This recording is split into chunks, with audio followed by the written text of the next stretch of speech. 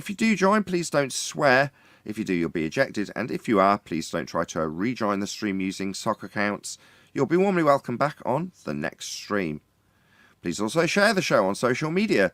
Sharing the show obviously increases the live audience, but this in turn increases the chances of a more diverse panel. So please share the show on Facebook and Twitter. Now we are joined by Brian's Logic, Neil, 10th Man, and a whole bunch of people in Discord. So welcome one and all. Hello. Morning. Hey, afternoon. Good afternoon. Hello. What's up? Excellent 1980s through noughties introduction from the Discord server. Thank you very much for the enthusiasm level. I do appreciate it. Any evidence of a physical geometric sphere-edge horizon, formerly known as the curve of the Earth? Only on a toy globe. Black Swan made it formerly known as. Yeah, Black Swan made it formerly known as. That's correct. If the Earth was a sphere with a radius of 3959, then there would have to be a physical geometric edge at 1.2 times the observer's height in feet square, or the square root of the observer's height. But correct. Also, according to their heliocentric dogma, isn't the Earth getting bigger in size? That guy only got halfway by through the Modus rotating Tollens. and collecting space dust. Just one sec, Matthias. He only got halfway through the Modus Tollens, though. So, yeah, if the Earth's a sphere radius 3959, every distance to the horizon is going to be 1.2 times the square root of the observer's height in feet. But there's a problem, right? We see beyond this geometric. Right, disproving the radius. You need to finish the Modus Tollens. I'll finish the Modus Tollens. Let's see. If the Earth is a sphere with a radius of 3959, 1.2 times the square, we see beyond 1.2 times the square root of the observer's eye height in feet. Therefore, the Earth cannot be a sphere with a radius of 3959. Indeed, and the horizon's not Earth curve. So the distance to horizon is the argument, right? That's what the whole Modus Tollens is based on. Distance to horizon. That same distance that's claimed to be demonstratable by how much is blocked when you're looking at a distant building or a boat on the horizon. Oh, look, 2 feet of that boat that's 10 feet is blocked by the physicality of the sphere-edge horizon. Okay, what's that maths based on? Well, 1.2 times the square root of the observer's height in feet. That's what it's based on. That's where your physical geometry, Earth curve, formerly known as the horizon, will sit. So what year was 3959 presupposed? Matthias, for the second time, interrupts the second half of the Modus Tollens. Go on, Matthias. What's the second half of the Modus Tollens?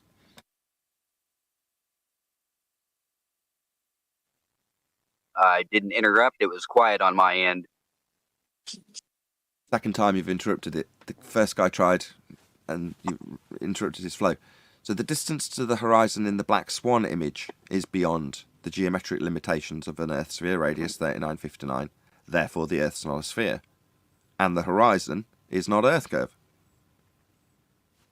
So therefore, the Earth is not a sphere of 3959. Correct. Right. So, and my question was, what year was the 3959 presupposed? What year was it presupposed? Well, you've got two. You've got the dual radii measurement, and you've got Al-Biruni's dip angle measurement. I couldn't give you the date for either. Anybody know the dates? Brian's probably most likely to know, but he's driving. No, but in them two examples, they're examples of that we live on a radius, and both them examples, in the first instance, require an angle measurement. An angle is 2 straight lines. So which you'll ask, any evidence of Earth radius, that's the R value. 3959. No, but we know we are within 5%. Within 5% of what? Of a measurement that is not observable. So we're within 5% of a measurement that's not observable. It's not a measurement then. If it's not observable, it's not a measurement. So again, what are we within 5% of? Possibly an angle measurement. Within 5% of a measurement to Polaris measured on a flat plane, when turned into a spherical measurement violating the initial angle. Within 5% of that, you mean? You need a flat plane for that. Yeah, they claim that we can't see the physical horizon. We can observe one. The physical one is within 5% of the visible one. It's so nonsense. Okay, that's good enough. That leads me If perfectly. it's not visible, you cannot measure it. Right. So within 5% of the non-physical one we can't see or measure. How do you know within 5% of it then?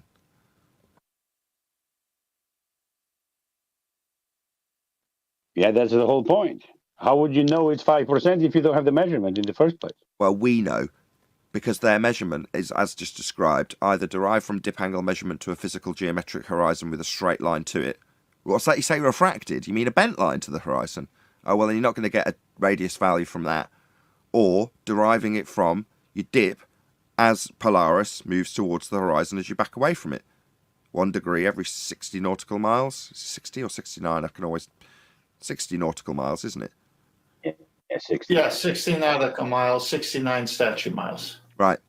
Well, that you can then bastardize the angle that you've just measured and turn it into a spherical plane. Well, that's a contradiction in terms. If the surface was spherical, you wouldn't be measuring angles from it. Okay, so at best, you disproved the radius. At best, we've disproved the radius. Yeah, right. Who said that? Forget. Who is it? Who said that? That's a quote. Sensible. Was it Mr. Sensible? At best, you've disproved the radius. Yeah, that's pretty critical if you're going to beg the question of a sphere, because every single assumption you ever made ever is based on that radius value, and it's derived from a flat plane. Any evidence you can acquire an elevation angle measurement from a curved baseline? No, it wouldn't be an angle, wouldn't be an elevation angle either. It's impossible, so no, you can't.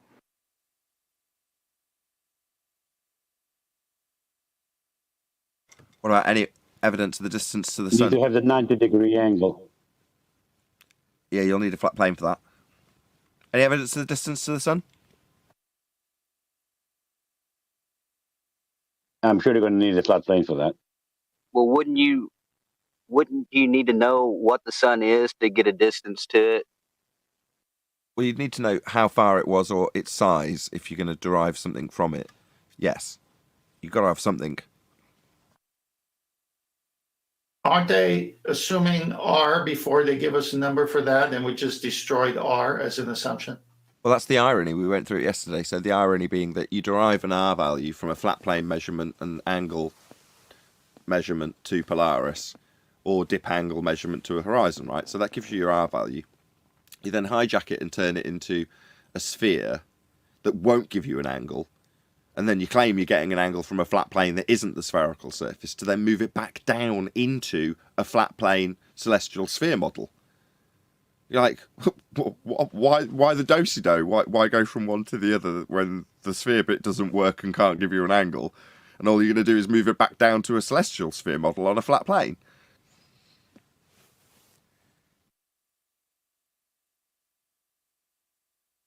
Well, if you're going to deceive people, you got to be pretty clever. Well, it's not really clever. It seems stupid, because when they do it, when they're doing it on the spherical surface that they're not doing it on and using a tangent to it that you're teeter-tottering on, aka Dingleberry Earth, when you're measuring an angle on Dingleberry Earth, you've got all the light coming in parallel, according to the claim. Well, that relinquishes everything in the sphere model in terms of their distances to the various different stars. Now, someone put it to me yesterday, well, it wouldn't make a great deal of difference. Like, okay, well, why do it then? You know, why put it all coming in parallel at all if it doesn't make a great deal of difference? Well, they do, because it doesn't work if you don't. It does give you errors. It doesn't line up. And what have you actually utilised? Well, you've utilised your perspective view of the dome of the heavens if you describe it through the lens of the arc of the tool. Well, the arc of the tool isn't a lens. That's just what you see when you measure the angle. But you can portray it as a dome and then pretend that that dome is the surface of the Earth. So you've gone from protractor, or sextant, which has got a curve to it, and the angle that gives you to the perspective view of your sky. And then you take that and say, well, what I perceive as the light in the sky is actually going to be projected out into an arc around me, just because it looks that way. Yeah, okay, fine, it's just you measuring an angle and the tool's the only thing with the curve, but fine, if you want to draw it that way, fine. Well, now let's pretend that that measurement is actually me in the middle of Earth. Okay, why? Well, just because it is, right? The stars are out, and just imagine that they're now even further out. And then we move ourselves up to the top of the sphere that meets with the angles, and obviously at that point all the light's got to come in parallel for it to work with the same angle. You go, well, why was any of that necessary? Well, so that I can draw out another tangent plane and a dip line to a geometric horizon that was debunked in 2020 to correct from it to give us the correction to a non-horizon we don't see. Obviously assuming the ball the whole time and not using the ball surface, because obviously this isn't being done with the ball surface. We're just looking at the horizon, right? So once we've done all that, we can then move it back down again into the middle to actually move around on the plane when we draw circles on the flat maps. So along that journey, we've had a lot of transitioning between ball and flat, and we've got lines that are coming in parallel for stars that are supposed to have fixed distances. There's a whole cluster screw. It's not clever at all. Well, when I say clever, I mean 99% of the world, Western world, accepts it because they don't do the homework that the show asks people to do. So it's clever in one sense because it's just not that. They'll use imagery, NASA, the news feeds. It's a big organized lie worldwide. So it's clever in the sense that they've got people just accepting it because they've hijacked science, right? And they say, well, science says this, and science doesn't say anything about this. But that's the clever part, not that the argument can't be broken down and destroyed. What the hell you mean not clever? The whole world only believes in it. How can you even say something like that? Psychology. Make the lie big. Make it enormous. That's different. You're playing off people's psychology with the lie. It doesn't make it that clever. It's beautiful. You know, the end result of it, the model and the fantasy that you can place yourself within, and we all did, is quite beautiful. But not Nathan, necessarily that clever. If you're going to play with the psychology of a bunch of people, the Western world, you got to be pretty clever to do that. Over time. What do you mean? I think all you got to do is mandate some bullshit for every defenseless child to learn and reward them whenever they regurgitate and parrot it. That's true. Not being very clever. That's just mandating lies to be told to kids. Right. That's how they do it. They get you when you're a kid. They get you through the movies. They get you through Star Wars. They get you through all this stuff. That's the cleverness of how they do it. It doesn't make it right, and it isn't right, but that's how they do it. I was saying the lie itself isn't clever. The method of delivery is, yes, that I will agree with it, definitely. I think the heliocentric model as well. They've had to try and just wrap everything up with an answer for everything. You know, this world and Earth we live in, we may not know the answer to everything ever. You know, what the stars are, what the sun is. But they've had to give everything an answer, and that stops people thinking and questioning things because we've been told what it is and we know, so we'll stop thinking. And that just dumbs brains down and stops people advancing. And that's what they've done. Well, not to us, though. Sure. Well, there's an old Roman maxim law that says, for he that would be deceived, let him. Meaning, you know, if you're as stupid enough to believe a fucking lie, then that's your own fucking fault. Hold on. We all believed it. Even you. They keep the language down. We all believed it. Right. Yep, we all believed it, Neil. So by that we was all that raises the same fucking bullshit doctrines that the government mandated every child to memorize and parrot. We all believed it, Neil. Agree. But what you've just stated makes it sound... Sorry, Neil, just one sec. It makes it sound like you're suggesting your attitude should be similar to mine in one respect, which is to say, well, if they want to believe that, that's more for them. That's your attitude, right? Well, yeah, if you want to believe it, but if you're just going to fucking hand wave all the evidence and ignore all the evidence that contradicts your belief system, then that's just narcissistic behavior. Now, the magic trick only works on you if you don't know the trick. Once you know the trick, the magic doesn't work on you anymore. Same with all Well, I remember tricks. speaking with someone who was like obviously trying to talk to them about flat Earth, and the guy actually turned around and goes, "But what difference is this going to make to my life? How is it going to change anything that is going on with my life? Nothing. So what's the point?" It's what you perceive of the world in terms of how it actually is fundamentally incorrect. And every person of any particular note, when it comes to power, portrays that as the world. Every media outlet has that as their religion. So once you appreciate that the grandest of scale illusions can be portrayed to you as the common man, that changes, or for me and others, changes your outlook in terms of your skepticism towards certain events, your skepticism towards what you currently hold true to, and then you start potentially questioning it. Or you go, oh, what? So what? Now, the ideal would be that the majority of people took that attitude. I don't care. The kind of, when Mark Sargent was interviewed by Philip Schofield, that was his sentiment at the end. Well, it could be flat. Might be. Anyway, on next, we've got a man with a, you know what I mean? That was kind of the show host's attitude. Now, if the majority had that attitude, and it was well known that the majority had that attitude, I don't care. Yeah, it probably is flat. Then that would be just a new reason to have a new religion, the flat earth religion or whatever it is, introduced. Now, I don't know what's in the pipeline in that regard. I think that it's going to be flat in some respects with parallel universes or whatever it is that they're trying to conjure up at CERN and various other places, and hijacking a lot of quantum. But either way, when it comes to peddling that out, they've got to have the majority of people kind of indifferent to it. So, that would be the ideal for the people who run the show, if you ask me.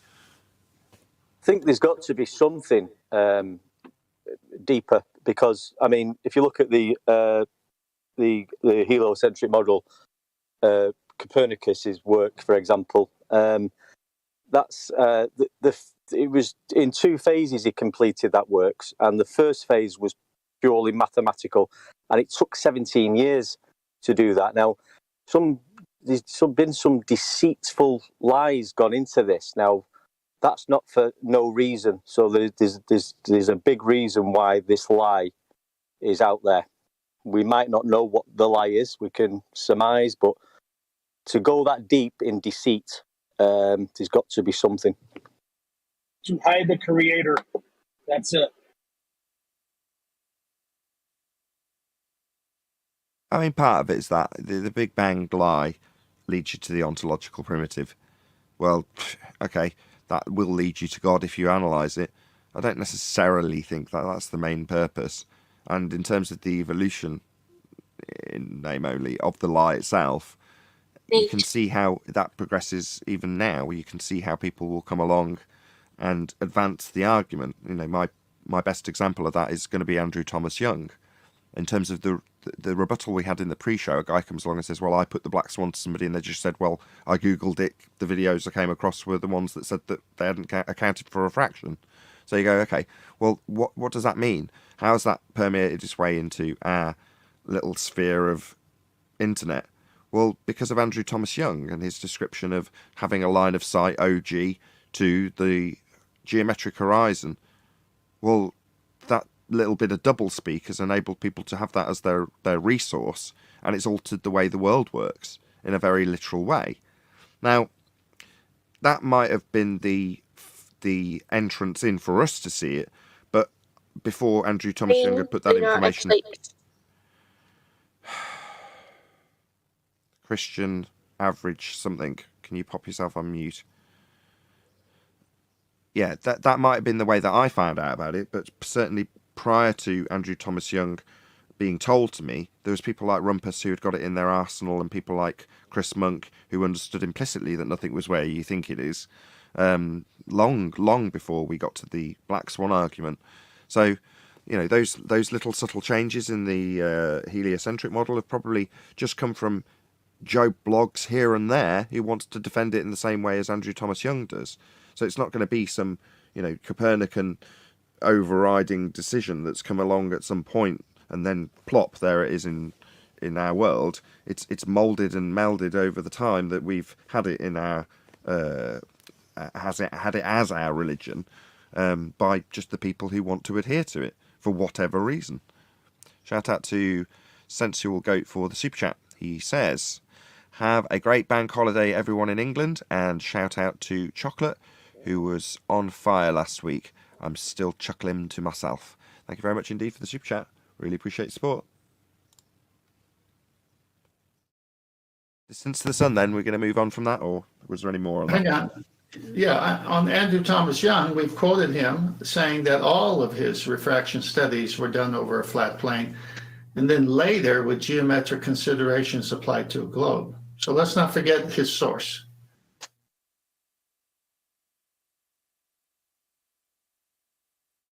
Yeah, you're never going to get away from the bait and switch that is terrestrial refraction versus refraction.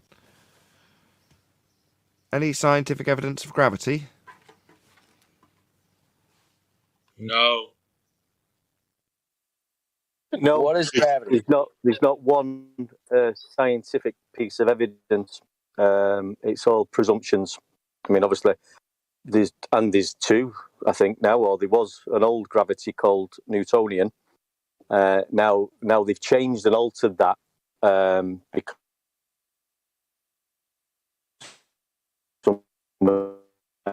and now You're breaking up. You're breaking up. They changed and altered that was the last bit we got. Yeah, they changed the Newtonian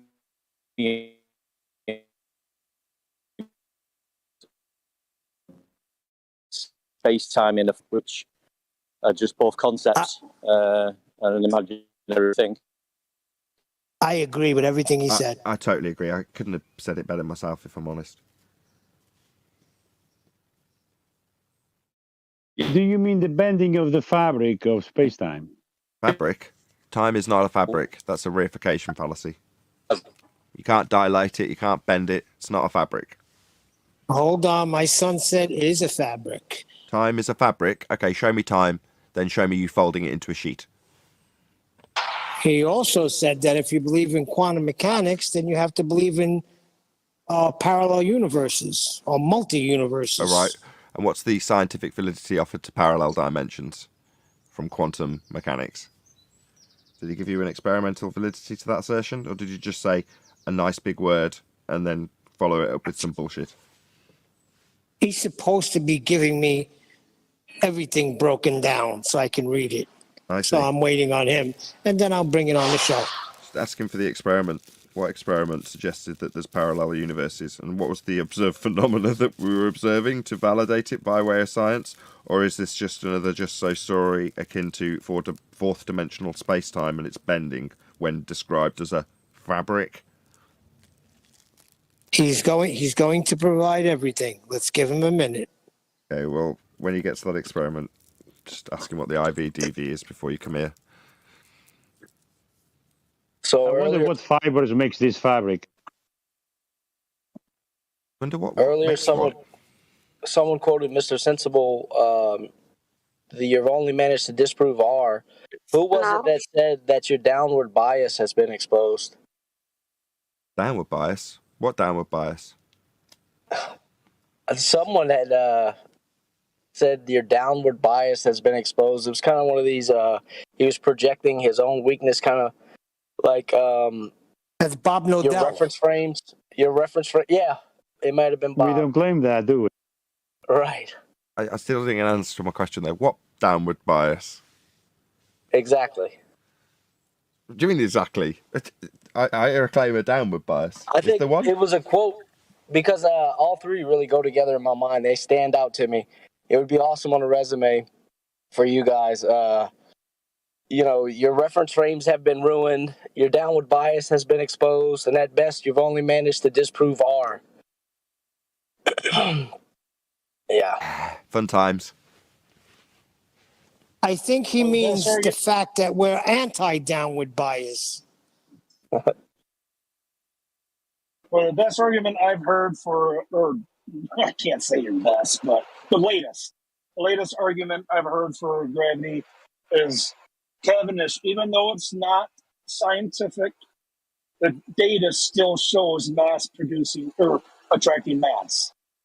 The data in the so-called experiment, even though it's not scientific, the data still shows it. That's the latest argument I heard. But that's not even what gravity is anymore. What do you mean?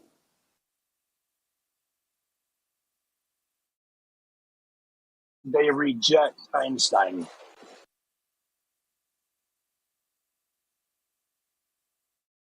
Well, then they got to get themselves together. Same thing with Coriolis. They all got to get together and figure out which one it is. No, It's they neither. need to have this force of down. They need to have this center of mass thing to keep the oceans and the gas pressure in. They must. They don't want to give it away. I like to say it's neither, because if they change their position once, twice, 3, 4 times, they never had a position to begin with.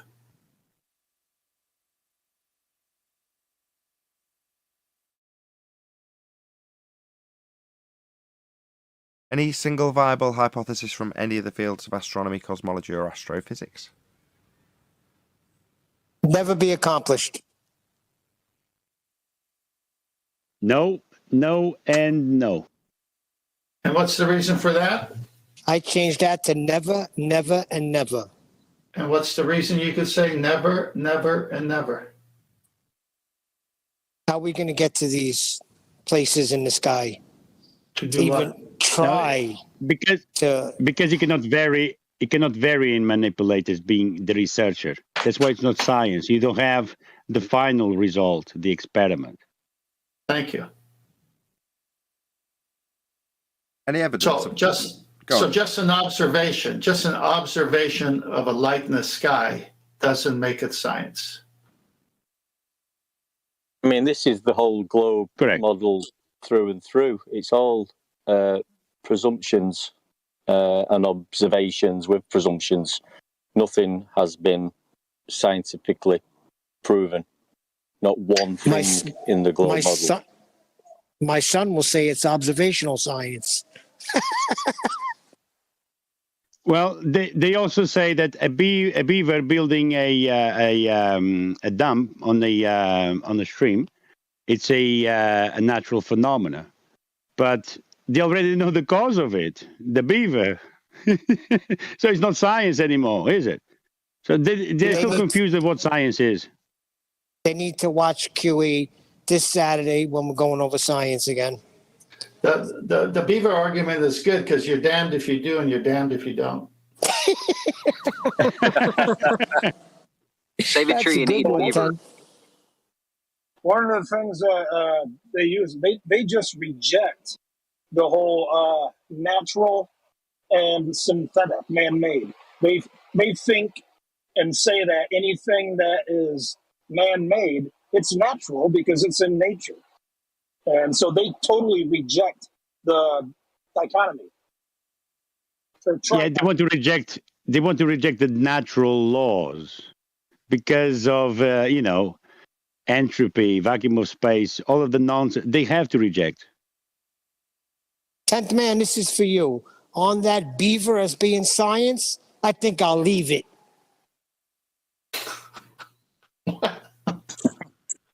Jokes are all a bit wooden. I bet only 10th man got it. Any evidence of axial rotation of the Earth-based variety?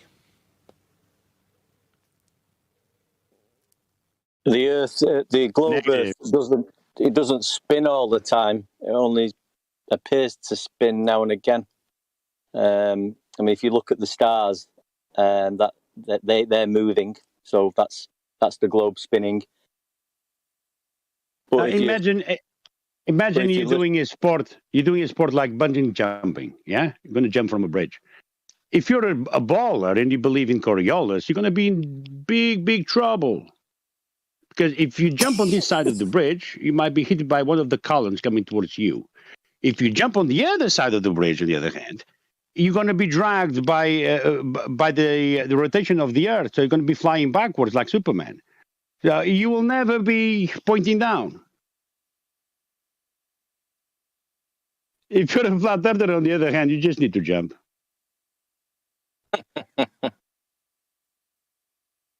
What do you mean? There is no down in their heliocentric. There is no down in their fucking heliocentric religion. What are you talking about down?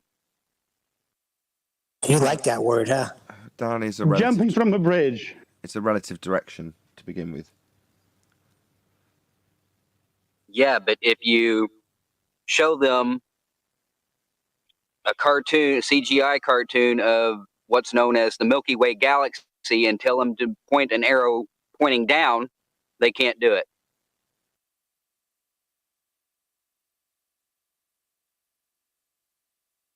The answer is no, Nathan. There is no proof for axial rotation.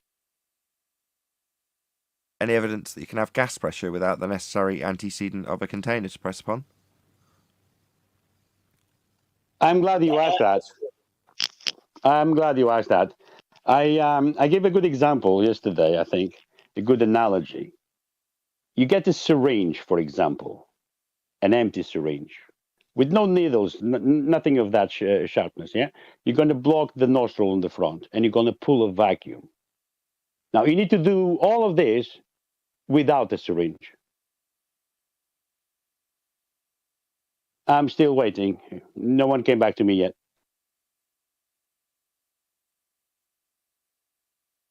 Why isn't the atmosphere proof? We're still breathing. Atmo, what now? Wait, what? Sorry, it's a joke. The atmosphere, that was supposed to be proof. Air isn't sphere-shaped.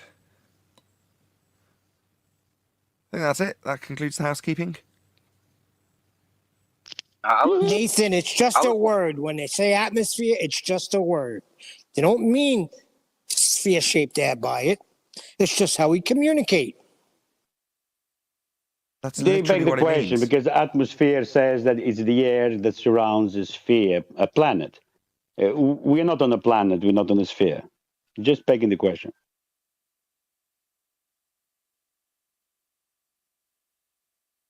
So you don't think that they're sphere-shaped air?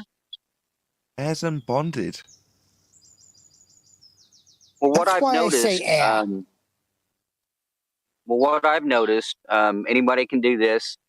You can go outside whenever it's cold and exhale and look closely. You'll see little dots of something. I don't know what the fuck they are, but they're going up, not down. I'm not sure what those dots are representing, but they are dots.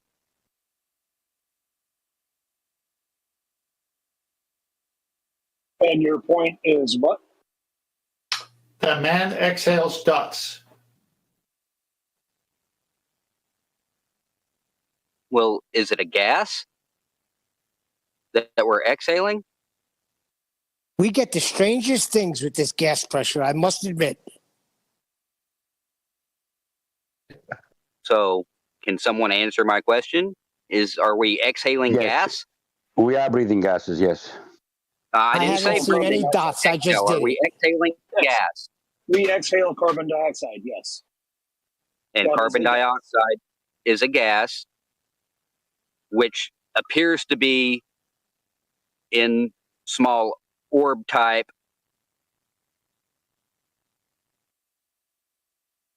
gas. Sorry, my brain's melting. What are you talking about? I can't. What's going on here? I'm questioning. That's not against the flat Earth fucking dogma, is it? Oh, for fuck's sakes! You don't have to You get What guys is ain't it? turned into Watch your fucking ball language. cards, are you?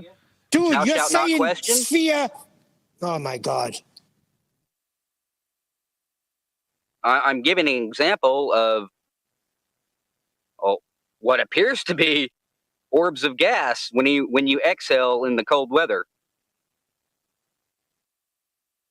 Like I said, anyone have can not go seen that. outside during the cold and do this, and just look for yourself. I'm not fucking lying. I first came to this smoking a cigarette. I smoke cigarettes, and if you exhale the smoke in the sunlight, you can see little orbs of smoke there too. Smoke is not gas. Smoke is not a gas. That's number one. He's talking about Okay. diffusion, isn't he? Okay, so go back to my exhale in the cold. Carbon dioxide is a gas, yes or no? Yes, it's a gas, and you can't see Yes, gases. you're talking Hang about on. diffusion. The cold. Can anybody So hear Brian? obviously, Can anyone listen up for a Diffuse. fucking minute? The cold makes it more dense. Fuck's sake. that's changing the properties. Okay, let's at this point now you've got the panel swearing. Yeah. I didn't even hear what he said, other than for fuck's sakes. The temperature changes the gas. You know that the properties of gas and stuff change with temperature. You understand that, right? Yeah, it's a Yeah. pressure-temperature relationship. Yes, but I'm wondering why I'm seeing little orbs of, I guess you could say, carbon dioxide whenever I exhale in the cold. Why am I seeing little orbs float up? And it seems to be little orbs of carbon dioxide gas that float up. The Shouldn't they mushrooms go down that and are go boom, underneath boom? the cow, don't eat them anymore. What, Neil? The mushrooms that you find, do not eat them anymore. I've never had shrooms, so cute. Is that your Okay. rebuttal, Neil? Is that all you got? Is just declare someone has been tripping on shrooms, whenever in fact they actually haven't? Is that your only rebuttal to this, Neil? If so, you lost. No, I think he's responding that you're exhaling dots. Okay, one second, guys. Shout out to Godzilla37. A donation to the #1 numpty wrangler on the internet. Well, thank you very much for the super chat. Not sure what the orbs are, but yeah, so not everything goes down, I think, is what we're saying, and gases expand out into all directions and press upon the container, I think, is what we're saying. Yeah, I didn't make any claims about whether, gas go down, go boom, boom. I'm wondering why I'm seeing little orbs of carbon dioxide gas when I exhale in the fucking cold. That can't. Not sure, mate. Nobody on the goddamn panel seems to know how to address this situation. Nathan, We actually did Nathan. address it. hang We on. did address Nathan, it. this guy has the F word every second word. Now he blasphemed. Your show says no swearing on the show. What are you going to do about it? I've asked him, try and tone it down a bit, Matthias, if you don't mind. And we also My did goodness. address it. It's the temperature. So the You're temperature talking about causes orbs cold. of gas. It affects the gas, yes. I've So Obviously. there are orbs. So there are orbs of gas, then, correct? Is it Oh, still this gas? is that one goofball from today. What y'all claimed. Hella We goofball. exhale No, carbon you didn't claim that. dioxide. You claimed the dots to be gas. Nobody else did. I said, what do we exhale? You said carbon dioxide. Yes, That's what I said. He's talking about diffusion of two different gases. He's talking about diffusion of two different gases at different temperatures. The gas, when it comes out of your lungs, it comes warmer than the temperature in the exterior. We all know I that. think his question is, why is it orb? Yeah. It's warm. What are the You're not orbs? just- And I if don't you guys, understand this orb, where it declare comes from. that when we exhale, not it's carbon just- dioxide, but whenever I exhale in the cold and see little orbs, but that's not carbon dioxide. What in the hell are the orbs that I'm seeing? Maybe if then? you Not listen up carbon for a dioxide moment, gas. maybe just listen for a moment. You're not just Spaceships? exhaling carbon dioxide. You're also exhaling oxygen and other things, including water vapor. Yeah, Right. it's just And it's mainly going from carbon. warm, it's going from warm So once inside again, of you, what are the orbs that I am seeing? warm inside of you to the cold outside. So what am I seeing? What are the orbs that I'm seeing? What are they? Well, I if I don't know what I don't orbs know. you're seeing. I just know that gas has never been seen under a microscope. So I don't know what kind of eyesight you have, because I don't have that. You know? He doesn't even know if so it's nobody really has orbs. went outside in the cold and seen their breath. Talking shit. Oh, yeah, we've all seen Wow. our breath in the cold. But I don't Right. ever see gas. I can't see gas under a microscope. Right. I can't see a Right. little bit of gas. I can't see that. So we all seen our breath in the cold weather and never questioned it, or what? I No, never seen it because we all. know what it is. Bruh. It's going from hot to cold. It's the temperature change. That's why But what are it's the damn starting orbs, to become man? more My God. dense. This is like talking to a baltard. He doesn't even Hold know on if they're one second. orbs. Matthias, Hang hold on one second. One second. Hang on now a second, mate. No, is it now, buddy? Okay, you tell me what you're Yeah, seeing. it is. I'm asking for Tell what me the what you're goddamn seeing. Tell me fucking what you're orbs of seeing. fucking And Chill, you're shit going that to I have to Matthias, see come Matthias. out, and you guys. Matthias. Hello, Brian, just one sec. Just one sec, glitch out. Brian. Just one sec. Just calm down. Please stop swearing. Please. Well, answer my Listen, fucking question then. Last chance. Brian, hold on. Listen, Matthias, talking I don't shite. have to remove you. If you keep swearing, I'm going to have to remove you. Just please, Well, tone it down a answer bit. my question. What are the orbs that I'm seeing? He doesn't know if they're orbs. What are they? Have you researched it, Matthias?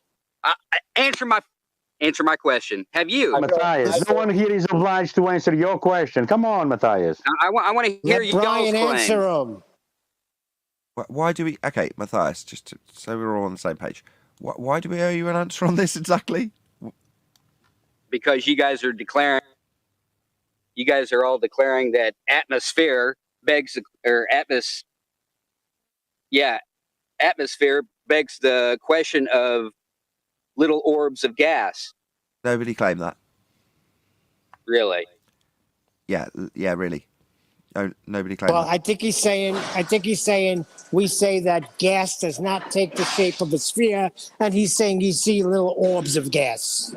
Yeah, he's making that claim, not someone else. He's claiming I'm saying that I'm he's seeing seen little orbs of gas. something, and I want to know what the hell it is. If you can keep your mouth shut, Brian will explain it to you. I Oh, you already will? tried to. I think you just have a problem with your eyes, man. I already tried to explain it to him. He told me to call me a botard. I'd say he couldn't repeat what I said to him. You haven't answered my question. Are you saying that? Hold on, let me ask one question. Are you saying that because you see in little orbs, you're claiming that gas does take the shape of a sphere? Is that what you're claiming? I'm asking what the orbs are that I'm seeing. What is your stance, though? We don't know. My stance is that I call it the pseudoscience community. The mainstream calls it the science community. Says that we inhale oxygen and exhale carbon dioxide. Well, whenever I exhale in the cold, I see little orbs. Is that not carbon I dioxide? already tried to correct you on What's that. your point, though? But you didn't listen. What? He never listened. I tried to tell him he was too busy talking over me, and then he called me a botard. I tried to tell him, you're wasting your time trying to talk to someone like this. Okay, well, He's not before you tell me answer... again. I'll go on. Okay, let's get some Never control. let me Hello, Matthias, Brian, just get some control for a second. We'll get your answer in a second, Brian. Lumpy Gas in a Vacuum says, the dots are him giving birth to unicorns with every breath. I don't really understand, but thank you for the super chat, Lumpy Gas in a Vacuum. Brian, feel free to respond. Please don't interrupt him. I'm not. Why would I bother? Why would I bother? I already tried Nathan. He wasn't interested. Leave him go off and find I out. even went on mute. I even put myself on mute just to hear your glorious explanation, Tell me what I Brian. said. Tell me what I said then. I'll do it again. Repeat it. I'll go on mute and you tell No, me. you repeat it. Okay.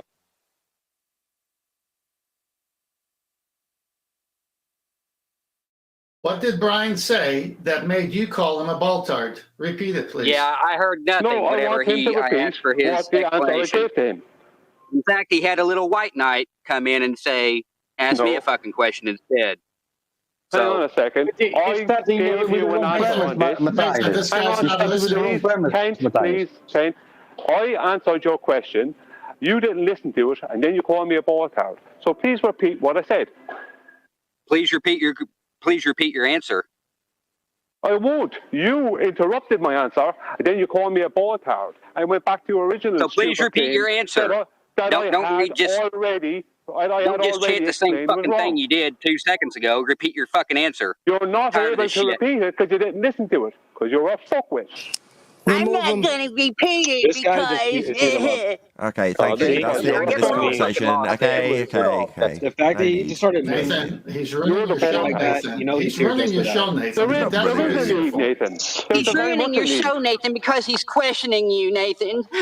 Dude, see what I You mean? got Did this the- last time. I It's tried to very answer easy. this guy, Nathan. Hang on, What a Nathan. Hang on. bitch-made I tried to answer motherfucker. this guy. No, Hang you're on, a bitch, Nathan. Hang on. I man. tried to answer this guy. Matthias, He you wasn't started with interested the in wrong this and premise that. Guys, can you anyway. hear? Hello, He wasn't Jorge. in- Hello. Go ahead, Brian. Nathan, I tried to answer this guy. He wasn't interested in listening to the answer. He kept asking the same question. Then after I tried to answer him, he didn't listen to any of it. Then he called me a baltard. The dude's just here running his mouth. Now, Yeah, I muted. asked him, I ain't gonna have him just- he claimed to know what I said, and then he can't repeat it. He's just a scumbag. So, boy, I did interrupt, but he won't give me the fucking answer again because I don't know why.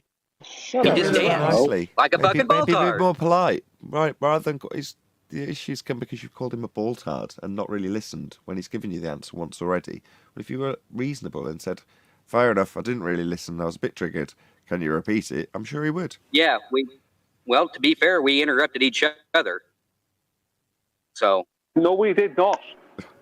okay, yeah, that's right. Your self-righteousness, just my bad. You must be a Christian. That's right? called We can projection. shut this retard up anytime we want to. He's You not can a just shut up Christian, and number let one. somebody talk. And number You can two, get an Brian answer. doesn't interrupt. He's the most Another respectful white person knight. here.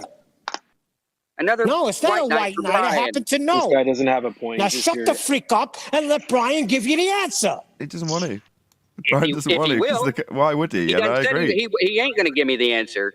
This I mean, here's he just a chanted hater. So unmuted. why, through why last is Neil time. declaring that Brian's going to give me an answer whenever Brian already said that he isn't going to give me the answer again? Right, but you chanted. Why are you white knighting, Neil? Shut up, Muted, Neil. For people that's already muted declared they're not Hello, going to give you me won't, the answer. now you won't again. shut up. Last time he tried to give you the answer, you chanted, muted. You said it 3 times over the top of him. I don't know what the hell you're doing, but you're chanting through the top of him and claiming to be listening. No, you weren't. You chanted muted. We all heard you. Brian, So I what was didn't his hear it answer, either. Nathan? Can you repeat it for me? Soft ass. Okay, Neil, I really don't want to be saying it, but I say it to you. When you exhale not just carbon dioxide, you're also exhaling oxygen. You only use a part of the oxygen you breathe in. You're also exhaling water vapor.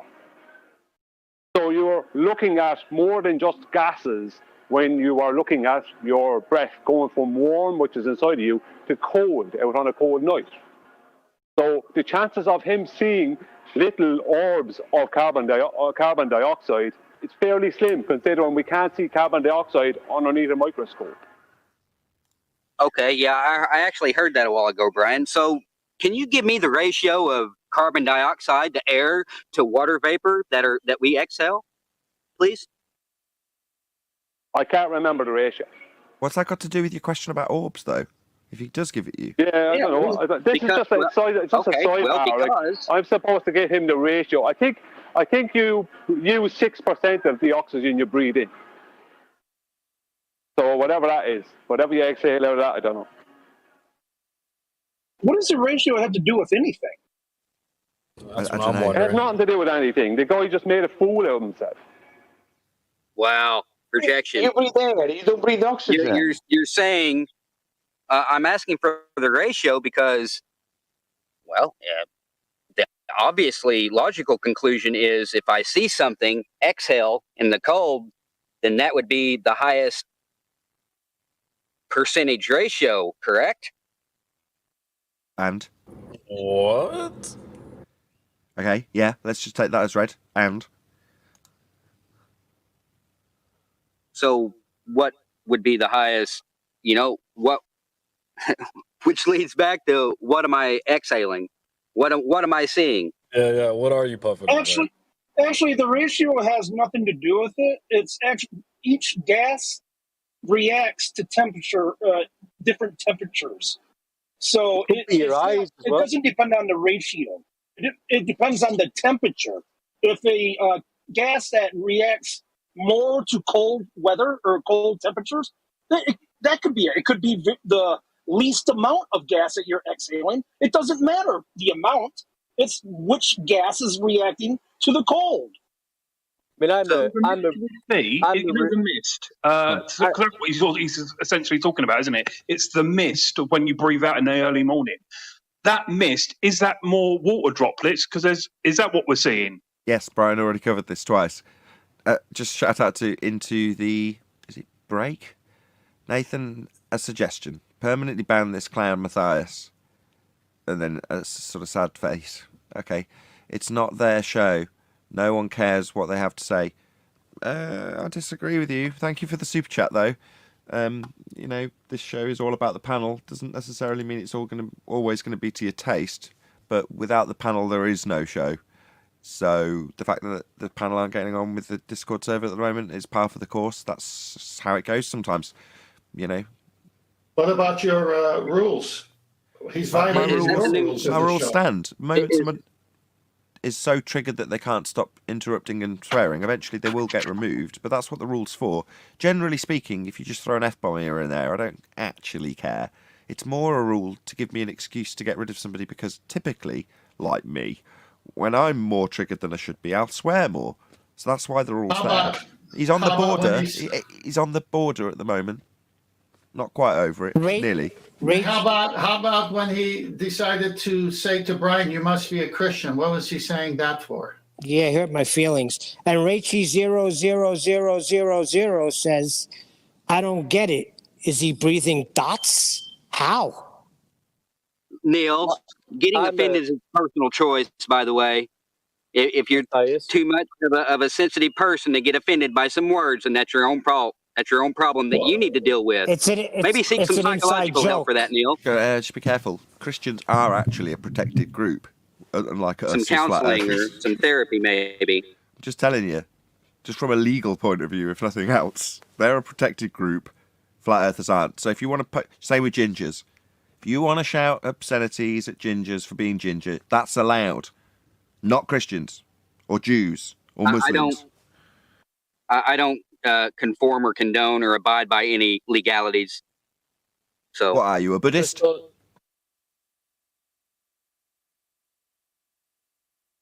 I'm really not enjoying your show anymore right now. Guys, just saying, I'm a fridge engineer, so I'm in and out of supermarkets all day. I go in freezer cold rooms and chiller cold rooms at 2 degrees and -20. And I breathe out all the time, obviously, because I'm alive, in the cold rooms. And I see the mist, what Matthias is talking about. But me personally, Matthias, I've never seen an orb in my exhale of a breath. I've never seen the orb myself, so I don't know what you'll see. Is there an optometrist on the panel? For one deck, because whenever I observed it, it was probably 2 or 3 months ago. Whenever I was outside in the woods, and there wasn't hardly any wind that day, and I did see these, whatever you want to call it, go up, which I then concluded, aha, there goes your gas go down, go boom boom bullshit, right? And that was my argument, for whatever gas go down, go boom boom. But then I also got to questioning, well, what are those orbs? What are those orbs? I mean, yeah. Well, how about investigating it? How about looking into it instead of coming on here and asking everybody? I really wish I could tell you. Yeah. How about it? You told me to go investigate it. Should I trust Google for that, or? But what? Should I trust Google? What are you trying to find out? you trying to establish something fundamental about the world that we live in? I mean, no one knows why you're asking these questions or what they're going to lead to in terms of a conclusion that we may or may not get. No, I'm just asking what I'm seeing. Okay.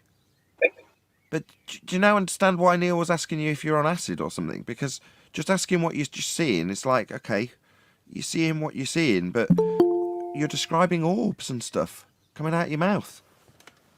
Well, that's what they look like, Nathan. Okay. And the funny thing is about this, these orbs. Okay, exactly. Never mind. Go ahead. Okay, never mind. Your little white knight tenth man interrupt. Go ahead. No, we're Go saying ahead. he's saying but he's echoing my sentiment. He's saying, well, what's the point of this? If we establish the answer to the question, if I said they are molecules of silicon, I've looked it up. That's what they are. Would you then go, wow? And my conclusion as a result of knowing that for certain, because we're going to take it as read that is it, just for this example, it's silicon. Okay? Now where'd you go with that? Now that we've established it. No, I didn't say nothing about silicon. No, just for the sake of this discussion, if we just pretend for one moment that that was the case, just take it as read that it is, just for the sake of discussion, what would be your conclusion? I don't know. I don't like to pretend. Last time I pretended, I thought I was living on a spinning ball, shooting through a fucking infinite vacuum that's always expanding. I don't like to pretend. I'd like to go with facts, Nathan. Not sure Have you ever walked in fog? Shit. I like to go with facts. Okay, we heard the first time. Okay, I'll tell you what they are. It's the water vapor reacting to the cold weather. There. That's your answer. How did you verify that? Hold on, I'm still talking here. No, how did you verify that? Have you ever walked in fog? You came fog? in and asked us, so we gave you an answer. Oh and my I'm God. asking you how you verified that. How you verified it's an orb, you godhead? How did you verify it? You were asking for an answer, so you got an answer. Okay, we've got to do this yes, again. and I got the answer, and now I'm asking how you verified your answer that you gave. Matthias, I heard the first 4 times. Thank you. You're asking Yeah, how you Scrat verified don't it. seem to get it, though. Yeah, thank you. Thank you. Second time. So, should we establish this as a fact and verify it? What would be the conclusion then? What would we take from this? What would you go on to say afterwards? Or if it wasn't verified, what would you make as your conclusion? In other words, third time, what's the point of this discussion? Well, if it can't be verified, then you're just more or less people just talking out their fucking ass, like they always do. Well, you're the one who brought it up. So your conclusion to this is, if we can't verify the nonsense you've spewed here with no point or validity to it and no overriding subject matter point to be concluded with, that people talk shite. Yes. I think we all established that a long time ago. Yeah, I think he wants us to go research stuff so he doesn't have to. What do you mean research? Where do you want me to go to research stuff, Scrat? Google? Because Google's telling me that the Earth is a spinning fucking ball. No, that's a good question. It's a good shooting question. through a vacuum. It's a good question. So, if you could ever shut up. If you could ever shut your pie hole after the question. Now, that's a good question. Maybe let's see if we can establish if you would know the answer to it. How would we research this? What methodology would you employ? Would you think, Matthias? I have no idea. All I know is that everybody has their own truths that they've looked into, you know?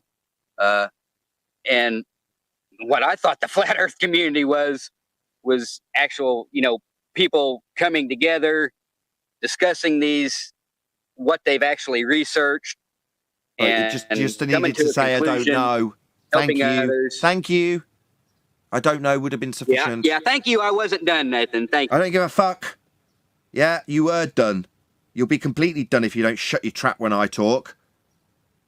Yeah, I don't know is a sufficient answer if you don't know, which you don't. You don't know how to research this then, so you wouldn't have the first clue how to begin looking for this stuff. Now you decided to suggest, oh, should I Google it? Well, have you? That might be a start that you could have taken for your question you're asking us to answer for you when you don't know the first thing about how to even research it. So have you Googled it? Maybe start there. Just to put Google me out of lies. misery, what is the question? Why would I trust something that lies? But because you could go on to do further research. You haven't told us how you employ the methodology to research it. You don't know what you'd do. You know how you'd question the first thing you'd do? Okay, well, what would be the next thing you did after Googling it? How would you research this? Or anything for that matter? I don't know. I'd try to science the shit out of it, Nathan. Science it? Oh, okay, that's an interesting take. So, is it science? Is it worthy? Is it of the purview? Can we investigate this with science? How would you establish that? I don't know. The natural phenomenon would be, well, I don't even know if you guys would consider that a natural phenomenon, since a human is breathing, exhaling. That's still natural. So, okay, I guess a natural phenomenon would be when I exhale, in the cold, I see stuff float up that look like orbs. Okay. Would everybody on the panel agree that he's got a natural phenomena? When I breathe out, Yeah, I agree. Yeah. Hold on. Go on, Adam. I'm a little behind, so I've only just joined. So when I breathe out, I see vapor. Is that? Don't say vapor. No, I said whenever I exhale in the cold weather, I see something go up, what appears to be orbs. Orbs of something. I don't know what they are. Oh God, Adam, don't open that can of worms. Yes, again. you heard right. God's Orbs, sake. Adam. He said orbs. Oh, don't open that can of worms, Neil. Shut up. Yeah, yes, that's maybe right. Maybe take a friend with you and see if he or she could see the orbs. Is it just you that We're sees getting them? somewhere. Don't mock him. Adam, Wow. are we asking Adam, right, the only person who's got any credit in this whatsoever, who could actually give us an answer that's even mildly valid with some accreditation attached to it? Hang on. Before you go to Adam, no offense, Adam obviously is educated. But That's I okay. already answered No, you go ahead, Professor Brian. I already answered it. Does hot go to cold? Yes. Is there water inside of your mouth and inside in your lungs? Does some of that water vapor come out when you breathe out? Yes.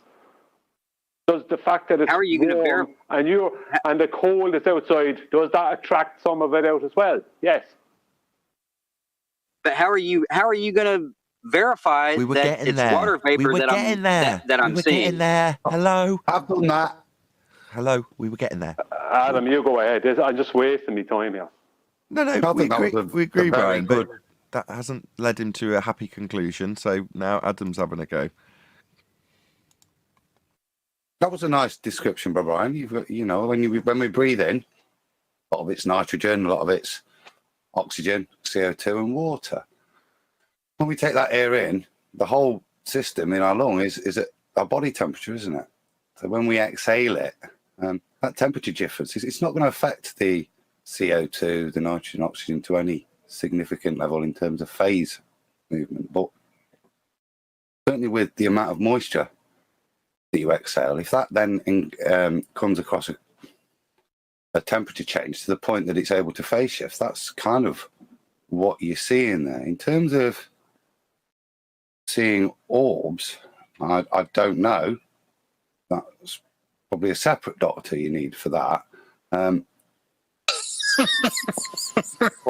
only thing I could, guess at would be something that the light's catching in terms of you're generating water droplets, aren't you? You're condensing it. Bingo. So that would be the only thing I could suggest, that at that point that you've got a difference in the medium. You're generating a difference in the medium, so that will look different because there's respiratory droplets in it. And on that note, I'm going to say, if you are watching this on either Nathan Oakley 1980 or Nathan Oakley Premiering streams, then stay tuned, as there will be an after show to follow. First and foremost, a huge thank you to both Discord and G+ panels for making today's live show possible. And of course, a massive thank you to all of you in either Nathan Oakley 1980 or Nathan Oakley live streams. There's only one in Nathan Oakley 1980 live stream for hopefully smashing the super chat, liking, commenting, sharing, subscribing, joining as a Nathan Oakley 1980 channel member, smashing the thanks button, and all that good stuff.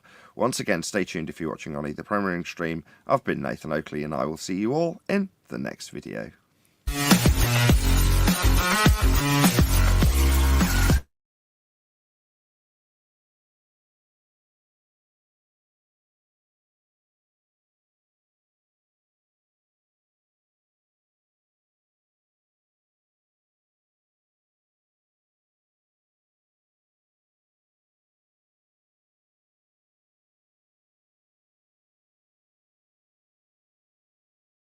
Okay, cool. What do you guys think about that conversation there?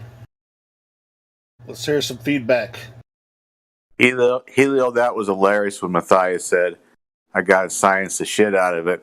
Reminded me of Matt Damon when he said that on the movie The Martian. He said the exact same thing. I thought that was hilarious. What did he say exactly? I mean, which one, which part? Because toward the end, he said he had to science the shit out of it. And Matthias did. And that's what Matt Damon said on The Martian. I got to science the shit out of this. Oh, I remember watching that movie. It's been almost 2 years, I think, since that movie came out. Yeah, it reminded me of that because sadly for me, I like watching The Martian whenever it comes on. I'm still into the science fiction stuff. So, dude, I'm totally in too. Everybody knows that. I listen to science fiction books and read them and watch science fiction movies all the time. Yeah. I was listening this morning when Matthias said that on Nathan's show, and it's just like, yeah, he's watched The Martian too. Yep, he did. Just like on both sides, it's like the guys that have, they defend the globe or whatever. This idea they have. I wouldn't say they have genuine questions because they're just following the standard narrative, right? And it's like, hey, we were all fed that same information. We used to believe that too. But now we don't anymore. So we have an advantage over you as far as the argument goes. Now, nobody here is trying to one-up you on anything. I mean, we can. If you're a dick, I'm going to be a dick back, But if you're genuinely curious about the argument and say, why do you guys think the earth is flat? Here's what I came across. Hey, bro, I grew up learning the same thing you did. I used to believe. I don't believe exactly what you mean because I never believed in the evolution theory and age of Earth theory and kind of stuff like that. I wasn't necessarily following that, but I didn't think Earth was flat because I was a creationist my whole life. So I just had it's like, well, what they're saying about how God did it, that just can't be true, But other than that, as far as the dynamics, the mathematics of the shape of Earth and the solar system and the galaxy and all that kind of stuff, I was familiar with it. As a matter of fact, I mean, just like most people, when I first heard flat Earth, I was like, man, that's the craziest shit I've heard. I ain't going to look into that. Just obviously the Earth is a globe. So yeah, it took me a long time to actually give it a chance. Long time meaning like 6 months of this shit being put in front of my face almost every day because I was already following YouTube channels and stuff and listening to podcasts and everything, and Flat Earth just kept popping up in my stuff. Like, I don't know. Finally, I just took a look at it, and then I looked at it some more. Then I was like, well, this actually makes more sense with my ideology than the globe. And it just kind of finally hit me one day. So, yeah. Nobody here is trying to convince someone that the earth is flat. You have to find that for yourself. So, any argument is not going to convince someone. especially if you've been in it for a long time. Just like, or you're a Glober in here. Let's just say you're a Glober. You've been here for 2 years, arguing with flat earthers. It's like, hey, I want to be convinced the Earth is flat. Show me. Oh, if you've been doing this for 2 years, you already know our arguments. So what? I mean, nobody's going to convince you. You want the Earth to be a globe when it's obviously not. That's fine. And they could say the same thing about us.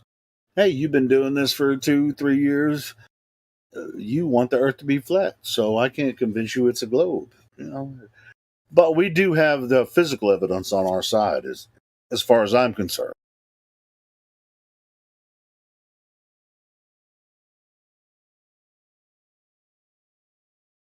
You guys agree?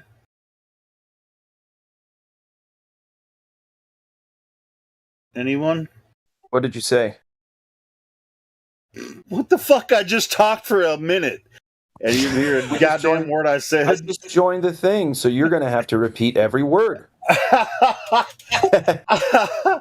Also, I was just giving the comparison of like where Globers will come in here and say, "Convince me the Earth is flat." Well, that's not our job. We're just going to give you information that we've come across that has convinced us that the Earth is not a globe and it's a level stationary plane. Now, if you're trying to convince us after we were already convinced, because every single person that's a flat earther in here was a glober before. Yeah, it's like, hey guys, the flat earth is the observation, so you need to go out and convince first yourself and then other people that it's not flat. They're like, no, you're making the claim that it's flat. No, it's even worse. It's even worse than that, bro. Hold on, we can't be the ones making the claim when reality states a certain thing. All we're doing is noticing that reality and saying, hey, do you want to learn about this? Because we know this and we'd love to teach you. Yeah, you've been lied to a lot. I know, it's okay. It's okay. Do you want to learn the truth? Yeah? Okay. Come talk to us. So on the globe side, they have to defend every mathematical claim that the globe makes. Every single one, or it doesn't work. Correct. And that's why they have no defense against it. Because when we, you know what I'm saying, Flat Flow. I do. Any argument that happens, we obviate that they're wrong about it, say gravity. And then if you debunk gravity, you debunk the entire story. Same with curvature, same with gas pressure without a container, anything. You pick the one topic, you debunk that, it's done. Whether or not they know it or will agree with it or accept it, it's done. And they can't, so that's why we win. Yep. Well, we don't win. Nobody wins. It's actually kind of like it's a sad story. It's just like they've convinced the world of something that they can't they can't observe, and it's a really sad story. It's mind control manipulation of like Earth is freaking badass, right? And it's beautiful, but when most people look at Earth, they think it's a globe. And the problem is they think it's a globe because the picture of the globe has been put in their heads for 3-4 generations now. So they think Earth, globe. There's no way around that. So it's hard to they tricked people, and so we have to almost trick them back into thinking about the truth or something. Yeah, but we're not trying to trick people. We're just trying to get them to open their eyes and see the Earth for what it is. Well, what I'm saying is nobody wants to learn about something, but they're willing to be tricked about stuff, right? You know what I'm saying? Yeah, people love a magician. Yeah, absolutely. Good entertainment. All you're watching is a puppet show. Yeah, the whole world's a stage. Who the fuck is Unit? What's up, guys? How's it going? I'm Z-Unit. I'm a temporarily embarrassed world-famous underwear model. Wait, you've been here before, haven't you, Zunit? Yes, I have. Didn't we I have an see. interview on one of your channels? No. Oh, okay. Maybe you have. I'm thinking of somebody else. Then there was another guy with the same name. We had an interview on. I think it was a Twitch channel or something. Yeah, there's a guy who stole my name's unit, but got more famous than me quicker. So what can you do? All right. I just want to make sure you're not the same guy. But anyway, ZU? ZU? Exactly. I think I actually have a video on one of my channels with that interview. But anyway, Besides the point, unless that is the point, I don't think you're the same guy. So I'm not. That guy. He's a gamer. Like he's a gamer, and so am I. But he played a different game. I actually had the moniker Z-Unit first. However, I was unable to claim it because I wasn't really streaming back then. So he ended up getting oh shit. Anyway, so I see you have VC verified. Are you new here? Have you ever talked to anyone about this topic? Oh, I'm not new here. I've spoken about the topic. I can speak extensively on the topic. I've done a lot of research on the flat Earth. I don't know, and I think none of us can really say whether it's round or flat. And I think to say one or the other is just to simply have faith in scientific authority. Well, I say claim of shape is ridiculous because Earth doesn't have a shape. Well, you don't know unless you've been to space to simply see it from far enough away. Space? What the hell is that? Good God. Well, to see it from, you know what I mean. Let's just say, who was it? Picard, Augustus Picard, Augusta. He was the first one to view it very high up. How did he describe it, gentlemen? He only went like 50, 60,000 feet. He went like... No. He went to the stratosphere, the edge of the stratosphere. No, he didn't.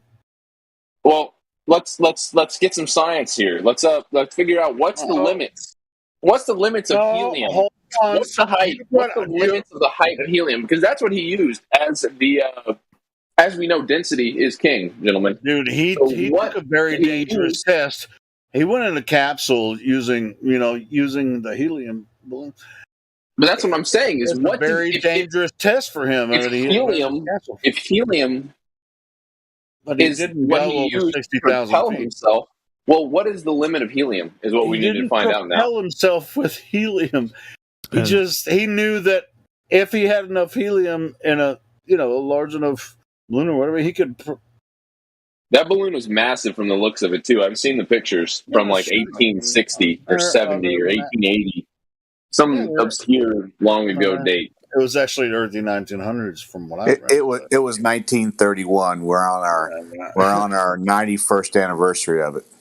No way. That's how recent it was. I swear to God, he was doing stuff in the 1800s. No, Maybe it wasn't in 1800s. If it was 1931, that means he was because he was born in like 1880 or something. I could have sworn. Maybe that's what I'm thinking of. Yeah, he did it when he was a kid, or he did it when he was old? He did it when he was 4. No, that's a good question though.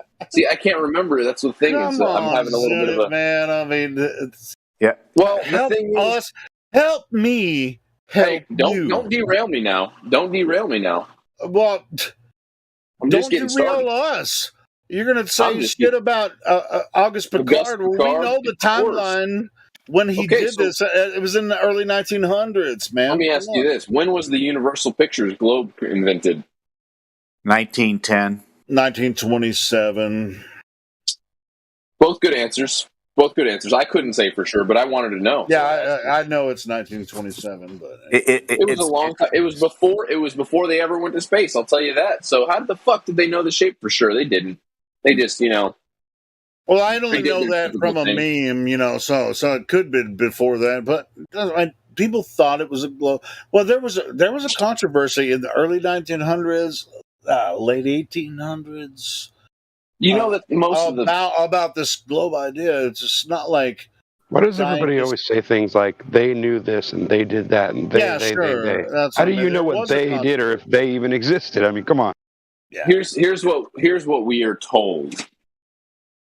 We're told that the globe has been widely accepted since the age of Copernicus.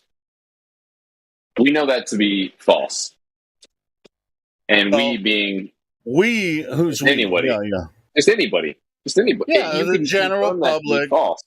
But most people don't even know who Copernicus is. The general public don't even know who that motherfucker is. A lot of the general public hasn't even been educated to the fact that most modern astrologists and astrophysicists can't even prove that the Earth is revolving around the sun. It's simply not something provable or dimensional. Correct. And you know what's funny? Even some of the actor physicists, Neil deGrasse Tyson, of course, and Bill Nye, which he's not a physicist, he's whatever.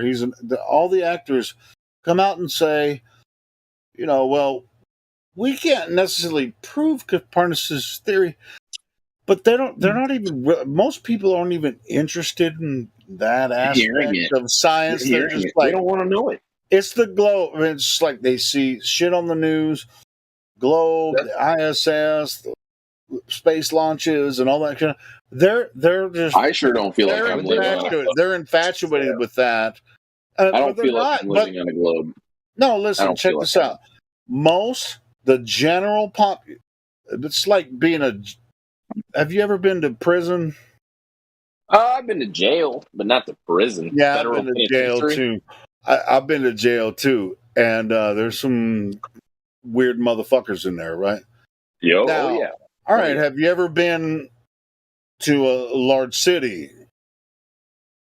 Have I? Yeah, of course. Yeah, I used to live in a large city. Like New York, Los Angeles, Houston. Little Rock. That's where I'm from. Houston, bro. There's some crazy motherfuckers there too, right? They don't even know what the fuck is going on, right? Well, and that's pretty much. How about the educated people, that just watch the news and just believe that shit?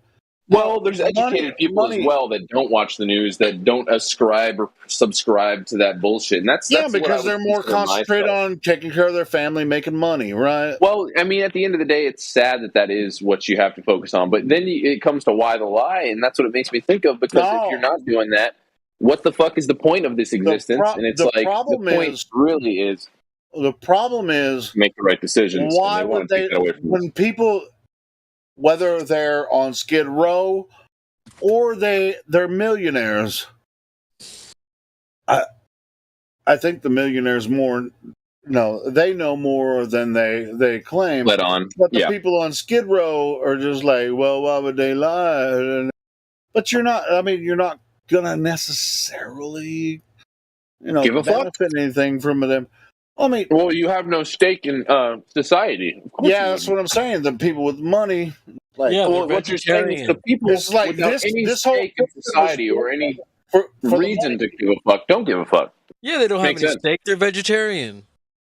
No, that's a good derailment. No, that's not even. No, I'm not. I'm not going to bust on vegetarians. Whatever. I'm just messing. I'm just kidding. No, but I'm just saying. I think people. If you give a shit, you give a shit, right? It's not it's just if you. I think it's if you have the capacity to give a shit. Do you?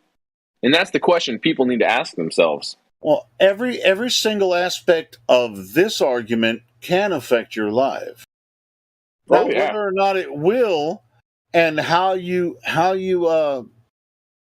attribute it to your life, if you understand it correctly, you can still benefit, in society while spreading truth and understand it correct. So I mean, it's just you have to really kind of be careful of how you introduce the information to people and all that kind of stuff. Of course, people are going to be galvanized against it initially because it's an egocentric thing to do. It's to protect yourself, is to protect your worldview. Am I wrong? Everybody.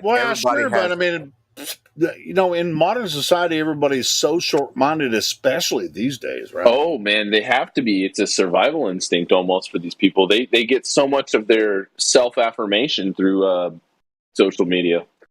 They have no concept of what solitude means to the soul. They don't have any understanding about how to build family history. Oh, or anything like that. They don't want to, and they don't want to. They're afloat in a sea of bullshit, debauchery. Smash the super chat. There is no super chat on my motherfucking channel. Donate because they demonetized my ass a long time ago. But I'll tell you I do have a PayPal link. You can send me money if you want to. You're talking to someone that has no YouTube channel, no stake in this at all. I mean, I do, but I don't. I have no stake in it, is what I would say. I have no YouTube channel, really. And for me, this is just an intellectual debate, and a reason to talk about something, which actually I know a lot about and care. Well, it sounds kind of like you understand what we're talking about because people have been bombarded with I've been through the gauntlet, gentlemen. Mentally speaking, I've been there, and I've gone through the whole gamut of emotions and motions tied to it. So I know what's going on. I know why it's bullshit. I know how it's bullshit. I mean, I don't know, but I suspect is what I should say. So the suspicion of them faking the globe, that's only a portion of it. Absolutely. That's only a portion. Whatever this existence is that we're in right now, it's very unique and special. And people, they want to take that away from people. They want to make people feel insignificant and small and meaningless. And they want every small little decision you make. I beg to differ. They want to make each individual person, make them feel like they're special in their system. You know, this is why they have universities and stuff, right? No. Well, that's different. No. They take away your individuality and their Walmart managers and shit. I mean, you're just all the communism inside these universities actually takes away people's individualism and makes them more of a collective, a Borg mind, if you will. It's more socialism than communism, I think. Well, it makes them a Borg mind. Look at them. They come out saying, chanting bullshit all in unison. They don't make sense. They chant bullshit. They don't come out thinking as an individual or a free thinker or swimming against the stream. They defend the socialist communist model, which is proven to be a failure because that gives them their lifeline to survive. And when we say, "Hey, your mind has been corrupted about Earth. This cannot possibly be true. What they told you about Earth and history of man, it's complete bullshit." And they and you're being manipulated by the media. Almost everything they tell you on CNN, NBC, Fox News, all of that is complete bullshit. And you've been sold a complete lie, and you're just being manipulated. I mean, it's like well, to tell someone that and for them to accept that is to admit that they're gullible enough to believe that, which is in itself a huge hit to the ego. They've done all the work to go through college, and the only people who are going to accept it are people who are spiritually evolved enough to accept that they don't know everything and to accept that, the conventional science as we know it could be wrong. Facts. Right. The only reason that I, was saying it that harshly is because... No, I agree with you completely. There are a lot of people waking up right now. So...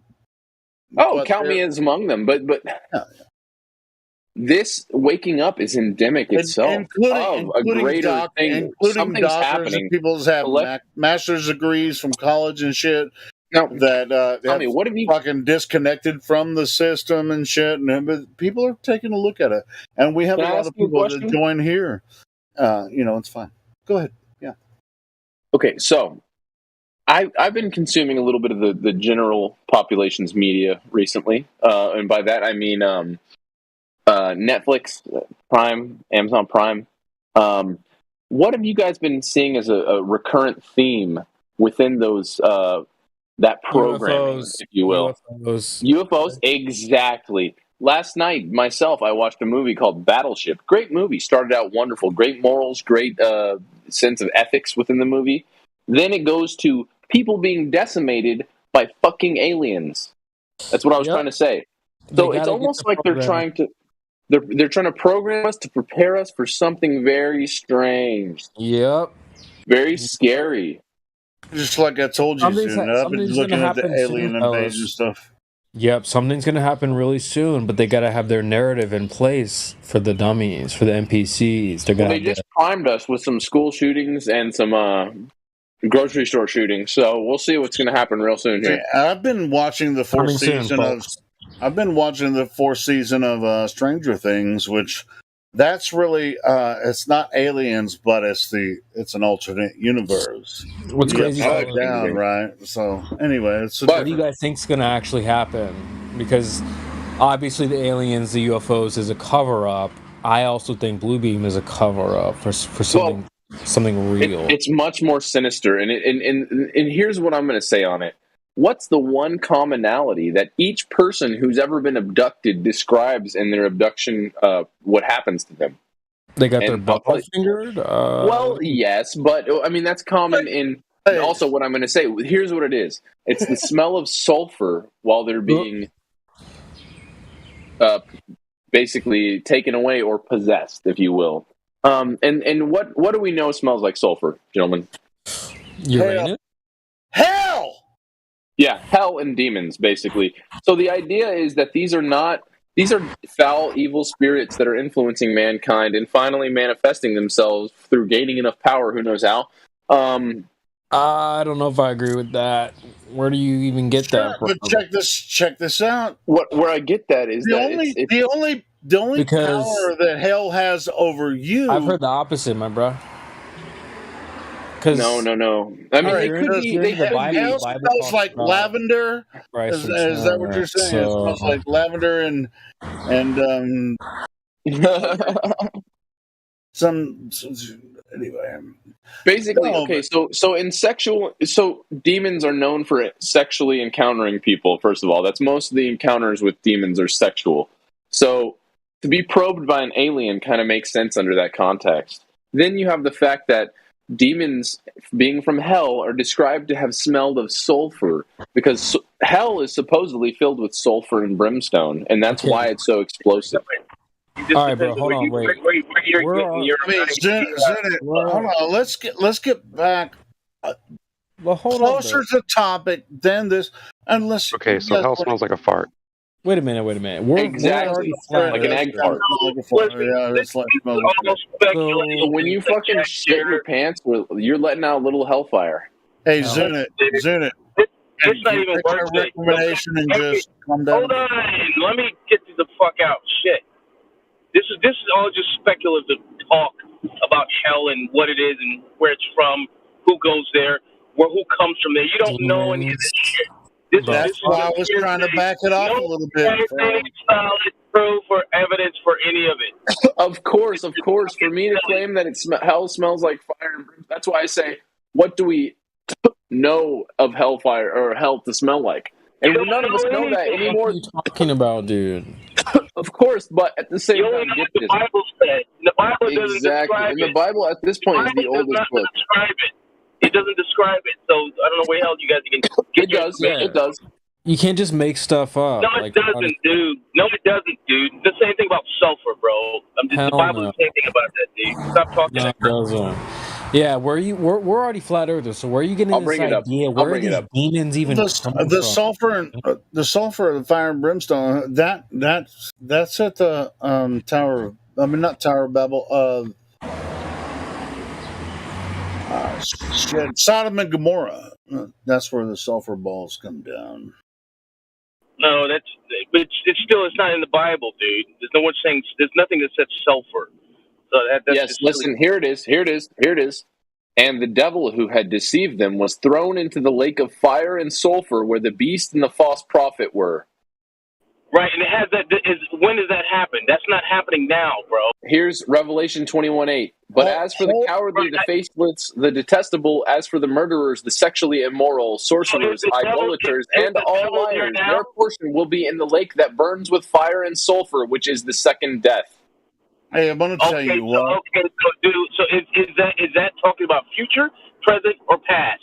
Revelation 14:10. He also will drink the wine of God's wrath, pour full strength into the cup of his anger, and he will be tormented with fire and sulfur in the presence of the holy angels. Dude, I'm not asking about what it says. I'm saying when is that supposed to happen? Is that happening now? My friend, that's a description of hell. Which is the word. I have no idea what you're talking about, dude. Come on, man. Yeah, I was going to ask him the same thing, Front. I mean, do you think that we're under that experience now, or we're under this whole challenging me on the question of hell's smell? Listen to me. Hell's smells, if you will.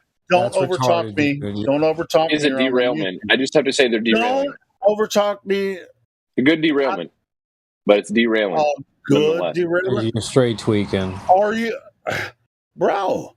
Are we close to where the Revelation story is supposed to about to happen? Or yes, very close. Really, and why?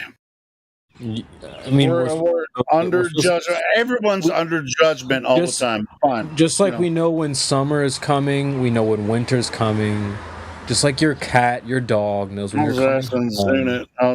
We also know something is coming as well. Okay. No, sure, we know that, but this guy's given these. Yeah, I don't know where this guy's getting the demons and stuff from. That's all I'm saying is that you're making stuff up. They're either running cover.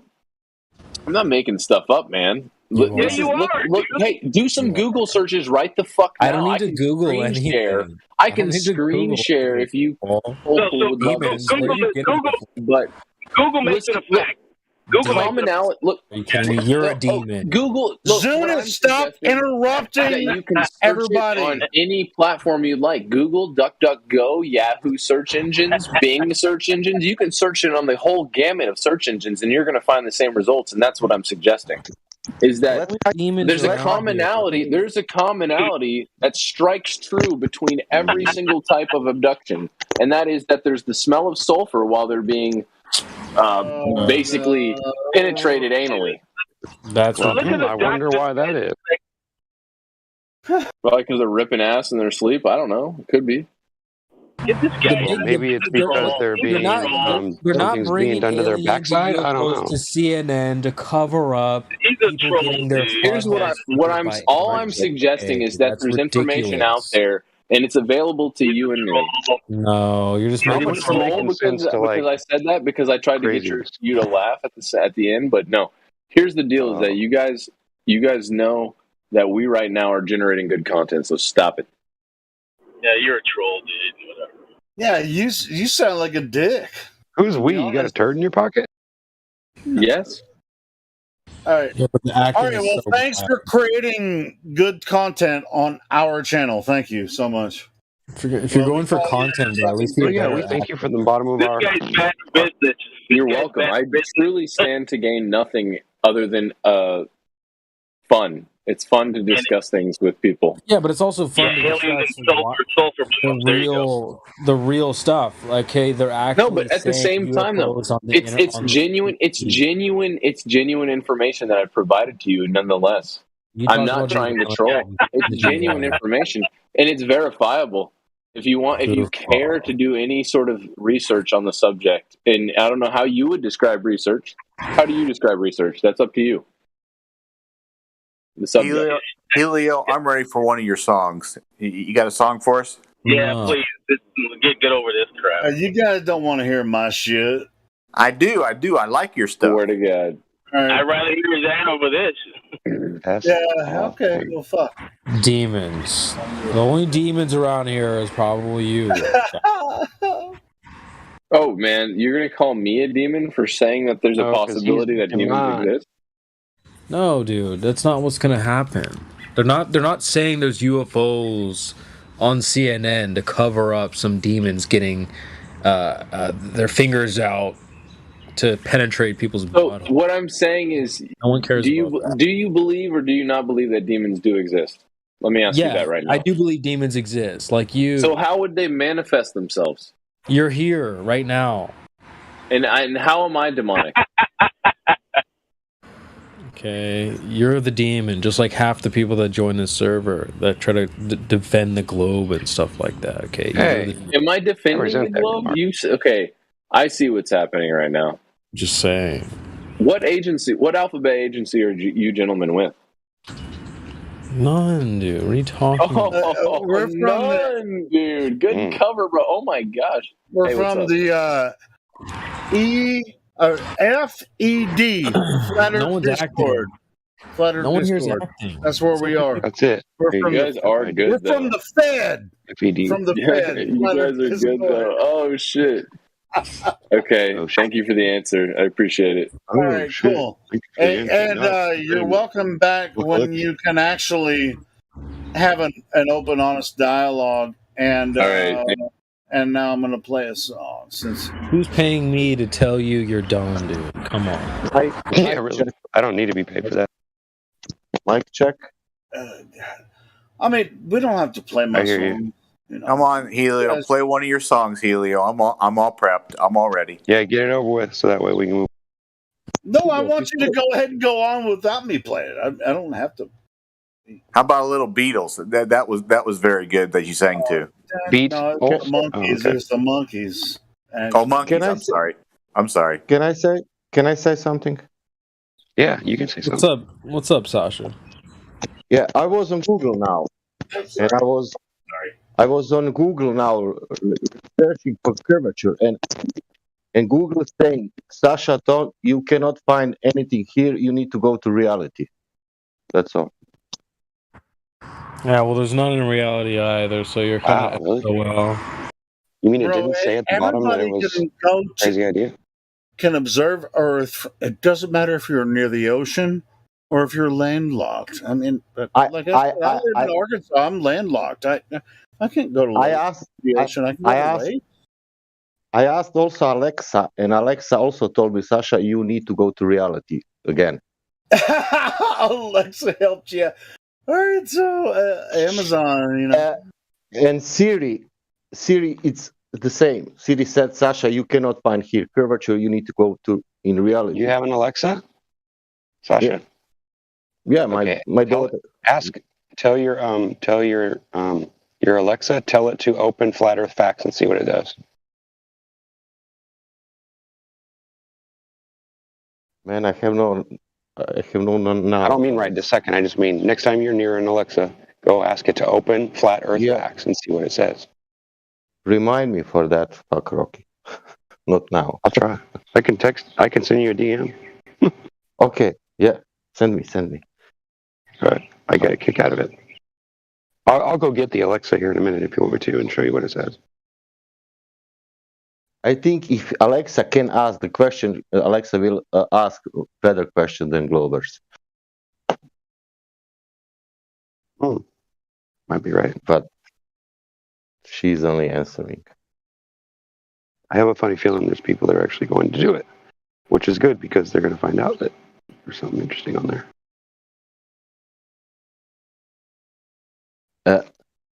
Where we do not call sea level. You said did you just say you don't call sea level? No, I'm asking. I was asking when don't you call it level? No. Where is the place where we are not calling sea level? At the sea curve. Yeah. At the sea curve. Because if in China, if they are using sea level like a sea level, and if you are in USA using sea level like a sea level, and we in UK using sea level like a sea level, and everybody is using sea level, what is going on? Level means curved. Yeah, white is black. Yellow it's August. That's racist, okay?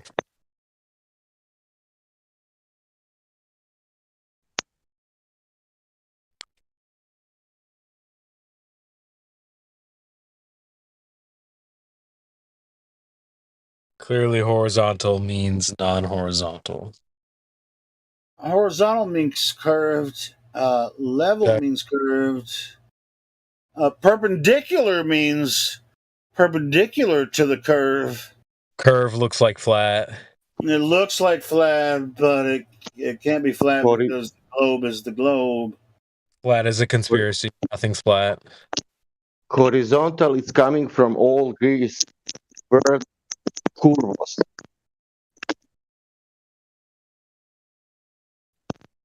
You know, it's funny. It's like when you look around you, okay, you see different surfaces around.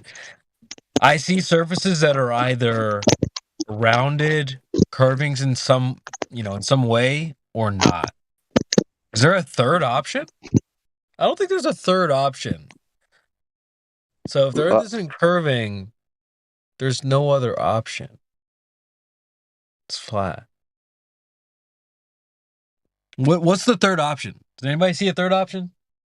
Okay, I'm in my car. I'm looking around. I see surfaces that are either rounded or not. What's the third option? Yeah, didn't think so. Proceed.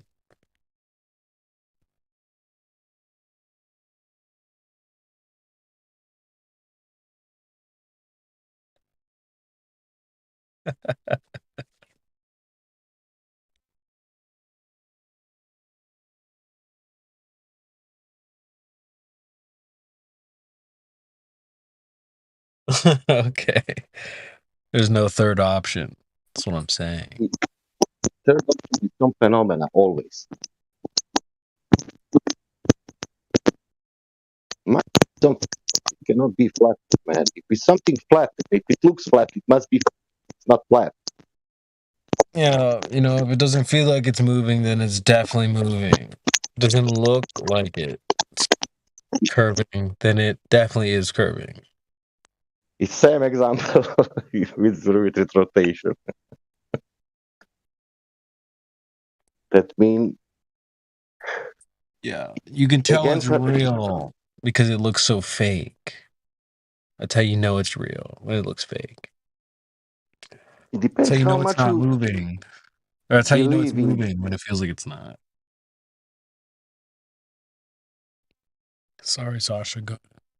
It depends how much you believe in Big G, because for somebody it was in the past like a god, and then like, oh God, walking Jesus, walking on the water, But Big G, man, Big G is doing even more, But some people believe in that. Gravity. Yeah. Yeah. Not one roll, not pulling down to the center. Not only that, centrifugal force, container. What else? At least 7-8 rolls in the same time. Yeah. It's not only, Right. Yeah. Well, half these goofballs don't even know what gravity even means. They don't know what flat Earth means. They're just making stuff up as they go. Practically, gravity is something like a force, non-force, but also like phenomena. What is doing so many things? That means it's so unique. It's so incredible. It's so unproven.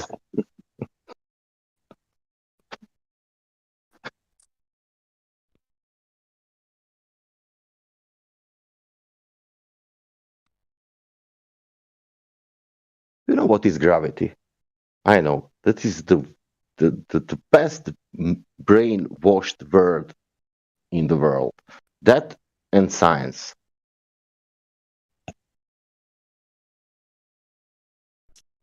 Gravity is an explanation for things falling down, but you always have to remember things also go up too, also at the same time.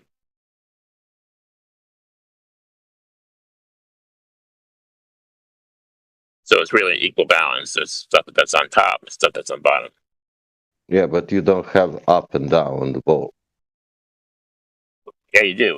When you blow smoke from a cigar, it goes up. Drop the pin, it goes down. Helium goes up, right? Rocks go down, right? If you're in water, you float. If you put a lead ball, it sinks.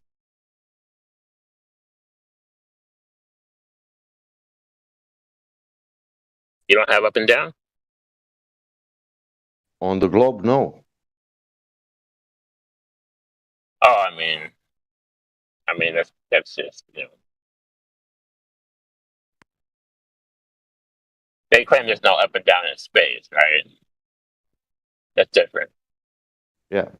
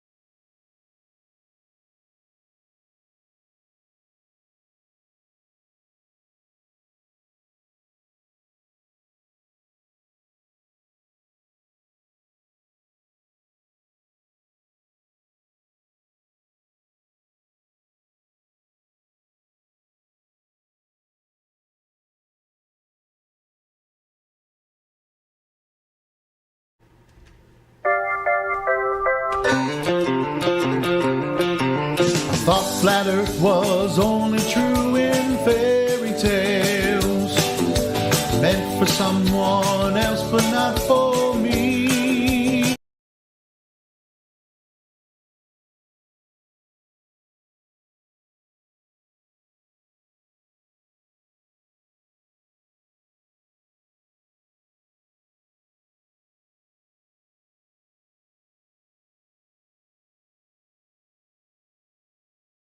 Oh, the election.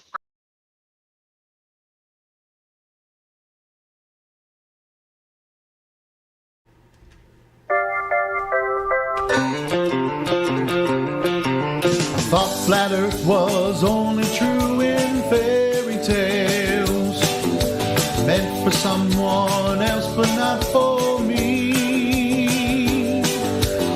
The moon landing on TV, they really went, just trust me. They showed us what the Earth looks like from space. Then I saw the globe. Now I'm a believer, and not a trace of doubt in my mind. I think it's real, but I'm a believer. I couldn't prove it if I tried. I thought globe Earth was more or less an obvious thing. The more I see, the less I understand. They couldn't be lying, there's too many involved. There is no way that this is fake, 'cause I saw the globe. Now I'm a believer, not a trace of doubt in my mind. I think it's real, but I'm a believer. I couldn't prove it if I tried.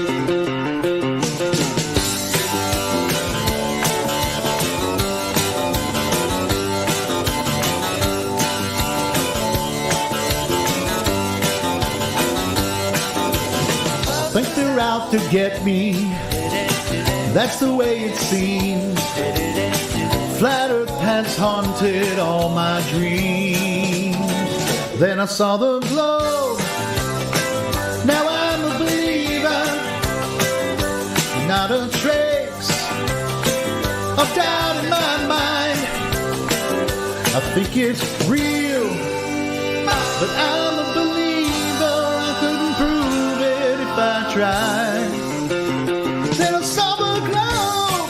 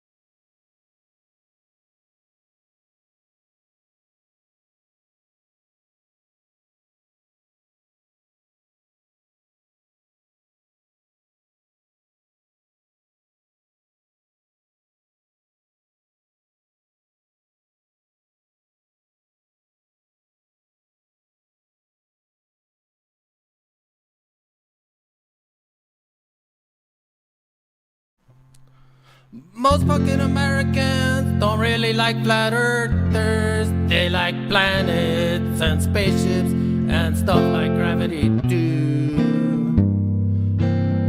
Most fucking Americans believe they're NASA and they're JAXA and ESA and some dude named Musk. Most fucking Americans don't like to worry about the spinning because they say it does it so slow. Most fucking Americans have an education and think the globe's real because they took science and got a B. Most fucking Americans love their sticks and their shadows and their well holes and their gyros. No. Most fucking Americans don't like to launch rockets without using fisheye lenses to make the flat earth round. Cause don't it make a fly like Earth? And that's all I got, man. How do you like it? Hey, far out, man. Yeah, that's a good song, man. Well, I wrote my own one while I was listening to you sing yours. You want to hear it? Oh, yeah, man. That sounds pretty awesome, man. Let's hear it. Yeah, man. It's kind of like a protest tune. All right, man. Here we go. Globers! Globers! Hey, you like that, man? Oh, yeah, man. That's pretty far out, man.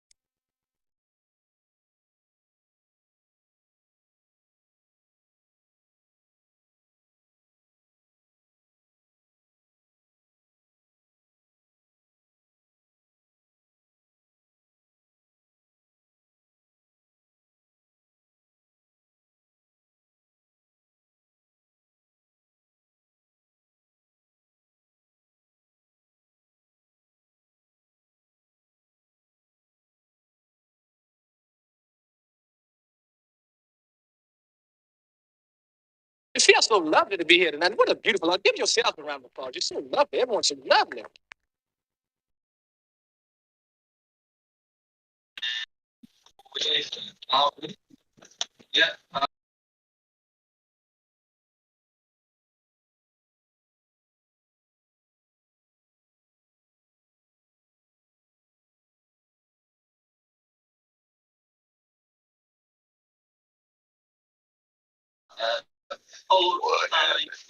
Chat, man.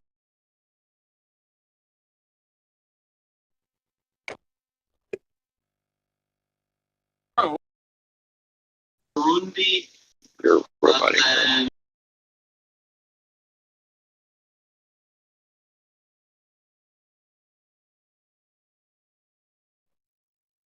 Oh, what are you talking about, man?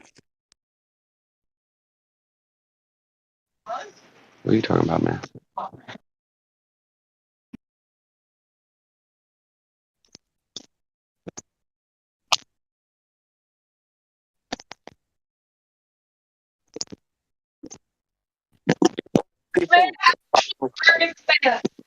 Wow, dude. Your mic sounds.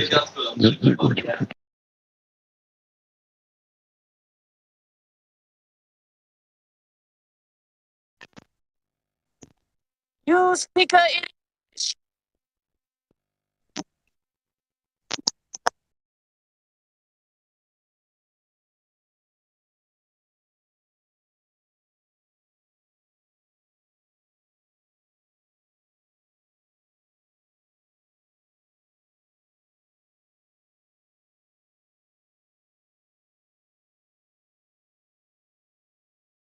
You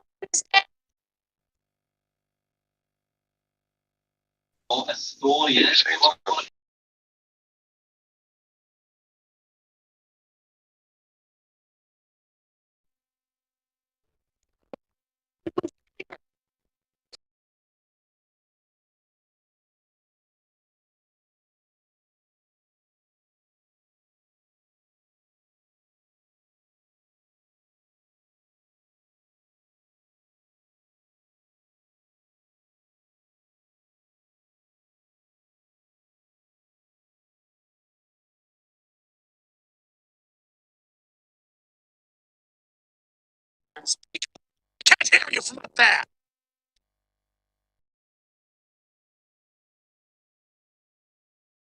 That was a stressful one, but we did it. We did it. So it's time out.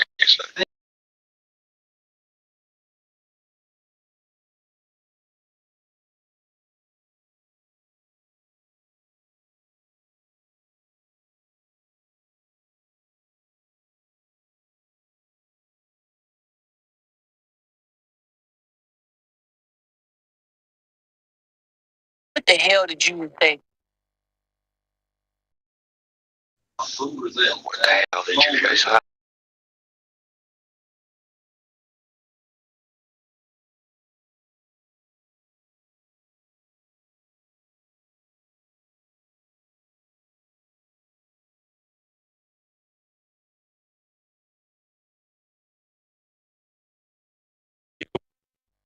Wait, wait.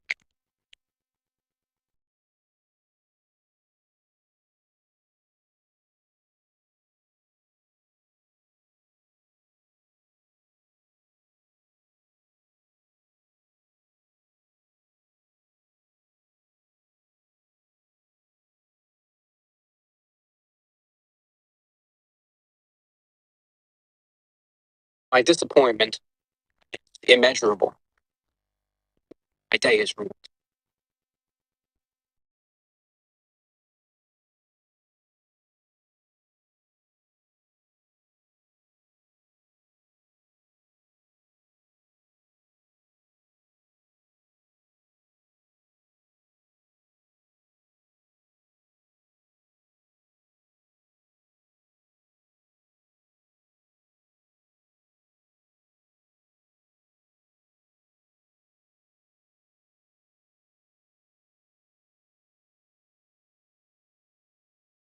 NASA is planning on going to Mars. We've got you here, our first Martian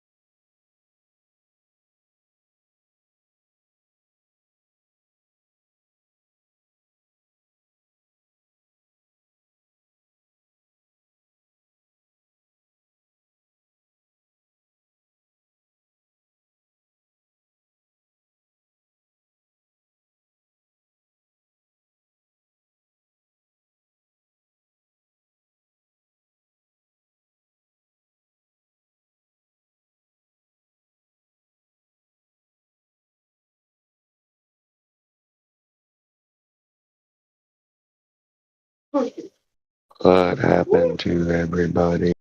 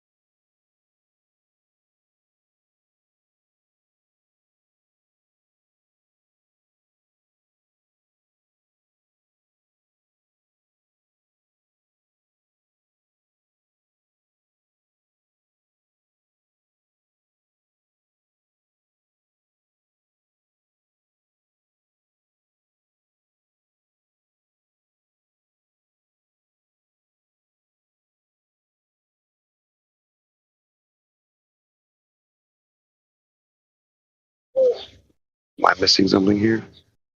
Or am I muted?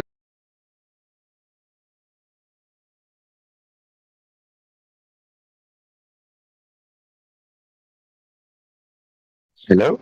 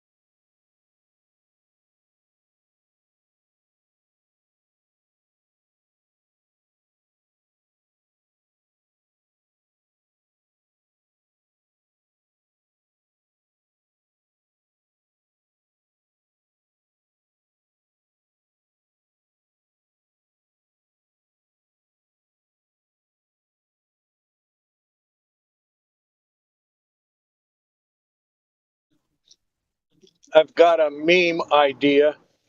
Got a picture of the Earth, and the caption says "goofball."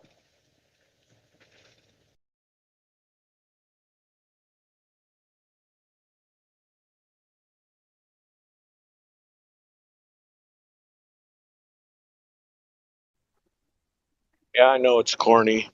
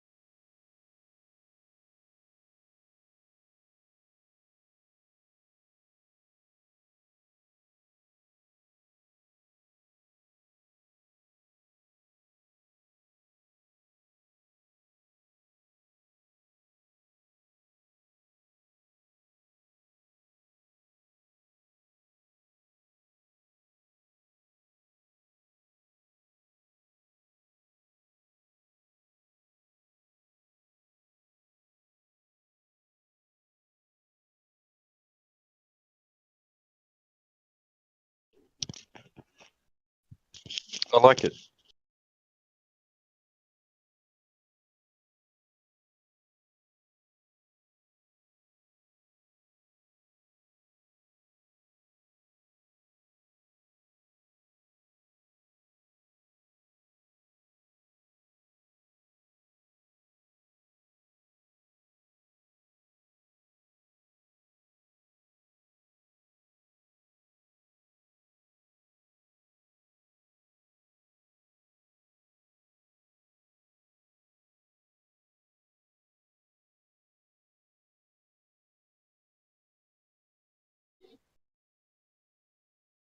Where's all these Globers?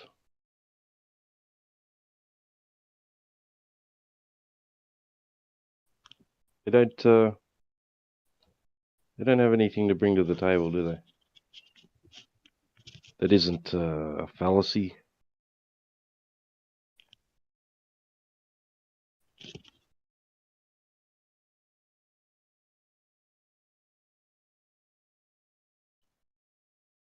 No logical, consistent arguments at all.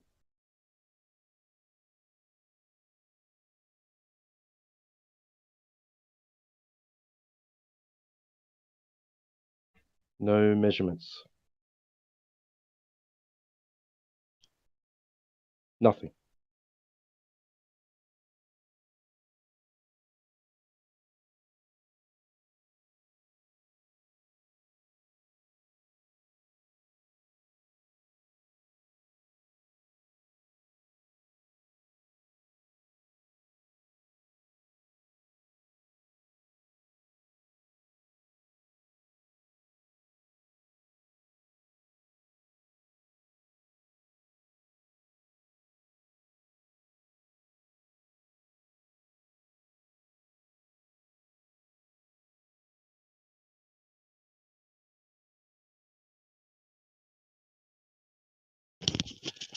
So if you're out there listening and you think you can prove a globe,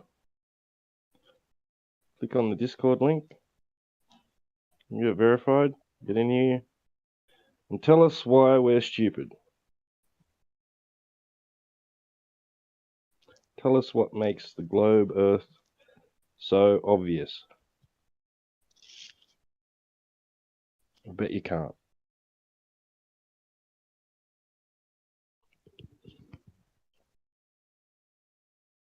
Follow. If you'd like to head up to VC Check-in 1, we can check you in up there so you can come back and open your mic in here.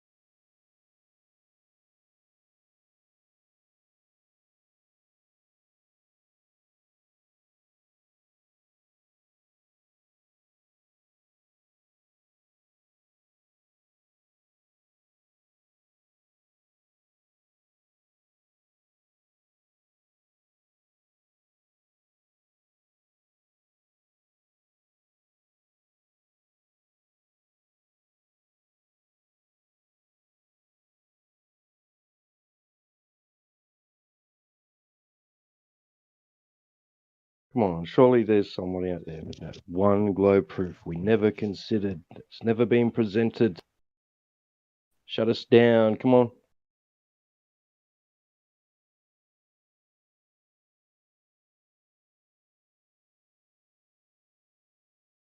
It's got to be demonstrable, repeatable, testable, you know?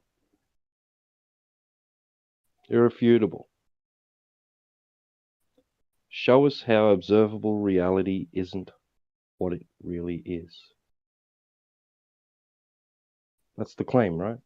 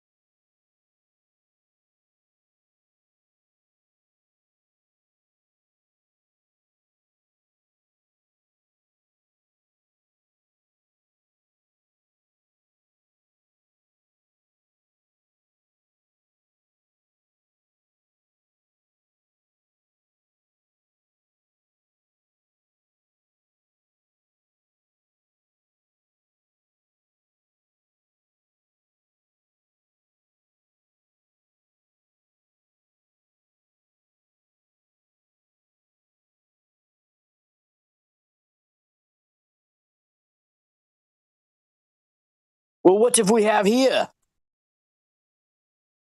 Flat Earth server. Flat Earth server? I've never heard of such a thing. Can you explain, sir? Please elaborate. You're in a flat Earth server. I like him. Oh, I understand now. Thank you. I do. Okay. It's all starting to make sense to me now. Why, thank you. What do the Americans say? Good looking out, sir. That's the bomb. Flat Earth server. Gotcha the first time. Thank you. I'm looking it up now to see what that means in my little pocket dictionary. I do carry a pocket dictionary everywhere I go. Do you? In there, it says level means curve.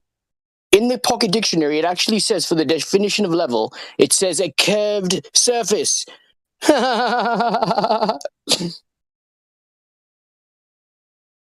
I've been saying level means curve for years now. It's finally in the dictionary.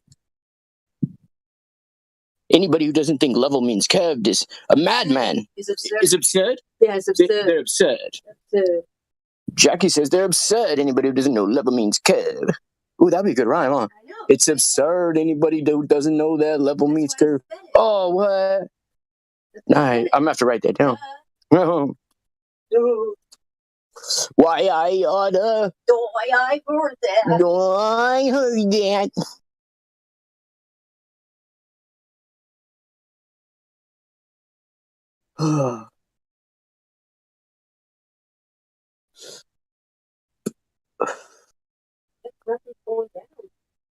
I came on with all type of good Glober information. Like, you could tell the water curve always finds its true curve. A perfect example, look at a drop of water on the counter. It's curved at every angle. There's no flat part about it. Even the bottom's not flat, because it's curving the counter. Did I grab?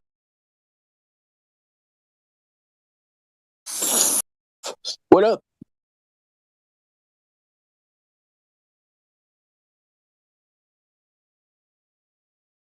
I'm getting sound bites over here, coming from every which way but loose.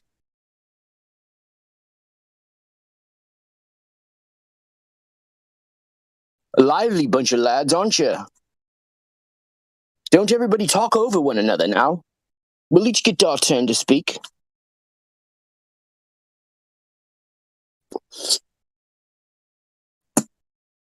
I don't know. There's some crazy stuff happening today, though. First of all, I woke up on the wrong side of the bed. Then I went to where the sidewalk doesn't end. Then I sat under the giving tree. Found Horton Hears a Who. I got a boo-boo. I went and had some orthopedic surgery today in Tulsa. At the hospital, at St. Francis Hospital. I had orthopedic surgery in Tulsa today. Wish me luck, everybody. Hopefully, my knees will be all good by tomorrow, and I'll be able to come to you on bended knee. America. Today I come to you on bended knee. To be friendly. But this is going to be the end of me.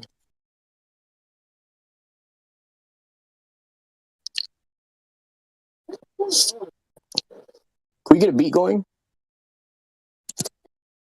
Let's get a beat going on your new, what kind of phone do you got? You got a new, you got a new Google Pixel phone, huh? So you must think you're something fancy with your Google Pixel phone, huh? Well, how many kilobytes is it? How many megabytes is your phone? Huh? My phone's 1,491 megabytes. It's an Obama phone. Osama bin Laden gave me an Obama phone.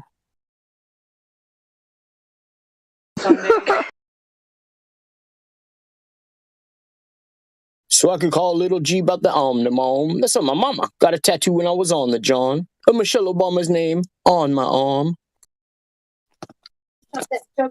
Same exact spot where they shot my John. Son of a bitch, it stung.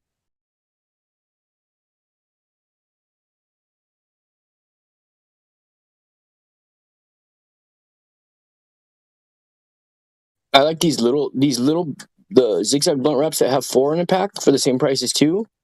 They're almost worth it better because I never put enough in to roll like yeah. There's always plenty of paper left, you know. Yeah, you gotta get the blunt wraps with like 4 in a pack. Right. Strictly for educational and entertainment purposes only. Void where prohibited. Each sold separately. Batteries not included. Will supplies last? Deek. Oh, I heard that. I know, but it tastes like little chocolate chip cookies and milk. Yeah. How do you know? I just know. My brother's in trouble. How do you know? I know. G.I. Joe. Nobody better lay a finger on my butterfinger. Kid tested. Mom approved. Mother approved. Sir.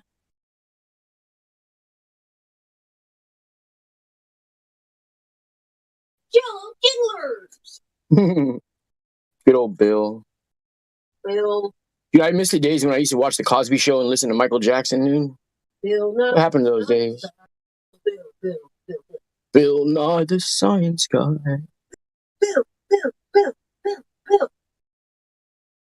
Bill Nye's such a good dude that, like, if I had a daughter and I was born in the early era, the last century, and I had a daughter and she was Bill Nye's age, I would definitely give him her hand in marriage for Sheezy.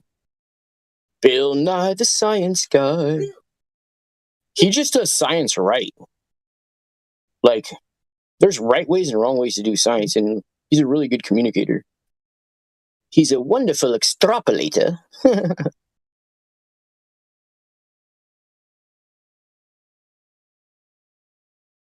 Real talk though, if I didn't know you and I had a chance to, be with Michelle Thaler, well, it would be like when Flatty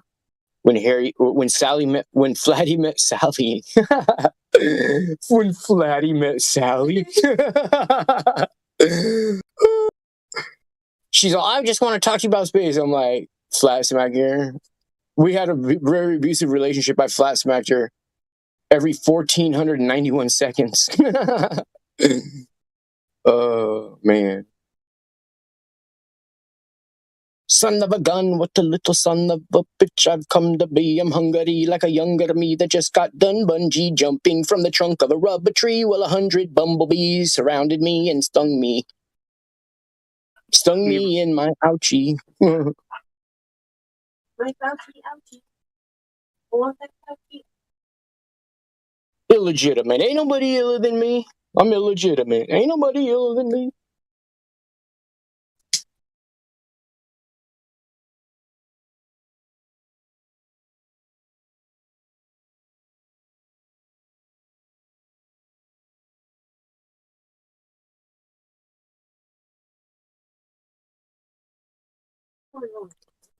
I don't know.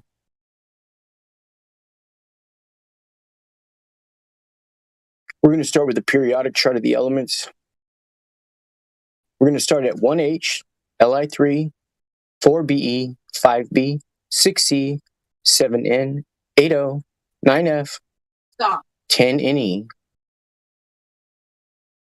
11Na, 12Mg,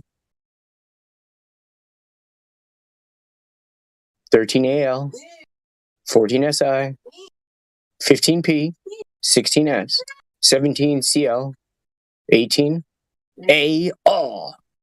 19K, 20Ca, 21Sc, 22Ti, 23V, CR24, MN25, and guess what my favorite one is? My very favorite number in the periodic chart of the elements is 26. Why? Because it's Fe. Haha! 55.85, baby, right in your face. We stay number 26 on the periodic chart of the elements.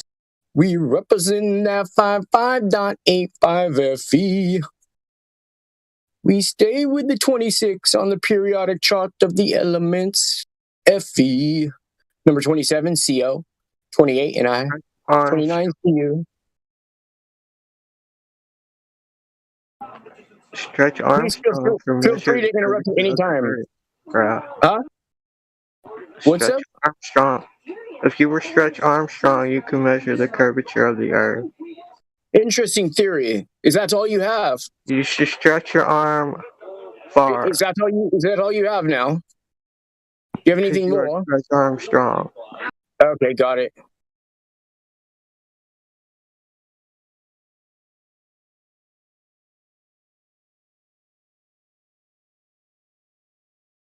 Where was I? 29 CU, 30 ZN, 31 GA, 32 GE. I'm not going to say the next number.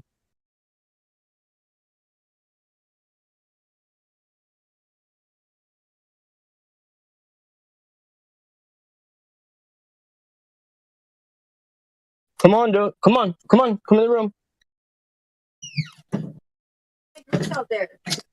Come in, Tiger. Tiger, come in. I ain't finna come in, Riley. Okay, number 32, GE. The next number is AS. The next number is 34, which is SE. 35, BR. 36, KR. 37, RB. 38, SR. Y is 39. ZR40, NB41, MO42. Ah, that's your favorite number, isn't it? TC43, we got the 44 RU, 45 RH, 46 PD, yeah, we don't like those initials, 47 AG, 48 CD, 49 LN, 50 SN, 51 SB. That's Santa Barbara. If you reverse that, though, it's Black Swan. Coincidentally, Black Swan is in Santa Barbara. 52 is TE, 53 L, 54 X, E, 55 is CS, 56 is BA. We like the number 56 only because it's 65 in reverse, which is FE in the alphabet little category. 57 is LA, 70. Now we're going to skip to 72. I don't know why. I'm not a physicist. HF is 72, okay?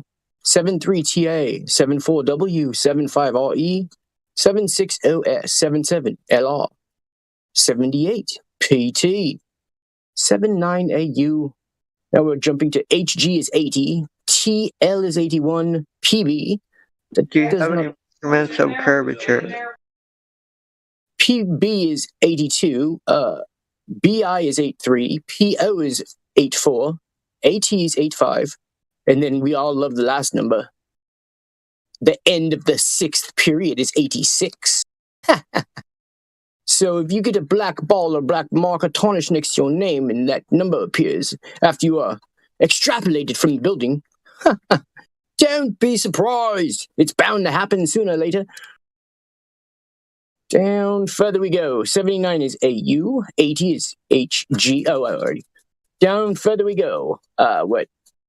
86 RN.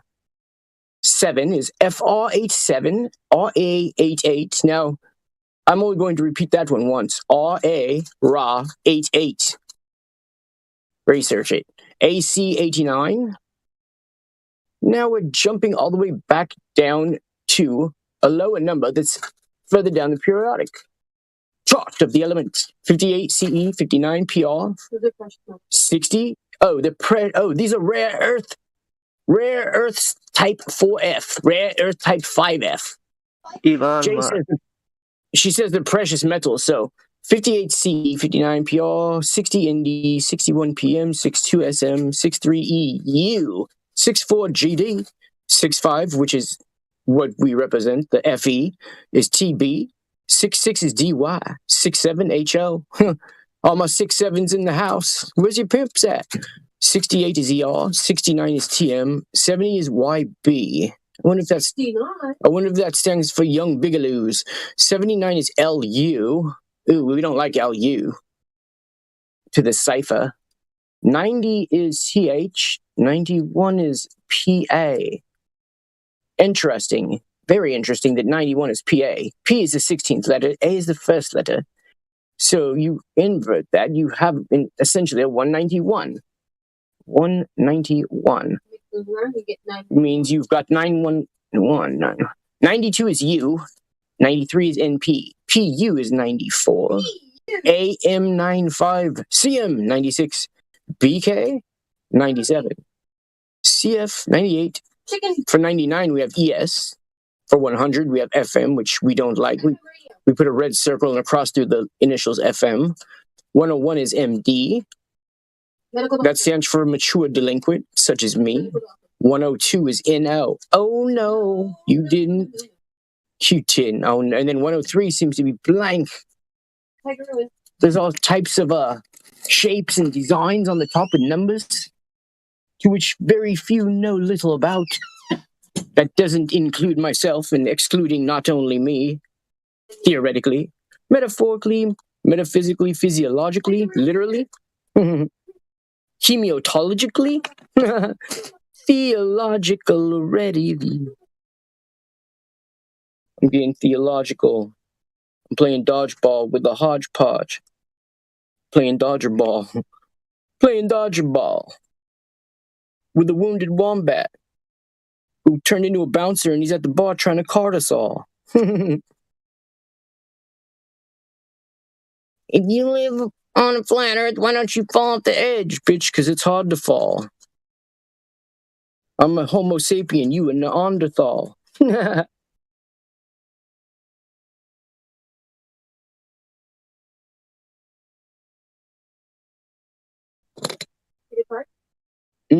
Yeah, probably not. Yeah. Anytime anybody wants to say anything. Do we got QE in the house? Perhaps you'd like to bless us with one of his statements. Get stuffed. How you doing today, buddy? Get stuffed. Okay. Hell yeah. I'm looking forward to it.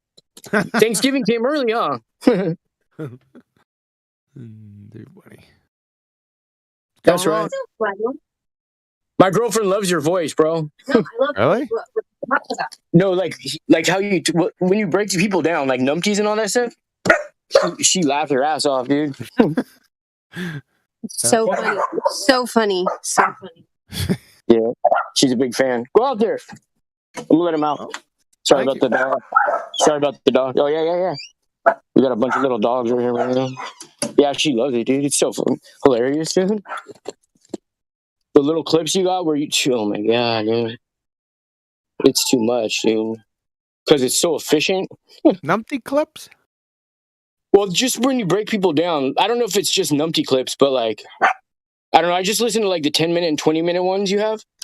Like McBooger Eaton and... I can't remember some of the names, but... McBooger Eaton I played on the live stream last night. McBooger Eaton, window licking knuckle draggers?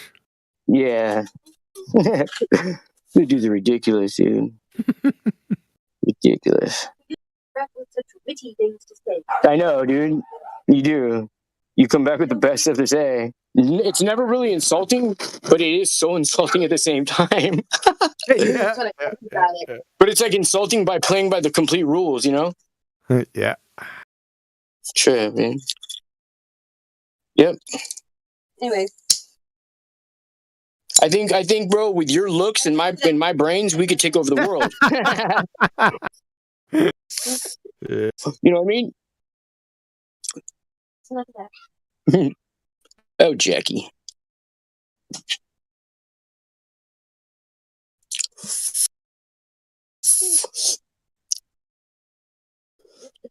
Hey, real talk though, none of those dudes will go on a debate with you on live stream, huh? Unless they're sadomasochistic. Right.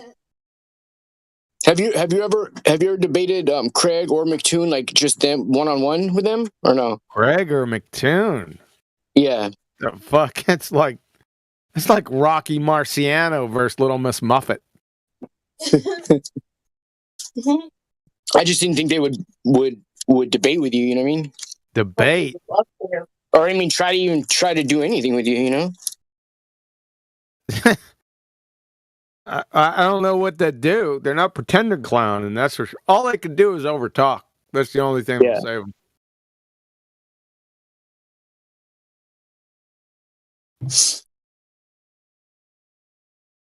No, nobody can withstand it. There's not a human being that can withstand it.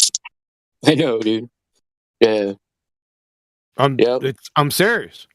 No, I know. They've made a fine, not they, but he made a finely tuned weapon out of you, sir. You know what I mean? And the pen is way mightier than the sword ever was, you know? Yeah, I don't. They can't do it well because they're liars. So it's easy to expose a liar. Yeah. So it's not a great accomplishment on my part. I know them. So it's over. Yeah, for sure. Yeah. It's really cool though that just to know exactly what points to whip out by like citing what professors, you know, as like something that they esteem as part of their world, you know what I mean? And then it just totally defiles what they just said. It depends because now with the pretender clowns that we deal with out here, see they're anti-flat earthers, right? So they're part of what I call the left-wing fuckwit faction that just makes shit up. They don't follow their pseudoscientists. So you have to be flexible because if you know the pseudoscientist rhetoric, you know, like the mainstream side, they don't follow that. So you got to be ready. Now, if you get like a PhD or somebody, then I don't want to say it's easier.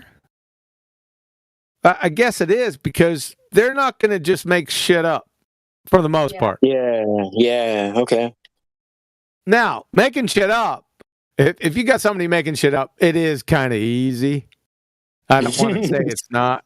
Yeah. You got to catch them because they usually talk really fast. So you got to be really intent on every single word that they utters out of their incoherent pie holes. Okay. Well, also, but Craig and them, they mute people and shit. They do stupid shit like that. Yeah. She was saying some of those guys, like if you're actually on their channel, they'll purposely like throw in glitches in your voice or mute you for a couple seconds. You have to repeat and just like dumbass tactics like that. Shit, that happened a long time ago. In fact, that was really quick. That was right out of the gate. See, what had happened was, I think it was in 2016. It was right in the middle of 2016. I was with Robert Bassano, and Red's rhetoric was kind of big back then for the Baltards. He's probably vapor locked since then. I haven't heard much from him. But anyway, back in that day, right, I heard him talk. I knew he was a pretender clown. Fuck it right off the bat. It's easy to tell. But I was with Robert Bassano, and Robert Bassano got on to Red's Rhetoric's channel. I don't know how he did it, right? So he messaged me, he emailed me, and he goes, "Come on, get on the channel." Right? I wasn't even online just yet. Like, just check my email. So I bumped up, I got online, and I said, "Listen, I don't want to just show up. Don't send me the link. I want you to ask him, can I attend his hangout?" That back then I was pretty respectful. Even though he was a dumb fuck, right? Even though I knew he was dumb fuck, right? I was pretty respectful. I just didn't want to show up and just take over the show. So I told Robert, I said, "Listen, man, tell him I want to come in. Is it okay? Number one. And if it is, go ahead and send me a link." So he asked him. He sent me a link. So I came into the hangout. He was with Robert Bassano. I don't know who else was in there, but he was just diarrhea of the mouth. But I was on mute. I couldn't say anything. So 10 minutes went by. I'm still on fucking mute. I'm there, Robert. I'm sending messages to Robert in the background. I said, "Dude, I'm on mute. I mean, there's nothing. I'm not going to sit here on mute." And so Robert told him, this video should be still up. I should have fucking downloaded it back then, but I didn't. So I told Robert, I said, tell him to take me off mute because his day's fucking over. So he took me off mute, And as soon as I said my first word, he was adjusting my volume, like up and down, where I'd come in cluttered. And he immediately put me back on mute and said, "You need a new mic before you enter my show," and kicked me out. Wow. Yep. That's what he did. That fucking spineless piece of shit. Yeah. That's what they do. You better have done that because it was your ass. That's what they do. That's one of their number one tactics. Like you're stupid and like your equipment's all fucked up. Yeah, they make you seem like you don't know how to use your equipment and shit. You know what I mean? Well, they love acting like that. Back then, he was actually right. I didn't. Yeah, but it still wasn't your error, though. No, I could still talk into a fucking mic. Yeah. Yeah. Yeah, that was pretty funny. But it just shows the pretender clownness of what we're dealing with. Go ahead, I'll show you. Just bring in one of their fucking, have them, vote for the best of the best Globetard goober. Bring him in here, and I'll fucking eviscerate him within about 10 seconds. 15 with interruptions. Dude, I was on, before I knew any better, I was on Craig's channel debating him, and he, while I was talking, he puts over my face like a nutsack, like moving into my mouth, like a meme or whatever, you know what I mean? For like 15 seconds or something. And I didn't see till afterwards, and I was just like, oh, all right, that's how you want to be, you know what I mean? He's like a court jester of ballpark. I know. So I don't deal with him. I did a couple numpty. I think I did one numpty clip with him, and the fucker didn't even know what angular velocity was, and says he's got a bachelor's degree in physics. What a fucking pretender clown idiot. Yeah, he was also a seaman too in the Navy. She said he was a seaman in the Navy. He told me that he used when he was on the ocean, he used a globe to navigate. Yeah, right. So, yeah, that was just when I hadn't been a flat earther that long, and I just told somebody who knew James, I was like, hey, I'll debate anybody. If anybody flakes out or anything, I'll debate. Even though I don't know that many facts, like I want my ass to get handed to me so I could be better, you know what I mean? So whoever.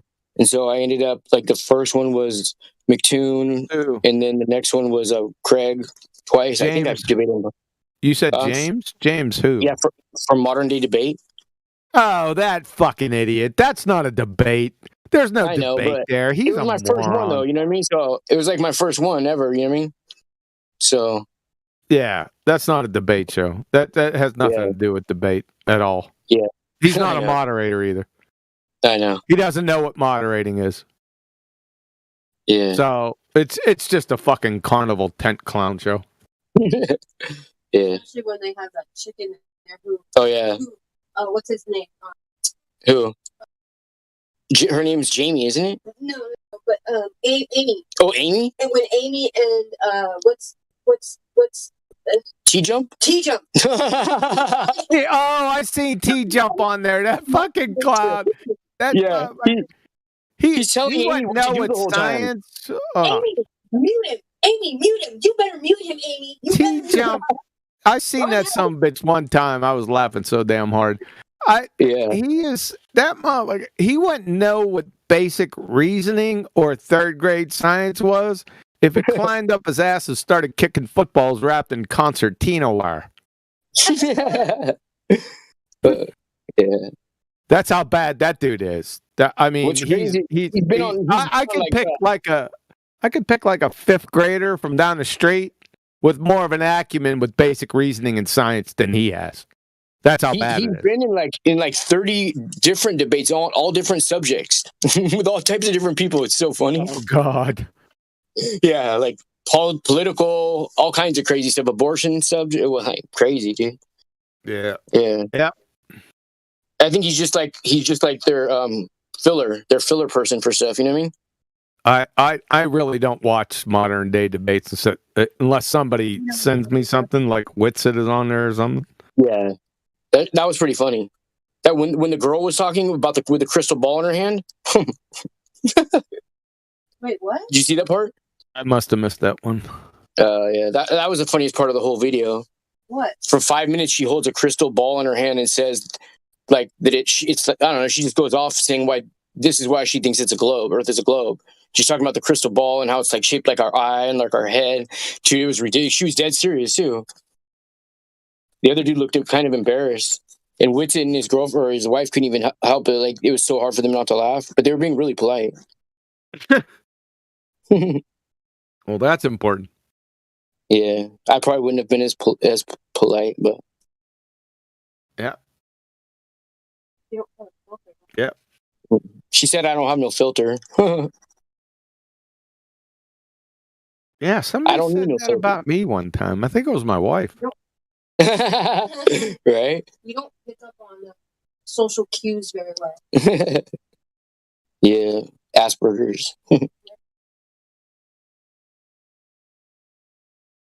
Well, where are they? Where are all those bald parts spending space monkeys? Come on in and get your ass handed to you. Yeah. Where's all you scallywag 1492ers? Yep. My wolf pup's got to eat.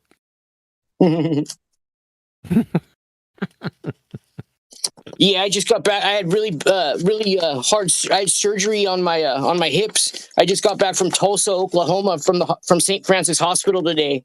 I just had surgery on my hips from the orthopedic surgeon. I just woke up from a coma. Or a concussion. I mean, whatever. That's not far away from me. Right? Did you hear what happened there? Where, in Tulsa? Yeah. Nope. Yeah. Another one of those things happened at the hospital today. Bing, bing, bing. You know what I mean? What? Did they prescribe Motrin? Yeah. Just check it out on YouTube if you have the chance. Nah. Was there another count with a self-deletion at the end? Yeah. Yep. I don't chase YouTube. Popularity shit. I got more important things to do. I feel you. Clean my toilet and stuff.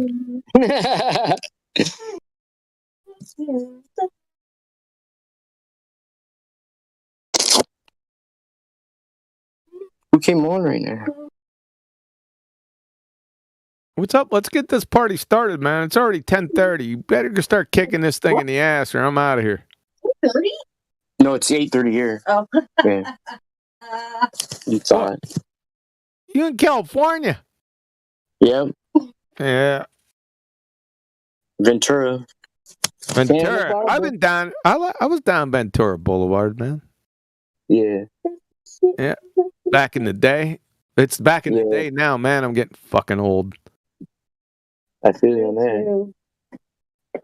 The older I get, the younger I feel in my head. Me too, I'm 32. I'm like Benjamin Button status. Mm-hmm. I used to hang out right around Barstow.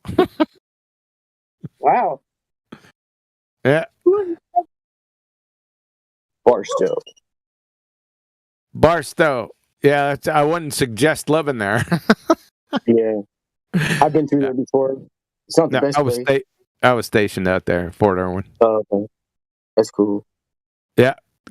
That's kind of near the where the boron is, where the borax factory is, right? I don't fucking know. Borax? Fuck is that?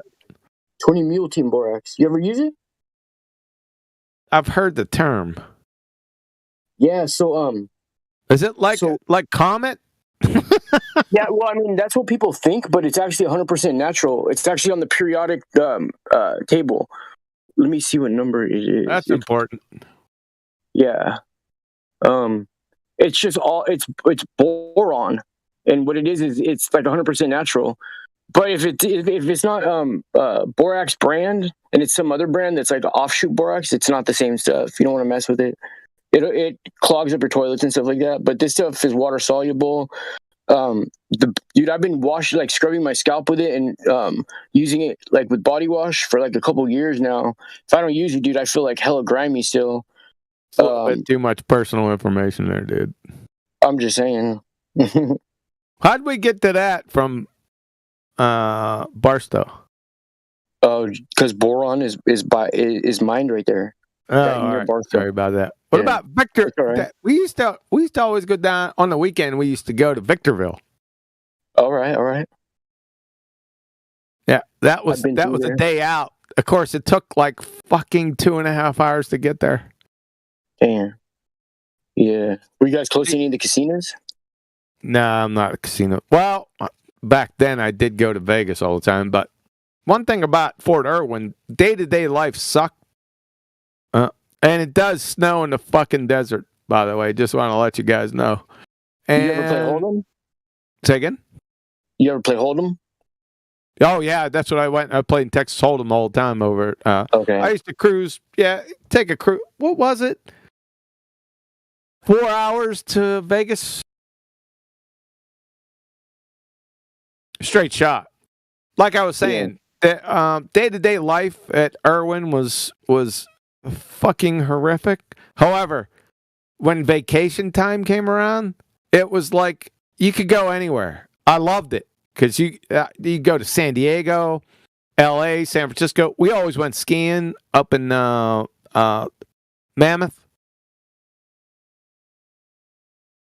Mountain up in the Sierras. Yeah. So you could go fucking skiing into the beach all in one day. Yeah. That is cool. I loved it for the vacations. And of course, Vegas wasn't that bad back then. It probably was. I just didn't associate with the real bad part, I would suppose. Yeah. What's the highest table you ever played right there in Vegas? I think I did a couple no limits. What were the blind sets? You remember? Oh yeah, the blind. I think it was 200 blinds. Yeah, I didn't go. I wasn't a millionaire. Yeah. That's a lot though. 200. Wait, like 100, 200. That's a lot. Yeah, it was 100. Like high roller table. Yeah, and I did a lot of limit because they just get too fucking stupid. Yeah, pot limit. Yeah. That's cool. Yeah, I've been playing for a minute. I did more winning back then. I just loved Texas Hold'em for some reason. I just like doing it. Yeah, because you're not playing against a casino, so your odds are a lot better if you. I never played fucking house games. Never. Yeah, hell no. The only thing I ever did in Vegas was play Texas Hold'em. Not even a single fucking slot machine. That's right. Yeah, that's how I am too. Whenever I go to the casino, that's all I'll play is Texas Hold'em. I like just talking to people, man. It was really a lot of fun. There's some crazy ass fuckers out there. Yeah, there are. You see all types of interesting different walks people of life. too. Yeah. Not the scum of the earth you would think if you arrived in Vegas. If you go to Bellagio, I love going to Bellagio, man. Yeah, that's cool. I've never been to Vegas. I've only been to the casinos right here. Yeah, Bellagio's a lot of real class act. Of course, it has a stench about it. Yeah. You know, it's funny. You ever been to the Hustler Casino in L.A.? No, I think I've heard of it though. Yeah, they have like they do like a poker live with like pros every night or something like that. But anyways, it's like it was who started it was I'm trying to remember his name. Who started Hustler magazine? Do you remember the dude's name who started Hustler magazine? Not into that, man. Anyway, Larry Flint. I don't know why I remember that. Yeah. Yep, that's it. Yeah, right, Hank. So inside of the casino, they got all these marble statues of Greek gods and like purple plush, like exterior and interior gold inlay. You know what I mean? And then as you're leaving, there's a huge sign, but you can only see it as you're exiting it, because on the back of it has something else. But the sign has like a 1-800 number for to report any rhymes with cumin trafficking and or anything of the sorts, right? And I thought that's funny. That's almost like them putting an go to AA poster as you're leaving a bar. You know what I mean? So I thought it was interesting. I called the number and it rang like 15 times, and then somebody answered like this. Huh? That's how I answer the phone when I'm not sure who it is, but I don't want them to hang up. Huh? Like that. And they did that. And I'm like, hello? Yeah, let's get down to the basics. I had enough problems with the fucking freeways, man. Right? I can remember the first time. I can see it like it was yesterday. The first time rolling near L.A. and I'm on the on ramp. I get on, and there's 8 fucking lanes. I'm like, what the fuck? There was people blowing by me. I'm sitting there. What? You got to get used to it, man. You got to catch up real quick if you get on that. You know what I mean? I'm telling you, dude. It'll freak you out. First time you get on, you better have your shit together. Yeah. Yeah, good hand-eye coordination. Dude, I've done like 90, almost 100 down that freeway, rush hour traffic, like trying to get directions on my phone. I don't know how I didn't get in a car accident so many times. Yeah. Yeah. It's an experience, that's for sure. I didn't spend too much time in LA. I think I was there a few times, but the freeways jump out at me. Yeah. It's grimy. It's grimy. I like San Diego, though.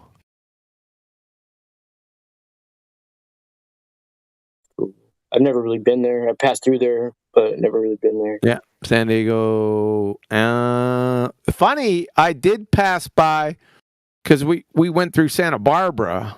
We were looking at all the farms and stuff and all the orange trees, strawberry fields, and ironically, I drove past the Black Swan site. Yeah. San Ysidro exit. I think it was down. I think we cruised Highway 1 for a while. It's on the 101. Or the 101, I'm sorry. Yeah. Yeah. Well, you go from the 1, from Malibu, the 1, and then it turns into the 101 right at Channel Island Air Force.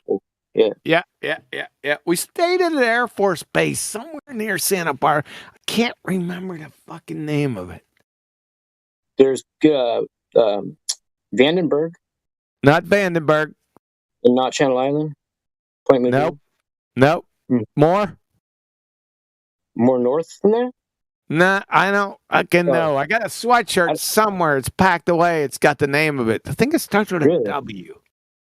A W? Huh? You got me thinking. I poured more time and energy in my life looking into Santa Barbara, memorizing every single street, alley, grid, the way every single block is laid out. I've helped so many people who are like Uber drivers up there. So now that's going to irritate me for a while until I find out what that. I'll find that out. It starts with a W, though. My wife's sleeping. I have this W in my mind for some reason. I could be wrong. Westmont? Say it again. Westmont? Nah, it doesn't sound right. Mm-hmm. Air Force base near. Because I know they do a lot of fake X launches from Vandenberg. No, it wasn't at Vandenberg. I'd have known that. Yeah. Jack, you know any military? Vandenberg. A lot of Vandenbergs here. Yeah. Right. I could be wrong about. I'm gonna have to ask my wife, but she's sleeping. It's all good. Yeah, we don't want to wake. No, I ain't gonna wake her up over that shit. She'll bubble my eye. Yeah, right. For sure. Yeah. Whatever. It's not important. I'll find it. I can't go. I don't have the liberty to really go on the internet while I'm on this thing because it's just on my phone. So if I go off for like a minute or two, it just like clicks me off. I'm not very computer savvy.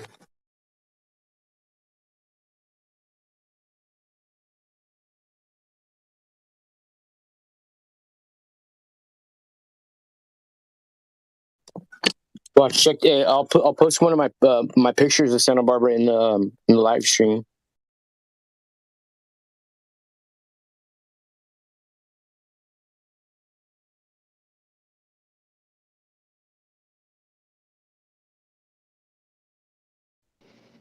I told you before, you either limited your battery and the app's permission or the internet connection and the app's permission.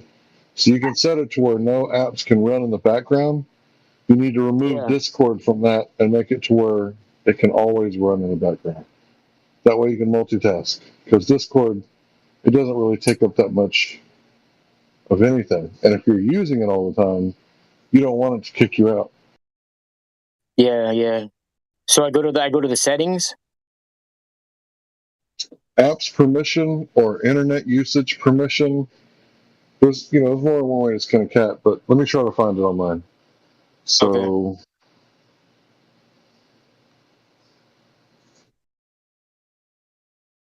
Apps.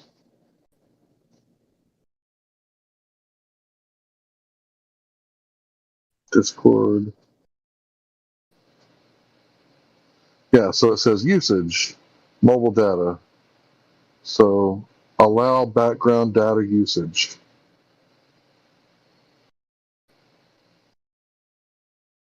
So you should go to your settings, applications, click on the app, Discord.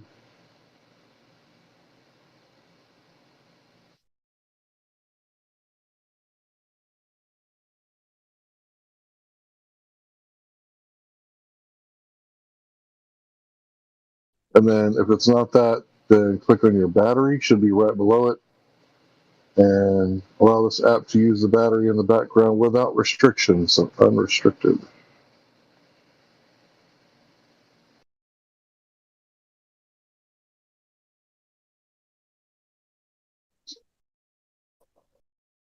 The only place I'm finding my settings is under where it says live stream voice text. This text channel is reserved for those in live stream. No, that's your Discord settings. You want to go to your phone settings. Okay. Are you on the phone? Right? You're on the phone?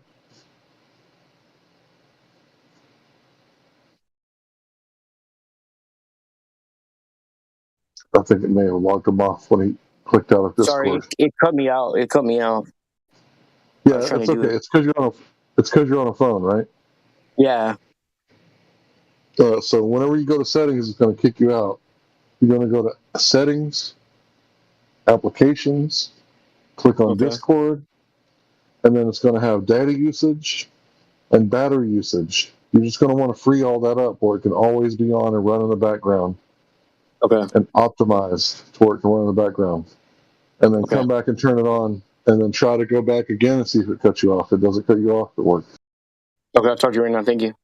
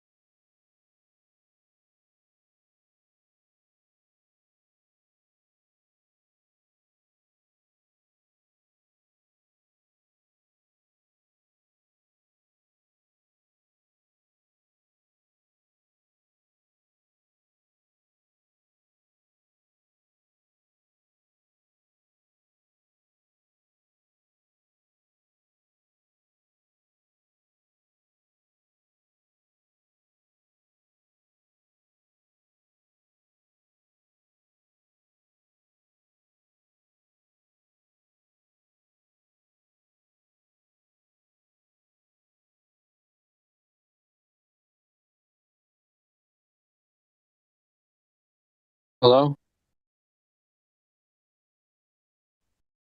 Hello? Hey. All right, did you do it? Yeah. So now I'm going to go to the internet. So talk so I could hear you still. Okay, blah, blah, blah, test, 1, 2, 3, 1, 2, 3, 1, 2, 3, 1, 2, 3. You should be able to click on YouTube or settings or internet or anything else you want to do while Discord is hiding in the background. Now you speak. You should be unmuted. You should be able to speak. Saturday. Can you hear me? Yep, I can hear you. Are you on the internet? Are you on? Yeah, I went on YouTube. Cool. Yeah, so it'll play both at the same time now. That ought to free up like your phone usage while you're on Discord. Okay. Cool. I've been trying to tell you that for a couple weeks. Hey, what do you think about the name Shoeless? Remember Shoeless Joe Jackson? No, what's that? Yeah, my next song is gonna be called Shoeless Joe Flatson. Oh, for music. Like how I did instead of Rodney Dangerfield, it's Flatney Dangerfield. Yeah. Yeah. What do you think of that name? Shoeless Joe Flatson. That's awesome. Right. So what is your inspiration for all this music that pops out of you daily? I don't know.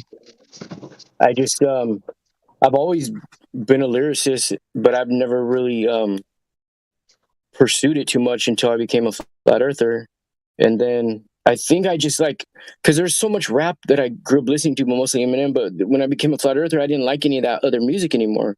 Because in some way or another, it represented the globe in one song or another. And so I felt like their whole message was tainted, regardless of their skill level. So all I really had was like a couple flat earth rappers, and I listened to their music so much, and they only made so much that I got tired of it really quick, you know? Yeah. Not tired of it, but like I needed something new, you know what I mean? That's how I felt. So in a way, you're a fan of your own music. I can respect that, because sometimes I create something that I really like. Yeah. Yeah. If I'm not listening to my own music, I'm probably listening just to instrumental and making like a chorus in my head, as I'm driving or something. Yep. Yeah. Just going down the road, it pops in your head, and you're cognizant enough to write it down. Yeah. Sometimes I'll just make up the chorus, like a 4-line chorus, and I'll just keep doing it in my head. I won't even need to write it down. Like when we left Malibu one night, and by the time we got to Santa Barbara, I had already memorized the chorus. And it was the one where it goes, you can't have gas pressure without the vacuum of space. Remember? Anyway, I thought of that, and I didn't even need to write it down. I just kept saying it over and over again. So by the time I got to Santa Barbara, I already memorized it.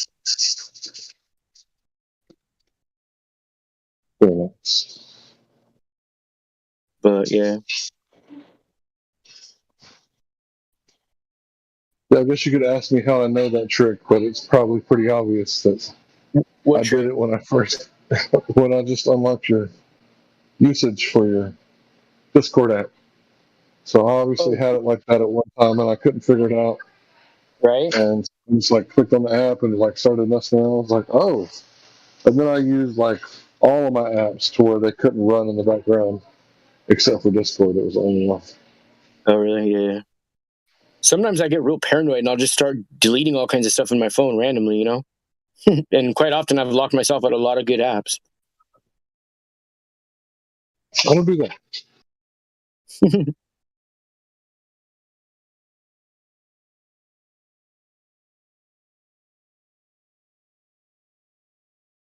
I was about to say something to Jay and she's not even in the room, dude. Weird, huh? I didn't even realize she left the room.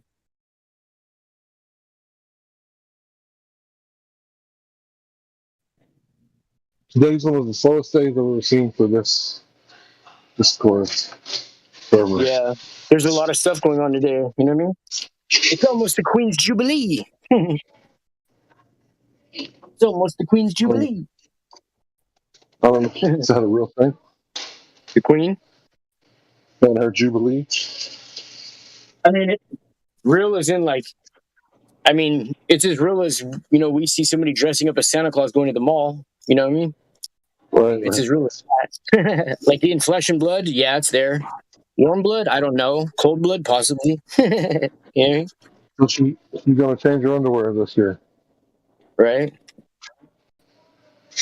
Yeah. I don't think she's real peeps, you know what I mean? Not like the way me and you are. Yeah, I've seen a video of her when she was a young child and she was doing the Hitler salute.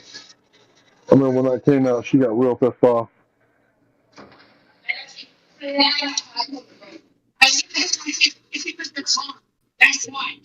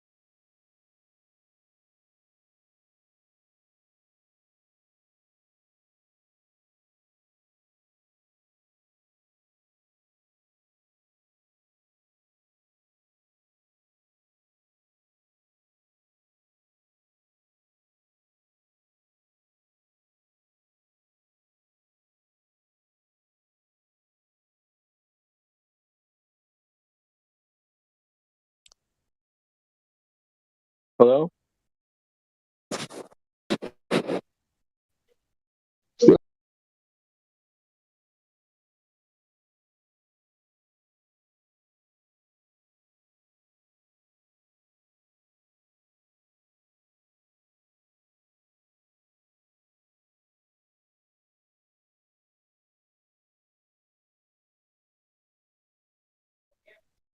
We had a young man come in yesterday, maybe last night or whatever. He was like, "What are you guys talking points? Like, what are you guys talking about? What are you guys, I want to come back in like 2 weeks and debate you guys." So we said, whatever you want to talk about, but the main things was 1, 2, and 3, Yeah. And it was like, yeah, and if you want to go into like deep space, we got people for that. If you want to go into mathematics, we got people for that. It's like if you want to go into science, everybody's well versed on that. It's like whatever you want to go to. He's like, so you guys like disagree with science? And I was like, we don't disagree with experimental science. We might disagree on the interpretation of the outcome, but we ain't going to disagree on the outcome. There is no interpretation really, but anyway, he said he'd be back in 2 weeks, so I told him to come on ladies' nights so he can get a few good hours of practice. Right. And then they let the dogs out. Who let the dogs out?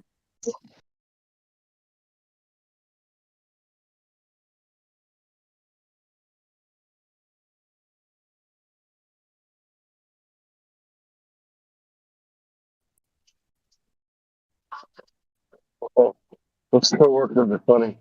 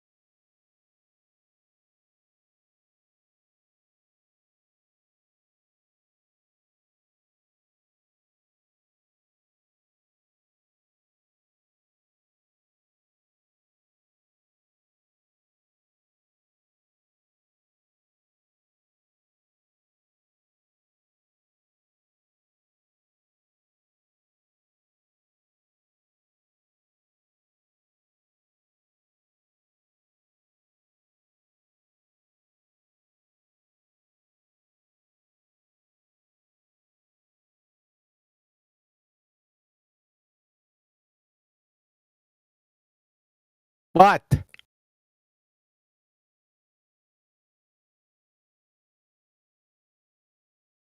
Man, this place is dead.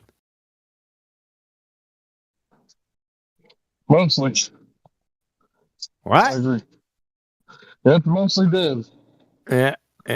I just got back, so she's dead. So it's about time to go.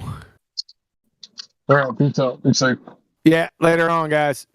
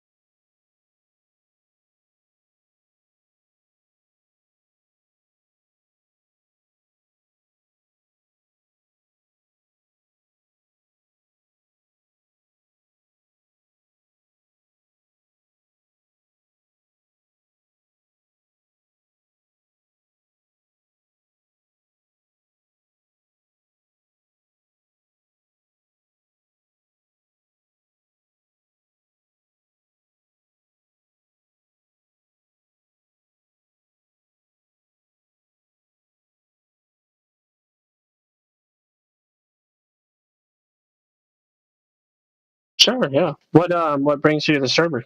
Oh, I was just hanging out on another server where they talked about like being on here, and they said, you know, that the URL or invite, I guess, is just flat Earth without any spaces. So I just punched it in. Yeah. Okay, gotcha. No. What do you understand about the topic? I mean, I haven't really concerned myself with it. You know, I'm if you want to say that, you know, I'm not a flat earther, if that's the correct term. I don't know. But on the other hand, I find people who are like coming on here, like trying to debate you, whatever, calling you stupid and so on. I find them like to be extremely obnoxious themselves. Very, I don't know, like ignorant. Yeah, that's fair. Sounds very fair. Well, welcome. I went ahead and gave you the VC verified tag. Be aware that there are a handful of rules and expectations, mostly correlating to Discord terms of service. And I'll let you know that this is live streamed.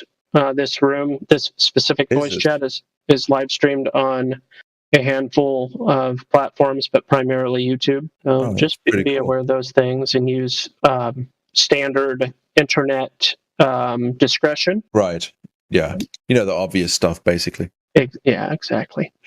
But yeah, if you have any questions, curiosities on the subject, there's a handful of us that are quite familiar with the topic. And right. I mean, one interesting thing, or like one thing I'd just like to know from you is, you know, I've heard of this concept, you know, what's it called, relative buoyancy or something like that, and I'd just like to, yeah, it's referred to as relative density, but yeah, go ahead. Right. Yeah, I'd just like to know like how that, like how that would work. Like, does that work for you with or without gravitational pull or something? You know. So when people use the word gravity, they oftentimes have an idea in mind, and interestingly enough, that idea usually correlates to a very archaic interpretation of up and down and why things go up and down, referred to as the Newtonian gravity model. Are you familiar? Yeah. So like the concept of mass attracting mass, are you aware that was superseded and actually abandoned a little over 100 years ago? Is that so? It was abandoned for a newer system that you've also more than likely heard of, known as the warping and bending of space-time, the theory of relativity from Einstein. Right. And did you know that is currently being reformulated and, for all intents and purposes, will ultimately also be abandoned in the current understanding? And by understanding, I'm using that word very loosely. I could call it a narrative. I could call it a story. Right. But they're abandoning that for a medium or an element or a component that exists between matter, such as there's different theoretical elements that they're inventing, like the graviton, or the Higgs boson, or antimatter, or black matter, to explain in a more consistent way what we see in reality. Now, right. I'm gonna give you a little bit of an analogy. You may have been in a conversation before where somebody just says God for all the answers. Okay. I mean, not really, no. Okay, or basically what I'm saying is, if you just say magic is the answer, magic could answer everything, right? So, and I don't mean that literally. I mean that logically. Yeah. So if magic can do anything, then magic can fill the whole of explanation for anything, because you could just say, magic is the answer. Magic is the answer. Magic is the answer. Yeah. And I'm using that as an analogy for what's currently happening as they continue to obscure into deeper forms of sophistry, I would call it. Right. They say things that sound really smart, but they're really just using a synonym for the word magic when they invent ideas like particles or forces. They just make a new name, oftentimes after somebody's last name or something, who talked about the subject, and they name it this new thing after that, and then they're like, this explains it. This answers all the questions. So I know that's kind of a convoluted way, a roundabout way to get to the point. Things go up or down. The question of what causes things to go up or down is only answered in part by relative density. Yeah. I had a really good analogy for this the other day. Oh yes, here was my analogy. Are you familiar with when somebody slams their hand on a piano or doesn't know how to play the piano and it sounds really bad? They call this dissonance. Yeah. Okay. So my question for somebody else the other day was, why is dissonance, why does it sound bad? Right. Why does harmony sound good and dissonance sounds not good? Yeah. I mean, like if I'm allowed to answer with of course. at least what I know, it has to do with more or less the frequency being, let's say in a let's just call it pleasant ratio, like to each other, right? I mean, that's more or less how I understand it. Like, yeah. I would just reduce it down and say, why are those ratios inherently good, as opposed to bad ratios being inherently bad or unpleasant, right? So I'm asking a question that might not necessarily have an answer, but you do understand the effect, and you don't have to understand the cause to fully understand the effect. Yeah. That it's just another roundabout way of saying we can fully understand the effects of things going up and down and all of that. The cause may not be an answerable question. Yeah. But here's what. Yeah. Sorry, I know I'm talking a whole lot. I don't mean to cut you off.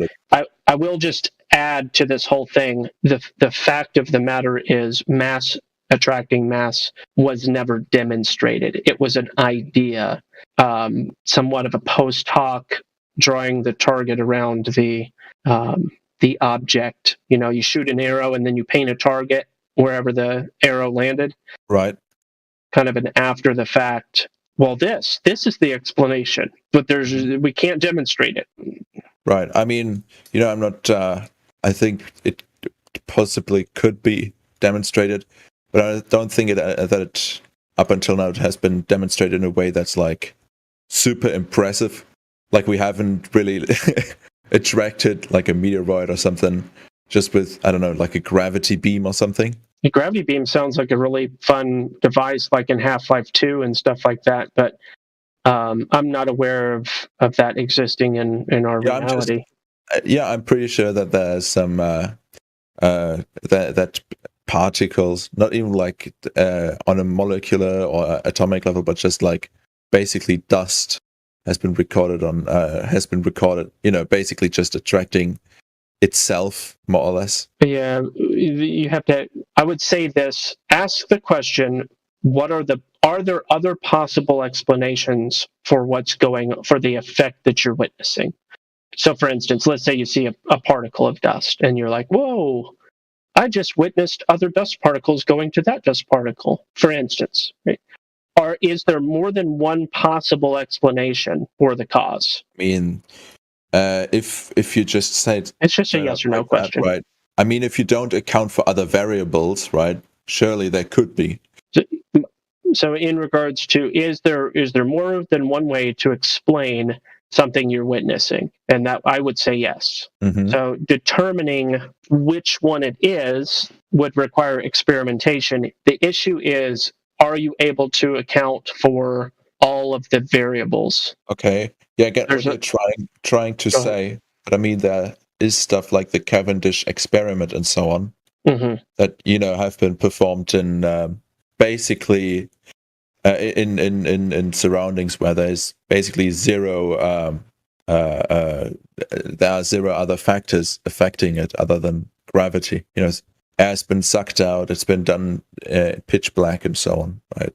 No nothing, no sound, no vibration. Just what we would assume is the gravitational pull. I appreciate you using the word assume. There are very many issues for the Cavendish experiment. Yo, that was a fucking major red herring, bro. Like, and this is why it's like. Are you so hold on, Elijah? Are you addressing our conversation or the live stream debate? Okay. I can't hear you, Elijah. Neither can I. Elijah. There's an active flat Earth. I'm not going to call it a debate. It really doesn't deserve to be called a debate. Argument taking place. I believe that's what he was referring to when he was popping in here, because he was probably replying to the text chat. Right. Yeah, there are all these sorts of things that can be pointed to. The most important is there's a claim that there's curvature. Right. That curvature would obstruct your ability to see beyond a certain point. Mm-hmm. And if you see beyond that point, there needs to be a sufficient explanation for why that is. Yeah. And if there's blockage, or if there's an alleged blockage, but then it's not actually blockage, then the blockage is invalidated. Right. I get what you're trying to say, yeah. And that's really the primary.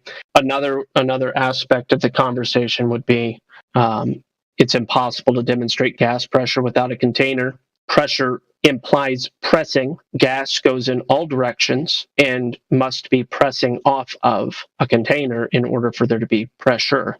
Yeah. So we have gas pressure, therefore there must be a container for the gas pressure to exist in the first place. Okay, but don't you think that the container could be more abstract than something that's as solid as glass or metal? If that could be demonstrated, yes. I mean, just to humor it, I would think under the presumption, that gravity functions as, let's just say, is consensus. I will just call it that. I would think that would suffice as a what you call it? As a container? Yeah, exactly. As a container. Sure, I've heard the argument that gravity is the container many times. The issue with that is that demonstratable? Can you demonstrate that in an experiment? Right. I mean, it's kind of like when you it's how do I say this? It's kind of like when like a water droplet surrounds an object or forms at all. I'd assume that it's like more or less something similar. Adhesion? Yeah, I mean, you don't really have to call it adhesion, right? It's more like surface tension. Yeah, and you think gravity is the answer for why surface tension exists? No, I think that surface tension exists. I think that, like I said, I'm a complete layman when it comes to physics and so on. I'm not pretending. I'm just thinking that this might apply to gases as well, as they, at least I'd imagine, also have like a surface. I can imagine amazing things myself, and I'm not trying to be rude when I say that. Yeah, I can relate to how powerful our imagination is. The issue is that has not been demonstrated. I am not aware of any demonstration ever where that's the case. Probably Google that. Let's see. Surface tension gas. It says. I mean, there seems to be some stuff about like the surface tension of gas and so on, but we don't have to like geek out or something like that. Like the complete like opposite of what I want to do. I don't want to like make you read some stupid paper. So you said you found a paper referencing surface tension of gases? Yeah. Yeah, post it. I mean, like I said, I haven't read it. That's okay. Right. It's just something that I found just now. So that's the thing. That is fine. It does say liquid, though. It says gas liquid surface tension. So, I don't know what it will say in like specifically. And I mean, like having, that's you know the types, like the people who will just search something without having a clue of what it actually means that they're like referencing, then taking that as like evidence. Yeah, and I would just say it says liquid too. So if you're going to, I know. I'm just, there's many like results for what I just posted. It's just something that was like the first result. Again, like I'm not here to be a missionary or something, right? Mm-hmm. Right? Because to be quite honest, for the most part, the whole question on whether on like what the actual shape of a planet is has little to no effect on my life at all. Because I mean, if it's, let me ask you this question: have you ever? It's kind of a vague question. Just think about it for a moment. Have you ever made a decision based on trust of the individual, based on trust in an individual? I know exactly what you're going down on, like which road you're going down, and I support it 100%, because the main problem I have with the people that, the types that would go here and say something like, I'm going to debate these stupid flat earthers, or something. I'm going to destroy them with, science and logic and stuff like that, is that basically, just without judging any group here, at least for the few first sentences, I think it's much more rational to believe your perception more than, just somebody that you're told to believe, right? Mm-hmm. I think it's much more suitable in for most circumstances, right? I mean, in many cases, we would call a person that just believes something which they perceive to be false, but are told to be true, delusional. Yeah. So there are very many people that place a large amount of trust in certain people and or organizations, and inform their decisions based on that degree of trust. If they were to be made fully aware of the lack of honor is not the right word. The lack of justification for that trust, right. If the untrustworthiness were to be exposed, it may help people make more, apply more critical thinking, and be a little bit more scrutinizing before making certain decisions. I understand there's the phenomenon of cognitive ease, where we tend to make there's certain behaviors that we find ourselves doing quite regularly, and we do them the same way, so we don't really think about them very much. That can be expanded out in a lot of different ways, and I think that there are people, you take a foot forward, a step forward, and you expect the ground to support you. That's a reasonable thing. But if you're, let's say you cross bridges on a regular basis, right? Like wooden bridges that are being made by different people. If you found out that there was this one company that, skips steps, doesn't manufacture bridges properly, and basically is just pretending, it would be important to know that. It's just a loose metaphor. Mm-hmm. But I get what you're trying to say. Yeah, it's many a times, people keep believing what they're believing, even if they're presented with authentic information that they, that what they believed in previously is false, right? Like they will discard that authentic information in favor of, what they have been believing for quite some time. And that's mostly, that's almost like part of the whole gambler's fallacy thing, simply because they invested so much of their time, effort, yep. and just basically life into believing a certain thing, even if it's not like actively believing it, as in like that they don't think to themselves, oh, I believe in this and that. They just do passively, right? They will obviously put up at least a bit of resistance when being convinced of something that's contrary to that. So how many long distance observations are you aware of that point to falsifying a radius claim for Earth? Oh, I don't know. I don't really, like I said, I don't. I mean, no, it's okay. You could just say I'm not aware of any. I've heard of one or two. Like that's all the answer I was looking for. Like I said, I saw some videos, right? But I'm not tracking that. That's kind of like looking out for looking at those things, like waiting for them to happen and then looking at the results. I don't know. That kind of seems like.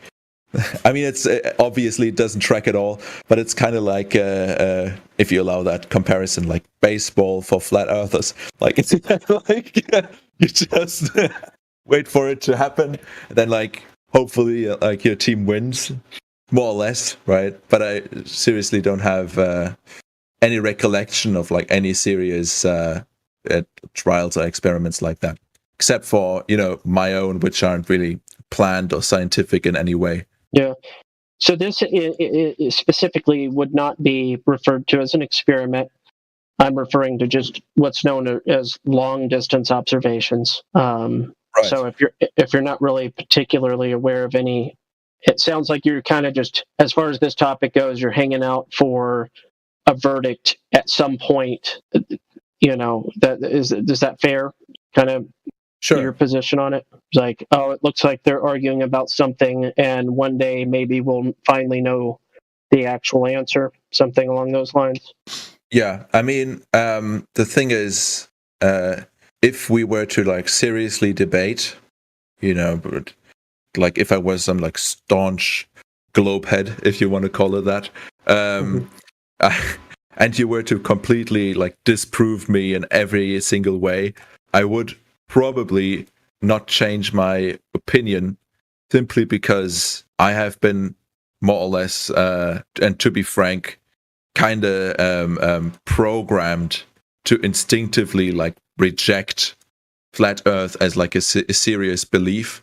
Mm-hmm. And not only that, but how do I say this? Basically, just see those that do believe in it as ridiculous. That's something that I don't know, can't really do anything against. But the thing is, I want stuff like, for example, Hollow Earth to be real so bad. Yeah, because of Godzilla, of course, man. Yeah, that's what I was hoping for as well. Damn, Godzilla brought Hollow Earth. Damn, I was all in for it. Yeah, a huge monster like that in the middle of the earth. Damn, it went crazy. One thing I was just curious about your age, though, if you don't mind. I'm 34 right now. What's your age? Oh, I'm 21. 21. Okay, so I was in globe religion for about 25 years. So my case is worse than yours. There you go. I win. I'll stop it there. Boom. Yeah, no, I'm not. Like I said, I'm not trying to judge. We're all programmed to think exactly what you just said. All of us. And I think one day, if you can realize that there's nothing to debate, then things would change. Because it's not like anything can be debated about. You know what I mean? Nobody's going to be able to debate how tall you are unless neither person or one of the people don't know how tall you are. So out of ignorance, they might say, well, I've stood next to him and it seems like he's shorter or it seems like he's taller. In that sense, the only way you can debate it is if you're actually debating ignorantly against something that already is. Then there are things to debate, like things about opinions, like your favorite color, your favorite restaurant. But when it comes to measurement, or when it comes to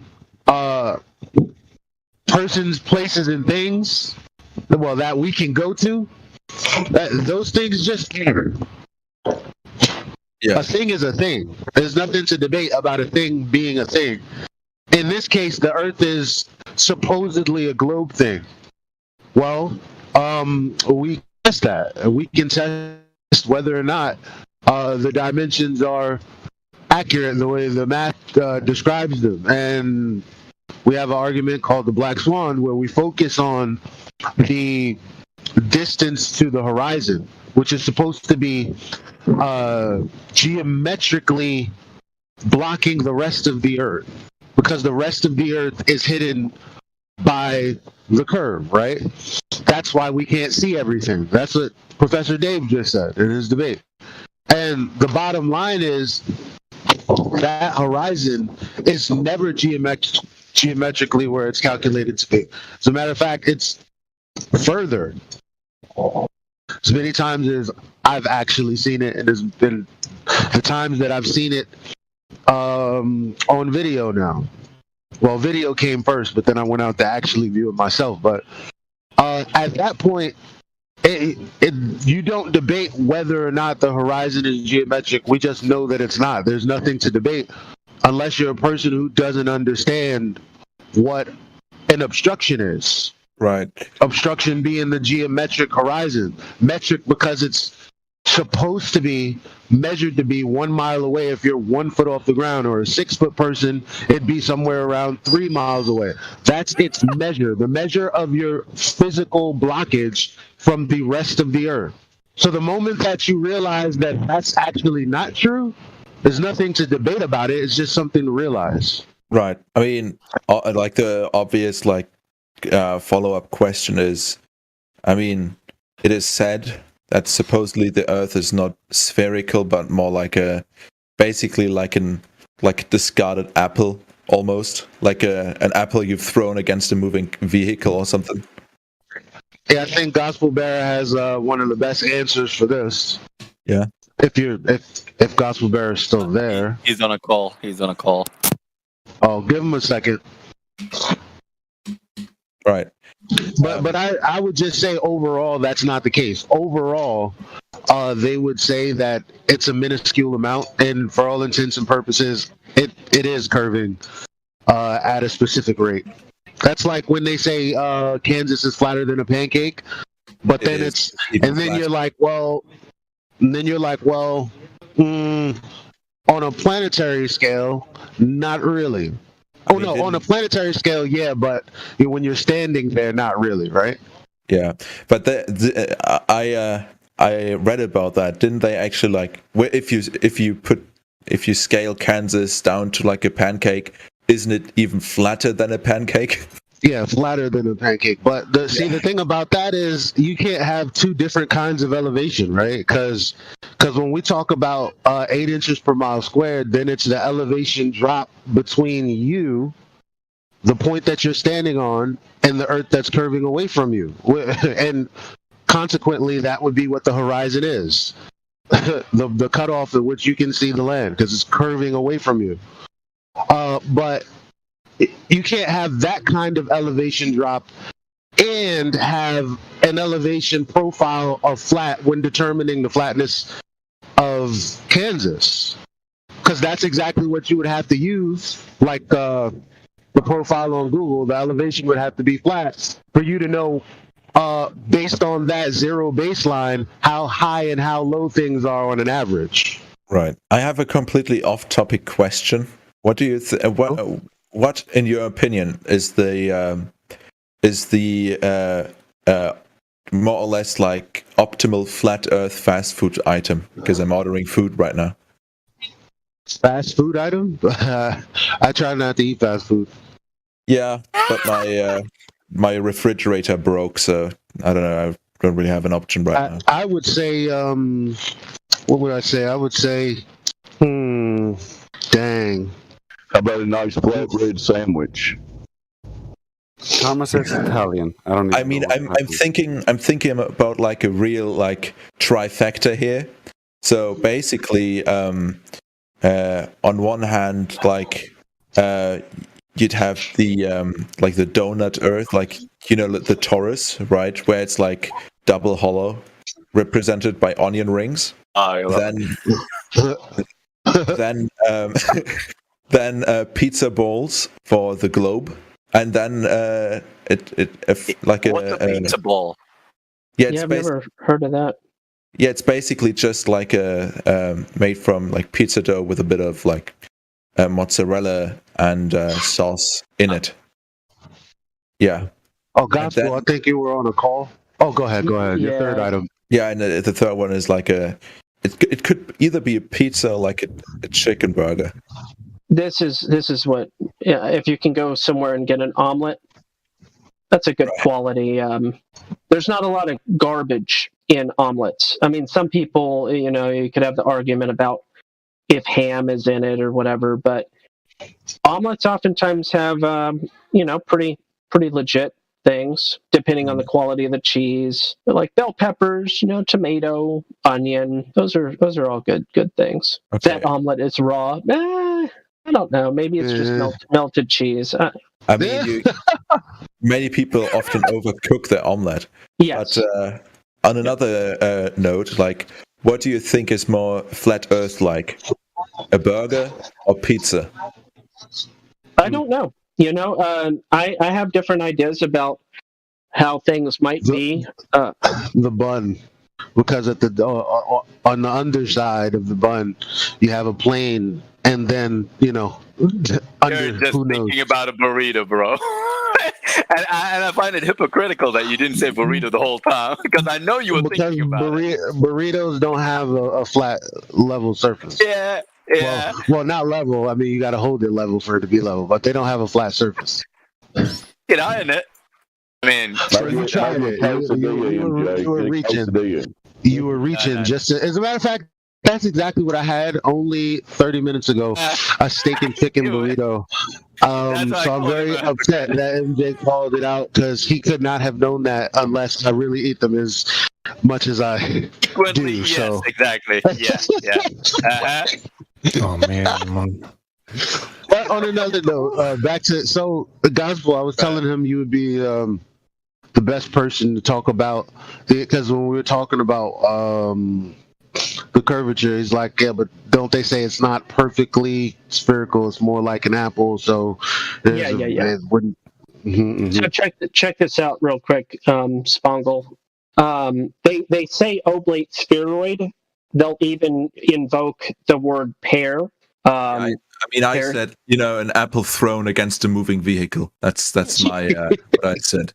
Okay, but just in case that idea ever creeps into your imagination, let me help you with it. Based on the globe model, based on the equatorial radius versus the polar radius, you understand the two reference points? Yeah. Okay. There is a 0.3% difference between those numbers. So again, 0.3% difference between those two numbers. So it is my claim, which I think is a very fair claim, to say that it's extremely disingenuous, and there's probably other words that I could use, like subversive or distracting or red herring, but it's very disingenuous to say oblate spheroid or paroid or any other thing besides an almost perfect ball is what they claim this Earth to be. So to distract by that and say that it's lumpy this or it's this or that is so inaccurate according to the numbers that they provide. It's absurd that they even go there, but they do. And I find that quite suspicious that they go there. Don't you think that might be due to like 2-3 factors? The first one being that you can kind of like spin the polar radius like around if you just discard like the Greenwich line, and the next one being that supposedly water kind of like covers it, kind of just flattening out the dents, if you want to call it that. You know what? I think I'm glad that you went there, because I just went through a video the other day. I kind of cut you off. Keep going, and then I'll post this really helpful video. Right. I mean, the next funniest thing is that there actually is an ice wall and they were just like, shit, let's just like make this up. All right. So on the concept of, take into consideration all the claims of the globe, okay? Take into consideration the pathway of the moon. Take all these things into consideration, and then I want you to look at the map in this video. It's also in the thumbnail of the Earth, the tides of the water, okay? And the different, quite apparently spontaneous or incoherent locations where these tides differ. This, to me, is a very helpful visual to dispel the illusion of a globe, to dispel the illusion of the moon causing the tides. There are places in this world, and you can watch that whole video, it's nicely done, but there are places in this world that have 4 tides a day. There are places in this world that have 2 tides a day. And there are places in this world that have a mixture of both of those, as in not always the same. Mm-hmm. Yeah, I get what it is. Yeah. So when people are like, the water, the earth is spinning and the water bulges a little bit, or any of those sorts of things, that's not what these tidal maps demonstrate in the slightest. But anyway, again, 0.3%. I give an analogy for that. After you shave your face, you have removed. I mean, if you do a really great job, you've removed maybe up to, possibly even more, but probably only up to 99.7% of the hair. Every time I shave, I can shave against the grain. I can use a 1 blade, I can use a 5 blade, I can use an electric, I can use whatever. No matter what I do, if I'm trying to not actually shave my skin off too and just destroy my face with, by scraping the skin in addition to the hair, right? I'm not trying to hurt myself. I can still feel the hair, I rub my hand against the grain. I'm like, yeah, even after a fresh shave. Now with the grain, it's pretty smooth. It's pretty legit, but against the grain, I can still feel a little bit of hair. My point is to say that 0.3% of the hair is present means that you're unshaven. Oh, look at this unshaven man, which in reality, he's a freshly shaved man. He just dried his face off. And oh, look at that unshaven man, is the equivalent to calling the earth some type of oblate anything or paroid anything. But even worse. It's even worse. I still have only one question. Yeah. Should I order a burger or pizza? Yeah, they're both relatively unhealthy food. You're probably going to have a better physical response to a burger in general, as opposed. Pizza tastes fantastic. I mean, unless it's just crappy pizza. But burgers, I think, have a more dynamic nutrition set. Yeah, I mean, that's why the Italians didn't really achieve anything militarily after they became Italy, because how are you supposed to build any muscle with the protein from pizza toppings? How's that supposed to work? That's a funny theory. Yeah. I mean, look, people always rave about the great Italian cuisine, and yet it only consists of dough, tomatoes, and cheese. It can be argued that nearly every continent and almost every culture in the world has a variation of the meat, cheese, bread combination. You can make an extremely long list of foods across the world that have that combination, whether it's lasagna or a burger or pizza or burrito. The meat, cheese, bread combo is all but universal. I mean, in different proportions. I don't even know about that. The only thing that comes to mind when I think about the rest of Europe is cordon bleu, and that's a weird specialty. Yeah, I like chicken cordon bleu. Yeah, no, it's fantastic. Yeah, but I mean, this kind of gets me thinking about the French cuisine and how people always say that it's great, but can't even name 3 actual dishes. Croque monsieur. The cuisines of the East aren't at all based on cheese and bread. Just I know there's a lot of Asian cultures that avoid cheese, but that doesn't mean that they don't have a carb, meat, and other component trifecta. Yeah.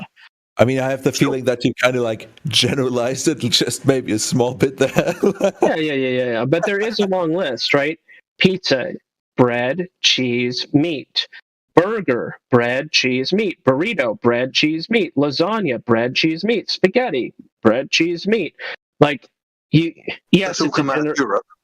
Yeah, that's all. Like most of it is like a just a remix of Italian cuisine, or is just Italian cuisine. Is a burrito? I mean, it kind of is just like Spanish. I mean, like isn't the Mexican cuisine just you take whatever's left over and then wrap it up and put some cheese on it? Like you refry it and put some cheese on it? Thank you, Napalm. It's so accurate, though. Wow. I love Bubba. My favorite. He really was, honestly, an extremely endearing character. Like, whoever wrote that character, and of course the actor just did a fantastic job, but that's one of the most endearing characters that I can remember in film. Yeah. I love Bubba. Yeah. God. Would you believe me that I only ever saw like Forrest Gump in German? Sure. Is that your native tongue? Yeah, it is. Okay, well, yeah, sure. Why not? It's fine. I find that I found out that it sometimes freaks people out that like we watch almost all movies like dubbed exclusively. Ja, und offen fliegen out meine Marsch. Okay, that's like very like a very broken sentence with some vague like offensive words. Yeah, because it's a reference to Wayne. It's a reference to Wayne's World. So, if you've seen Wayne's World, I don't know how it was dubbed in but German. Yeah, und offen fliegen out meine Marsch. Yeah. Yeah. For the non German speakers, that's and monkeys might fly out of my butt. Pretty much. I mean, I see. Kinda. Like, with not enough imagination. And back to the imagination thing. It comes full round circle. Yeah, everybody reminds Wayne from Wayne's World's classic catch wave when he sees a woman. Boy, yoink. Okay, now I'm just fucking with you. I'm just fucking with you. Swing.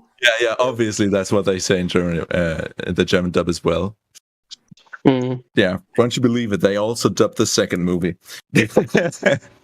Okay, but still, be like on the food delivery question: chicken burger or normal burger? Ooh, it all depends on the quality of that chicken. Because if it's well done, not well done as in fully well done cooked, but like if it's the right level of juiciness, a chicken burger could be pretty good. But yeah, I think you have a higher likelihood of success with the standard burger, but depends. I don't know. There are a few like variations on the burger. The Big Burger Basic. I mean, they're all just called big, but they're just like regular. That's a quarter pounder. Basically, without cheese. Then the same thing with cheese. Then the Big Burger Western, which is the same thing, but with what I believe is barbecue sauce and bacon and cheese. The Big Burger Tijuana, same thing, but with guacamole, red onions, and Santa Fe sauce. I have no idea what that is. Yeah, do that. Sounds good. Yeah, but to be honest, I'm a sucker for some guacamole, though. Yeah, but I don't know like how well it will go with like Santa Fe sauce. I have no idea what that is. Yeah, I'm probably just gonna stick to that thing then. I mean, in all likelihood, like the place is run by some people who have to eat halal, so they will most probably like make a decent like chicken sandwich. Oh, okay, yeah.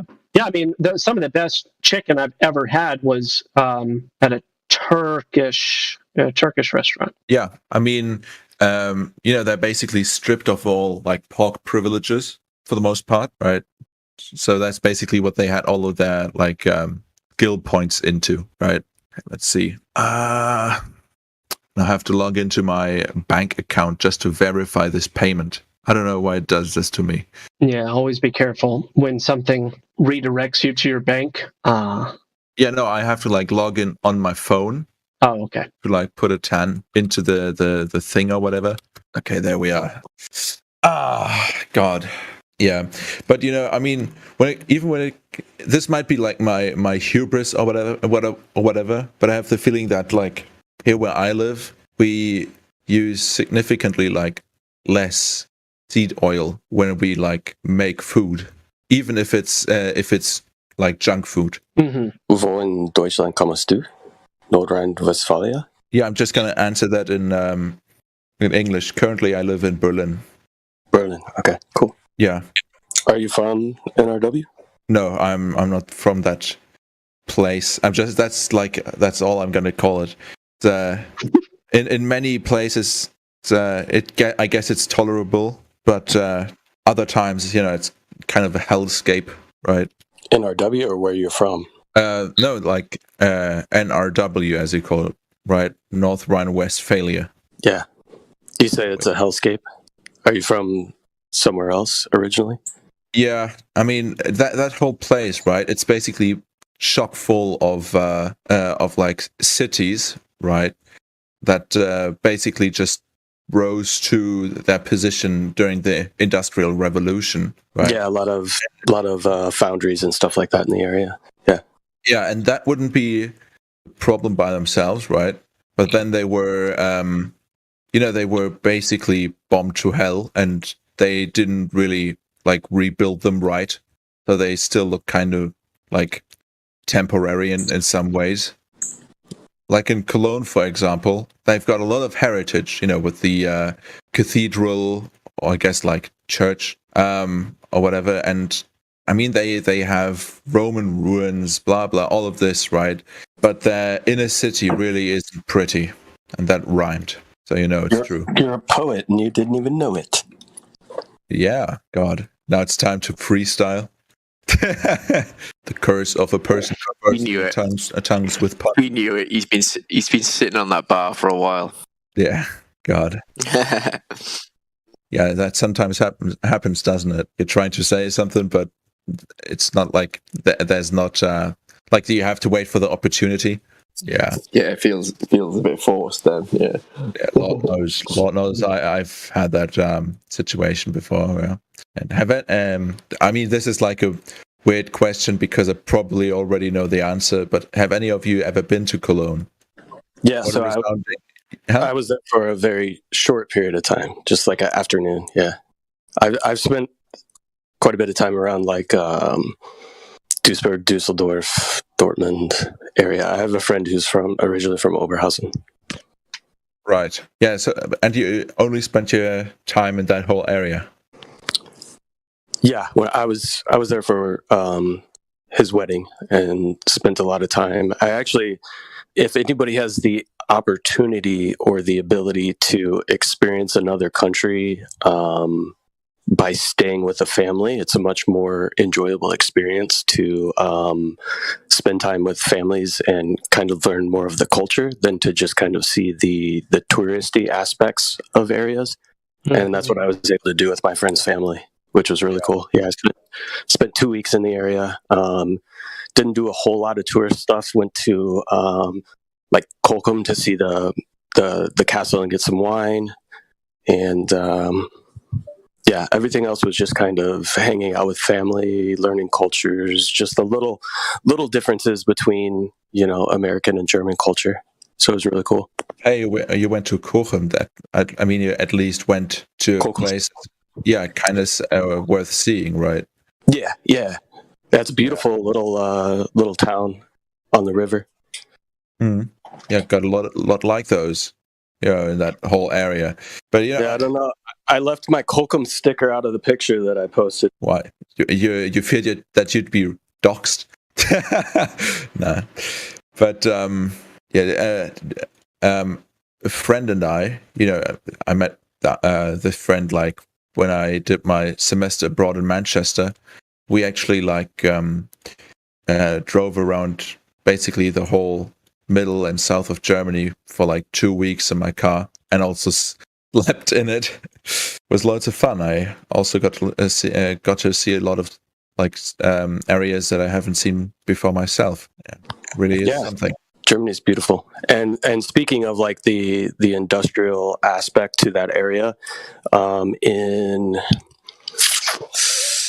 think it's in Duisburg, there's a like an old abandoned steel factory or foundry where they've converted it into a park, and you can really just kind of go all over this whole entire like factory. It's lit up at night with a bunch of lights. There's rock climbing within some of the containment outside for the coke that was used for the processing of steel. It's really cool, and it's just completely open to the public to climb all over this whole entire old structure that used to be a steel mill. And one of the funny things is when we were there, you're kind of climbing and going through all these areas of this old shut down factory, and there's just sharp metal edges everywhere and stairs that are really slippery. And I was like, there's no way that you could ever have something like this open to the public that's run by the public government. There's just no way, because somebody would fall and sue and whatever. And my friend was like, yeah, well, if you fall and hurt yourself, that's your fault. Why should anybody else have to pay for that? And I'm like, I like that attitude. Why is it somebody else's liability because you're being an idiot? Mm. Yeah, that's kind of like the attitude. Yeah. Yeah, we have such a like so many lawyers here in the States, and this culture of like suing people for money and all that kind of crap, that something like that would just never fly. That's true. I mean, that kind of sucks though, right? Yeah, definitely. Yeah. I mean, near Berlin, there's like this place called Ferropolis, right? City of Iron. That's what it's called. And basically, it's like a place where they used to dig coal out of the ground, and this big, I guess, crater is now filled up with water, and in a little peninsula that is smack dab in the middle of said now I guess lake, but ex crater, right? They still have all the machinery that used to work there. So basically, you have these ginormous machines that are just standing about, right? These old coal diggers and whatever, and they actually do festivals and concerts there. So that's a bomb location for a festival, right? In this peninsula, the middle of this lake, with all these big coal, I don't know, like tools there, right? Really is something. Yeah, it's probably very similar to the one that I went to in Duisburg. I think they call it like Duisburg Landscape Park or something like that. I'll see if I can link it. Really cool, beautiful. The way they have it all lit up with different color lights and stuff at night. It's really awesome. Right.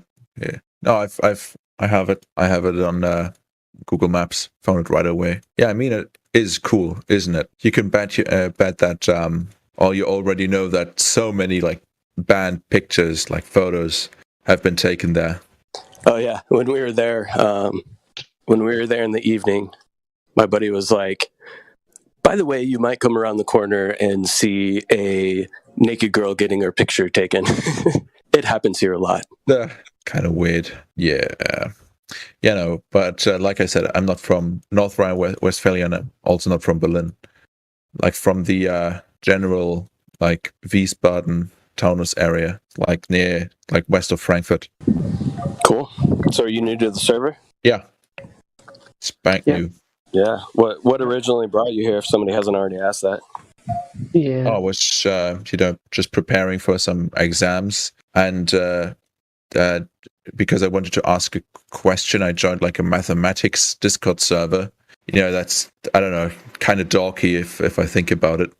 But then I joined like the voice channel, and they talked about like this place, how they debated, I guess, you, right? And they said that the code to get to the server is just flat Earth without any spaces. Yep. Yeah, that's exactly what I typed in. Cool. So when they were talking about it, and they said they debated, what was their kind of like overall general attitude about that, or like their opinion about that? Well, I guess you can basically sum it up in a single word. That word being smug. That's a good word. As in, they were being smug, or the server was being smug to them? Ah, they were being smug. Yeah. Yeah.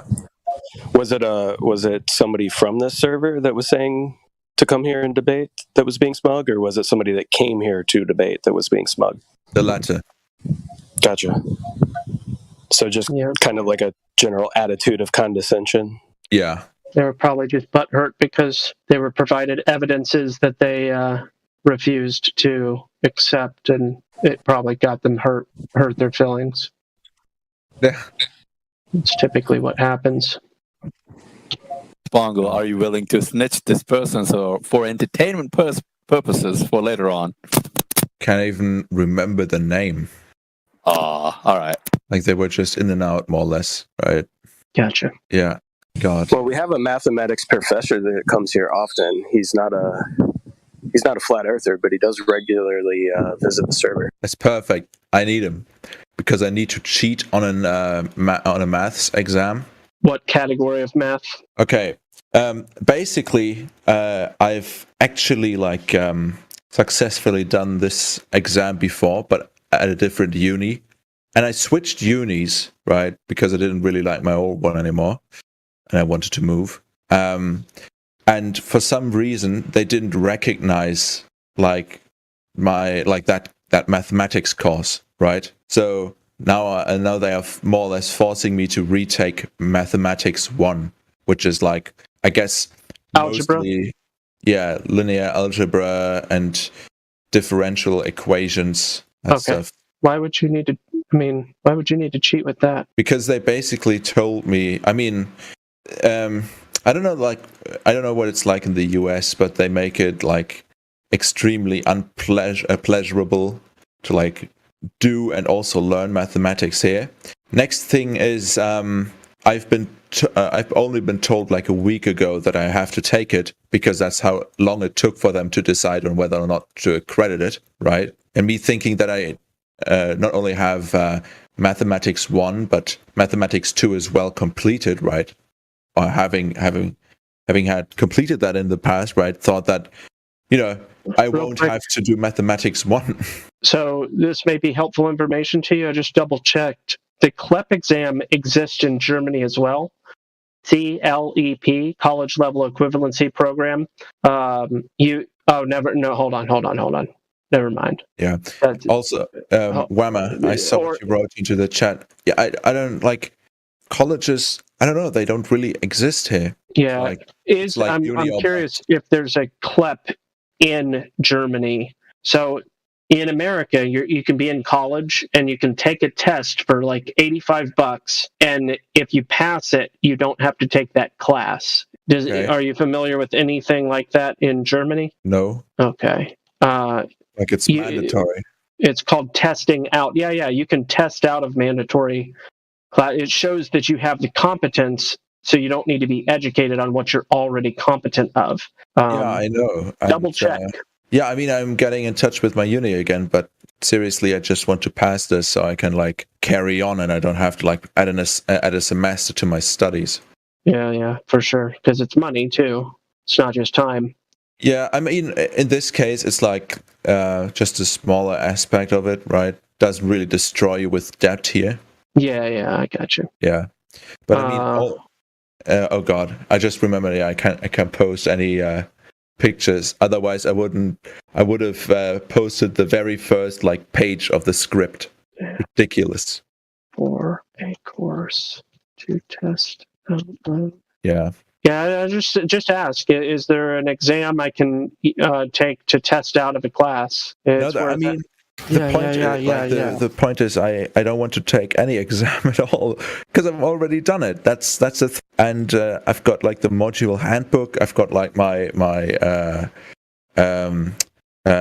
what you call it Well, maybe you can. Why can't you transfer the credits then? For most of my courses, I could and I did, but but in this case, I don't know if they didn't allow it, and I'm now getting in touch with my uni again to you got to appeal. Do it. Yeah. All right. Because it's algebra's kind of not a big headache, bro. Yeah, it's just like it's how do I mean, look, it's not like you don't need to tell me that it's like not that big of a of a deal, because I've already done it. It's just that the material that they give you is so it's just so like I would describe like just kind of chewy to go through, right? It's just very tedious. Yeah. Right. And it's like they the first like three pages are all about sequences and series with overly educated definitions and laws and so on, right? Mm-hmm. Right. And it's like if I didn't know what all these signs meant, right, I would be lost. But all of this just builds up to them saying, oh yeah, by the way, you can calculate interest with this. It's so ridiculous. Like, I don't need the first three pages to get how to calculate like interest and like compounded interest. Completely insane, right? Just, I don't know, feels like a lot of chicanery. Nice vocabulary. Yeah. Thank you. Yeah, it's I mean, the worst thing is I always enjoyed mathematics, whether it was in school or like the last time I like took it in uni and so on. But this time it's just it really is just I don't know. It just feels mean-spirited. Like this is a first semester course, like a first semester class, and I have the feeling that they make me go through this just to like kind of test me, because everybody who's new to the uni has to do it to like prove their worth, even though I've already done it and I'm like a few semesters deep. Sucks. Mm-hmm. God, like they don't trust you because you're from Frankfurt. I mean, then they should trust me because I'm like from the actual Frankfurt and not from the second Frankfurt that's actually closer to Berlin. Yeah. Can I ask you one quick question, Spongle? Sure, go ahead. If in reality the Earth is not a globe, would you want to know that? I mean, the obvious answer is of course, right?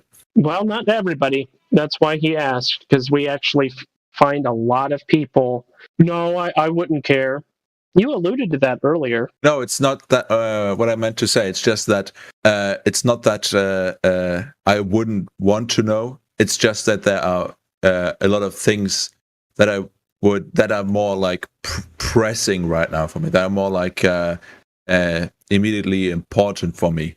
And that's I can understand that. More about them and like solving all of these tasks before I would get to this. Sure. If you're starving to death, for instance, you got to have a full belly first. If you're gasping for air because you're underwater, you got to come up for air before you address any other, topics or ideas. So, loose connection to Abraham Maslow's hierarchy of needs and all that conceptualization. So you gotta cover the base needs in your life before you start addressing some of these topics, maybe. But I think it's a relevant question. He was just making sure that that you were at least interested in the topic.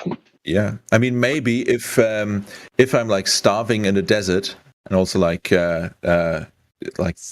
thirsty as all hell, right? Maybe if somebody told me and showed me that the Earth is flat, I would gain like a bit of energy. Just out of spite, just to like get through this and spread that information. Mm-hmm. Yeah. Oh God, the funny Maslow pyramid, right?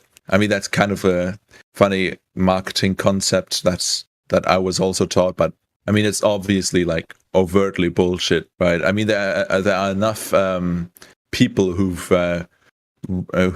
produced artistic things while they're in prison or somehow in danger or not well. Yes, right? I mean, there's level skips. Yeah, you don't need to be fat and like safe and well fed just to like paint or like to write something, right? You could refer to it as a state of mind as well, though. You need to be in the right state of mind in order to access those higher levels, so to speak, I think is the premise. Not necessarily, and everybody's level is subjective as well as far as that thing goes. But anyway, I think Dave was also kind of hinting at trying to bring the conversation back to the topic of the server and the topic of this live stream, where we do try to work through the conversation with folks that either are not aware or are being contentious against the topic,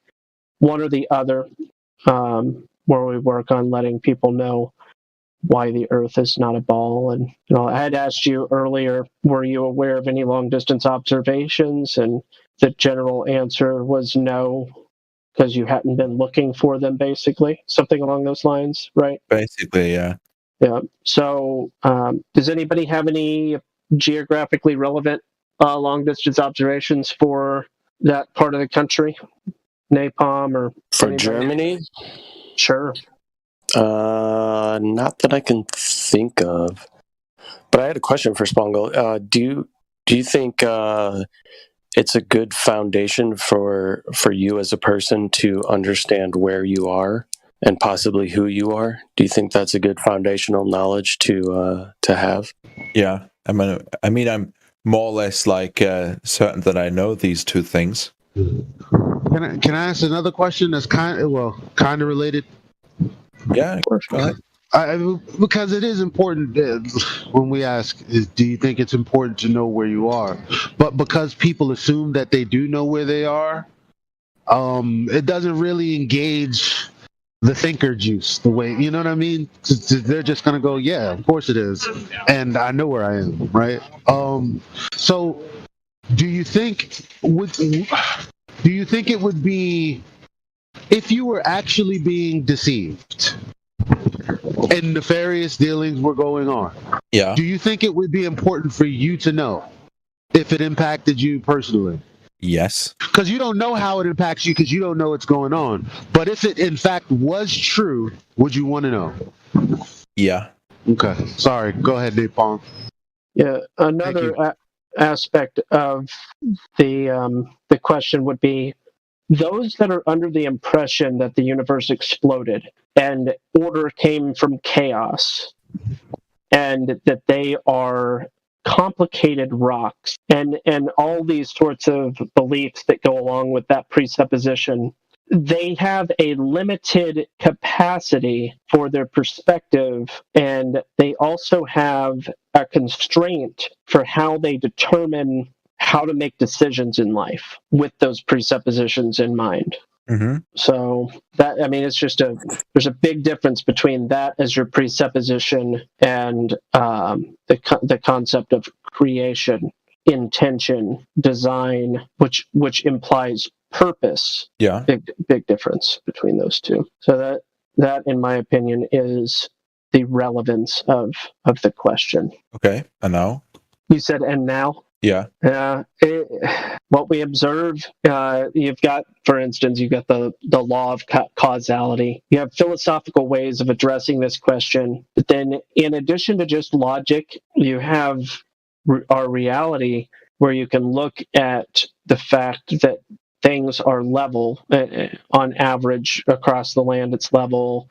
The sea, under the sea floor, it's level. The sea itself is level. The sea level. And you've got all this straight flatness that is in opposition to the narrative that everything exploded and there's just a bunch of Dippin' Dots floating through. I know I'm being facetious, but just a bunch of balls, exploded particles that coalesced, and some didn't. Some did, and some didn't. And I mean, it's just a big chasm between those two different ideologies. But they're not just ideologies; it's what we can demonstrate and measure and see in our reality, that the surface of Earth, where we live and where we can see and where we can touch and look and measure, it's flat and level, and that implies something very contradictory to the story we've been told, basically. Mm-hmm. Right. Yeah, so coming to an understanding that you are at the center of the universe, right? That everything kind of revolves around us, and it might not be as far away from us, as we've been told, can have some pretty major subconscious or psychological, I don't want to say ramifications, because ramifications would be the current model. But there's certainly a lot of aspects within your life that do change with this understanding. And I say understanding because it's not a belief. It is an understanding of the nature of the world around us. And if you've been told a lie or incorrect information about the very fundamental nature of where you are and who you are, that has some pretty large ramifications to how you act and operate in the world and society as a whole. Do you feel you're of any importance or significance in this universe? I hope I do. You hope you feel? It was kind of a question. Do you feel that you... I mean, from my own perspective, obviously, I think I do. Do you think that this belief would maybe change or would increase a little bit if you understood that what we call the world is everything, that this realm that we live on is everything? That there's no billions and trillions of light years away. There's no possibility of, us just being a nowhere planet in the middle of an ever expanding universe, and we're just some speck, just like all the other billions and trillions of specks. Were you taught that in school?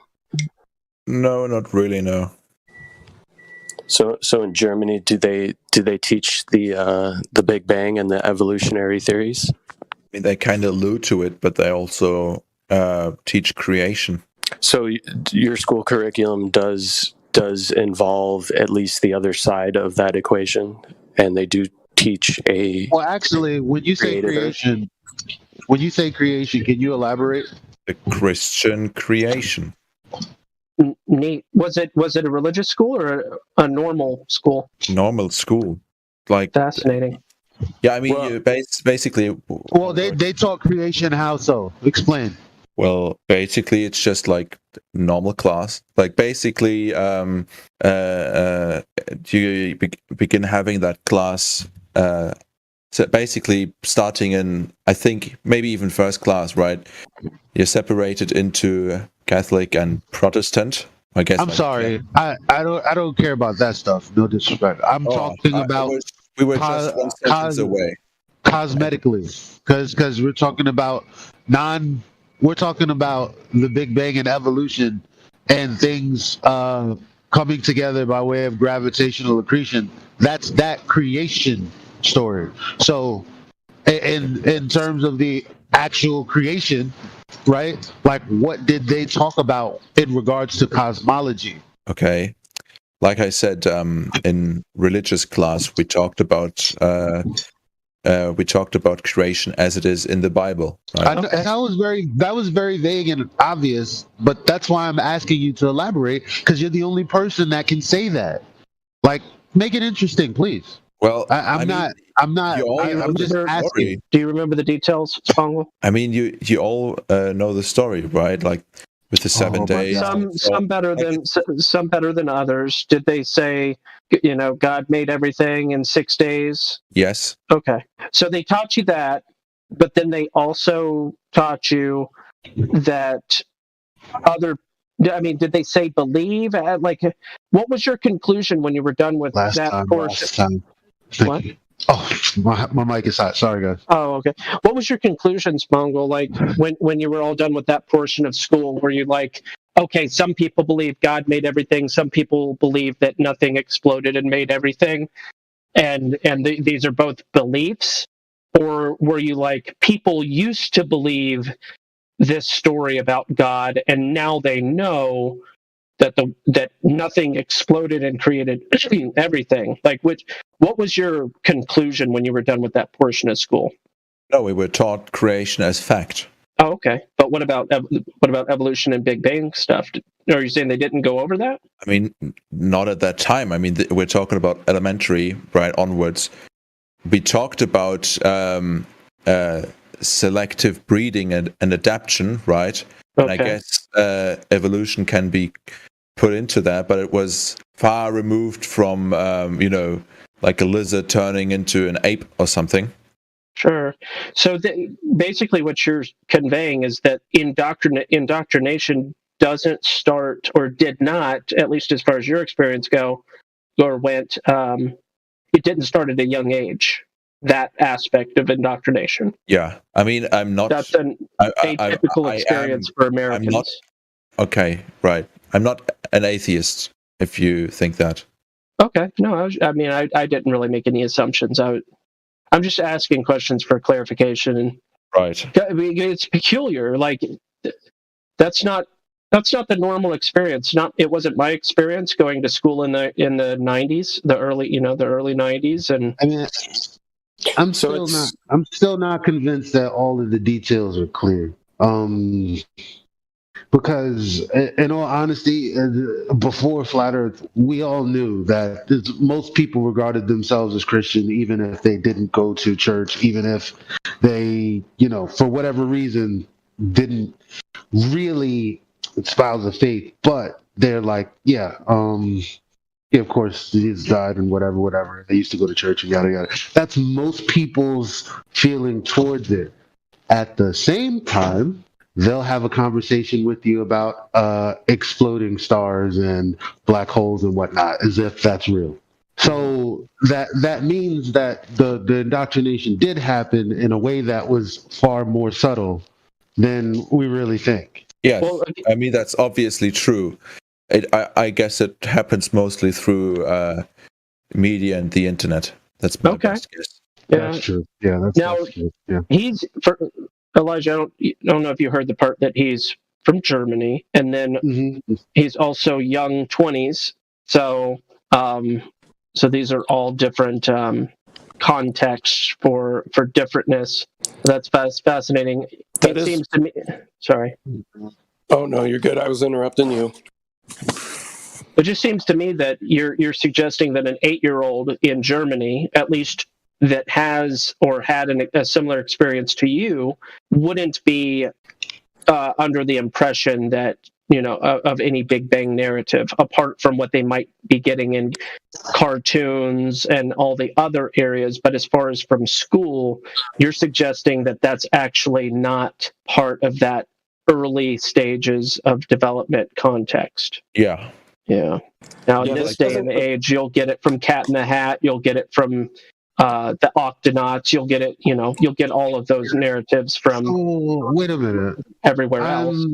That's hard to believe. Because again, I'm taking his word for it. My media tells me, and there's also Europe, and. It seems to be the consensus right now. Of course, when I speak to other people, I have more of a mixed reaction.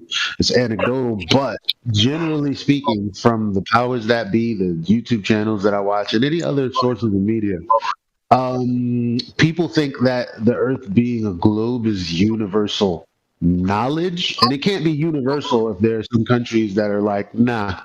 You know what I mean? But there are many countries that supposedly have a hand in the space station, and then there are other countries that just have things orbiting, satellites orbiting and whatever, doing various different tasks. So everyone's on board, and they can't be on board if some people are like, yeah, I know some people are taught that it's a globe, but not me. I just don't believe. I don't know.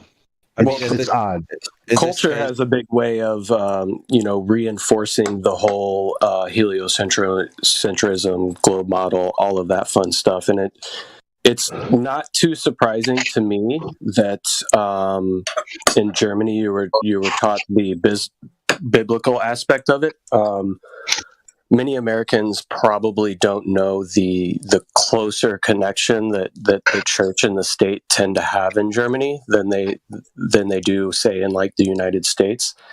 There's a very large presence of Christianity within Germany, and it's a very common thread within that country. And like I said, the separation between Christian state isn't quite what it is here in the United States. So it's not too surprising that you were taught that in school.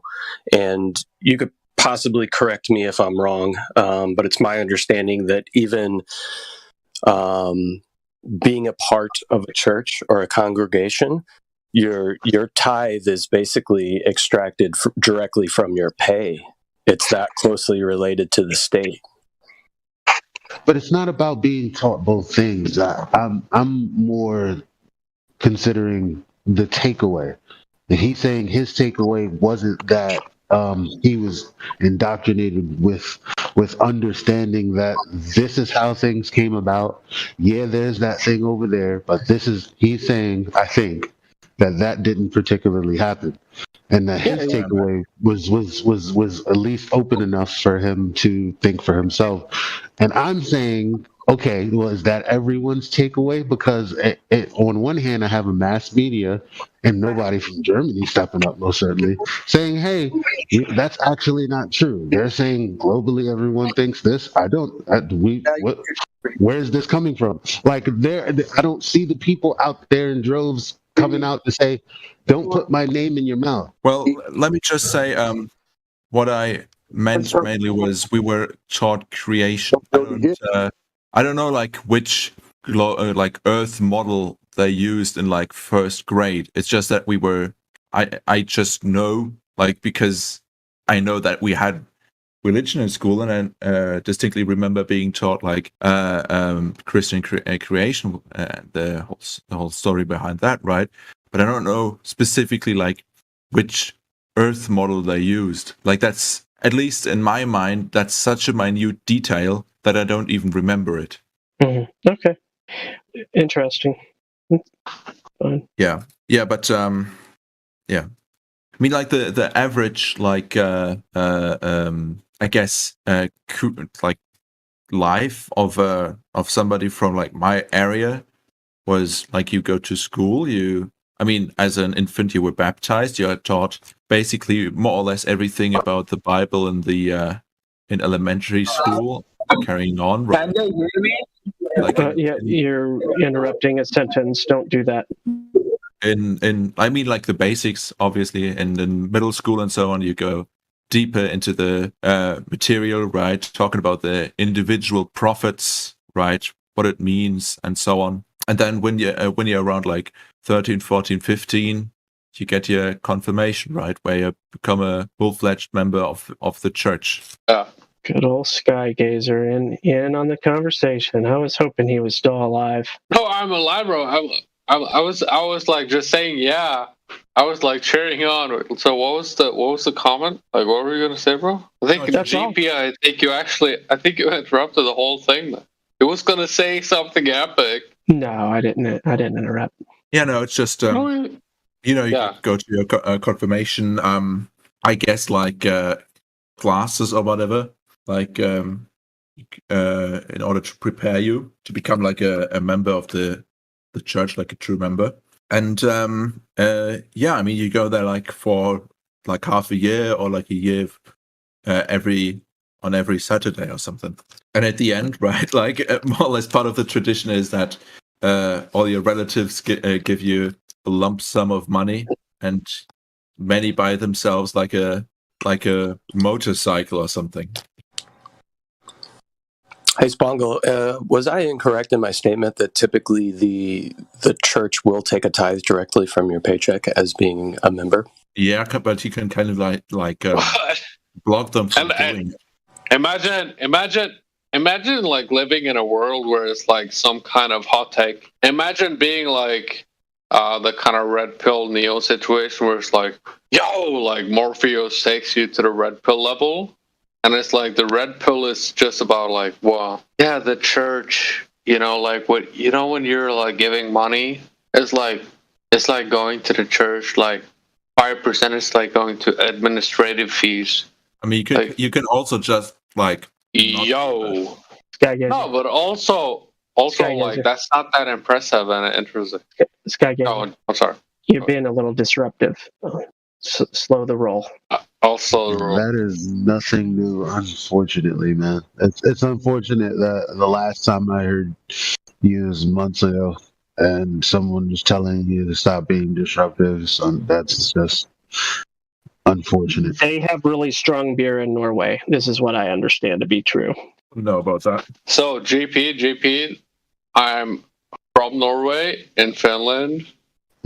I'm taking your vibes, you know, when I'm the knight on the kind of like semi-dirty not shining armor, just kind of like a semi-muddy armor where it's like, man, this guy needs some shit done, you know. It's kind of like, oh, it's for fun, bro. It's not so a big deal, but it's funny. But I love this channel. I love you guys. So let's not make a big deal out of it. You want to be a better man.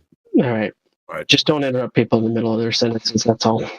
Do you think the Vikings were the first flat earthers? No, I think the first people were the first flat earthers.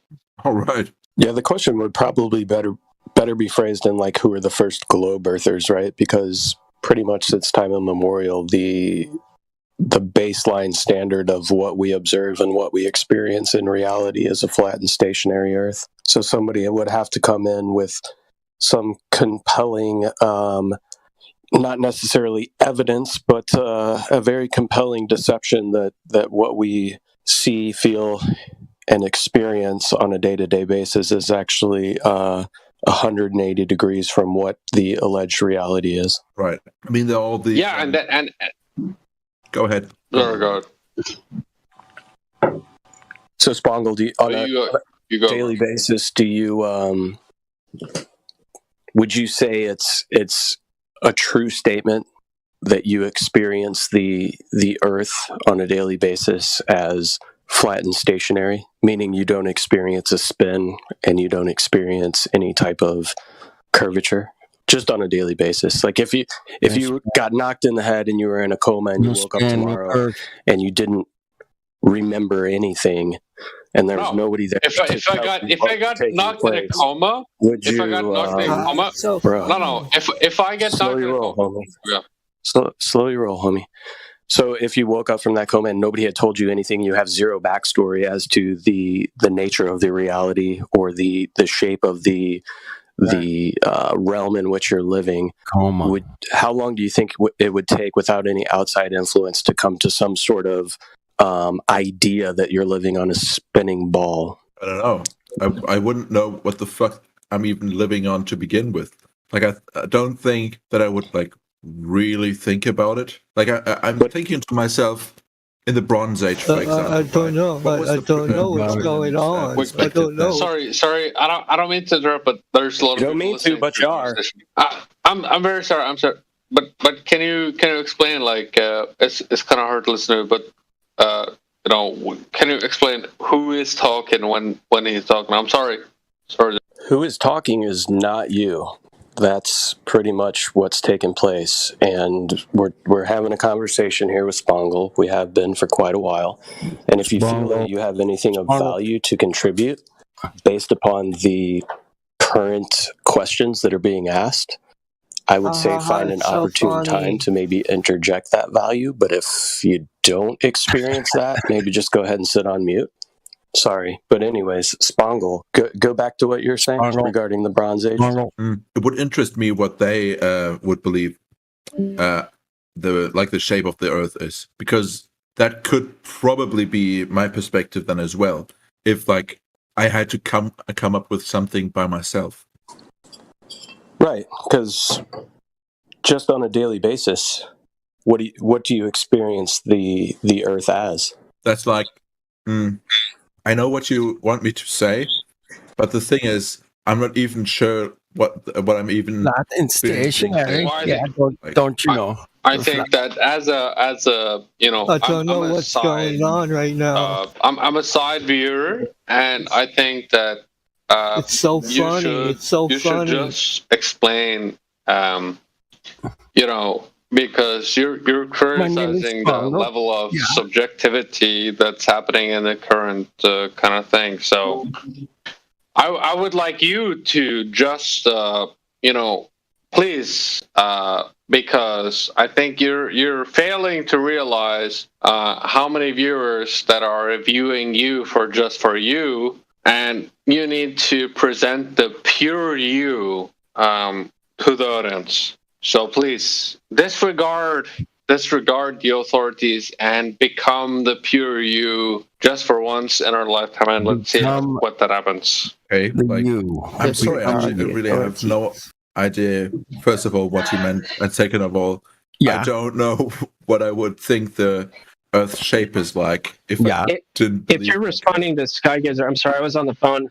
If you're responding to anything Skygazer said, he gets intoxicated. I wasn't I was being lighthearted about the Norway having strong beer. As kind of a hit kind of thing. Yeah, I know, I got that. But he's a friend of mine. When he's sober, he's actually a really great guy. It's just drinks a little too much. When he drinks, he's even a better guy. Like he's even out of a higher caliber or whatever. He gets really esoteric and cheeky and rude, disruptive, and a little incoherent. Spango. That is what alcohol does. But we can move on. Spango. Yeah.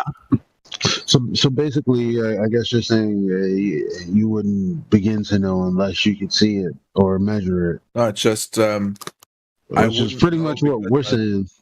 I wouldn't know because I'm so far removed from that situation where, he's got more I haven't been told what to believe or what not to believe, and so on and so forth. Right? Can I ask you a question? Yeah. Is measurement about belief? No, but it's like listening to somebody who tells you what they measured belief. Exactly. You would have to believe someone who told you they measured something to be something, right? Like they claim that there's this measurement for this ball, and when we go, where is it? They take us to calculations based on it already being or presuppositions that would take a circle and then assume it's a sphere, like with Eratosthenes, when you can do the same thing for your kitchen floor if you made the same assumptions. So there's actually no measurement. As a matter of fact, there's supposed to be a measurement, and I spoke about it earlier. The measurement is supposed to be 1.2 times the square root of the observer's height of the feet. That will give you the distance to the horizon based on the measurement that the Earth is a sphere with a circumference of 24,000 and change miles. And we're all scared of the flat Earth on the flat Earth. So that calculation of what a life we is a live. direct result of the supposed measurement. It's amazing. So the problem is, when we use that calculation, we don't see where the horizon is measurably where the math dictates it should be. So it can't be. What do you know? What do you know? What do you know? The measure of the surface of that size. I'm telling you. The only way you can determine the shape of something is to count its size and measure shit. Kidding. Only people who have a belief in this situation say unless, because no, that's actually the only way you would do it. In fact, you already know this, as you said, without any other outside inputs or whatever. How would I know what shape it was exactly? But the thing is, the way you would determine it is the way they claim they've determined it. And when we ask for where that is, it's not existent. So okay, calculations out the wazoo, all day long. Yeah, but the actual measurement, nope. So I'm just finishing eating here. Schnitzel, currywurst. No, I actually ordered the 3 different Earth model meal, right? Like pizza balls representing the globe, onion rings representing like hollow Earth / donut, and the burger representing flat Earth. Yeah, but again, I think like it's funny. The burger can't really represent it, right? Remember what I said earlier about the bun and what I said about the portion of it that's flat? Is because that's an aspect of the thing in question, right? It's not actually the shape itself. So it's like, again, like none of us are even claiming to know anything other than topographically what it appears to be. As far as the whole thing, how could anyone know? That's the same. That's all we want to know. How could you know? How do you know? I guess like a good way is but just think about like how would I know? You know, my vacation experiences is being at some place like the shadows setting in a completely different manner, as well as like the earth, the sun doing so, right?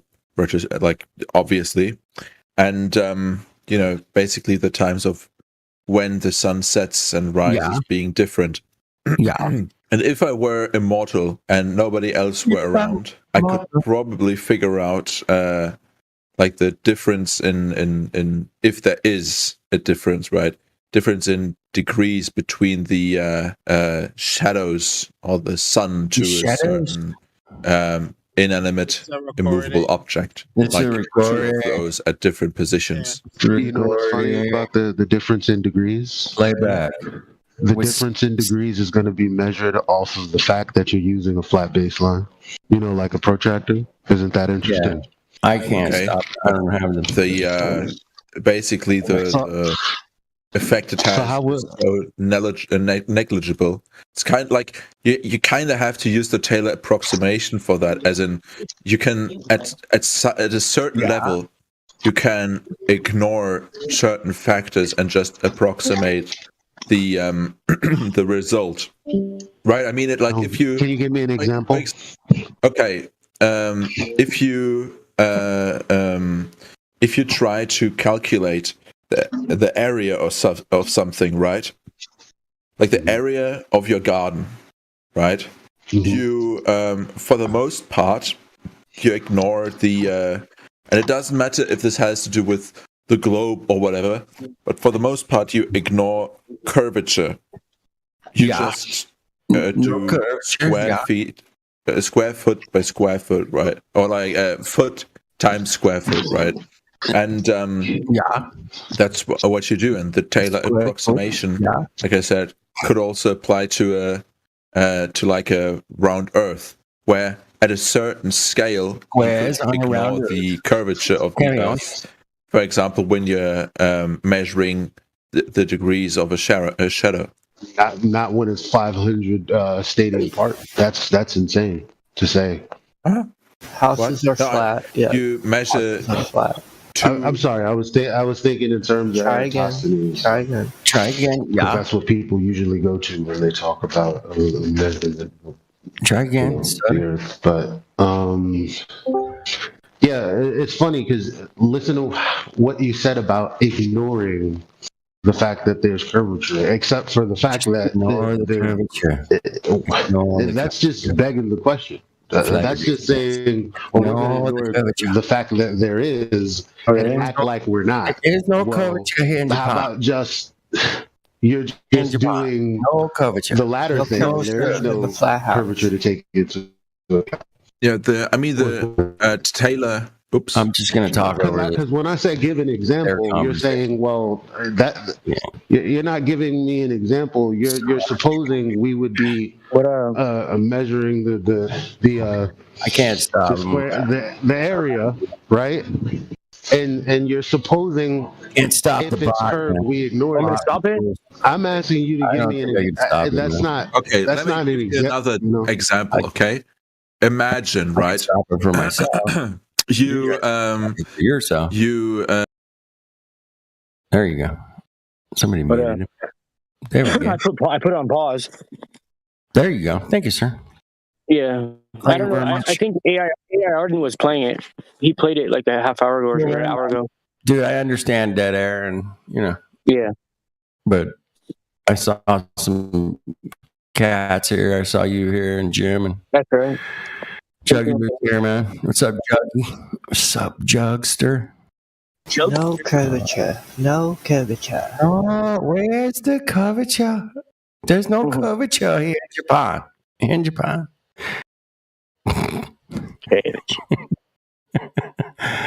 Hope you guys are having a great day, man. My day was all right. Got some shit done. Got some food. That was good. Got some food. Some food. Food. I hadn't watched your latest video, man. I needed the Karen B one. I needed to. No. You put out one yesterday or something. Oh yeah. Yeah, that dude makes caskets. So weird. Yeah. Dude, I was trying to avoid that whole scene, man. Yeah. I'm kind of a little sucked into it, so it's not personal, man. It's like, yeah, no, it's all good. You know what I mean? I just try to pick the most weirdest, unique things I find out of that stuff. You know what I mean? Mm-hmm. Yeah, there's some weird stuff, dude. The last time I talked to you, man, I hung up and I went to bed. And I was listening, but just as I clicked back on, I was just listening. You guys were talking about this dude in Buffalo who was a security guard at some place, and then building a car. He's building a hydrogen car or some shit. I looked it up. He really does have YouTube videos about that. Yeah. I saw somebody else posted it. I found it like BitChute, and I was like, "What?" Click. It's crazy, huh? Yeah, it's pretty crazy, man. Anyway, I've always thought that there's some way to run a car on water. You know, I thought that would be so cool. Just piss on the oil companies. Like, sorry, pal, I got water. Piss off.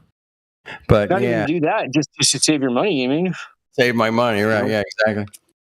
Yeah. Mm-hmm. Yeah, I don't think it's as complicated as people think, dude. That was a fascinating story. It perked my interest as well, man. You did probably a little deeper dive than I did, but yeah. But I got up the next day and I saw the video. I was like, "Oh shit, there it is." Somebody was talking about it, right? Because the guy was making some shit on. I guess he had a YouTube channel, or something. Yeah. He did TikTok or something. I don't know. Yeah. What's weird is his name. His first name was A, and his last name was Salter. So on his uniform, they called him A Salter. Mm-hmm. You know, for the incident or whatever. But interesting. I don't know. Yeah. I love the way you think, man. Yeah. So it was fascinating. It was. Yeah.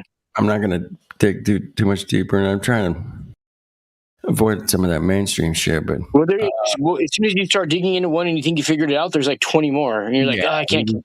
You know what I mean? You're just gonna end up in a loop. For sure. Yeah. My Asperger gets obsessed with like codes and stuff, and I just like, dude, I spend way too much time on certain things. You know what I mean? Yeah, well, you got a unique insight to some of those things, man, and it's different than what I got, man. Yeah. But we both have the same sense of humor. Yeah, for sure. Yeah, for sure. Oh, I got one more picture to post. This is gonna trip you out. Where are they? You know about the Stonehenge, right? Stonehenge. Back in the 50s, they kind of bought some cranes in and rearranged some shit. Yeah. What about it? Yeah. Oh, look at the picture. Wait, hold on. Let me fix this real quick. Hold on. Go ahead and fix it. I'll be right back. Okay.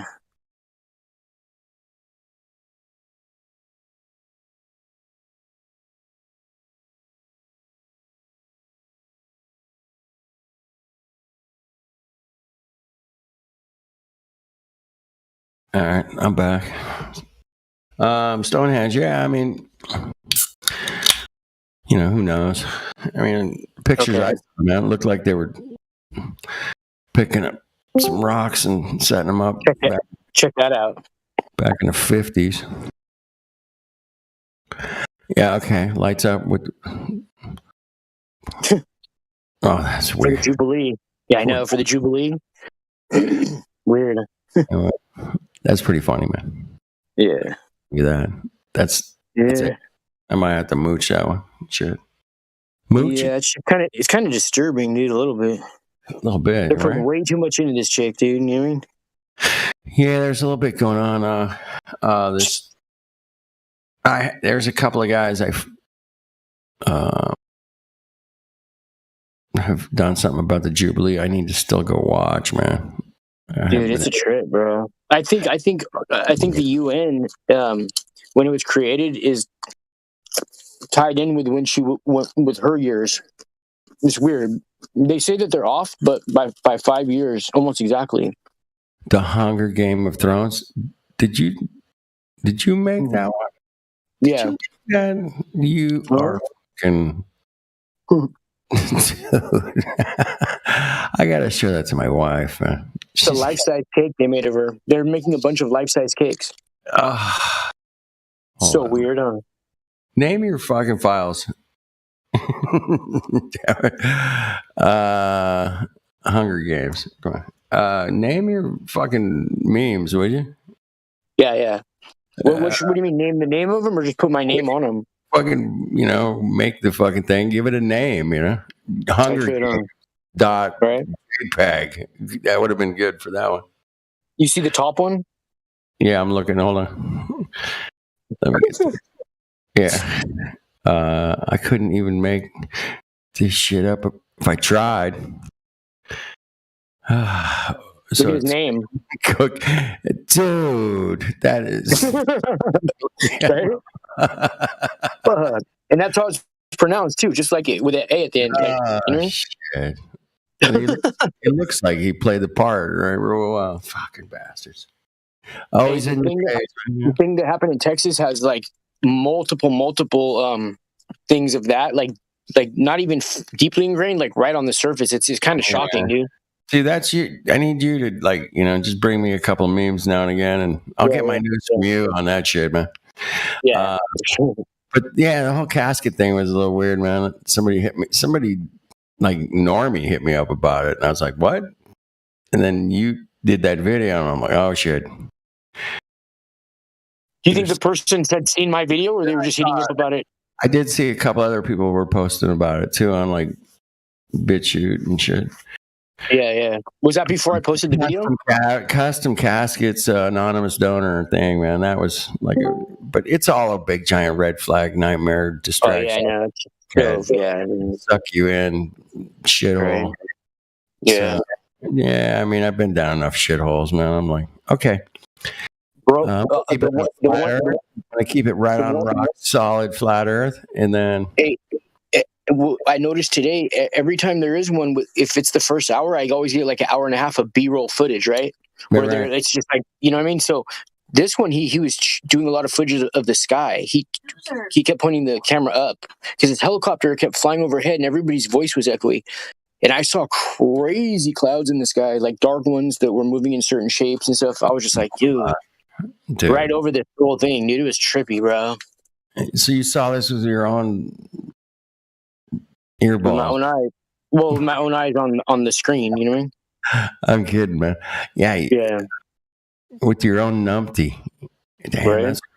Dude, I was out back in like February. Yeah. I was out having a smoke, man, and this huge chemtrail came over, man, and there was all these like crazy lights inside of it, man. I was like, what? Have you ever seen shapes in the clouds like triangles and like weird like I've seen rectangles and triangles in the sky?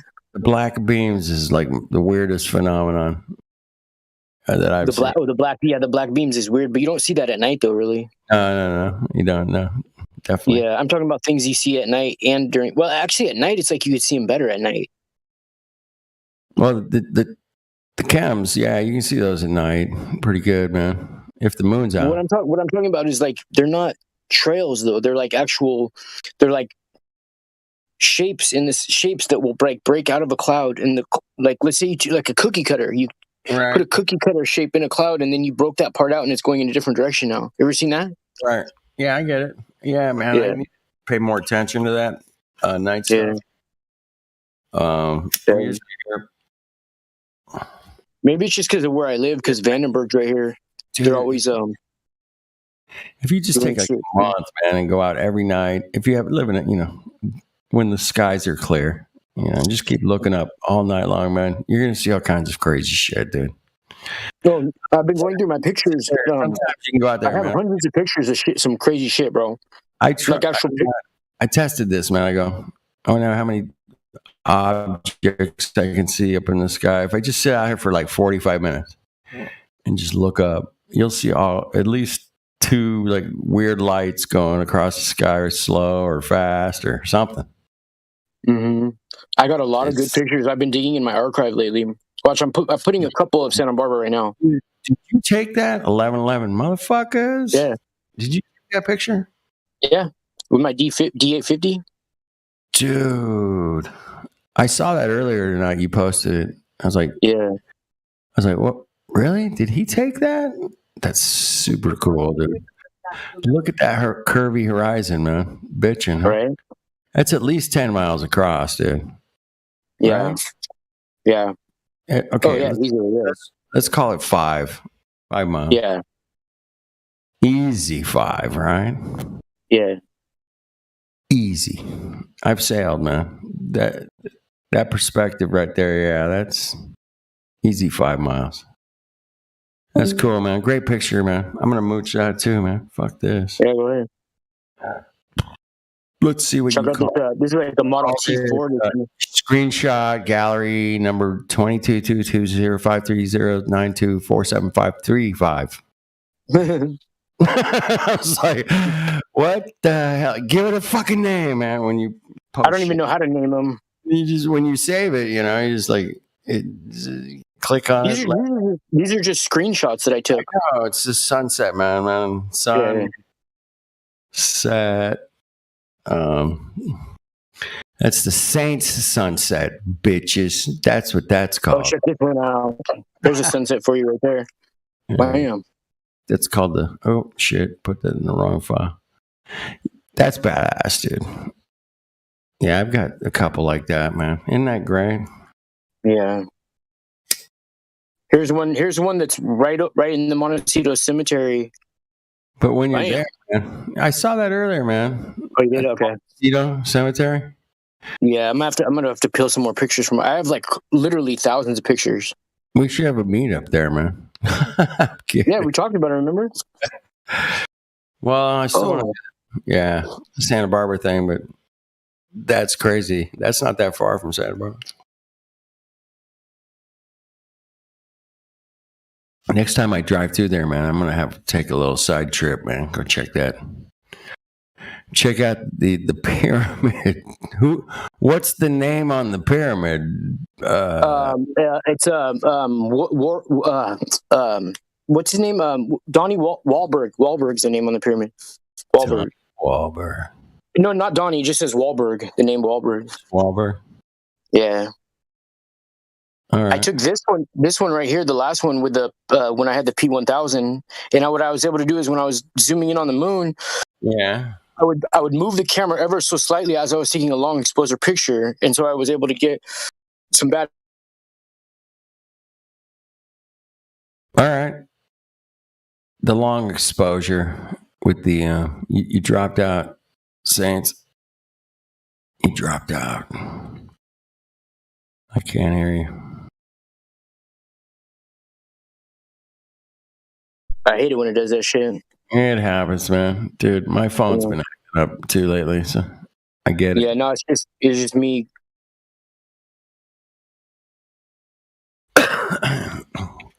Yeah, you're still breaking up. You're too grounded, man. You're too grounded. Eric, you hear me now? Put some shoes on, man. Your phone will work better.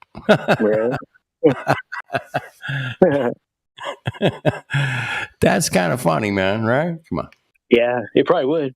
No, actually, I don't know if it would or not. It's because of the room I'm in, too. The room has 5G paint on all the walls and the ceiling. Right? Mm-hmm. 5G paint, bro.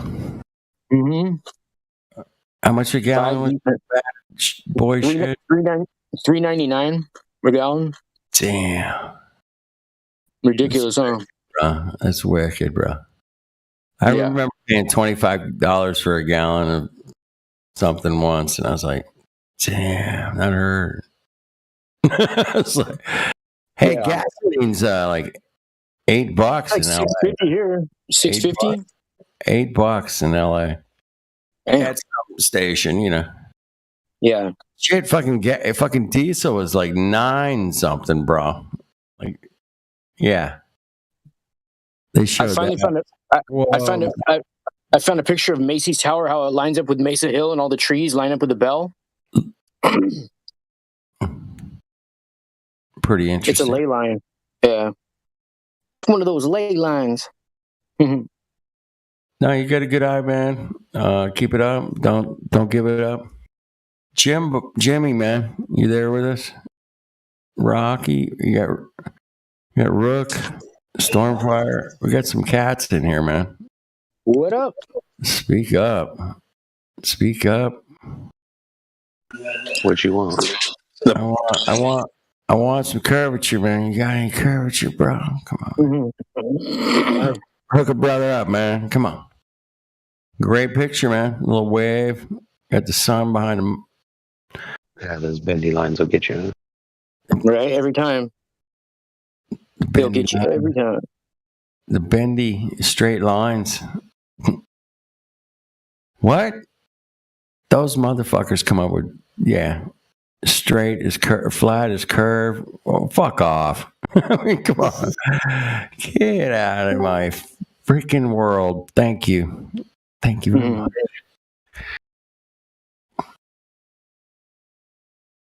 Here's some more, perfectly symmetrical spider webs.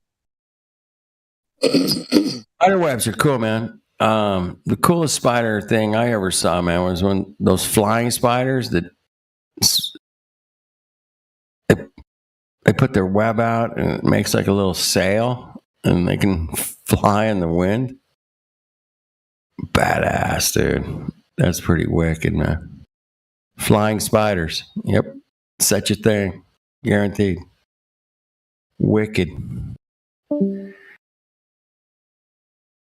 Wicked cool, as they say, man. Wicked cool. It's wicked cool, man. No, that's a nice set little spider webs, man. Hey, it's called the World Wide Web that we're on right now. What do you think? What do you think that means? They've weaved their web. Isn't that what they mean? And I think we might be in it. We might be in their web.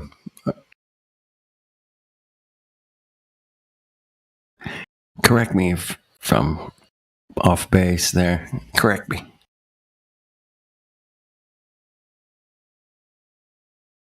Saints, you dropped again.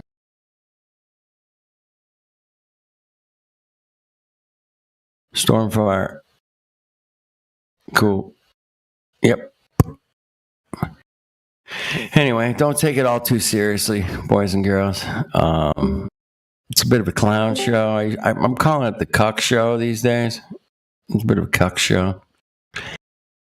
It's turned into the cuck show. It was clown show. Now it's total cuck show. So Latter-day Saints took a picture.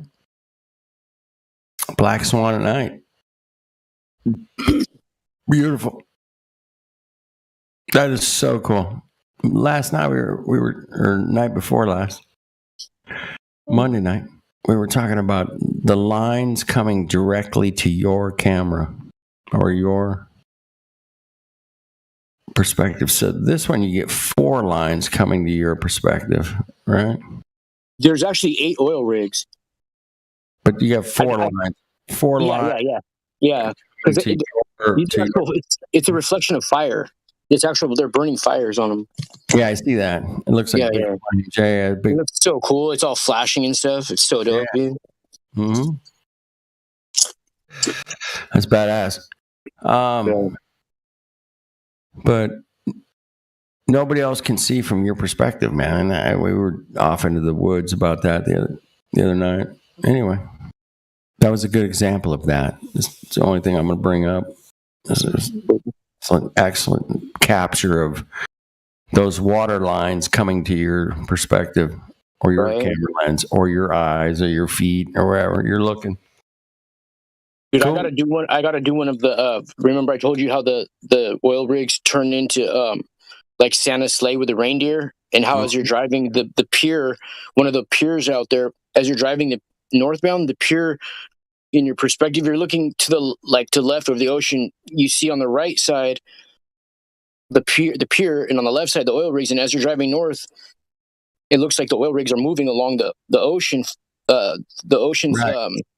And then as it goes along the pier, at the very end, the pier drops off, but it kind of looks like it like keeps going. You know what I mean? It's a trip. Like the way they lined it up perfectly like that, it's not a coincidence, you know?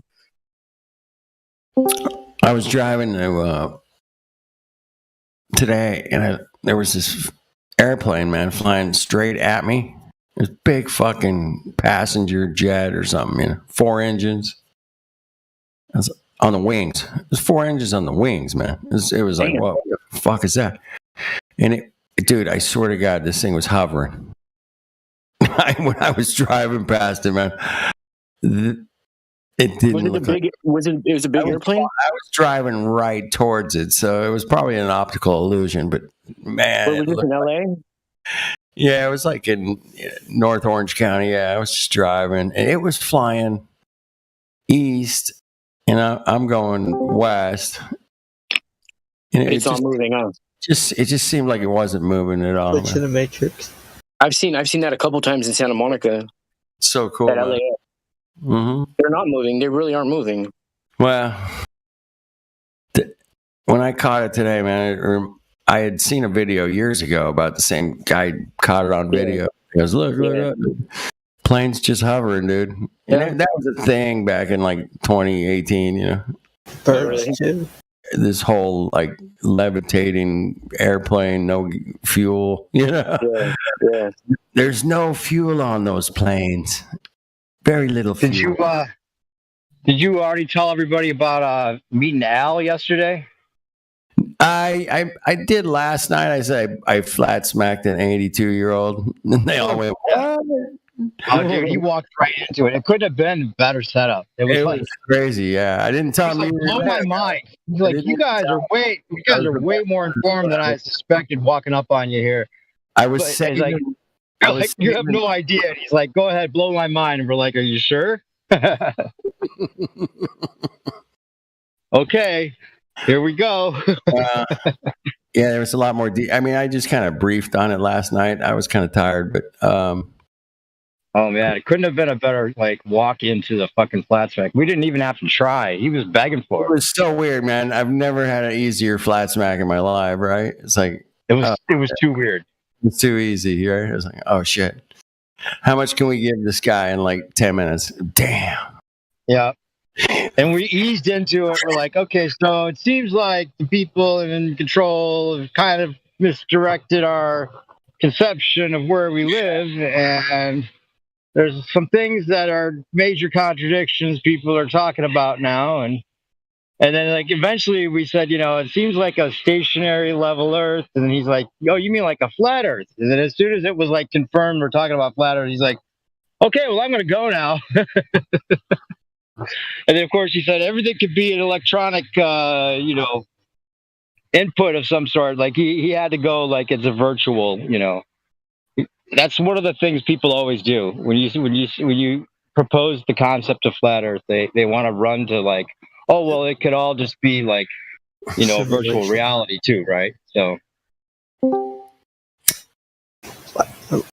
well, space is virtual reality to you because none of us Mongos have ever been to space, man. So take that. It's not real. It's not virtual reality. Space is. So get that through your numpties, bro. You got it. Get that through your skull. Anyway, yeah. Not even virtual. That's fucking fantasy. I just mentioned I hit a flat smack an 82-year-old man. I didn't really tell the story. I just said, "Hey, man." At the end of the day, he's like, I got the message to him, but I didn't even go into. You were there, and it was just like we were having a smoke, and this thing came upon us, and it walked right into it. It was like your lap. Go ahead, take it. He wanted. He's like, well, go ahead, blow my mind. Whatever you guys want. Just go ahead. I'm ready. Please go ahead. And I think he might look into it. Yeah. But he knew everything. He knew the distance of the sun. He had all the propaganda down. He knew what we're supposed to think with the fucking tilt and the fucking everything.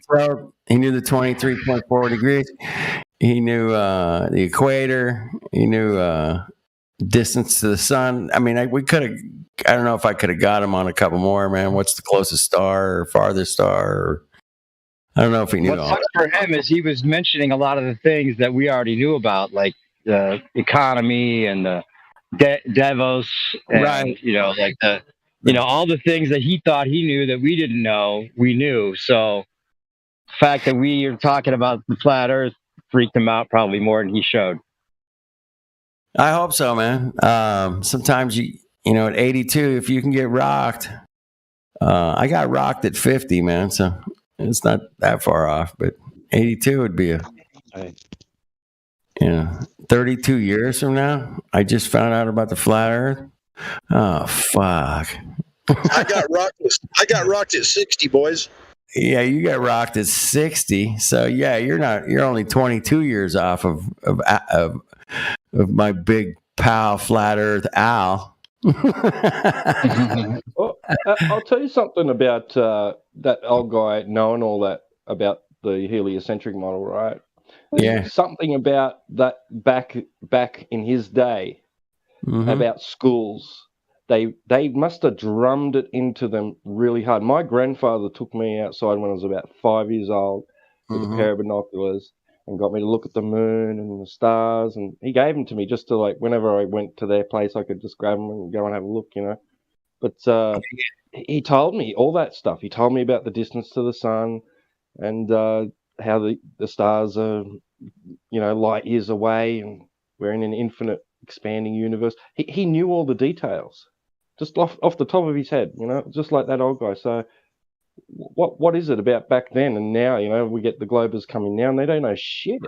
Don't know shit. Hey, God rocking. Yeah. Imagine learning about flat Earth 22 years from now.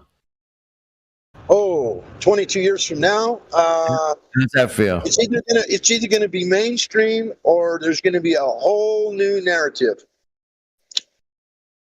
That's what I think. Yeah. I don't know what 22 years from now. I don't really just expect I'll be here. That would make me 88 years old. My dad just died at 84, and if I make it that old, I won't really give a fuck what happens, to be honest with you. You know what I mean? You don't give a fuck now. You give a fuck. You're right.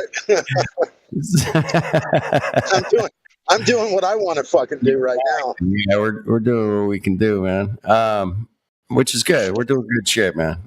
We're out there. That's what I did for old Ruth. We're working. Ruth was elated. I'm retired. Everything I own is paid for. I mean, yeah, you're good, man. I'm good. Yeah. Yep. And I'm sure you're got some food on hand. Yeah. Oh yeah. And a couple of years worth at least. I don't know if I got that much, but I can I'll scrounge. Anyway. I know I probably couldn't fit it in my car. Definitely not. Yeah, I mean, I don't know if I could fit it in my car either, but we'll see, man. I could fill the trunk, the back seat, front seat, probably. I'd probably not quite enough room. If I filled it all the way to the ceiling. Yeah, we lost a lot of ways, man. How to just walk in our neighborhood and feed ourselves. But I got the stuff I got put away is just like staples, Yep, stuff that's gonna last. Yeah, exactly. Yeah. Yep. Mm-hmm. Grow and pickle. Yeah, you can pickle. Pickling's good. Yeah, sure. My aunt used to do peaches all the time, man. She had a bunch of peach trees. Just can that shit. We got quite a few, fruit farms around here. You can drive down the road during the fall, and they got all these stands set up. You stop, get your fresh cherries and peaches.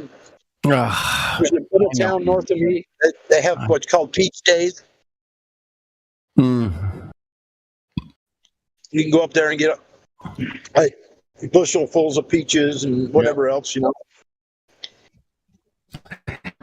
Hey, so God rocking, just to confirm, man, that I heard you say yesterday that Salt Lake is empty. Yeah. Is that correct? I haven't confirmed it yet, but that's what my sister told me. I need to take a drive out there. Well, that's why I'm busting your balls, man. Dude, it's been a week. Yeah, It has not been a fucking week. It's been like 2 days. Like last Wednesday. I'm like, dude, man, you gotta go out. It's been like day before yesterday. You're imagining shit, bro. No, dude. We talked last week, man. It was before the weekend. I'm sure of it. Before last week. What the fuck happened to me then? Did I go into a heavy nod between now and then, or what? Maybe you had a little, computer glitch or something. I don't know what happened, man. But yeah, get your ass out there. Just take a couple pictures, man. Boomity boom. All right. Dude, I don't know anybody else near Salt Lake, man. Otherwise, I'd call them up. But well, actually, Salt Lake's not as close to the lake as I am. Where I live is there's a little town called Syracuse. If you look it up on Google Earth, go to Syracuse, and that's right where the road goes out into the lake to an island out there called Antelope Island. Right. That's where I'm going to go because that goes right out into the middle of the lake, kind of, to an island. Get a picture of that dirt island out there, would you? Thanks. Yeah. Appreciate it. Yeah, that's all. Do it between now and like Monday or something. You don't have to, no pressure or anything. Fuck, no. Between now and 6 a.m., or you're going to shoot me, right?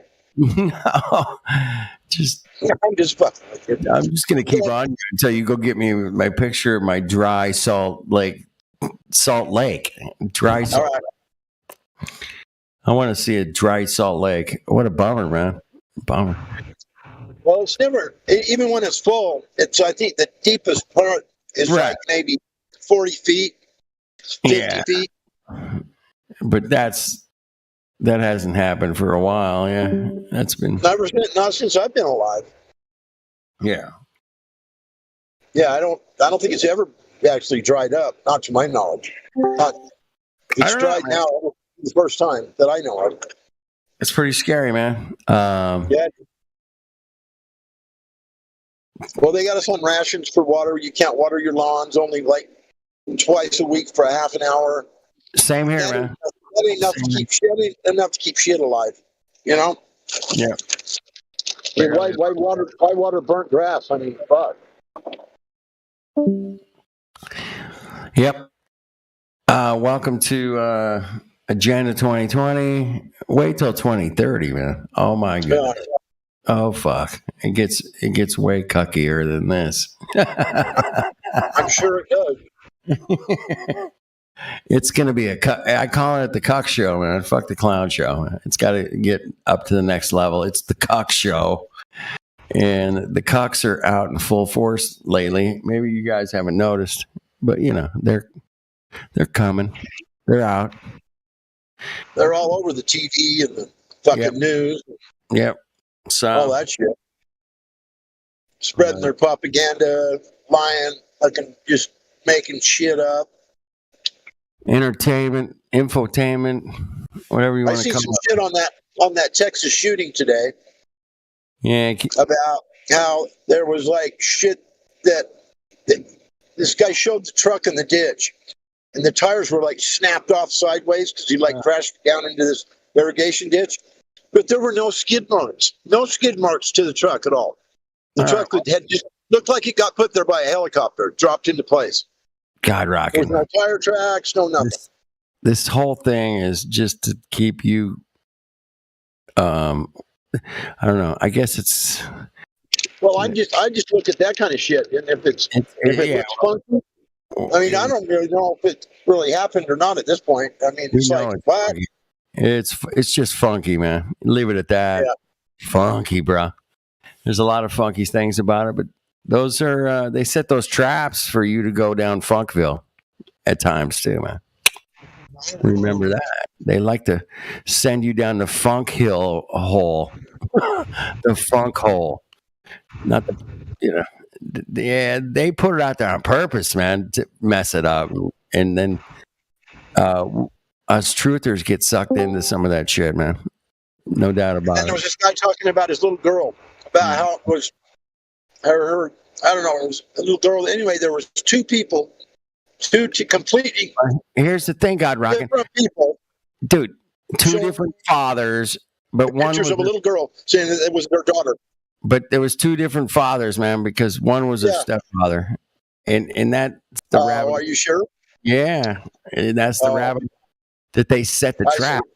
They trap truthers, the truther trap, man. Basically, is what I'm saying. That makes sense to me. I don't know, man. You guys can kick that one around. Maybe if that's the case, then it's not as fishy as it seemed. You know what I mean? There's truther traps, bro. Yes, and they set them up for us. I don't know if AI is doing it or they got think tanks, but damn, truther trap is that. Who knows? Dude, there was a video that came out about Starbucks coffee. Did you see that? Oh, okay. Never mind. What was it about? Just brief me.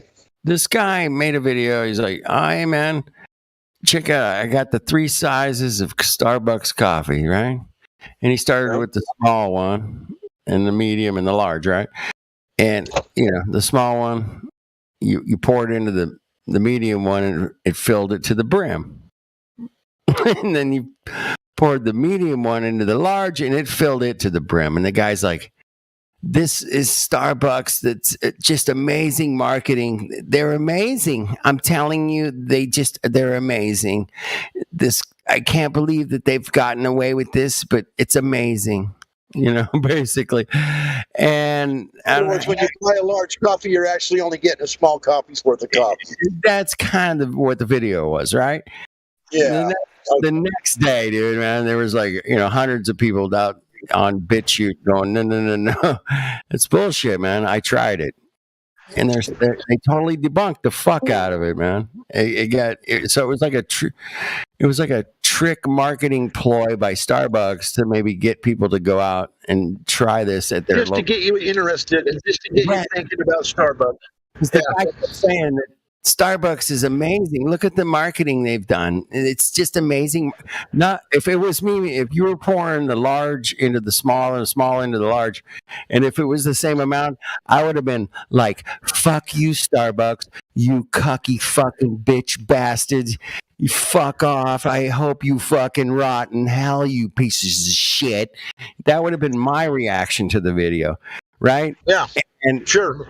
Right? It would have been totally over the top. But this guy's like, "No, it's just amazing marketing. They've done Starbucks is just amazing. They've done this beautiful thing that's just amazing." It was like, that didn't make sense to me. But so the next day, man, I debunked the fuck out of their stupid fucking video. And I think it was a ploy by Starbucks to get people to go out and fucking try it for themselves. Buy a fucking small, medium, and large coffee and give it a try. Yeah, they probably sold 10 million cups of coffee yesterday because of it. Yep, exactly. So, they tripled their fucking daily sales. Yeah, exactly. It's like, us truthers have to be aware of these tricks these motherfuckers play, and that fucking coffee ain't worth no $5 a cup or $6 or $7, whatever they charge for that fucking shit. Exactly. I mean, for like, I make my own shit at home. I make the French vanilla, fucking the cappuccinos, all that shit. And I make them for like 50 cents a fucking cup. Yeah, exactly. Or $20, $1, I don't know. Yeah. It might be, it's might be $1, I don't know, but it ain't no fucking $5 or $6 fucking dollars. Less than $1, guaranteed. Yeah. Might be 94 cents, but who knows? This is all we know is it's way motherfucking cheaper and probably way better. I make it the way I want it to taste. You know what I mean? And you don't just get the standard cappuccino. Here you go. Everyone enjoys this exact fucking taste. No, I don't think so. Let me tweak that a little bit for me, thanks, and make it for less than $1, and you can go fuck off. Fuck off. Yeah, Starbucks can fuck off. I hate that fucking shithole anyway, man. Fuck those guys, man. It's like McDonald's for coffee. Fuck off. I'm not eating your shit, or I'm not drinking your shit. I ain't eating none of that fucking fake ass meat. So my buddy, man. I tell you a quick story, man. My buddy calls me up the other night, last night. He goes, "Hey, man, I've been turning my health around. I stopped eating McDonald's every day." And I was like, I didn't know you were eating McDonald's every day. Like, I would have stopped. Well, I would have stopped you a long time ago. Yeah. Oh shit. You fucking Mongo. Of course you have fucking diabetes. You eat McDonald's every day, you dumb shit. Fuck. And you probably got cancer coming up your ass. You probably got fucking cerebral palsy fucking growing out of your ears. Who You probably knows? got fucking dementia. Dementia's coming soon. So yeah, I was just laughing. It's poison. That shit's poison. We all know that. Total poison, man. Yeah, it's like I've known it since I saw the documentary called Super Size Me. You guys remember that? Yeah. The guy ate McDonald's for like 30 days. Supersize me full of chemicals, man, and make me feel good. And that's all he ate for 30 days was McDonald's. Yeah. It was, and then what, he had every disease known to man after that? It was bad. It was a documentary. Yeah. Probably about 2008, somewhere in there. And yeah, after that, man, I'm like, I won't be eating any more of that shit. I'm done. No, I never really liked it anyway, to be honest with you. I haven't eaten McDonald's food, and this is no shit. I've not eaten maybe one fillet of fish sandwich I remember eating about a year ago, and I couldn't eat only maybe a half of it, threw it away. And then before that, it's been probably 3 or 4 years. So in the last 5 years, I've eaten at McDonald's once, maybe twice, maybe. But in 5 years, maybe twice. And I don't think so. Maybe it's probably just once. But it's fucking gross, fucking shit to me. It's not good at all. You don't want to eat that shit. Hey, Stormfire, man, you dropped that picture of the Black Saturn cube. And I just want to say that I've been to the one on the far right in Santa Ana, California. I drive by it frequently. Oh, Jay left that in my car. It's called the Science Center. Yeah. Anyway, yeah, that black cube, man, sits right off the 5 freeway here in California, Southern California. Kind of hard to miss it, man. And they do have a rocket next to it too, man, and a dinosaur. So they got the cube, the dinosaur, and the rockets all in one. They just totally are blowing your mind, Stormfire, blowing it. Evening, gents. Your mind. Yeah, that's next level, man. I can't believe they have it all in one spot. All in one spot, blow your mind. It's like Hollywood for your mind. But what does a cube have to do with Saturn? That's a good question. People talk about the hexagon thing at the top or whatever. I mean, that just seems like bullshit to me. How does a hexagon thing at the top have to do with a cube? What does that have to do with a cube? I don't get it. I don't get it. That's a great question, man. I need to smoke that one for a minute. Yeah, that's what I'm doing right now. I'm smoking. Yeah, I'm gonna smoke that one. God rocking. You've put your toilet and your phone in the toilet. Yeah, that's where it goes. That's where it belongs. Here you go. I found it. I found the answers, guys. You got the answer to the cube? Oh man. Look at there that. You go. Isn't that the stars? Some of the planets look like that?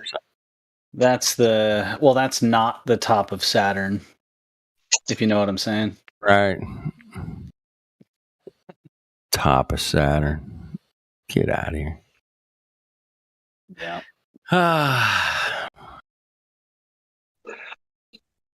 The Ministry of Information gave me that one. The Mystery of Information. I like that. That's a great name. It's quite insightful. Mystery of Information. That's it, man. We all came across information, and it kind of made us wonder about this and that, and that's the mystery of it, right? And we solved the mystery by going out and measuring it for ourselves. And it's like, whoa, 39, 59, it's not working out there, Captain. We got a problem. Got a problem here, man. The propaganda is intense on this. Check this out. It's heavy prop, dude. Heavy propping it up.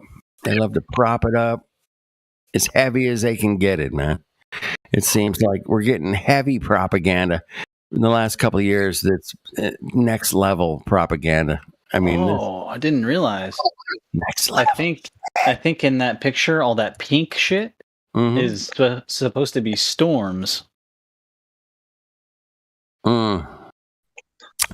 Yeah, storms that rain diamonds at All that, millions of miles an hour down to the surface of the gravity sucking black hole center core of which is fire, molten iron, diamond burning gold. Exactly. Shit up all night, right? You know, and it'd be like, really? Oh, it's the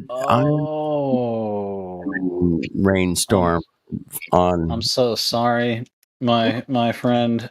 Here's what it really is. Oh, my bad. The hexagon is it's Thank the you, current Andrew air and weather Ingersoll. features out there that share similarities to this. Thank you, Andrew. I knew you were going to pull through from the Cassini imaging team. There it is. That's it. Well, shit, we got to shut it down. I'll try to log in tomorrow, and the server won't even be there. You know, I think we should turn it into like a music server. What do you guys think, man? Like, do we just play music and hang out and jam? Where do you guys go with that? I'm down with that. But if anyone wants to ask about the plane, then we might have some answers. Oh shit! Damn it! All right, we'll leave the window open a little bit. God Rockin', you sound like you're in the bottom of Salt Lake right now. You're at the bottom of the dry Salt Lake. Near the. I just rolled into my house. I just got home from a 45-minute drive. Took my son to town and then coming back. Sounds like you're re-entering the atmosphere. I'm in the house. Hold on. Okay, we got him, Houston. We got him. God Rockin', are you there? God Rockin', yes. God Rockin' 1.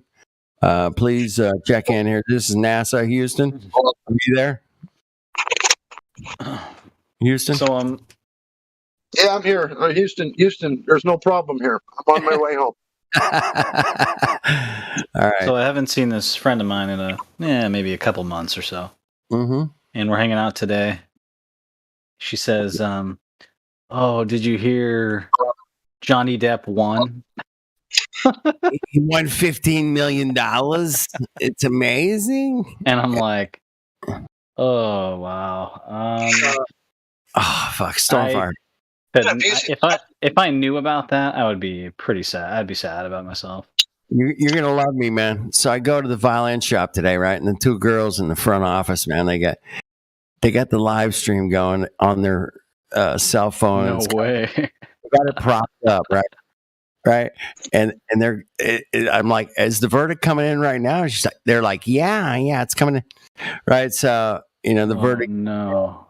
I'm there. I'm fixing violins. I walk back there. I go, I'm like, when's the verdict? You guys yell at me when the verdict's coming in because I want to see this, And they're like, yeah, okay, it's coming in. The judge is back, whatever.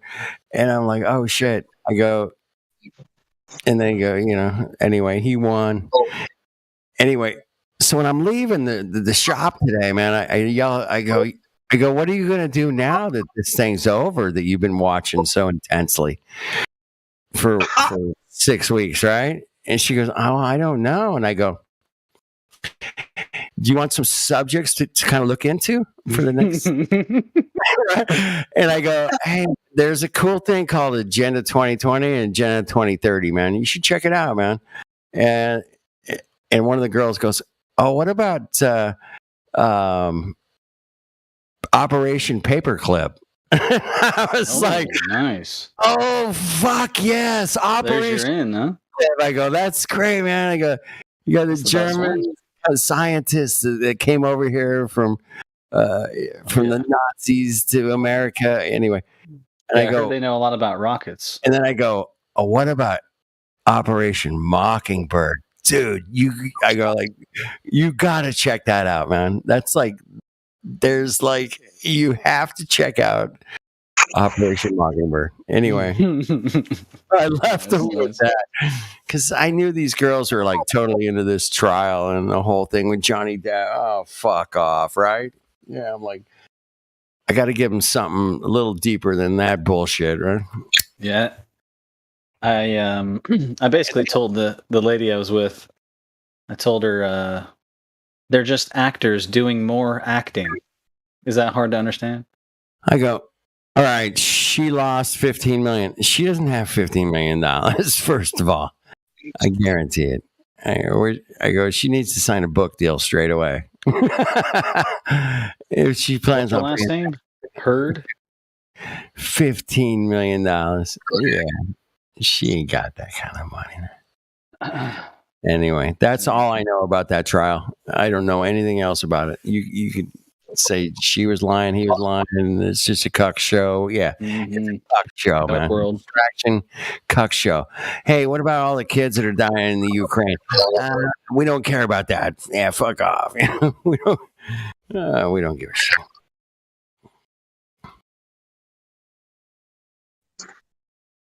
Hey, there's been a big distraction lately in the last couple of years, and I don't know, it involves some monkeys recently, and then that whole thing is kind of like, the monkey thing is kind of off the shelf, kind of, maybe, I don't know. And what are you guys vibing on the monkey jungle gym thing? Haven't heard. I don't look into anything, man. What have you heard? Monkeypox. I mean, if I look Once at the Earth is flat, I don't have to look into shit. well, that's the cool thing about flat Earth. You don't have to look at everything, but you can look at certain things and go, oh, okay, well, that's. Well, I can kind of figure it out so fast now. You know? Yeah, it's you like can figure out instantaneously. yeah. No. It's faster than the speed of light. You can figure it out. Storm. Well, certainly, at least if they put the word globe in front of it. You know, global warming, global climate change. Right. Oh yeah. Climate changes. Oh my God.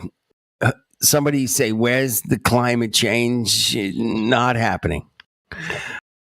Well, that's weird. Just another doomsday cult saying humanity's the problem. Beyond that, it doesn't really have much content.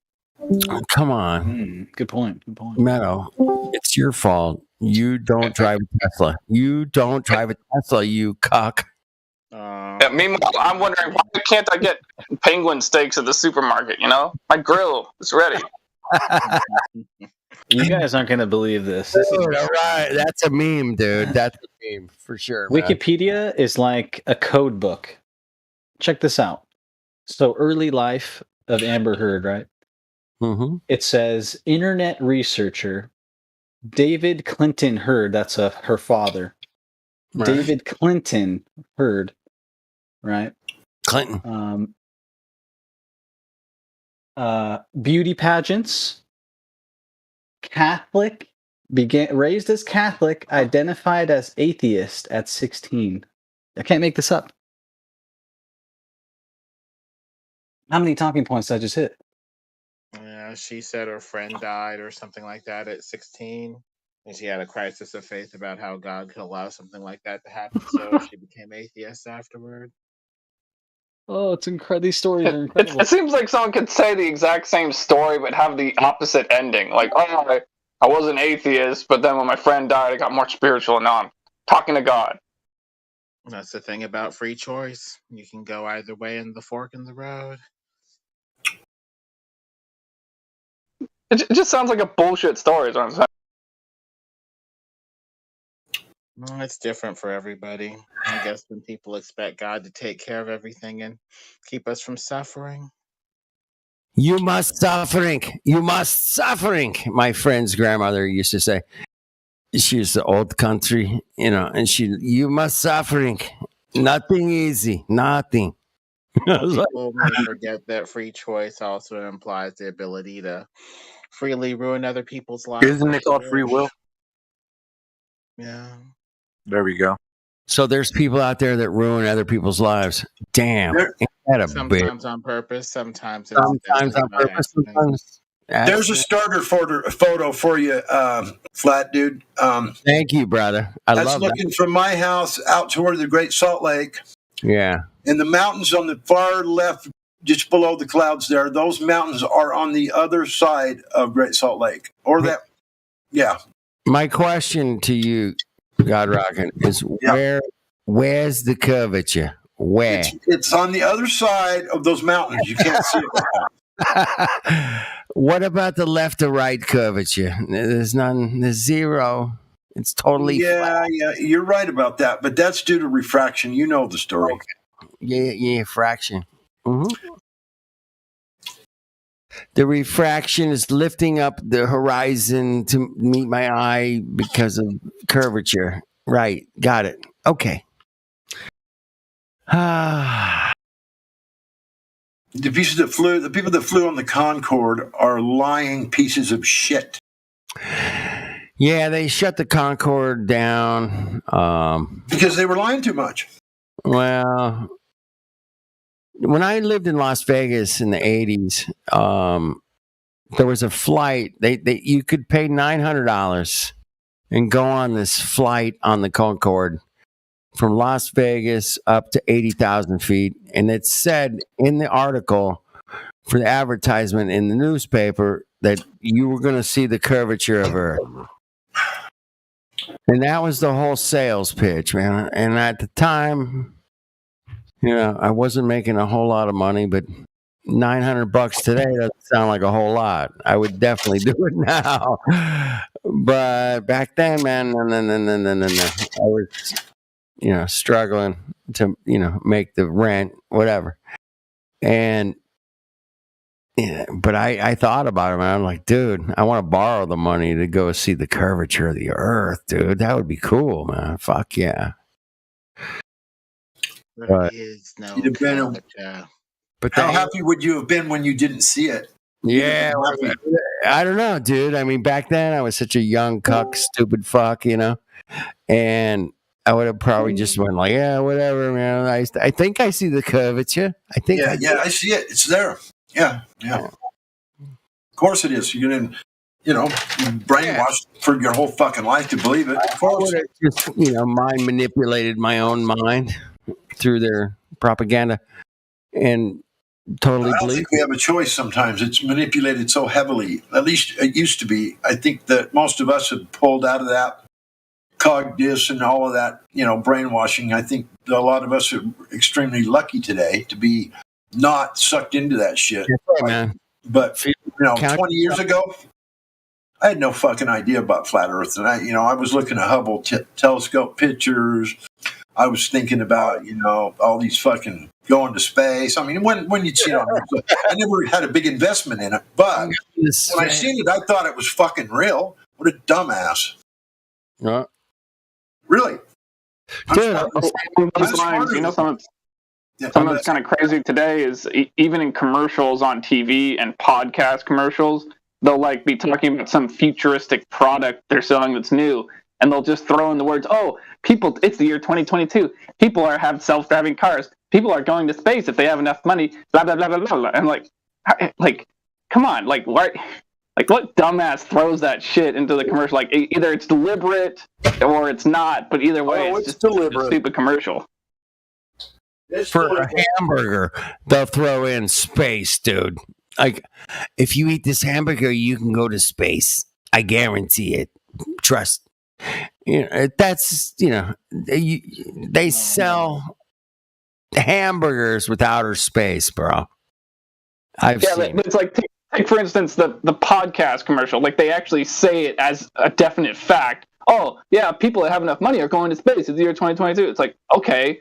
Where are those people that are going to, the vacuum of space as tourists, I have enough money. Where's the documentation of that? Where's the evidence of that? Where's the flight pathways of that? You know, like where the fuck is my rich neighbor? Which he's retired. He's set. He flies all over the world. They went to Machu Picchu and fucking cruises, whatever. I mean, he would book a fucking flight. I guarantee it. 2022. That's this year, isn't it? Where's my ticket? Aren't they for sale? I'll get one.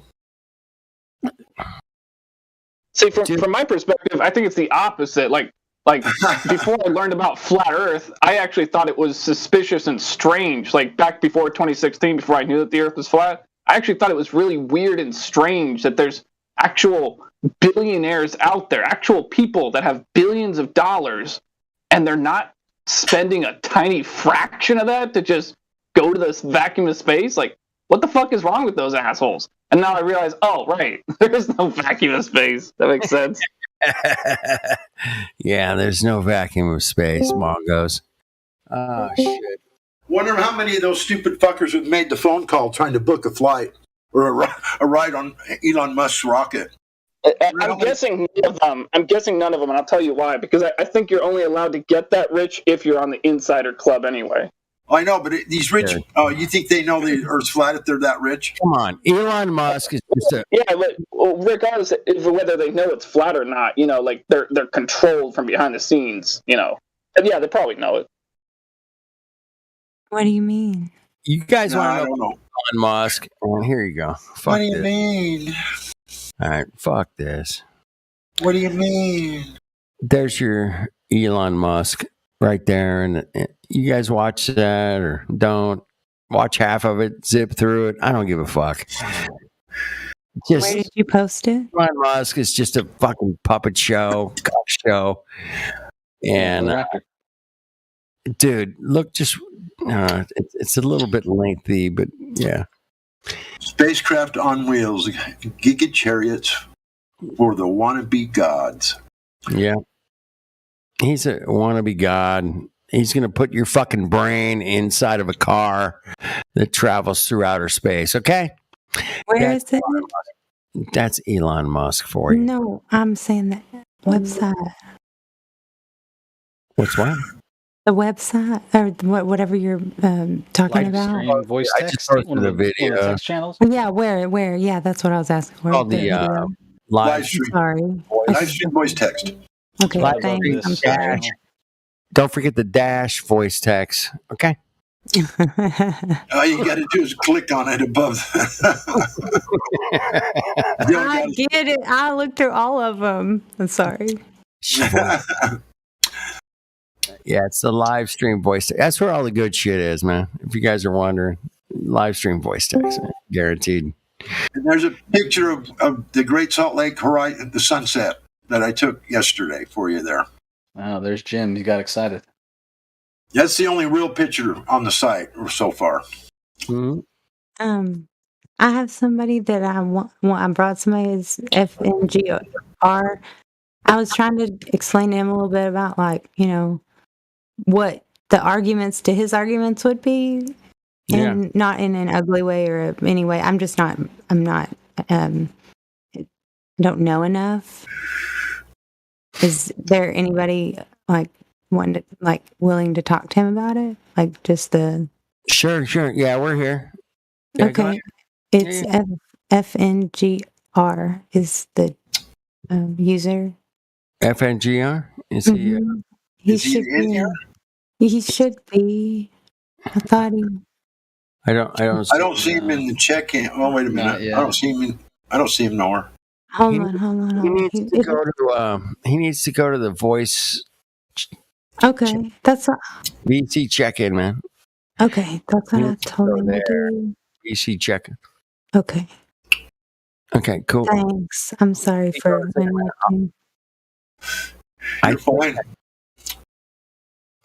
I don't know. I'm a fucking gold member. You think I would know how to check somebody in and get them down here? You would think. Whatever. You stayed up late enough to take someone's space from them. I'm gonna fuck this up, man. I don't even know how to. I've never said. I always said, "Hey, man, if you're going down into the big house, you better know your globe, man. You better know it, man. If you don't know your globe, you're done. Thanks. No. I love it. That's why I wanted him to come in here and ask. If you don't know your globe, you're done. Fried chicken. The globe is a fascinating phenomenon that none of us have ever experienced. Smoke that one, Mongos. On TV, only on the telly. Only on the flat screen, baby, as I say. Yeah, or if you ever play that game No Man's Sky. Yeah, you can fly everywhere. You can fly everywhere and do it. It's four-dimensional. Listen, I quit playing games years ago, and I ain't playing them now either. So let's get busy. Nice. I do like to make fun of this whole situation that we all come to every day and explore. And it's what we live on. And hey, guess what? We live on it. We can explore it, Mongos. If anybody's got any, evidence to the contrary, let me know. Because I'm here 24/7, 365. Because we live on it, we can measure it. If you can measure it and it doesn't calculate to your calculation, to your model, it doesn't calculate to your calculations, man. Too bad, Mongo. You're the one that's with the claim here. You're missing one part instead of mongoloid. The last part. Oh. That's what my grandma calls retarded people. Fucking mongoloids. Mongoloids. What's our new lady's first name? Justa? Just Liz. I'm just Liz. Just Liz. Liz. Yeah. L-I-Z. Liz, what's up, baby? Liz, your voice is too nice. Let's hear an angry voice. I don't have one. I know it sounds stupid, and lots of people think I'm joking or something. Like just You sound like you're from Texas or something. I am from Texas, but everybody says I have more of a Kentucky accent, what's her name? Shoot, Loretta Lynn. You sound 100% Texan to me. Well, good. Hey, Liz, say something mean in a mean voice. Just a few words. Mongoloid. That's it. Come on. Say Mongoloid. That's all I got. Yeah, man. Say Mongoloid more mean. Come on, do it. I can't. You stupid Mongoloid. Come on. You fuck about not today, Okay. Satan. Okay. Not today, Satan. There we go. That was it. I did it. What are y'all doing before I got here? I was so worried that I was gonna bother y'all. We were talking about outer space and how ridiculous it is. Yeah. My favorite subject. I never. Liz, I'm in Dallas. Where are you at? I'm in Abilene. Abilene. Mm-hmm. People in Abilene are too nice. It's more like I shoot. I'm sorry. I'm nervous. I was raised in Wichita Falls, Iowa Park area. My dad had oil and stuff, and then my mom came from Abilene, and they met at ACU, and then they went back to Wichita Falls, had me, and then we came back to Abilene, and that's it. So I kind of have both. Have you ever been, Liz? Have you ever been to California? Yeah, one time. Yeah.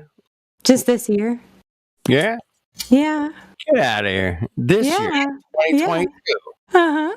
Was it as disgusting as you thought it would be? I was very surprised to go. It's amazing. Isn't it? I went to LA, and unfortunately, I didn't have the best time because of the people I was with. But I know that it was like it's incredible. Just the fact that it's California is so fucking neat. Yeah, you're right. And the people are like the same almost. Yeah, we're all the same out here, man. I know that. Really do. Yeah, you act just like Texas. Did you make it to Hollywood?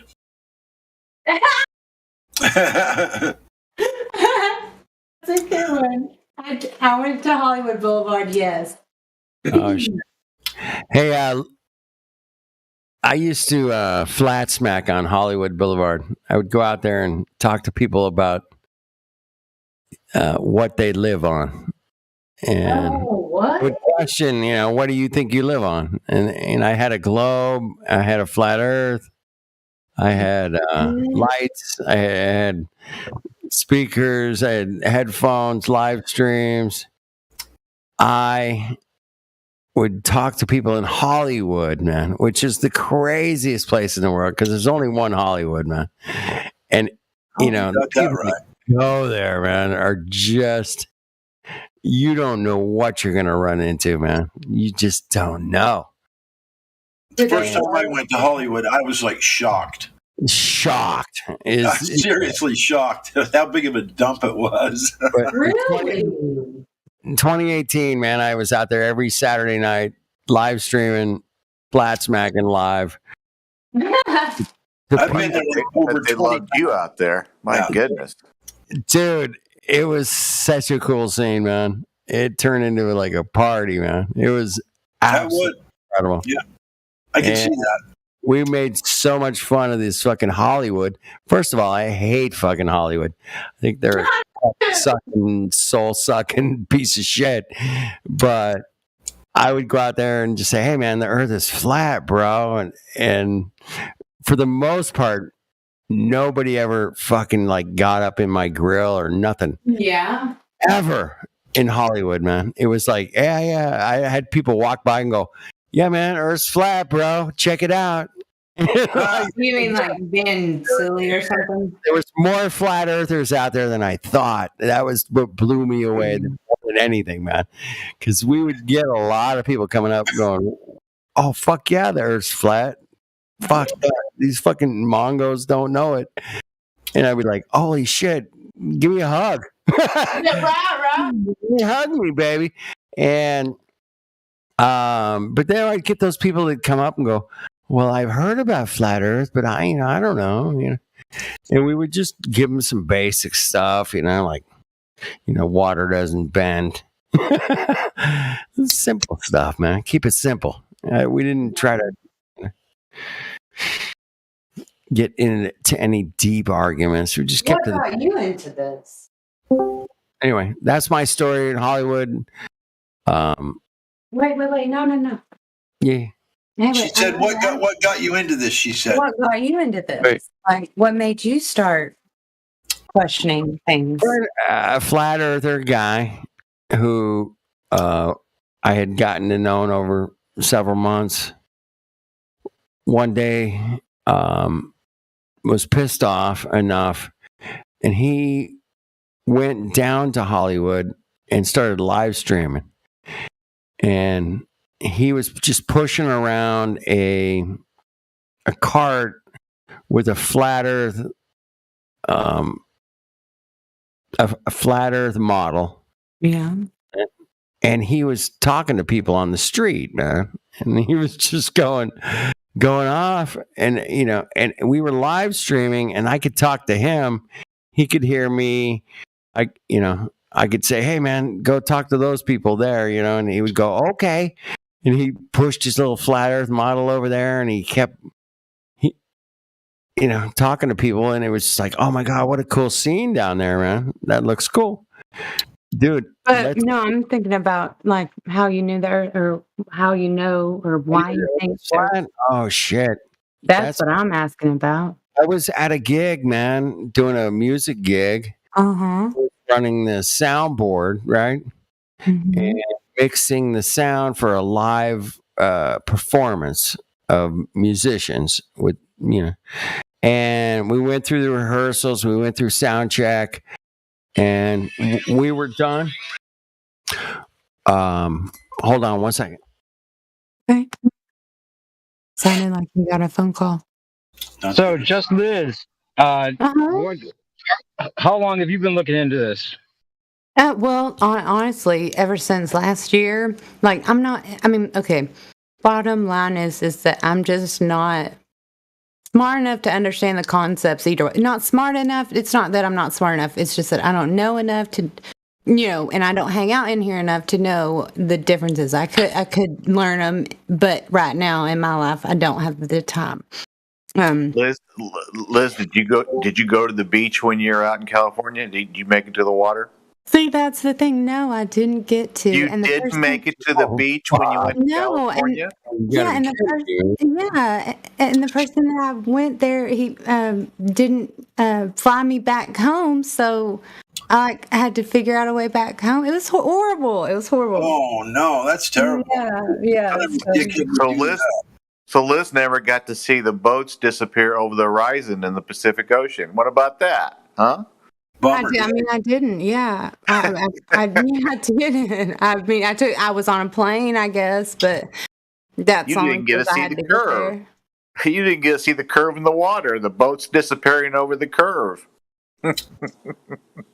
Is that what you're supposed to see? Well, that's a different story there. Yeah.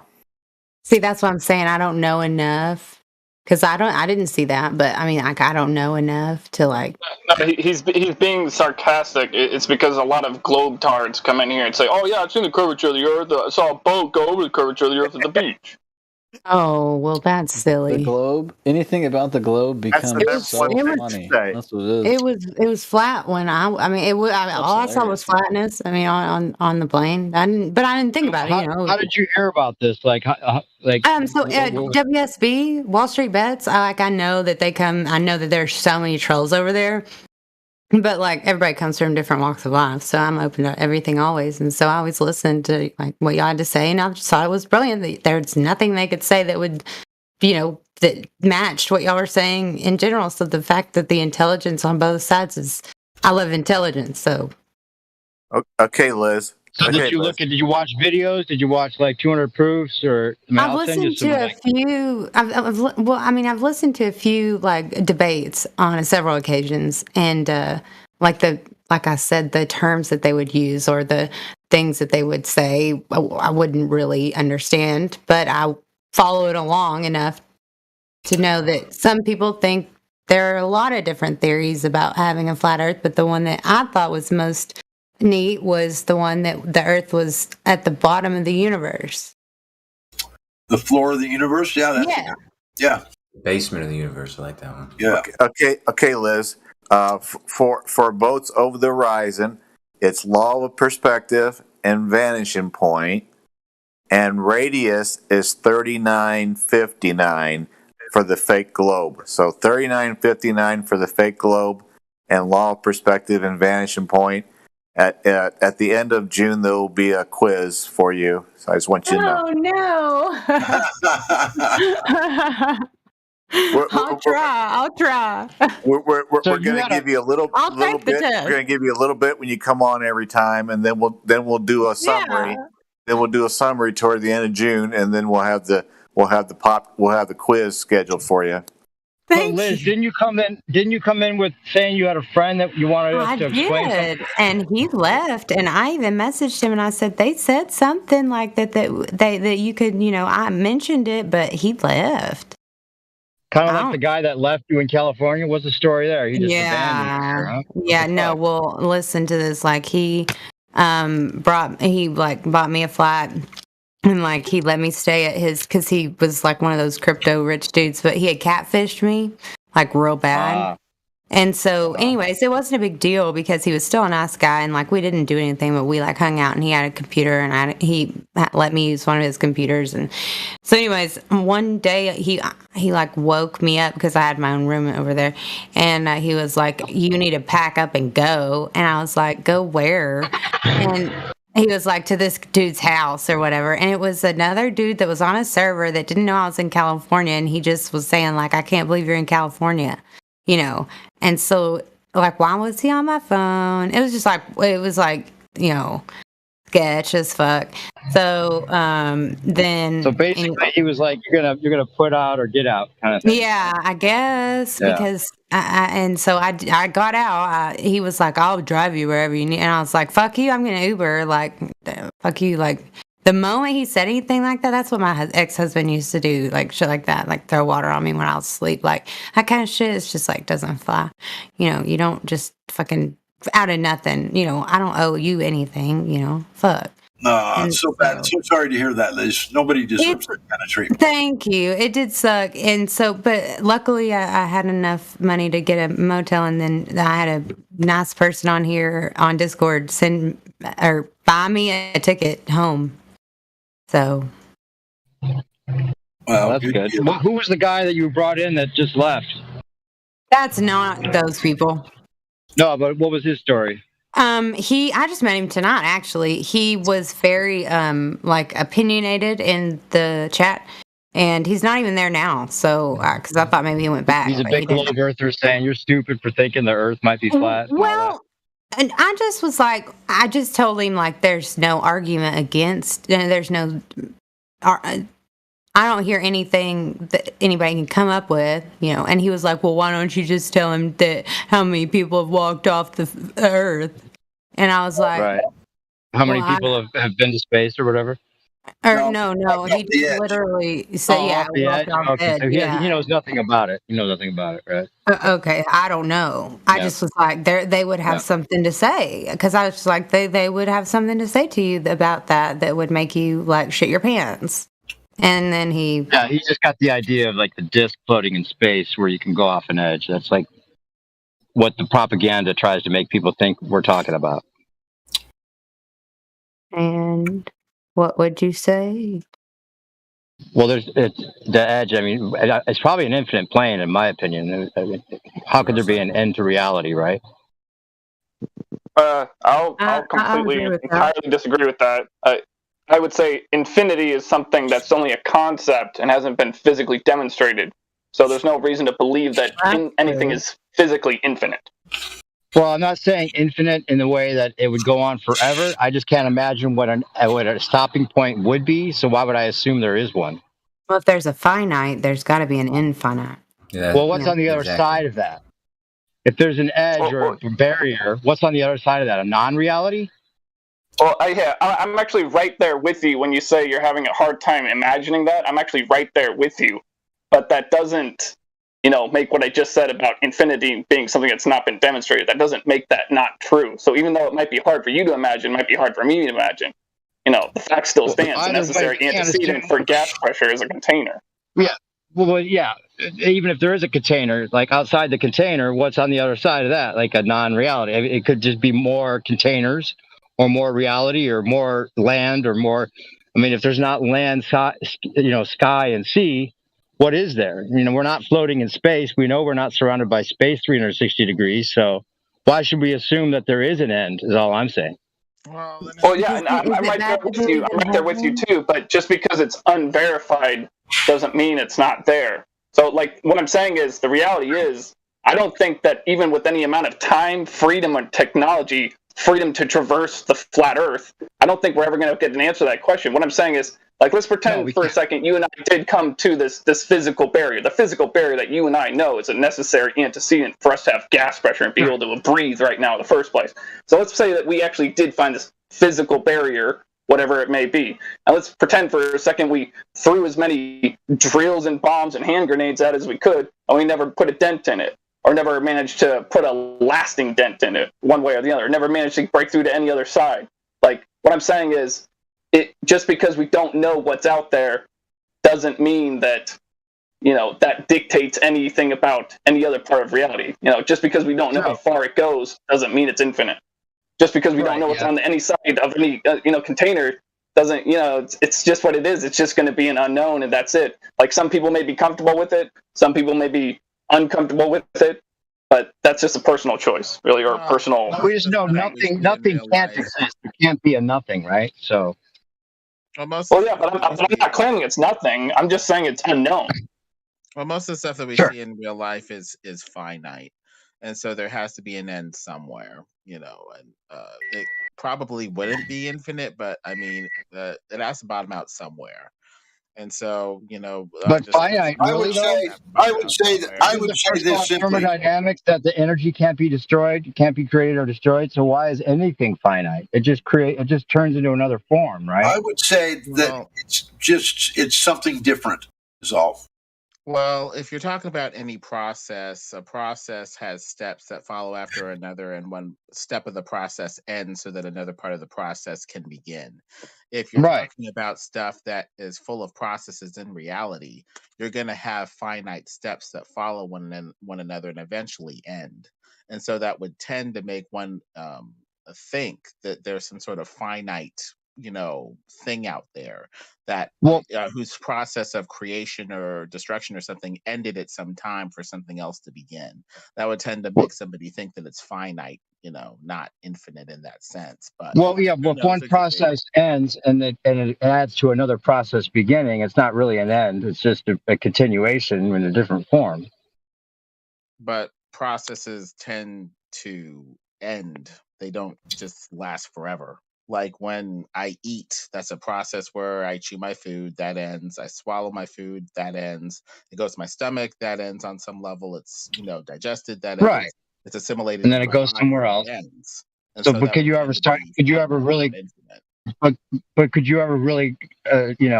establish a starting point of any of that? Because it's just one process leading to another, right? Well, if you're implying the opposite, or the other side of that, where there's a continual process, well, why don't we see that process continuing? Why don't we see land forming? Or why don't we see, I don't know, planes forming? Why don't we see this process continuing? What do you mean? Ended.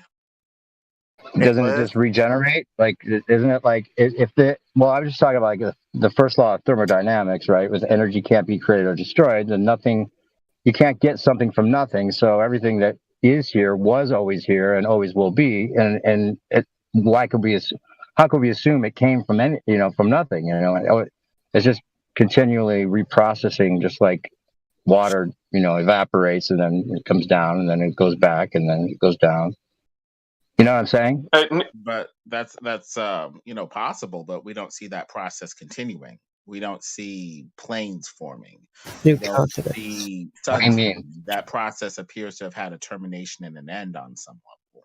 Wait, a plane's forming? Like, what do you mean? Like, why would we see more planes? Lemon, you haven't seen the end of anything. Of the land where I don't see it. You haven't seen the end. What, you have to have new land then? What do you mean? Well, I think you kind of lost. I thought we were discussing infinite. Formed our plane.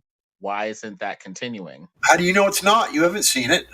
Well, hold on, guys.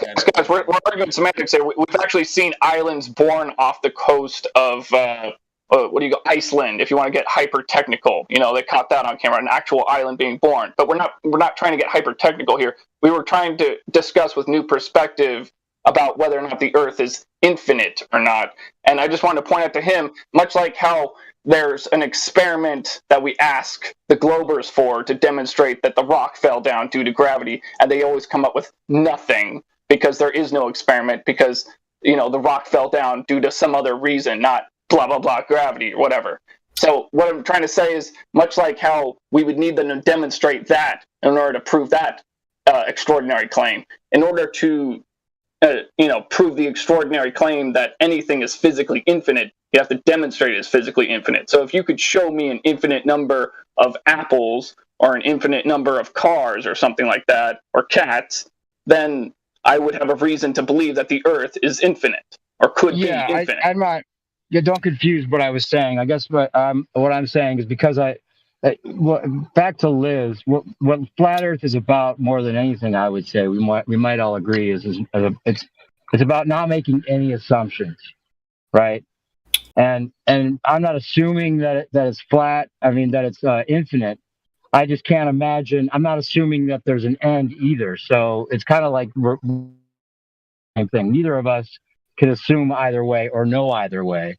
It's just that it seems like there would be, even if there was a barrier, then there would still be reality beyond that, because a non-reality isn't even a concept we can, Yeah. You know what I'm saying? Well, how could it be a non-reality? More and more reality, right? So. And Whatever. I mean, I know this may sound silly, but I kind of believe in heaven. So I don't know if that's like the same, or a different reality or whatever. I don't know if this is like it. Hey, Liz, at 23 minutes after the hour, just about 8 minutes ago, I posted the 90-minute documentary. Yeah. That's the best documentary that I've seen on Flat Earth. It's 23 minutes after the hour. It's 90 minutes long. It's awesome. And then at 27 after the hour, I posted the 30-minute item on Antarctica. It'll talk about the Treaty of Antarctica from 1961. Both those items will be on the test at the end of June. Okay. So be prepared and enjoy them because they're really good and they really helped me out a lot. Thank you. Well, we're still trying to find the answer ourselves, but flat Earth wise, I would tend to go with the biblical cosmology, which tends to be pretty flat according to the Bible. And you were talking about heaven, in the biblical cosmology, it's like we're flat, covered by a dome, keeping out the waters above under the heavenly throne of God. So heaven would be right above our heads, basically, past all this other stuff. I love that. I know that's silly, but my little sister died of cancer when I was younger, and then my dad died in an oil field accident. So I know it may be just a coping mechanism, but it's something that I can't. Well, reality, maybe it's real. Maybe the stories we were told were real after all. 100%. Well, there can't just be nothing. Nothing doesn't exist anywhere. I can't fathom nothing. There's always going to be something there. Always going to be something. Nothing is impossible. It's an impossible scenario in my mind. So there's going to be something there. Whatever it is, it's going to be there. Hey, I got an idea that might make you guys feel a little better about this. Maybe there's good reason for it. Maybe somehow, some way, it would hurt you to know. Well, our knowledge is going to bottom out somewhere. The Bible says that we're basically surrounded by water, that there's waters above and waters below. But, my exploration or my willingness to explore what's beyond really just bottoms out past that. Waters above, waters below, and heaven. That's all that I'm really interested in finding. What's beyond that, I'm just not interested in. Water to me means life because it's just what every life we know of is contingent upon having water. It's the blood life of the universe. And the stars look like lights bobbing and undulating in water. And aren't the, NASA deceivers constantly saying we found water in space? I mean, I think they're basically selling us right. Yeah. Hey, I just wanted to add on to what I just said a second ago. Asking what's on the other side of the physical barrier that causes us to have gas pressure, air pressure to begin with, to be able to live. Asking what's on the other side of that is, in a certain sense, kind of the same as asking, what does the face of God look like? Because, I mean, think about it. Yeah, you might as well be asking that. Yeah, I mean, of course. You're right. I mean, it's just, I didn't want to have any of my thoughts or whatever, because you never know, if something triggers somebody and about a subject or something, Oh, that happens here all the time. People get triggered, but that's just life, We just do. And we try to deal with people in a civil manner, and people get triggered all the time, but it's just part of life. You just move on from it, and it's just one of life's. Yeah. Yeah, life has a lot of triggering. Wait. Who's talking about triggering who? What are you guys talking about? I thought I wanted to say, like, I believed in heaven, and I didn't want that to trigger anyone. This, like, the whole, because I didn't even know. I don't know. I'm not anywhere near like things. Like, somebody asked me how big I thought the Earth was, and I never took any college classes on science or even remember as a kid. In science class, I just know that there's a globe, and planets. So we should probably let her know, just so you know, like it's okay to say what you just said. Like, I believe in heaven. Like, that's perfectly fine here. The only time when religion is not allowed in here is just when people start arguing one person with another person about religious text. Then we're like, no, we're not going to have that in the flat Earth room. Yeah. But yeah, you can speak your mind about, generally like that. That's fine. Yeah. Well, I won't get kicked for, saying something, but I that's just basically what I meant. I didn't want to, And I was elaborating on saying that people get triggered all the time. Yeah. No big deal. I mean, we just deal with it. Thank you for that. Plus, who doesn't like heaven? Yeah. Oh. The concept of heaven is beautiful. You're right. It is a beautiful concept. Well, that's why we compare notes, because that's how we formulate knowledge, by comparing notes and saying either I believe this or I don't, and I'm going to build my, knowledge off of this, point of what's out there, what's at the quote unquote edge or beyond or whatever. And just going from there. I appreciate that. I like to hear y'all talk. Thanks for listening. Yeah, We well, got to toughen her voice up. It's just way too nice. I don't know about you guys, but I tell you. So many people have told me that, but I've been on Discord for a year. I mean, and in voice chats and on voice videos, usually you get streamer perms. Not here ever, I wouldn't ask for that. I think when you went out to LA, your voice is just way too nice for LA. I tell you. Well, I didn't talk to anybody. Okay.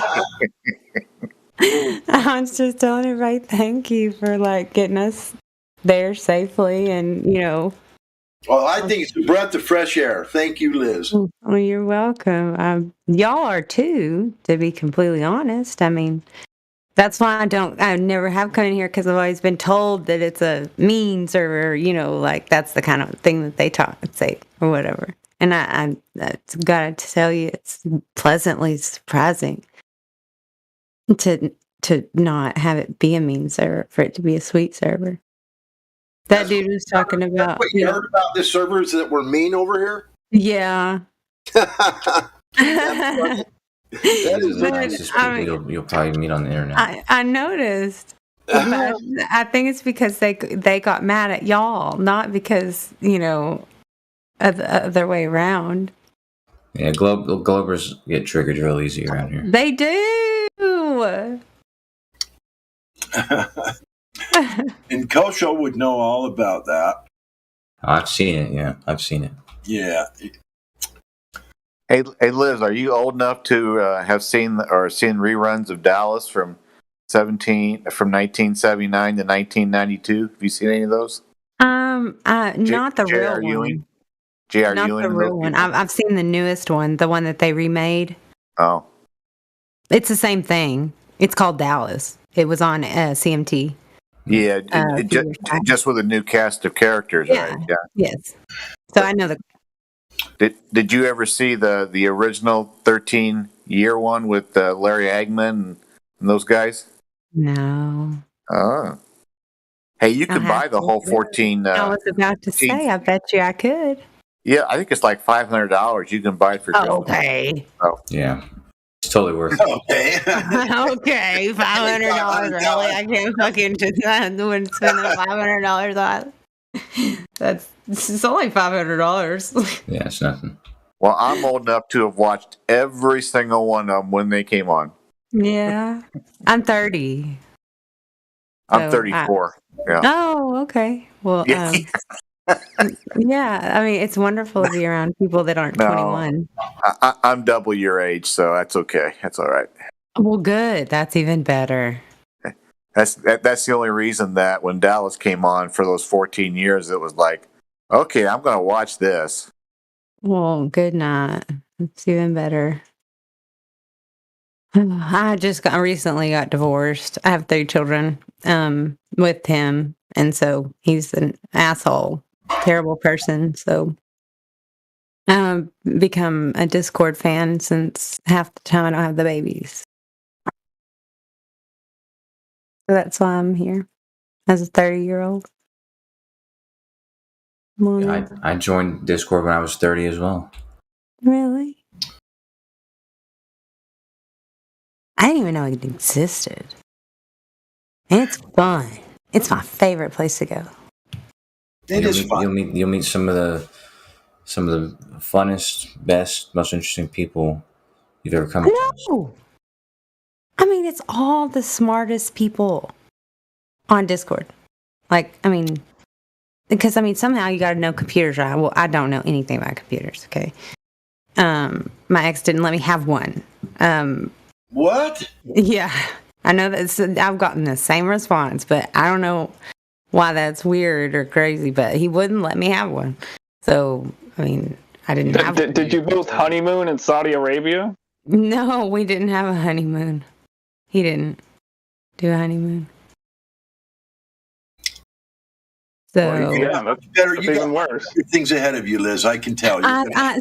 Your voice makes me feel better about life. You got good things ahead of you. Trust me.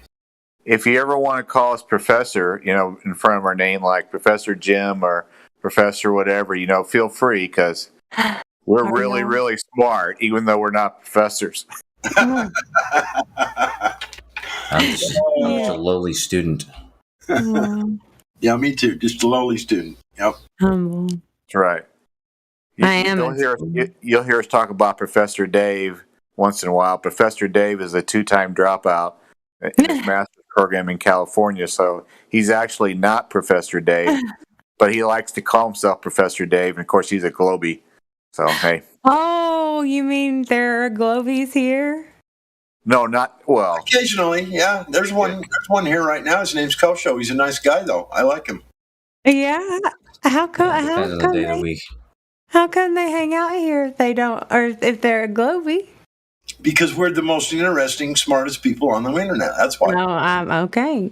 Touche. Yeah, I actually have a guess about that. I have a theory about that. I think it's their subconscious. Like their subconscious, they know the Earth is flat and they know we're right, and so it's like they don't want to be surrounded by like a bunch of NPCs. Damn, he's exactly right. You'll meet Matthew pretty soon when he comes on. Globe Earth damage control. Matthew's actually PhD. Oh, so he does have a pretty huge. No, I'm just kidding. He has a PhD. Yeah, I think it's PhD in math. Is that right, guys? You can, yeah. So, like, is it quantitative physics or whatever? It's physics, math. I don't know what goes on higher and above the bachelor's degree. He's a Globie. Yeah, he's kind of ugly too. Oh, mean-spirited? No, he looks ugly. He seems like a nice guy. Matthew, what are you talking about? I think he has a nice smile. Oh! He's got a really big nose and his hair is always unkempt. He's got a big Is nose. he a Jew? He looks like Mr. Rogers, though. He looks kind of like Mr. Rogers. How can you hate Mr. Rogers? I love Mr. Rogers.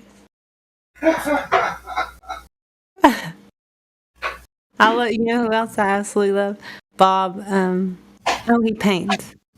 Bob Ross. Bob Ross.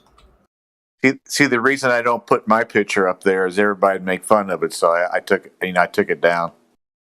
Why, y'all? Yeah, because I had it up there for like the first couple weeks, and everybody was commenting about my ears and my mouth and my neck and my hairline and everything. So I got subconscious about it, so I took it down. Yeah, no shit. It takes a lot. I thought, I came straight from Facebook, so I put my face straight on it as profile picture, and I didn't know, and so I had to get some thick skin but my ex had already called me everything under sun. So really, I was like, these little Discord trolls. I didn't even know the word trolls back then, but I was like, these little dudes trying to, haze me. I was like, this is silly. Put them in their place just because I didn't know any different. I mean, we have the most powerful person in the known world in Jacob Rothschild right here, and he used to make fun of my nose and my chin all the time. So if Jacob Rothschild makes fun of me, I have to, I got to make adjustments. Yeah, Rothschild. Yeah, he's here right now. Say hi, Jacob. Are you joking? No, you see his picture up there? No, I mean, it doesn't matter. It's not that, but my mom always was like, it's just, I mean, aren't they real rich or something? Are you talking about like Rothschild, the people that own the banks?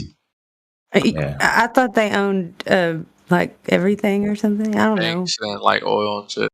Yeah. Yeah, I don't know. Yeah, they stole Israel or stole Palestine. Oh. No, it's not the real Jacob Rothschild. It's just somebody using that name. I don't even know who the guy is, but probably a flat earther having fun. Okay. Jacob Rothschild is trolling Flat Earth Discord. I was like, well, I mean, you never know what people are interested in. I mean, come on.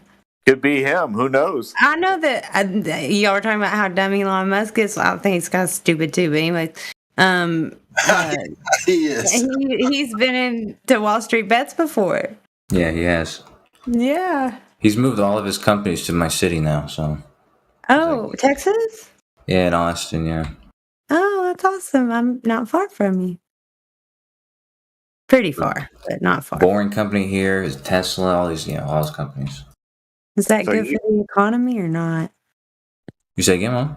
Is that good for like the jobs? Oh yeah, sure. Yeah, I mean he's already building tunnels in Kyle, so. People's Republic of Austin, huh? Okay, I like it. They're quite liberal. Oh, are they ever? My goodness. I think Austin is San Francisco. Southeast. Oh, on steroids. Well, isn't Texas one of the most conservative states in the nation? Oh, San Francisco. We're losing that one. Last election, it was about 50-50. No.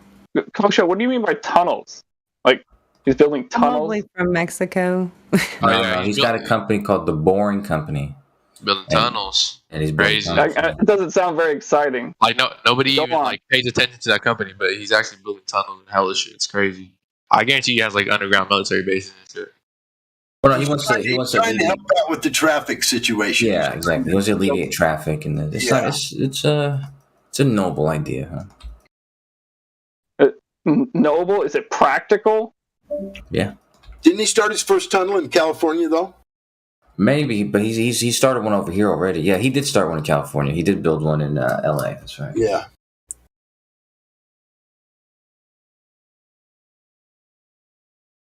But the headquarters just watch, like this guy. He's like a James Bond villain. He's going to be like having some shady stuff going on in those tunnels or whatever. Gonna be a gunfight later.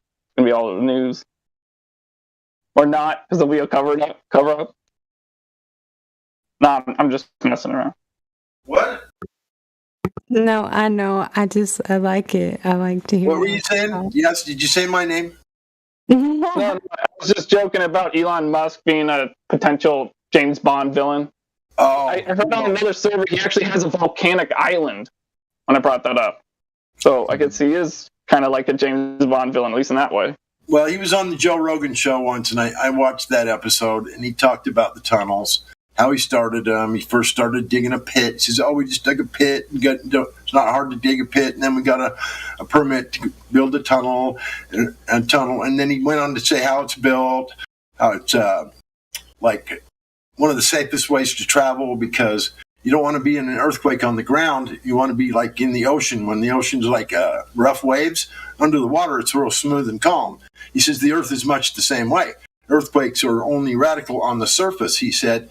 Ground, they're very, very the opposite.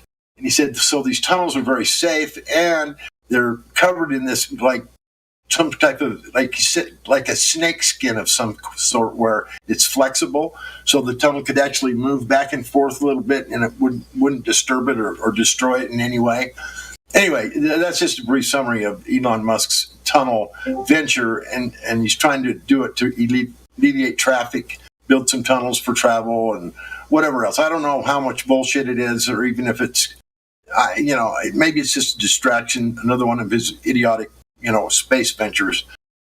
Who knows? Yeah, I wouldn't be surprised if it's, drastically over budget and, the money's got to go somewhere. It goes in someone's pockets, maybe his pockets, maybe some other people's pockets. I mean, don't forget, Obama and a bunch of his cronies did the same thing with their one of their climate bills. They had like millions of tax dollars spent on companies that were supposed to build like windmills and stuff. And like, I think maybe they built like some windmills some places and not really any windmills other places, and just spent a lot more money on them than they were supposed to, and just pocketed a lot of money. It's just scams. I mean, the government, so much of it, large portion of it, it's just scams. I looked it up. Travis County, which is where Austin, Texas is, in 2020 voted 65% for Joe and 27% for Trump. 65 to 27. No, but I mean, Austin's always been the blueberry. They call it the blueberry of Texas. Okay, but I've never heard blueberry before. That's really good. Yeah, but if you look at the general election for the last, Trump versus Biden, and you look at the popular vote in Texas, it really was pretty close to being 50-50. I think it might have been 60, like 55-45, something like that. That's the closest I'd ever seen it. I'm sorry, it wasn't 2020. It was 2016 that Hillary got 65% and Trump got 27%. And I looked it up too. It looks like, I think in 2016 Trump won Texas by 9, and I think it went down to 5 or 6% in 2020.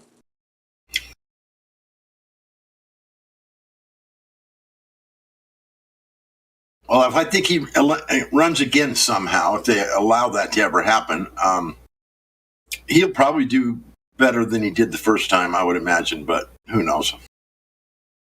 Because everybody's pretty sick and tired of Sniffing Joe's, what he's caused. Everybody wants to blame him for all the economic this and the gas prices and whatever else is going. But I don't think it has anything to do with Joe. I think he's just a puppet, just doing what he's told. It's just part of their plan. They had this planned out 50 years ago, and I don't think anything's going to change. And if Trump gets in, it's going to be another puppet on the string, and it's not, whatever. I don't think it makes any difference. They're still going to do what they're going to do. Seems to be Joe's humiliation ritual. That dude can't stay awake for shit. I'm so surprised they don't have to tape on his eyeballs to keep him up. But I'm gonna call somebody real quick. But I just want to say I had a great time, and I'm gonna be back 100%. This has been the best experience. Thank y'all. Hey, so much. 4 weeks. We got a quiz for you. So I'm serious. I'm down. I am. Yeah. And thank y'all so much for letting me be here. Thank y'all. Nice to meet you. It's wonderful to meet y'all. And I'll talk to y'all soon. Thank you so much. All right. Pleasure was all mine.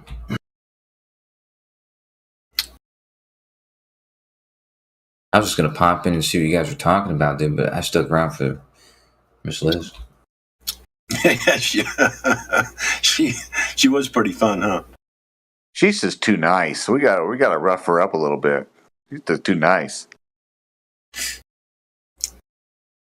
Take her over to It's a trick. To Jim Panda server. Oh shit. It's a nightmare there. Yeah, for any of us it is, that's for sure. Oh, yeah, I gotta say, it's kind of interesting that I've actually forgotten, but then reminded by her that there's actually, interesting and exotic accents from within my own country natively, which is fascinating.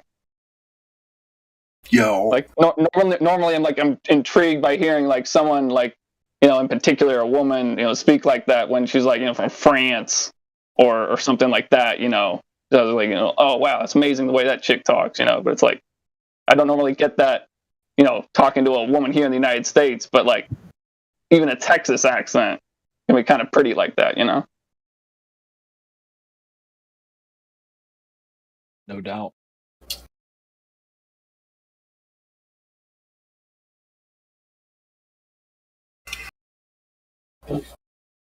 Yeah, until she comes in tomorrow and says how stupid we all are.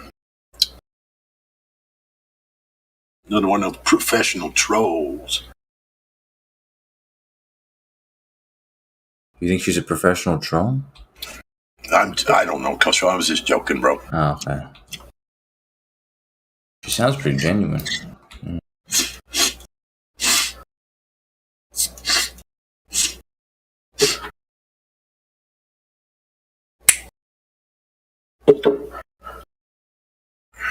Nah, she sounded genuine, but her California story didn't.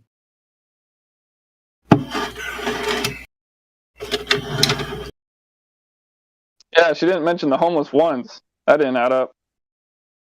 Right. LA. That's funny.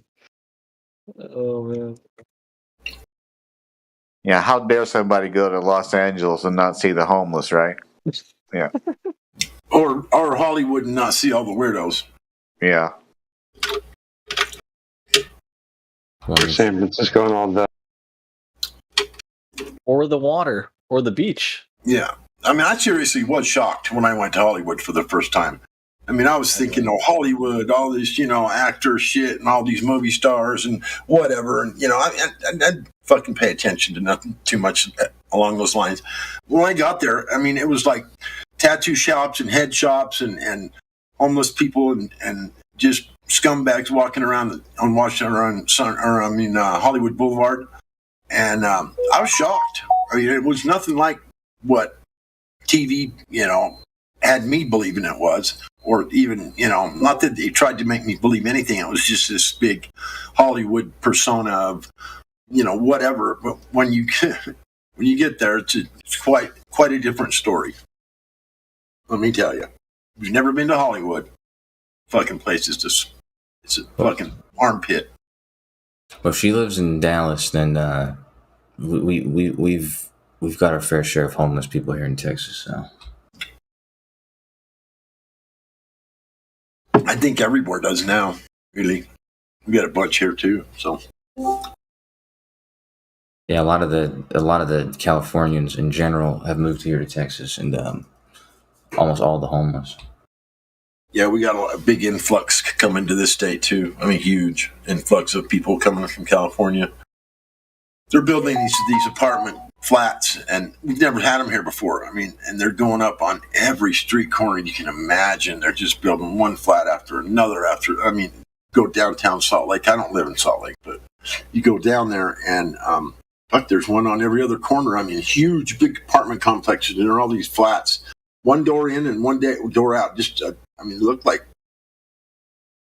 a mini prison to me. I mean, I can't imagine living in a place like that, where there's like one door into the whole building and there's like 50 apartments in it, and so make one or two doors in and out. It's like weird to me.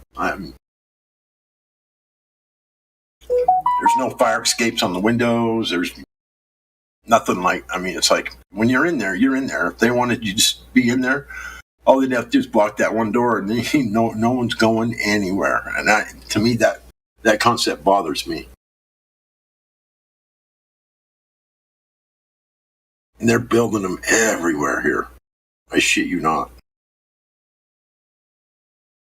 And there's no shortage of building materials to put one of those up. Not around here, there's not. But you go to try to build a house.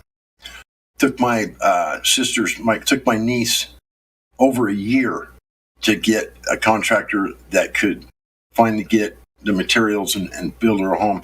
Took them over a year to build a home because they couldn't get materials. Oh, yeah. It was strange. I mean, I've never seen nothing like it. Usually around here, you can build a house in 90 days, no problem. But nowadays, no way. And not here in Texas, man. Here in Texas, they're building all the old farmland, everything, suburbs, and. Are they building houses or apartments? Both. Both, yeah. In Austin, you got condos, apartment complexes, and then all the surrounding areas, suburbs. Yeah, the suburb situation. I don't know, but I don't think that's what they want. People having. I don't know why, but we get some retirement town like cities here where I live. And one of them is called St. George. It's in southern Utah, right on the border, way down there where it's real warm. It's like warm winters. You can play golf year round and whatnot. it's kind of a retirement city. So they got all these, what are they, neighborhoods where they're gated communities. There you go. Huge, and I mean huge gated communities. They got like 1 or 2 swimming pools. They got a golf course that goes through through and around the houses, and the whole place is gated. You can't get in or out without going through some security card to get in and out. There's dozens of them down there in St. George. These gated communities, and just $1 million homes everywhere in there. It's crazy. Get out, go out on your patio, and there's a golf course right there, a green going right by the back of your house, and it's just for the gated community people. I mean, it's like your own personal, private little fucking golf course, and they got swimming pools and tennis courts and you name it. They got gyms, they got workout centers where all the workout machines and walkers and all that shit. And it's just for all the people that live in this gated community. And this is like this big, huge $1 million fucking building with all this fucking equipment in it for working out. And then the swimming pool's not far from there. And there's one after another down there, like kind of the same layout. Most of them have their own golf course. Everything. It's crazy. But it's known as a retirement town. I mean, you retired, you can move to St. George. If you're a multi-millionaire, of course.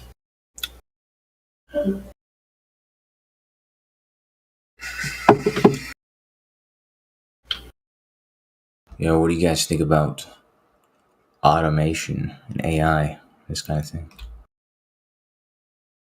And jobs, jobs being taken by AI and automation. Well, that's kind of been going on for a long time with the auto industry. For one, they went to remember when they went to the assembly line and a lot of workers got laid off because the machines were, were putting the cars together. The arms would slap the chassis down on the frame and the spot welders would come out and weld it on and would roll off to the next station. I remember when that was a thing. And there was a lot of people that were concerned about that. And a lot of people did lose their jobs. No longer did they need a worker standing, all the way along the assembly line. They just needed one every 20 feet or so to run the machine, to push the buttons or make sure that the assembly line is running properly. And now it's just, they're moving to the next stage. And pretty soon the guy pushing the buttons is probably going to be some kind of a program or monitoring it, AI type of shit. Yeah. Who knows? It's not going to be good for the workforce, that's for sure. I think it's deeper than that, man. Yeah, you're probably right. AI now that can, write books, make paintings, write jokes. So I think it's going to be more than just automation.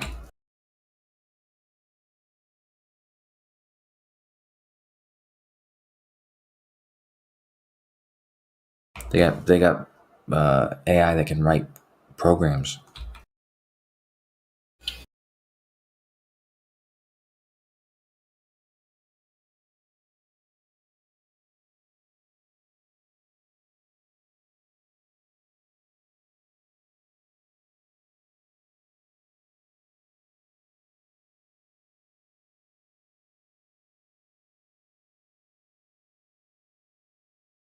God, my phone just told me somehow I used almost 10 gigabytes of data because I turned my wireless off, forgot to turn it back on for a few days.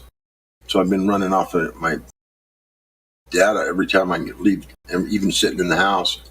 Oh well. They're telling me to go to this website to purchase some more data. I don't think so. 10 gigabytes in 1 month, that's a lot for me. Holy shit.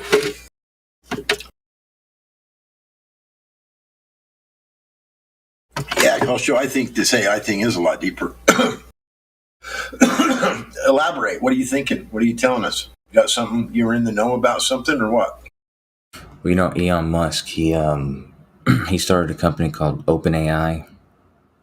He's left the company, but anyways, I'm working with it right now, and they have a couple models. One called Dolly that can make a picture in an instant, like a novel image, never before seen. And then they have another model called Codex, and you can literally type out what you want the code to do, and it will write an entire program for you. Wow. Yeah, so I mean, it could write you a story. You could write out a script, like an idea for a movie or a book or something, and have it write the whole thing for you. Damn. Have you guys checked out Beta Node? That's not good for the creative individual there now, is it? Well, that's what I'm saying, is that I think that the jobs that machines might be taking are going to be more than just automation. Right. Yeah. If they're taking over the art industry and all that, and if they can actually produce an artistic like picture of something and have it be even more creative than the human mind can do, that wow. I'll show you some examples. Hold on. Okay. Cool. That's almost dangerous. I mean, that's scary sounding, really, when you really think about it. Mm-hmm.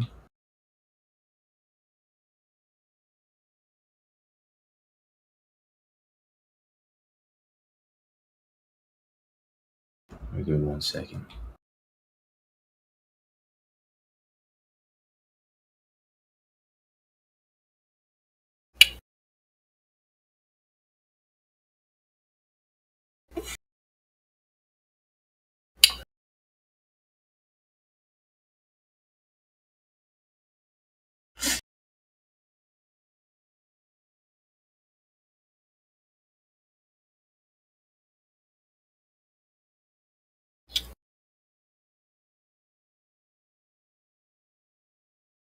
What if the AI was asked a question about what the shape of the Earth was, and they come back and said that you flipping humans are out of your mind, it's flat? What would you say about that?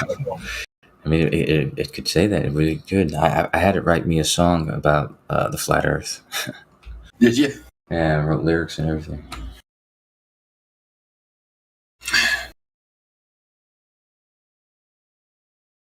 I'm trying to find. It sounds almost dangerous to have available to the public to me. I mean, it seems like if these things are that smart and be able to do that kind of stuff, then to own and operate the AI system is going to give someone a huge upper hand. It's not open. It's not entirely open to the entire internet. So the image one, Dolly 2, last time I checked, only about 600 people had access.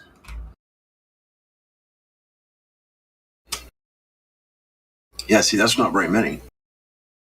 Yeah. You think that the access will be opened up for everybody? They're in their beta stage right now. I see. They might give it like a cost if they open up to everybody.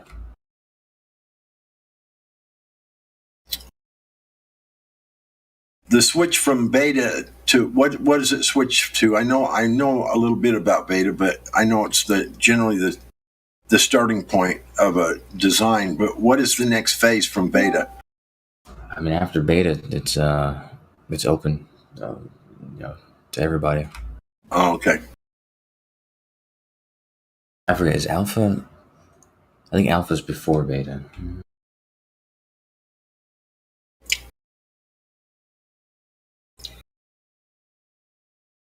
Okay, hold on.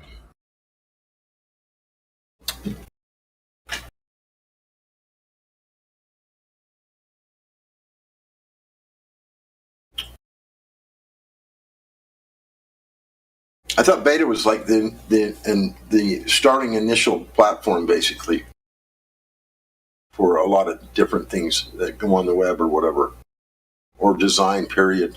There's a beta stage. Yeah, it's like they have like a limited opening. It's not its official release.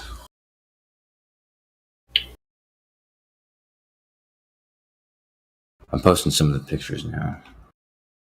Oh, all right. So at the top is the text that somebody wrote in, and then it made that picture.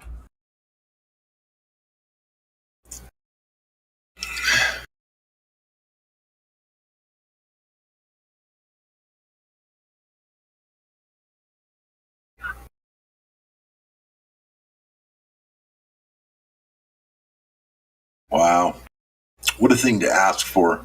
I mean, Kermit the Frog in Blade Runner in the year 2049. I mean, what? Are you fucking kidding me? I mean, that just goes to show you the mindset that these people are in. I mean, it's all about animation and futuristic, just fantasy world shit. I mean, it's amusing to me, think, and scary at the same time. It's like, what? 2 Jewish avocados learning Talmud. How do you say that? Talmud. The Talmud, yeah. Talmud, yeah. Together, oil painting. Oil pointing. What's the joke? I don't know. What didn't you? Don't you see the text? I see it, dude. But like, what's the point of this? That's the question that was asked the AI computer to draw this picture. This person said, "Draw me a picture." This is AI that was asked. This AI program Culture was telling us about that can paint pictures. Someone asked them to draw a picture of 2 Jewish avocados learning Talmud together. I can't read that one. That oil painting. Oil paint. It's pointing, isn't it? It's an A. It's an A. It's kind of. All right. I need my reading glasses. Yeah, dude. This is. So that's what they asked for, and this is what the computer kicked out, or the AI program kicked out. Hey, Kosho, I checked that Love, Sex, and Robots out. It's pretty cool. Say again? I checked out that Love, Sex, and Robots TV show you're on about the other day. It's pretty cool, crazy, man. Right? Yeah. Those are 2 half avocados, though. Like, and they're not from the same avocado because they each have a pit. Disappointing. Well, obviously, it's an animation, and it's made to look like. Well, you see the picture above it. They asked for a picture of Kermit the Frog in the film Blade Runner in the year 2009. That's obviously much more refined of a picture. So it's just a different style of art. I mean, that's what you're looking at, 2 different styles of art. I'm sure the computer could have made those avocados look all futuristic and, as much detail as Kermit the Frog has, I'm sure. But it's just a different style it's kicking out. So it just shows you the versatility of what that AI can do. The top one looks like it's ripped off a Geico commercial. Like the insurance. Because it just looks like the Geico gecko.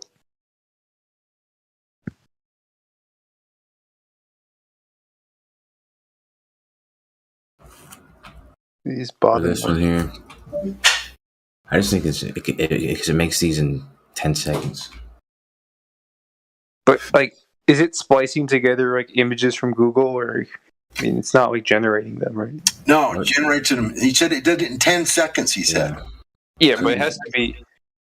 It has to be like drawing from like a pool of images or something. Like, well, not quite. The models, all these models have been trained on the entirety of the internet. So, okay, but it used it like what it did, like a deep learning of like all the images on the internet or something. Is that what you're saying? Yeah, well, it's been trained on all the images, everything on the internet. It learned what avocados look like by looking at all the avocado pictures on the internet, every possible way it could learn about an avocado, and then it drew this picture from its memory. Yeah, I feel like this is all part of like the transhumanism thing. It's like, oh, humans are just like these machines. We just like see things, and then we contextualize, and then we eventually learn to associate concepts with the images. So it's just this is the next step from the computer-generated image that people are selling their art. And what are they called? NFTs or some shit? Or what are they called? Yeah. Something like that. This AI is going to put those poor people out of business. When you can kick them out every 10 seconds, for fuck's sakes. I feel like NFTs are just a way to like turn memes like into just destroy memes somehow. To make rare Pepes real, really rare Pepes. Kasha, you are using this Dale online or you have the program installed? No, I'm using it online. I have access to all their models except for this art one, the DALL-E 2. It's very exclusive. So you just drew these from someone else that made these then? Well, I'm on their Twitter right now. I see. Like I said, last time I checked, only 600 people had access. I've signed up for it, but there's a waiting list. And if you try Flat Earth? Can anyone sign up, Kosho, or do you have to be like an employee, like you are of some sort, or? No, you can sign up. I think you have to have a GitHub. Well, there's got to be some kind of criteria that you have to meet to sign up. Well, because it's so exclusive. Yeah, they're gonna be a little bit, stringent on, like, because what they were like. For instance, I have the Codex one, the one that turns natural language into code, and so they kind of want to invite people who are probably going to use it, who have some idea of like coding or something. You know what I mean? So it took me a while to get accepted for that one. So this coding, if let's say you had something you had printed, you wanted to turn it into code. Would it be able to be uncoded by anyone? No, I mean it's like a programming language. Right. What I'm saying is, could anybody have it uncoded so they could read it? Oh yeah. Well, I mean, so could you keep it private somehow? Is what I'm saying, secretive. Yeah, I mean, would it be a way to send messages to people? It's just going to send it. It's just going to send it to you. So super encrypted, so to speak. You can make an encrypted message. Like I was actually just using the Codex to make me code for Blender. So I just typed out some stuff and told it to, make me this scene in Blender, and it'll make the whole thing. So, like, how you can have encrypted messages over the telephone. Yeah. As long as both people have the device, you can send a message or talk into the telephone. Will go encoded over the air. And if you don't have the other machine to decode it, no one else can get that message. They don't know what you talked about, nothing about it. It's all completely secret. That is available. Yeah. Once you buy the two decoders in the machines, two people, one guy on one end has one and you have one, you can send messages over the air and no one can decode it. No one. Unless you have those the two machines that are matched between each other. Exactly. Hey, Kosho, can you try to put Flat Earth to see the result? Yeah, they have an older art model, and I've done that in the older one. The older one takes a long time though. It takes like an hour for it to produce a good picture, whereas this new model takes like 10 seconds and it comes up with good pictures. Yeah, I totally would do it if I had access to it.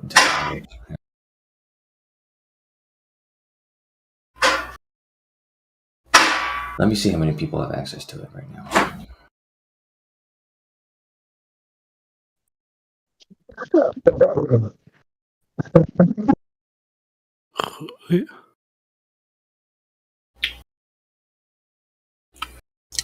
Yeah, what I was talking about is like people like cartel members and stuff would buy these encryptors that would be between two people. That way they could talk about shit like criminal shit and whatever, and no one could ever, like tap into the message and read it or whatever. And they were really concerned about people having access to that kind of stuff.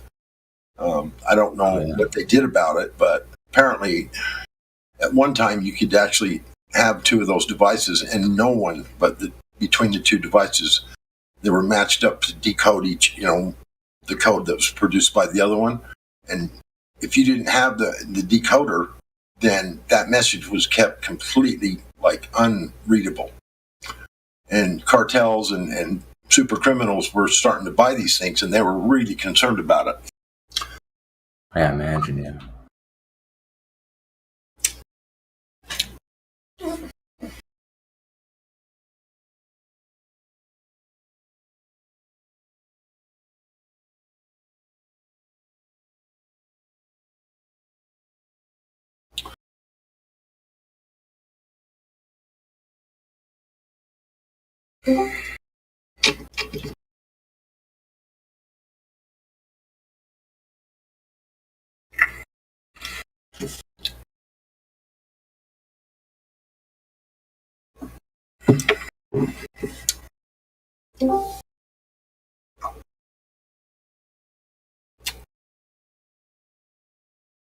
We have Niz. He's a flat earther. He's muted. Why? Who is he? Niz. He's a flat earther. Yeah. He's muted. I know. I can unmute him, but I'm not going to. I don't know what he did. Yeah. To get muted.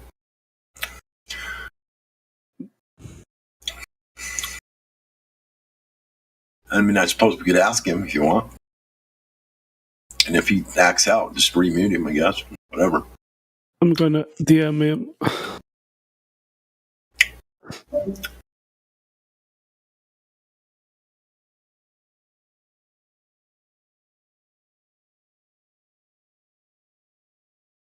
Okay, so I think currently 2,000 people have access. By a mod. I mean, it's between him and the mod as far as I'm concerned. Who is this? Niz. Maybe.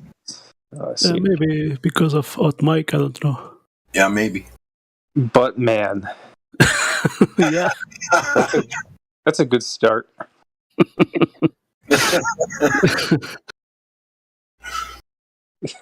I get it because it's a butt. If you look at the yellow, it's like I just got that. Shit. God damn it. Isn't in the Flat Earth reality servers too?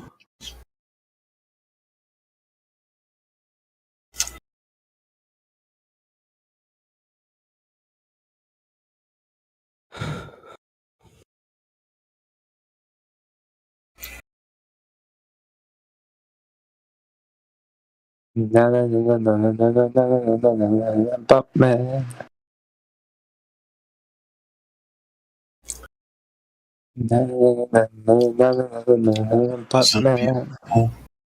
We have the Pit Drinker is the Jokers. maybe they can meet together. That's so perfect. Batman versus Pit Drinker. Yeah, Pit Drinker's a little bit too insane to be the Joker. Yeah. He has another account, but a few days he had the Joker, the last movie from Batman. Oh, that guy. Oh, that was Pit Drinker? Yeah. Oh, of course it was. It makes sense now. Okay. Yeah. I've just been introduced to the Pit Drinker kind of saga, so I wasn't aware. I think it's hilarious myself. I really do. Apparently there's like a real video of him drinking pee, like he has a YouTube account. Yeah. There is. And I just saw the beginning to see his face, but I didn't saw the I just stopped it. So well, you were afraid it was going to make you nauseous or what? Yeah. A nightmare. One man, one cup. That's a good slogan. It's going to be his next username, next account. Tries to get him. I did post it on usual suspects. Let's see. Now his account is Euler. I've known Pete Drinker for almost a couple of years, and to be honest with you, I mean, I kind of enjoy talking to him when he's not, when he's not in the live stream causing trouble. Or if you get him off in a room all by yourself and whatever, he's actually quite normal, and he can have a good conversation with the guy. I don't know why he finds it that he has to do that. Come onto the live stream and act out like he does and say the crazy shit he does just to annoy people. I really don't get it, because he's an interesting guy, really, and not really too bad to talk to. You get him all off in a room by yourself or whatever, it's just like conversation as usual. It's just normal shit, But somehow when he gets on the live stream, he just can't help himself or something. I don't know what it is. Maybe some damage the brain cells. I don't know what it is, dude. I really don't. So you're saying I've known him for quite a while, and So you're saying past that pea-encrusted exterior, there's like a real live human being and a heart of gold. Yes, there is. Believe it or not. Yeah, it's hard to believe. Yeah, that's Ripley's. Believe it or not, he's in there. I just assume he has a very good reason for drinking pee, right? Well, there is some research on it. If you wanted to go and dig it up, oh man, he got you. There is some research. There's some. I've seen it actually years and years ago. There's some monks that claim they do it, like every morning or something like that. They drink a little bit of their urine, and they've got a reason for whatever doing it. So, I can't say that it's actually good for you, but they had a reason, and there is some stuff on it. It's not that easy to find, but it's not like it's nothing new. Let's put it that way. People have been doing it for a long, long time. This is why you get along with him. Drinking pee is not something that's new. Trust me. This is why you're getting along with him. Why? Because you understand why he drinks pee. So it's like, I don't understand why he does it. I could care less why he does it. I'm just saying that there's definitely some information on it, and he's not the only one that does it. There's quite more people than you think that do that. So, okay, this is blowing my mind. This is I need to digest this and then figure it out. If I search this, am I going to get on a list or like another list? I'm already on several lists. Let's see. I don't know. I don't know. Okay. I don't care. Drinking pee. Yeah, I don't care either. Drinking pee. Urine therapy. What the fuck? Okay, no, dude. I'm gonna get pulled into this cult. Nah. This is how they get you. Stop before you start drinking pee. Yeah, and like in a week, I'll come back. I'll be like, "Damn it, he was right," and then I'm gonna try to get you guys to do it. No more pee drinkers. He finally got into the server. He just took over my persona. I don't know. If you learn something interesting, let me know, because I'm really not that interested at this point. But there is some research on it, so go ahead and find it. It says the practice of drinking urine goes back millennia. Yeah, it's been going on for a long time. I'm telling you. I know. Apparently, in ancient Rome, they used urine for laundry because it's sterile. It has also a sterilizing effect, and it has ammonia, it's urea in it, so it can be kind of used as bleach. But I wasn't aware of them drinking their own urine. I know in some villages in India, apparently they drink cow urine as kind of a panacea, like a cure-all.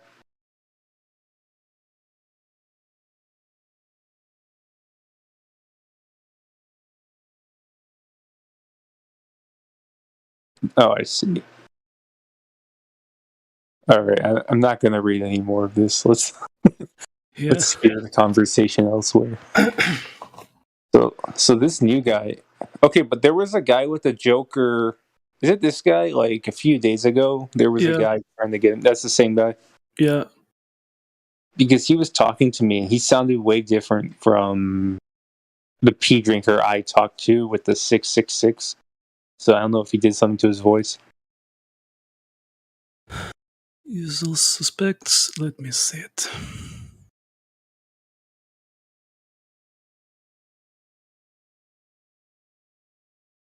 He had his profile picture from the movie The Joker. Oh, not the one from the Joker. I had the one I was talking to was from The Dark Knight. Oh, but I think let me see it.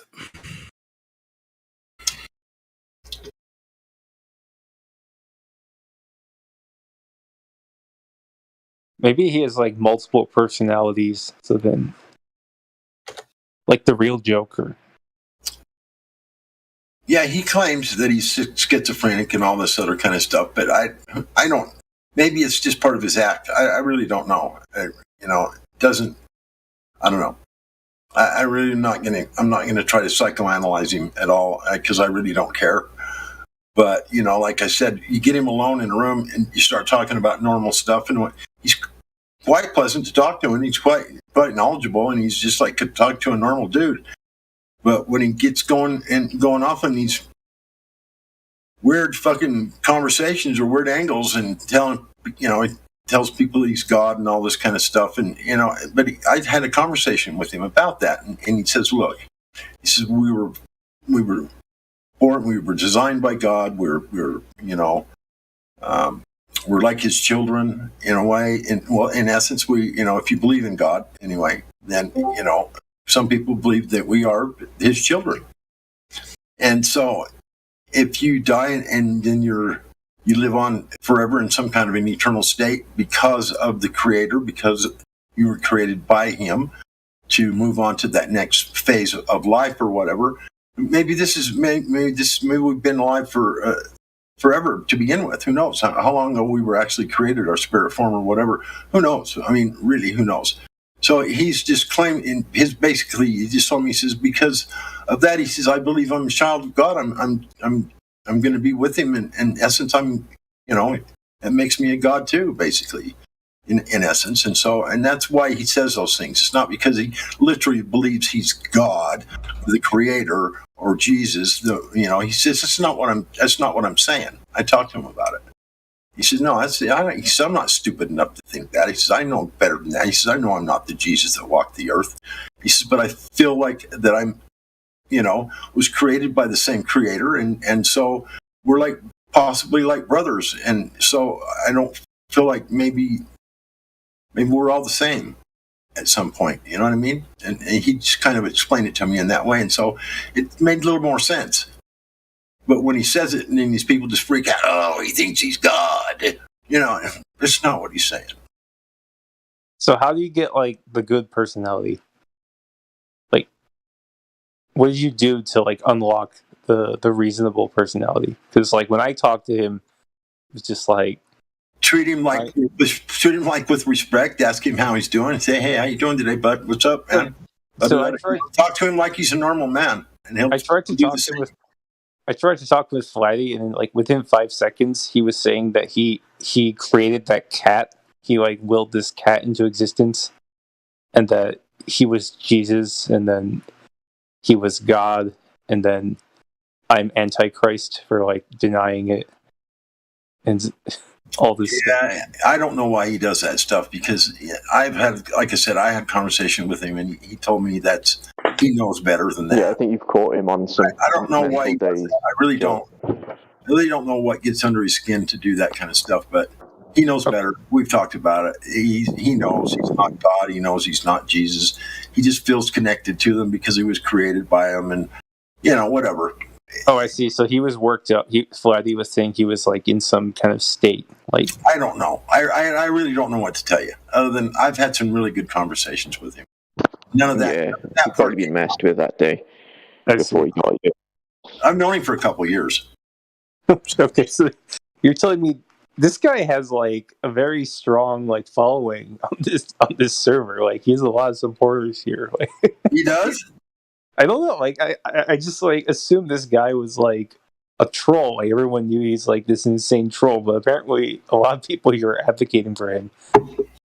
That's because a lot of people have had normal conversations with him. I'm one of them. I'm not necessarily advocating for him.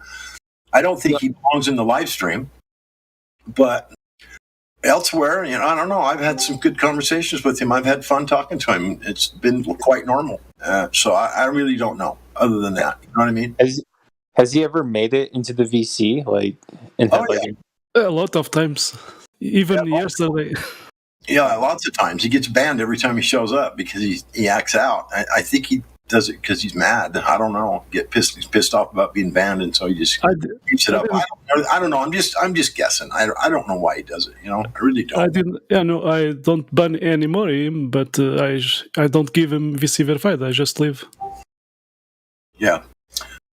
Well, I don't. I've never checked him in or done anything like that, or giving voice verified, or I don't know who does that for him. I really don't know. Everybody on here doesn't want him. The mods want him permanently banned, and out. This and that because he broke some basic server rules is what he did. And one thing is making a new account when you've been banned or been put into CogDis, or it's clearly in the rules that's not acceptable. If you're going to participate in the live stream, you got to abide by the rules. Apparently, doing those sorts of things is breaking the rules quite severely. Just by creating another account, like if you've been put in CogDis or whatever, you're supposed to wait out your time in CogDis and then get out and then act like be a good boy. But if you don't those rules, then you can't participate. And it's just the server rules. That's all there is to it. It's server rules. They're not going to bend on them. Some guy just tried to come in. He's Tyler. And it makes sense. That makes sense. I mean, it really does. I think you scared him away, God Rockin'. No. He was here. There's this guy named Siler, and then he sort of meekly tried to say something, but then... Oh, I'm sorry. I cut him. Well, it could have been a good thing. Like, we don't know. We'll never know now. Well, you should have just told me to shut the fuck up. I'm not going to bite your head off. Nah. I like your tirades. They're funny, so. Well, thank you. I try to have fun around here. I do enjoy myself, so. Cyber. I mean, if he was just gonna leave, he probably didn't have anything important to say anyway. So. Who was the guy Niz that was muted? Is that who you're talking about? No. Oh. Another guy. Cyber 330. Maybe we can tell him to come back in. Let's see. Yeah. He had the roles seem sincere, but he was speaking so low. Oh, he was trying to speak. I didn't hear him. Yeah. It was very quiet. You should have said something. Next time something like that happens, I'm talking. Just tell me, guys. Just say, hey, and I'm not.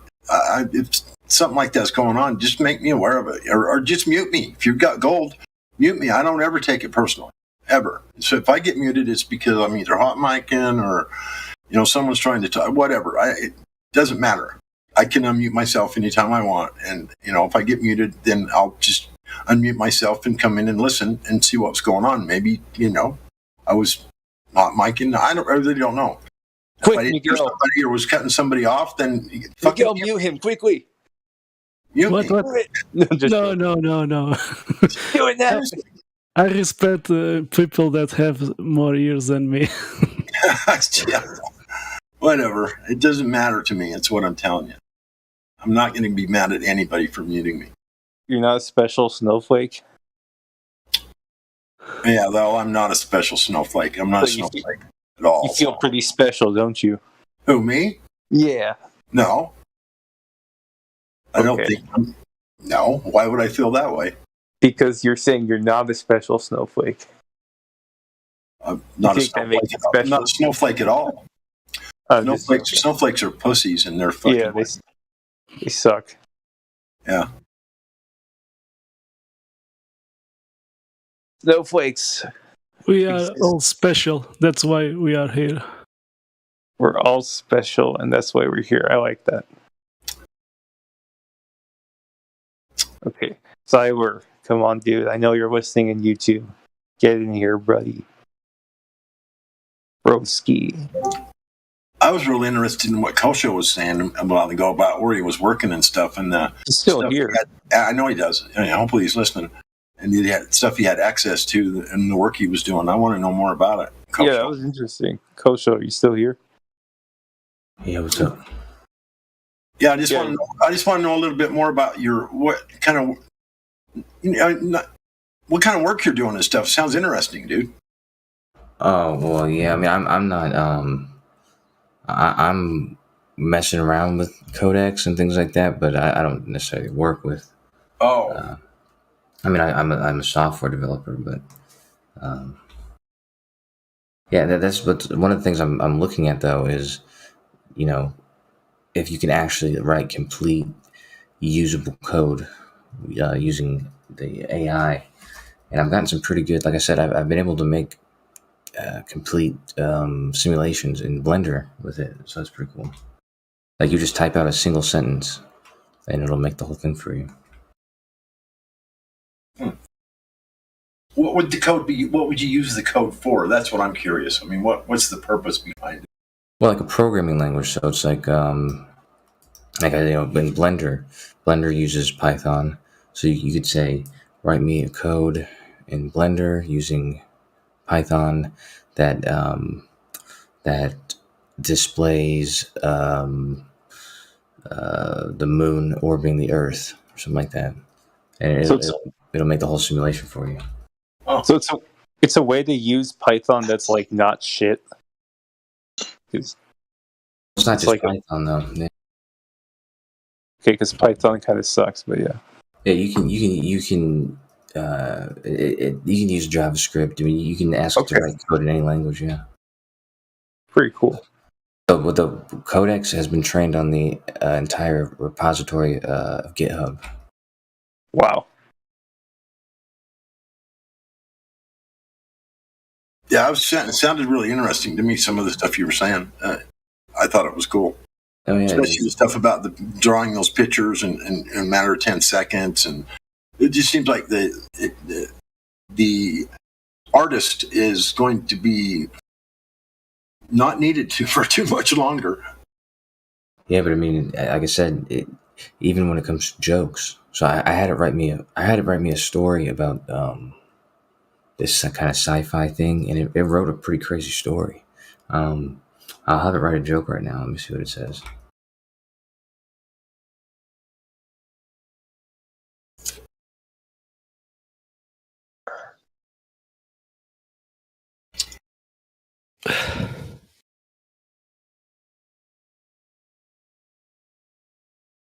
Okay, hold on 1 second.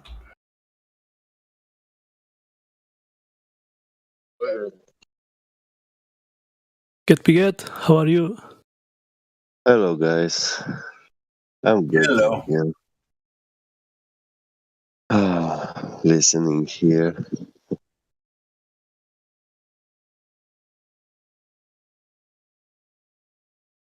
Get Piget, do you know this Dale E artificial intelligence program? Dale E? Yeah. I did post Let's see. 19 minutes past the hour. I will have a look. And the Kosho is posting some AI created photo or pictures, artwork. Yeah. The thing that to me is they look so animated. I mean, I would like to see something more realistic or more like. This is like cartoons, just like a real super refined animated cartoon shit. I mean, I've had enough of cartoons. I've had enough of the Globe. Yeah, me too. Fucking reality for once. Well, it's all about how much information you feed it. Yeah, exactly. Yeah. Apparently, it has access on its own to the internet, is what Kosho was saying. Oh, that dog has a globe in his mouth.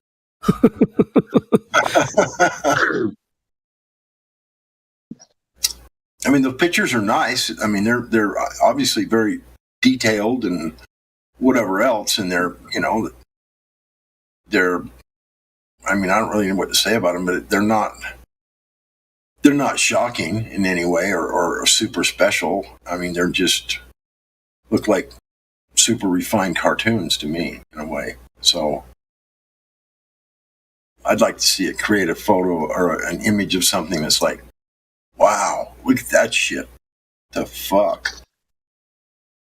Something that probably couldn't be done by mankind. This stuff here is any super good artist could recreate anything like what we're looking at here.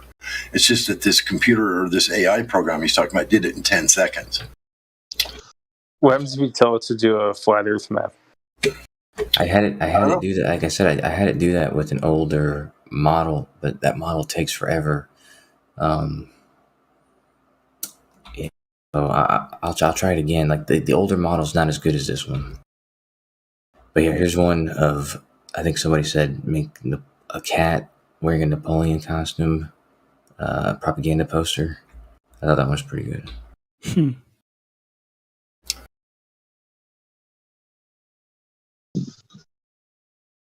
Yeah, I guess it's kind of funny in a way or whatnot, but it's still, I mean, they're not super compelling to me. I mean, it's just like. You could sell these to alt rock bands for like album covers. Yeah, or like logos. Like people make a lot of money making logos for companies or making ad campaigns. Yeah, like the cat one definitely could be like a logo or an advertisement. Yeah, but if someone gets their hands on the AI program before someone else does, they could just have this AI program write 1,000 different ad fucking campaigns and 1,000 different this and that and the other, and then have nobody else gets access to that type of technology, and the cocksucker gets rich over it, because he can sell them for pennies on the dollar compared to everybody else. Because it took 10 seconds to fucking create, I mean, fuck. I want to see an AI learning symbolism and gematria so it can spot them for us. Actually, you know what? So the main model is the GPT-3 model, and I just asked it to make like jokes for me or write me a book or whatever. I can ask it to so if I could put in like a paragraph or a page or something like that, and ask it to decode it like gematria. Like yeah. Let me see. That will be interesting.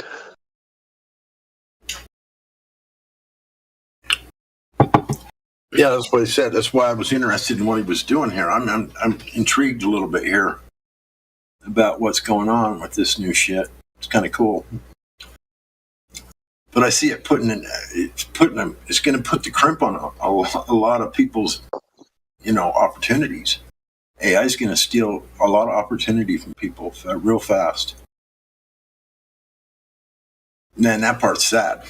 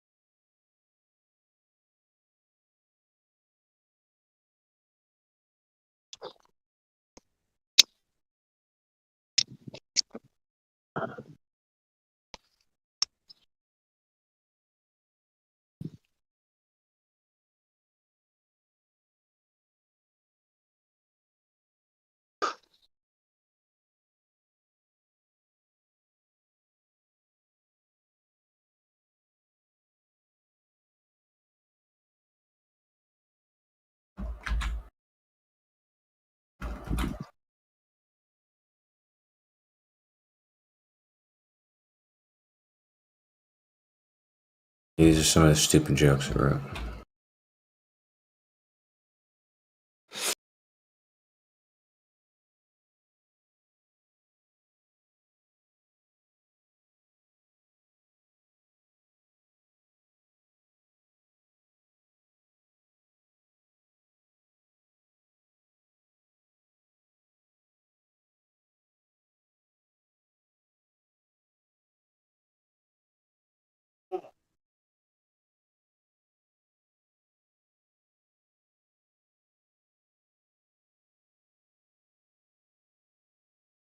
Well, you see, those jokes are the standard acceptable jokes, like the internet's top-rated jokes.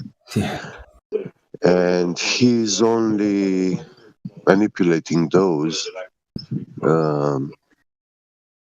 There is a pattern included in those, and he's just following that pattern.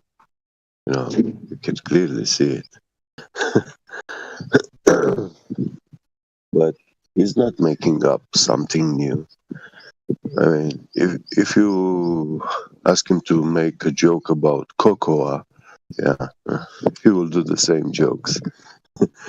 He will write the same context, the same lines, but instead of the globe word or globers, you will have cocoa, you know. Yeah. Let me see.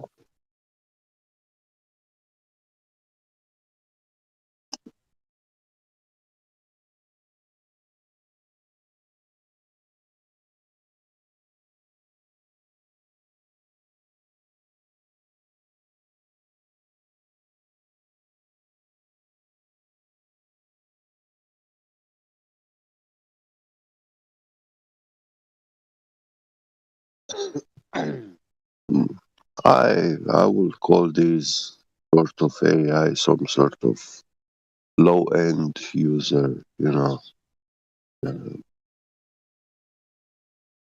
that we can get access to. But the real AI made by Google NASA has a mind of its own, a language of its own. We don't even know the way he's learning. He transgress that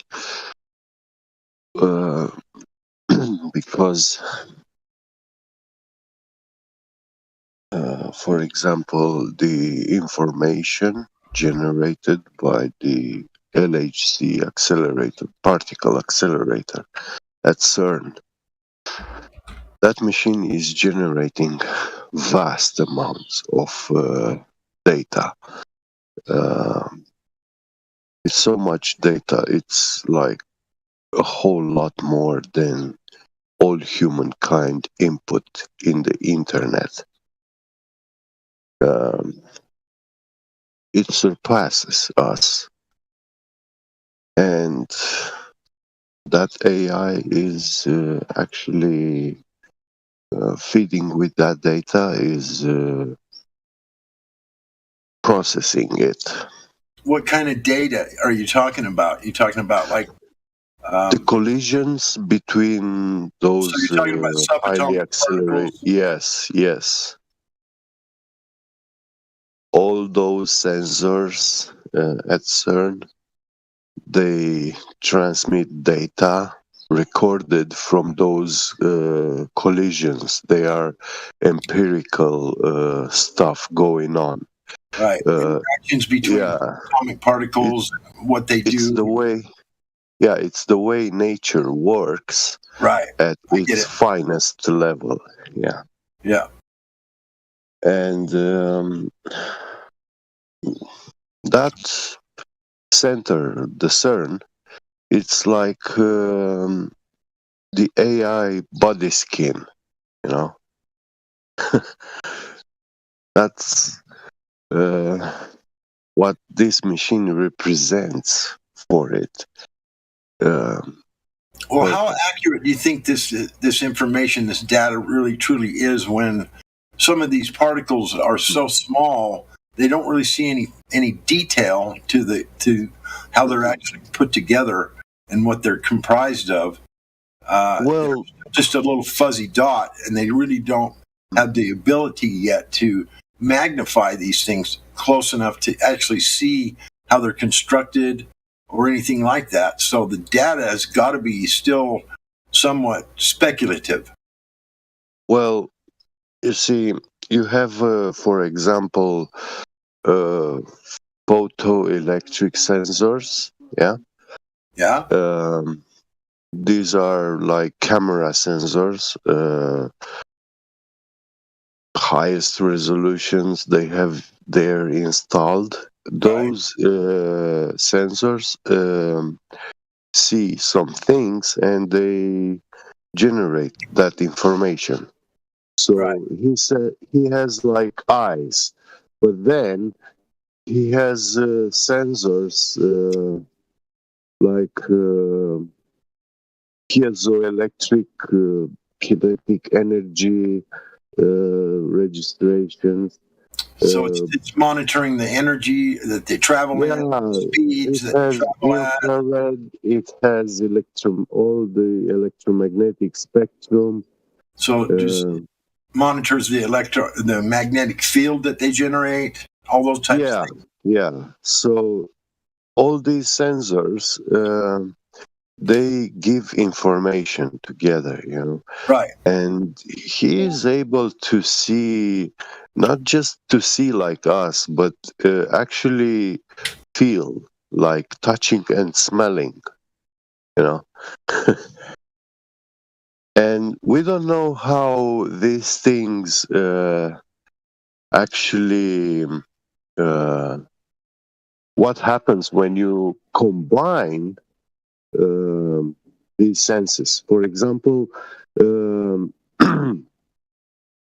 taste that we feel when we eat something is due to the fact that we also have the smell sense. So if you hold up your nose and so it's a combination, so the results are a combination of sensors. Yes. Yeah, I'm following. I'm following. When you hold your nose and you eat something, it will not have the same taste because you don't feel its smell anymore. Yeah, and it has a different feeling. Yeah. So you're saying that these particle analyzers are analyzing these subatomic particles using smell and taste as well? Yeah. Pretty similar. I mean, there are devices that can feel this stuff. We made the artificial noses, you know, sensors that can detect these odors in the air or in solutions.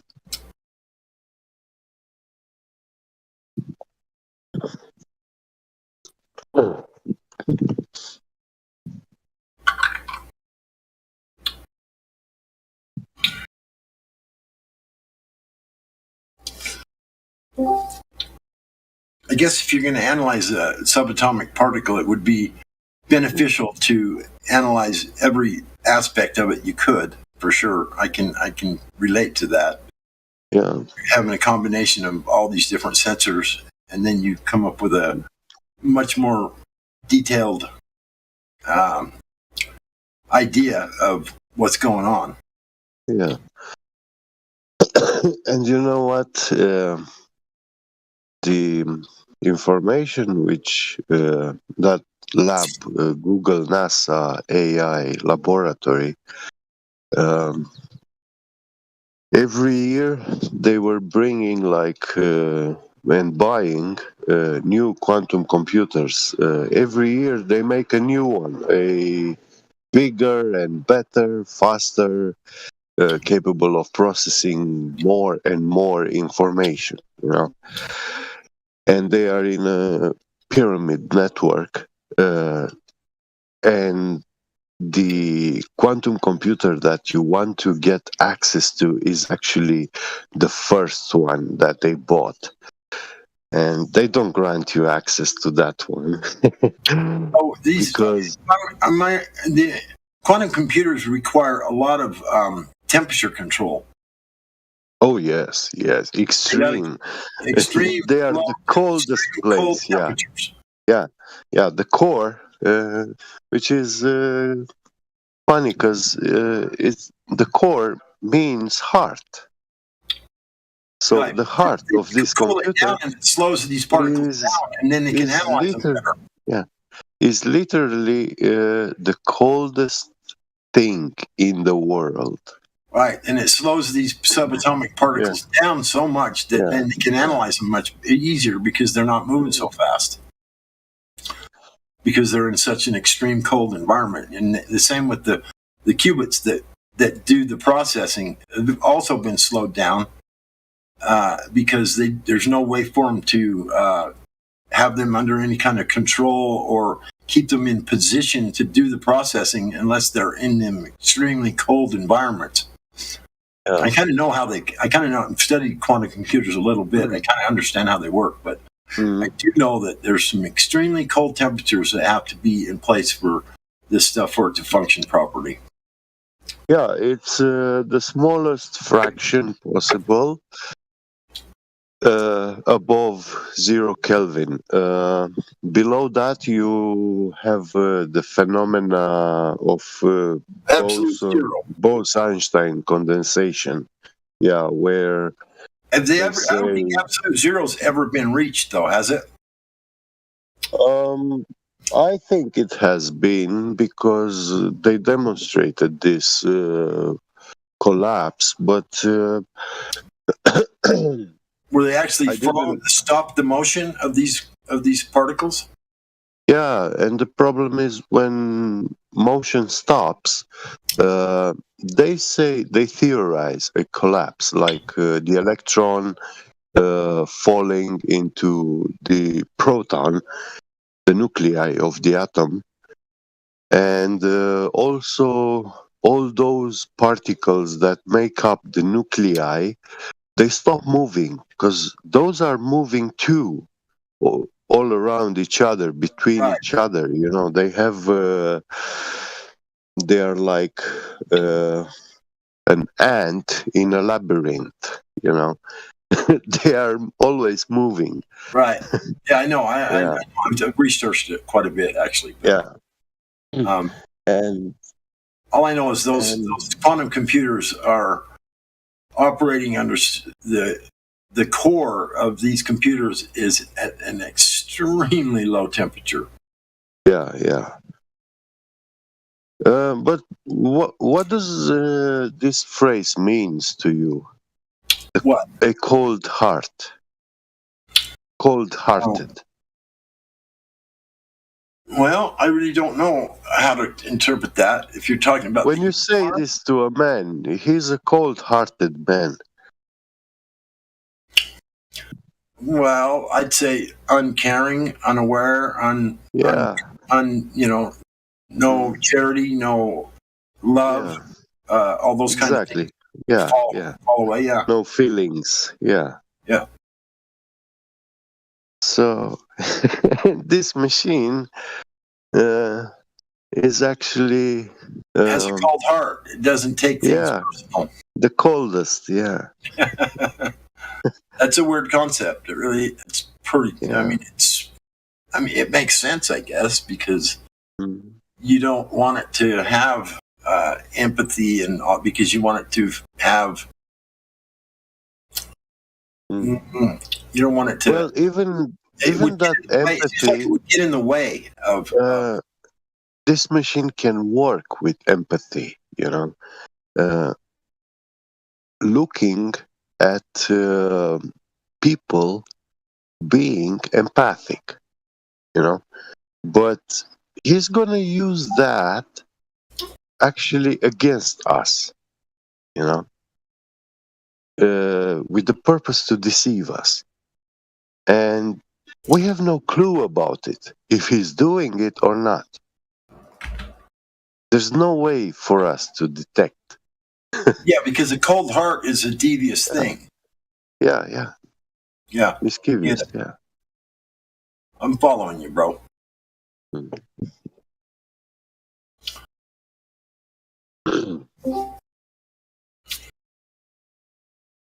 So that sort of gives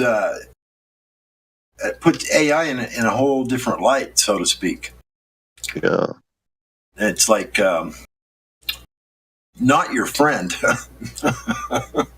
No, I've seen like in 2010, 2008 videos about AI research, because when they started all this and in AI running on quantum computers, they were like searching for quantum programmers. It's a field where we still don't have experts, and no, because they're still achieving new levels of control over these particles. Yeah, but more level of using more qubits and more, like you said, these computers are getting bigger and bigger, and they're not using just one, like 2 or 4 qubits anymore. They're using literally dozens. Yeah, they got to 5,096 or 12 something. 5,000. Yeah. Wow. And this was like about a year ago. Wow, that's some computing power. That's unfathomable. Really, it really is. I mean, that's beyond my comprehension, to be honest with you. I mean, when you look at IS encryption code algorithm, you find that it's one of the best is the IS 256 bits, and that's a very hard encryption, still used in the world's financial system. The world's financial system uses AES, and also this Wi-Fi or any secure socket layer, SSL connections, internet connection. It's using this encryption. This AES crypto processor is the standard of the industry, is being implemented into any device, and it's also very small.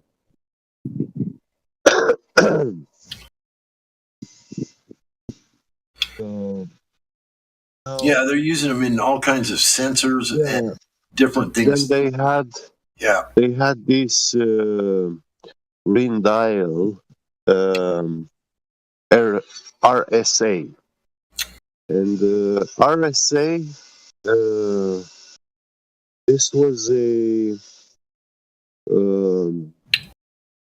4098 bits encryption key, and this this level of encryption was used in the military for what they call the nuclear missiles. So if you had technology to crack RSA code, this means that you get access to the nuclear weaponry and the nuclear power plants, and they had to replace this like this. And yeah, but that's something that's not new, though. Yeah, they are not new algorithms. They are very old. They predate the internet era. Most of them. Yeah. Yeah. So it's funny how we had the knowledge about them, before they even existed. Right. Yeah. Exactly. The concept of it. Yeah.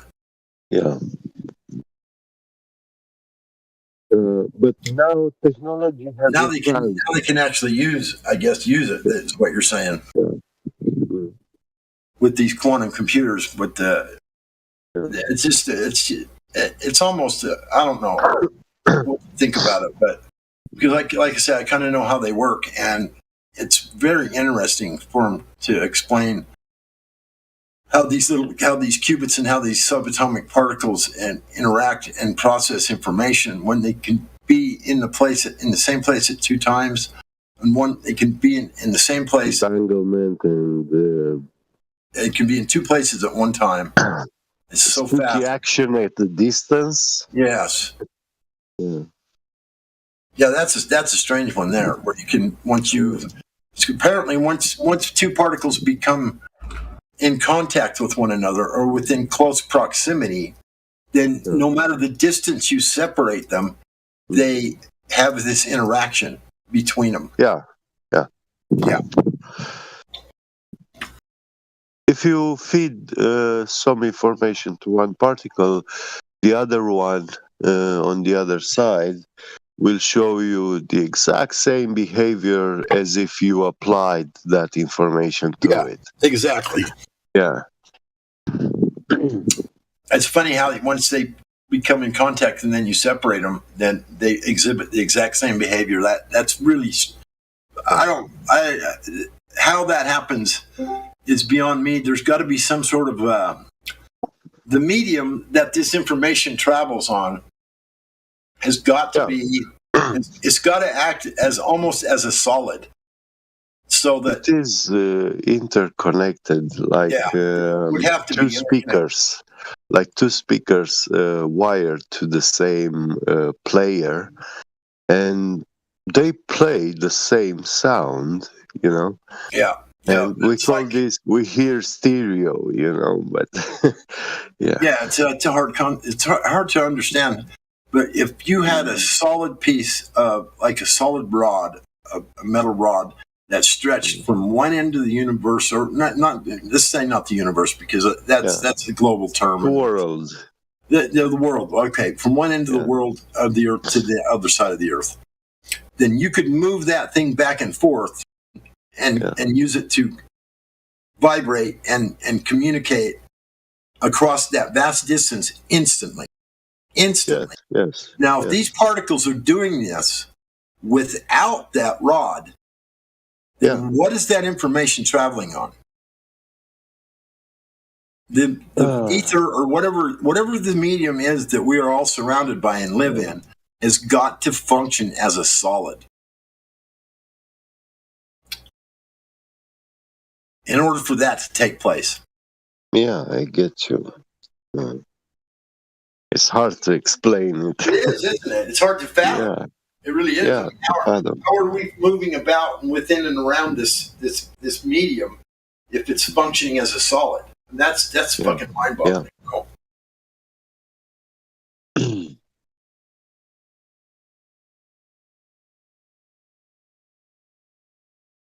Yeah, it to me it looks like nature has its own language and alphabet, but we haven't been able to decipher the language, so we are very far away from understanding the alphabet of this language.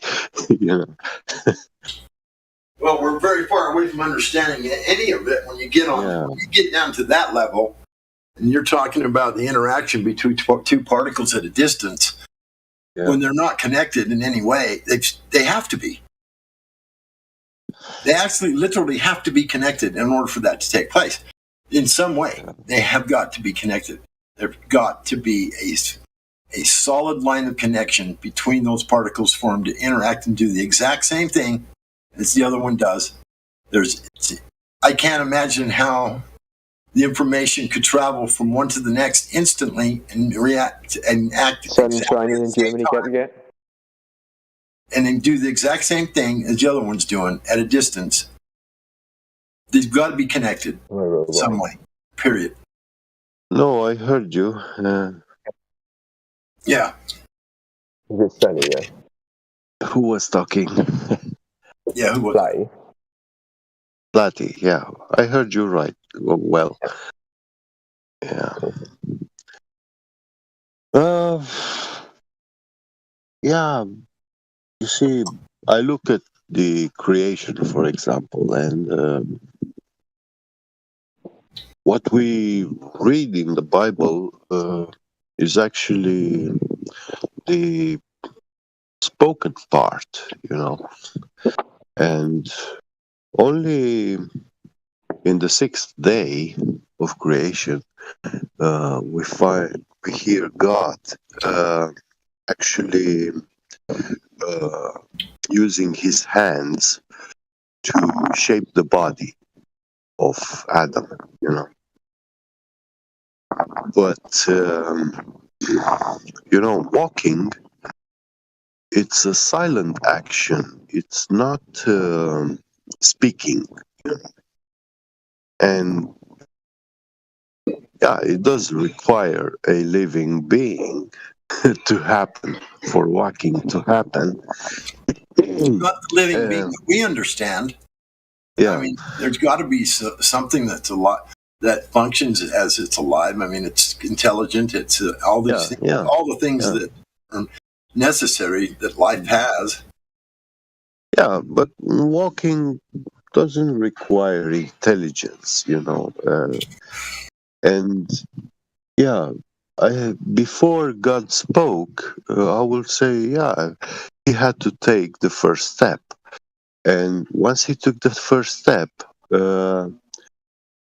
he started creating this thing which we call, physicists call it today, space-time, you know, where this three-dimensionality, where we can have all sorts of shapes, geometry and stuff like this, you know. So, because, and it even says in the Bible that before it was without form. It was without form, you know. And if that form, shape, had to be made, created. Like a fractal. Yeah. They're a very complicated structure, but they're repetitive, and they go on and on forever too, in that manner of speaking. Yeah.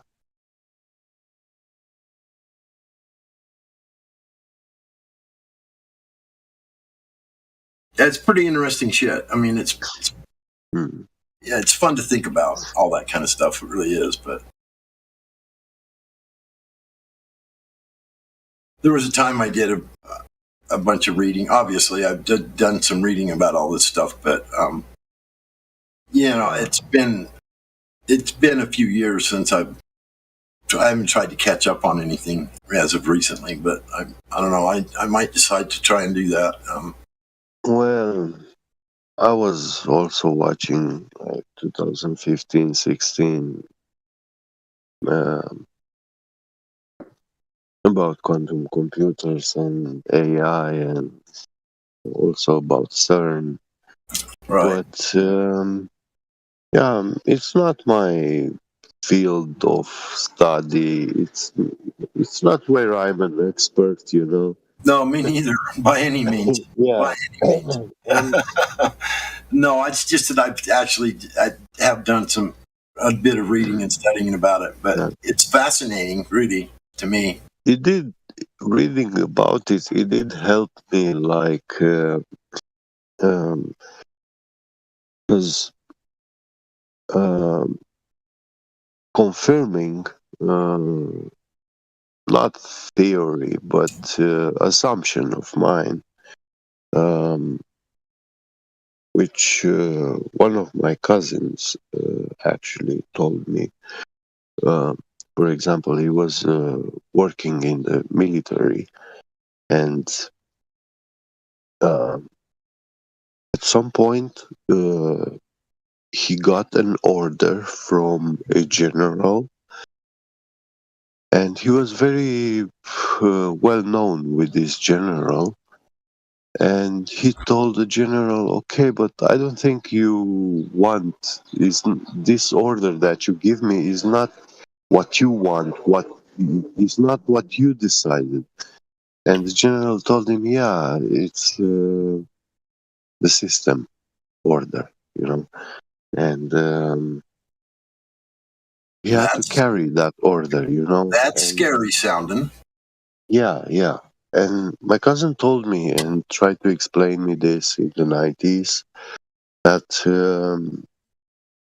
we are people in positions and stuff, you know, jobs, hired.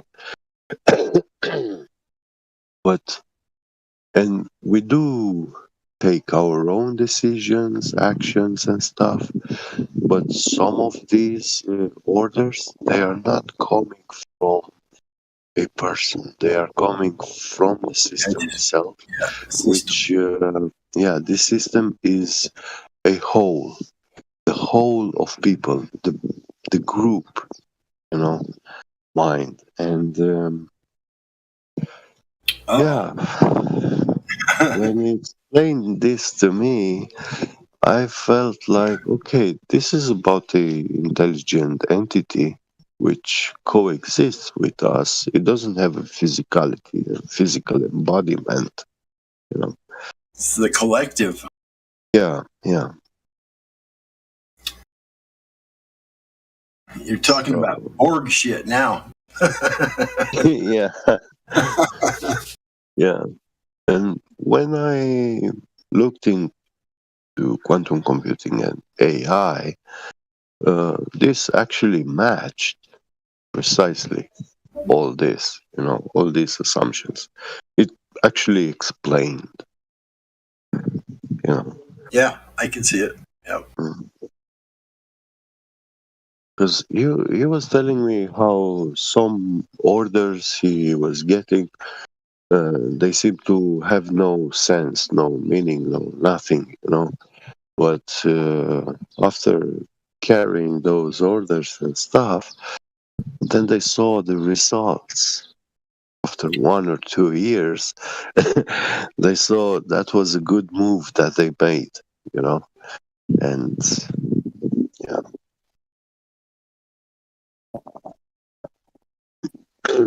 Well, that sounds like a whole lot of control to me. Yeah. It's like if I have a fountain in my backyard, why would I go and buy a bottled water, you know, and hold it in the basement there, keeping it for a decade?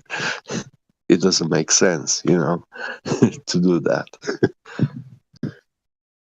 But yeah, that fountain can go dry, and then you still have some in your basement. Right. And who knows what the fountain's going to Yeah.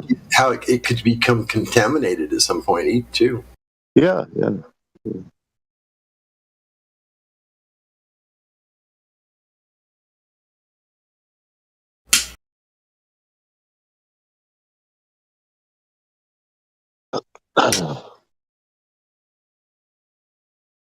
Well, still, we can speculate, we can assume, but problem with the curvature is never gonna be solved. You can't solve something that doesn't exist. Right.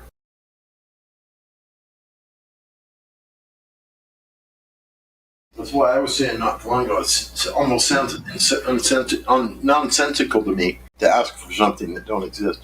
Yeah. You know you're never going to get the answer because it's not there.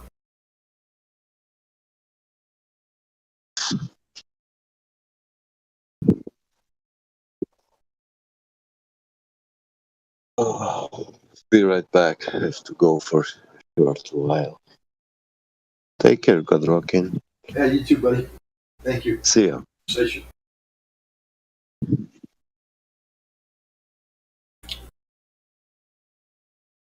It's fucking 2:30 in the morning. Holy shit.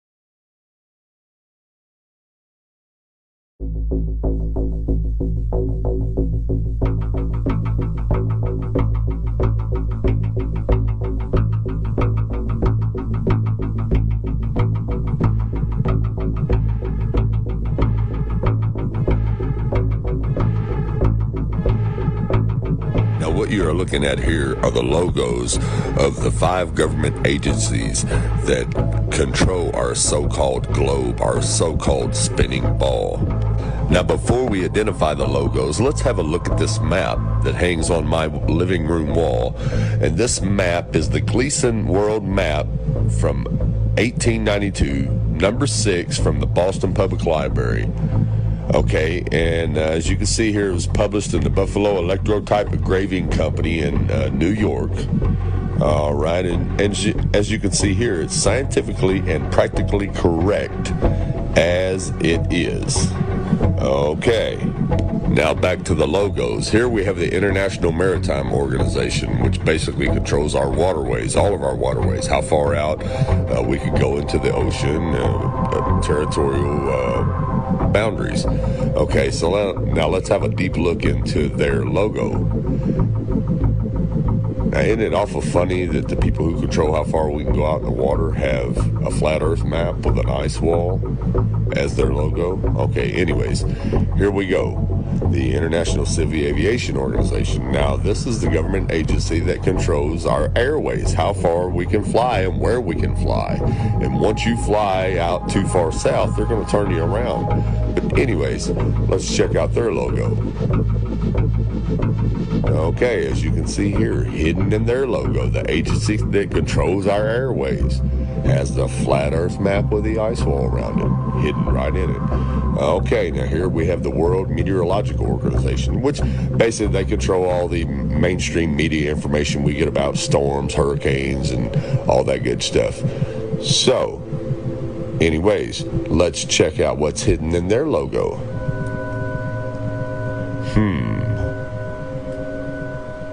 The flat earth map. Okay, now here we have the World Health Organization. Now this organization controls all the mainstream media news that we hear about, like COVID-19, Ebola, or any other kind of pandemics going on in the world. But let's have a look at what's hidden in their logo. And as you can see here, the flat earth map with the ice wall around it. Okay, now last but not least, we have the United Nations, which basically control everything, control all the militaries in the world, all of the treaties that are signed in the world. These people control this. And I think it's awful funny that if you look in their flag, they have the flat earth map in their flag.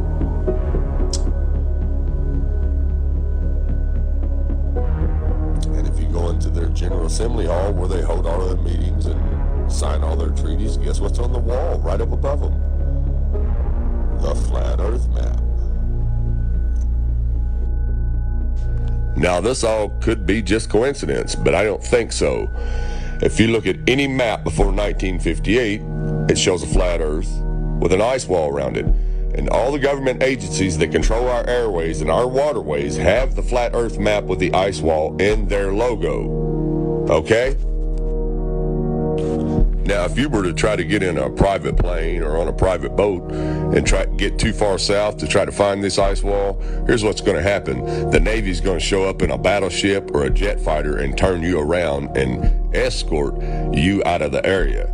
Now, let's watch and see what happens when a private boat or a private jet gets too far south. Keeping in mind that that means 80 degrees north of the equator. You go past that, you're in maritime waters, and here's what happens. Hey, it's a Navy destroyer. He will yield.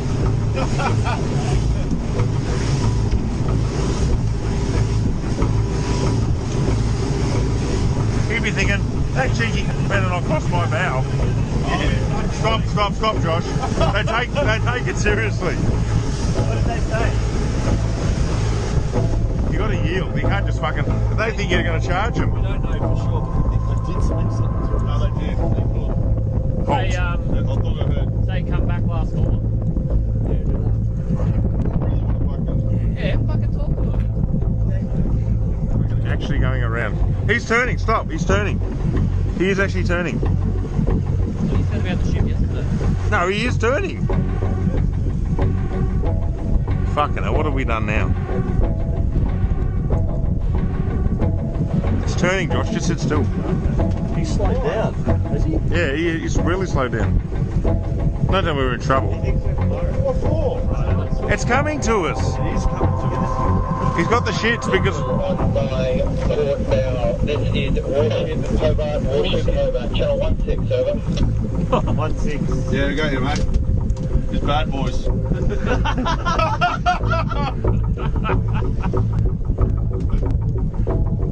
he come back? Gotta go channel 16.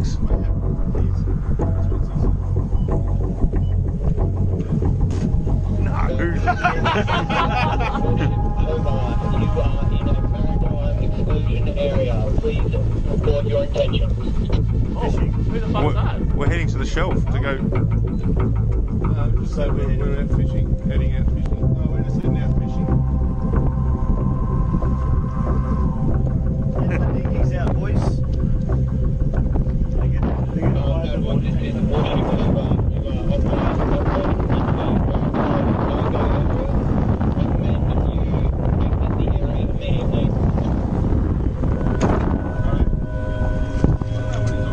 Going that way. We're just traversing. Is there a helicopter coming at us now? Are we allowed? I don't know. What just travel. Just go. Just go. You sent out the chopper. That's a drone. Is it? No.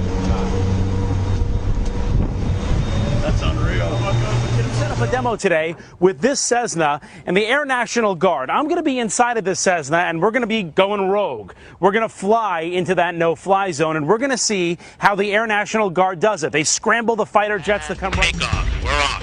Flying for miles and miles until. Okay, we've just entered the no-fly zone now. Our pilots aren't talking to air traffic control, ignoring their calls to reach them. That triggers an alarm at the Air National Guard base. These fighter pilots scrambling to their jets. They're on alert and ready to take action 24 hours a day. Today, racing to their F-16s, suiting up, climbing on board, and rushing to the runway. Taking off to intercept our rogue Cessna, reaching the target in just minutes. This is the view from the F-16. That's my Cessna right there. Intimidating as you would think it would be. Look at that fighter jet. He's right off our wing.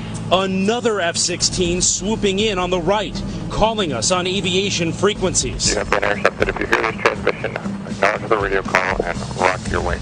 He wants us to identify ourselves. We're a rogue aircraft, remember, for this demonstration, so we're not going to respond at all and see what this fighter jet. Ordered to turn to the northwest. The fighter jet giving us one last warning. After all of this, the pilots still won't listen. The plane won't leave the airspace. Will you shoot them down?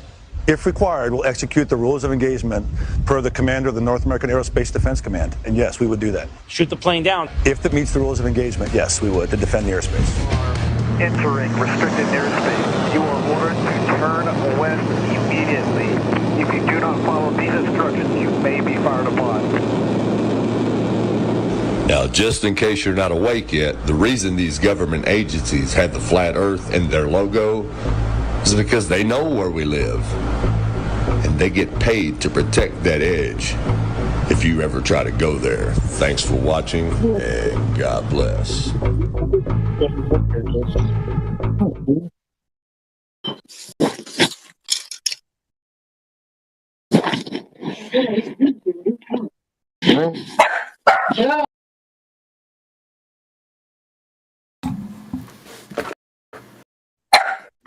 Quiet. Hello?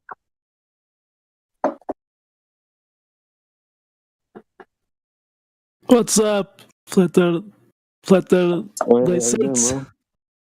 You hear them barking? You're all loud. How is going with your dog? They're alright. They're just hungry right now. My lady's feeding them. Babe, could I have a cigarette? She always takes my cigarettes. Yeah? It's messed up, huh?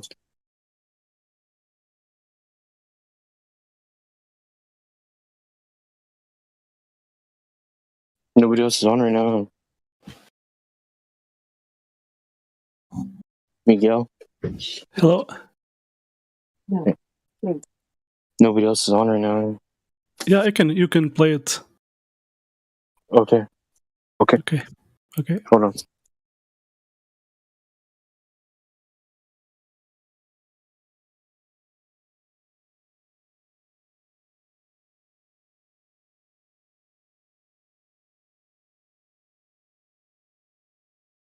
Conspiracy theorists claim that events like terror attacks and school shootings didn't happen, that the crime scenes are fake, and all those people you see crying on television are crisis actors. If you could influence kids through the lyrics you spit, would you lead them all astray or just steer them adrift? Wear a mask everywhere, you appear to be sick. Living in fear, 6 feet says, here's you'll get. If you like what you hear, screen mirror the shit. This is the new 9/11 of Hear 'em a Biff.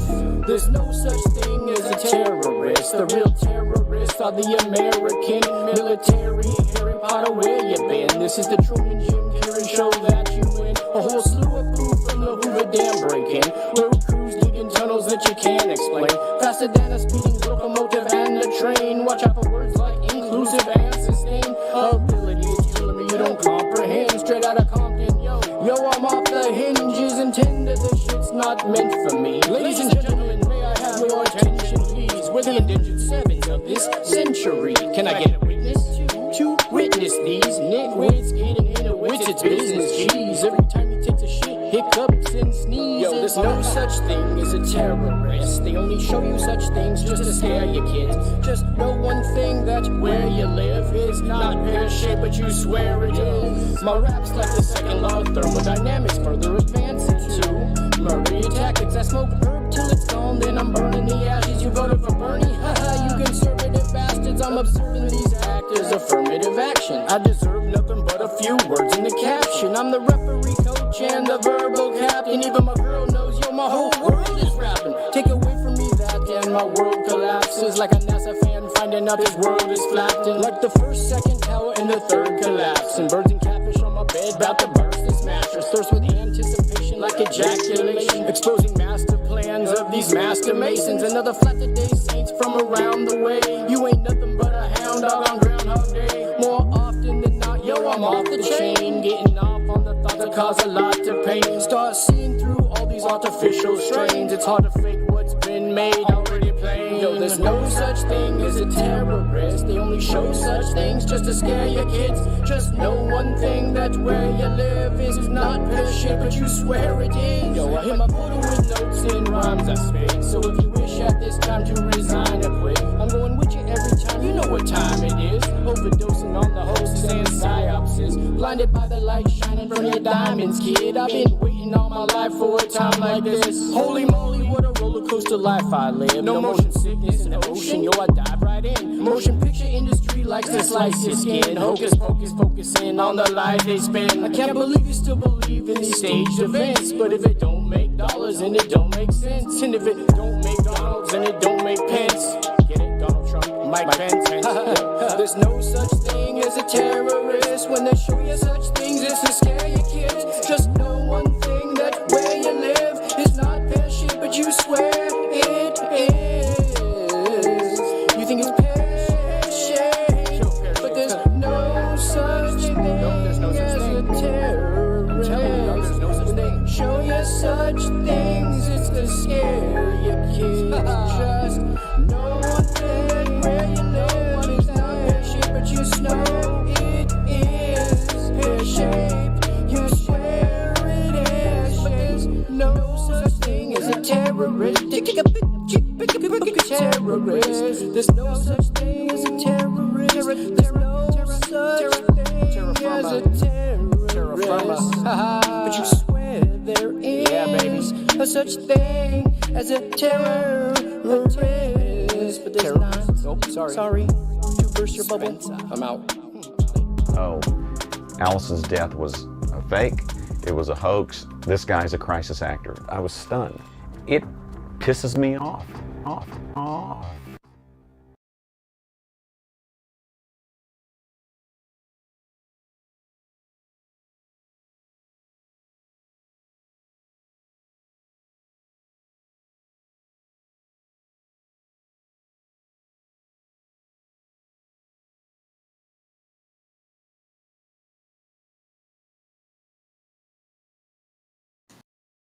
This is a fresh new song, yes?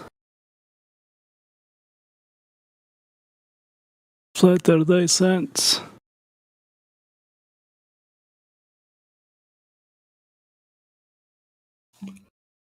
It's busy.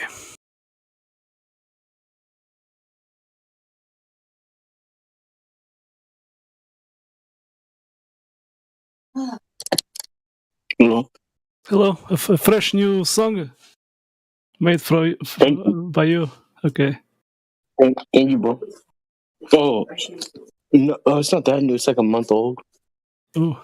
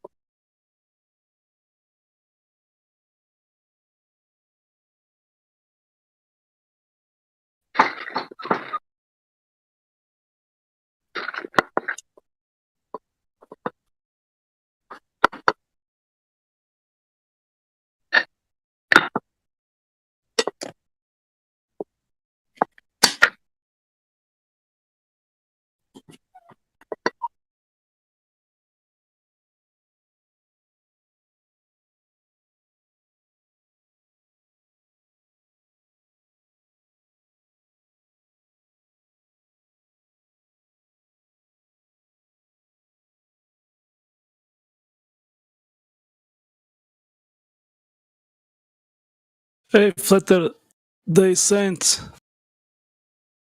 Maybe someday you can join with Sunny. Yeah, that'd be dope. And Master Chief, do some Flat Earth song. I know, that'd be cool.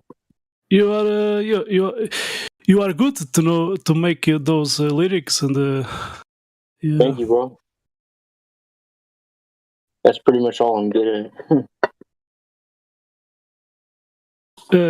By the way, nice work with that.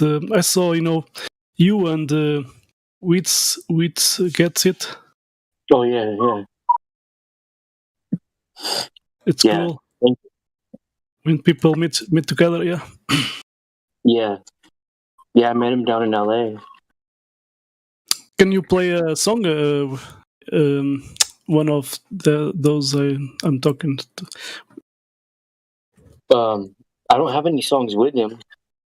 But you have a video, like with him. Yeah. I have one with him. I think he's in it. Oh, you mean the where he's talking on the street? Yeah. Yeah. Hold on.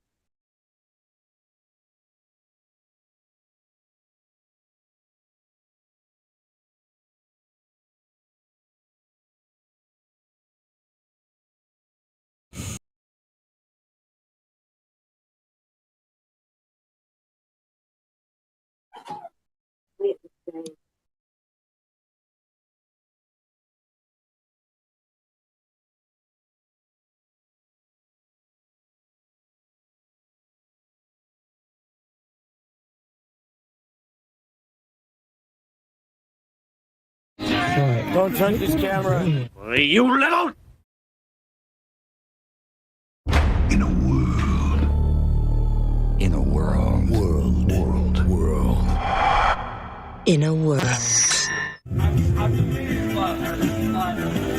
You never debated me, my man. You never debated me. 5 feet off the ground at point A. Yeah. And the laser 5 feet off the ground at point B. Depending on the conditions of the atmosphere. So, yeah, that's objective. That's the scientific answer. Like, your question is, if I shoot a laser over the Earth and it's flat and I have a board at 5 feet, wouldn't the laser hit the board at 5 feet? Right? Yeah. Well, like the densities of the medium of the air will obstruct the laser. But we've actually shot a laser 31 miles. and it's reached its target, and there should be over 600 feet of Earth curvature blocking the laser, but the laser reached its target. How's that work? Yeah. 31 miles. Yeah. Then I'm gonna block those sounds. Don't you want... On Netflix, right? But it's called Behind the Curve. Yeah. I know. I'm Behind the Curve on Netflix. Actually, I know the people in it. They supposedly shot a laser and it didn't work. And then they showed you that. They actually chopped it up, misrepresented what they were talking about. But of course they did, because that's what the media always does. But anyway, it doesn't work every time because it's based on the density of the air. Well, let me explain. Like, if you shoot a laser through water, it doesn't travel the same as through air, right? And it's because the water's more dense than the air, right? Answering what I said, even if I'm wrong. Well, the government came out and admitted that they censored flat Earth, yeah, in Congress. All right, okay, we can agree on that, right? Like, I should at least, even if I'm crazy for thinking this, I should be able to say it.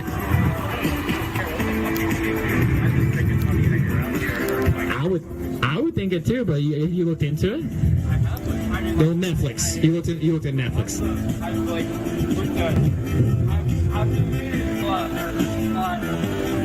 You never debated me, man. You never debated me. You little... I debate aerospace engineers. I debated an astrophysics professor that works on the Himawari satellite. No, I debunked him live, like recorded in front of hundreds of people. Yeah, because I asked him, how do you determine the distance to a satellite? Right, and he talks about radar. And I said, don't you agree it's based on the duration of the signal based on the medium properties? And he said, yeah. So how do you determine and substantiate the medium properties, the densities within? And he claimed my speaker with my mask and on my hat, but I look so super lame. 100 people's be laughing, dang. Come on and let me know.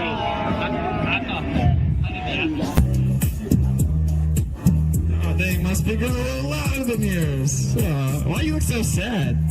Okay, look, the question... Right. You're right, the official answer is that gravity's the container, right? Okay, so say I have gas pressure in a container at the surface, and I open the lid, right? So the gas will spontaneously seek equilibrium, right? Like, say you have hydrogen helium, we're doing all the rest. Right, yeah, exactly.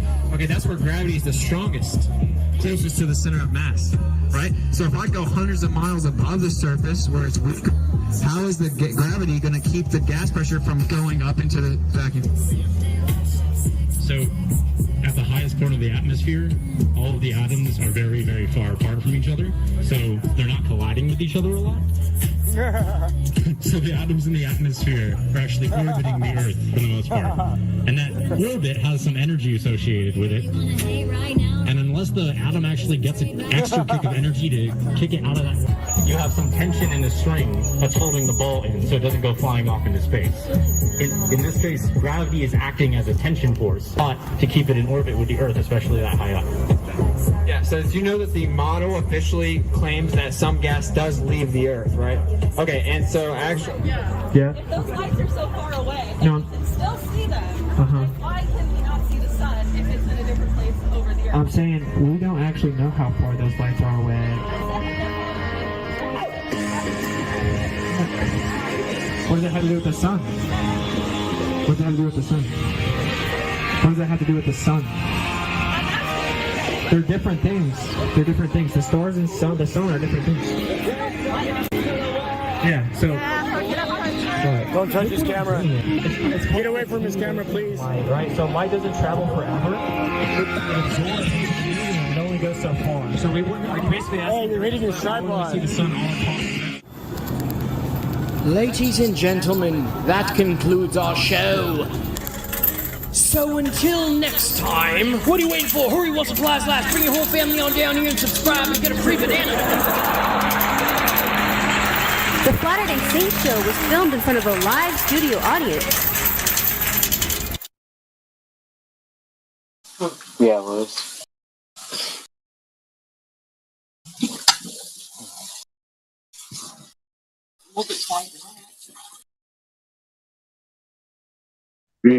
Those make the best orange juice too. Those big ass oranges make the best orange juice. I like putting a lemon in it though. It tastes better like that.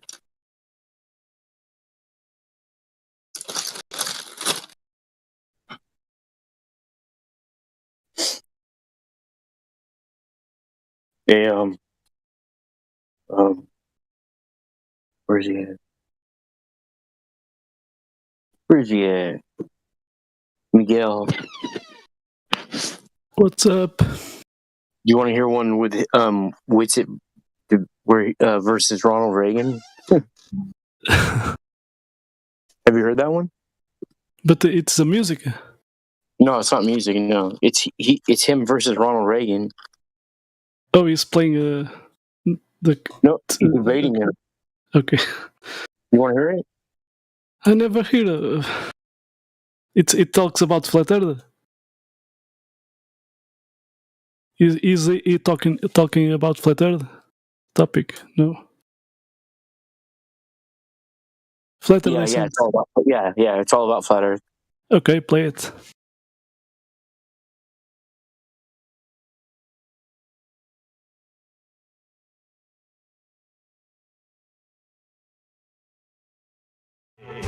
I'll cook my lunch inside again. Flatten that curve.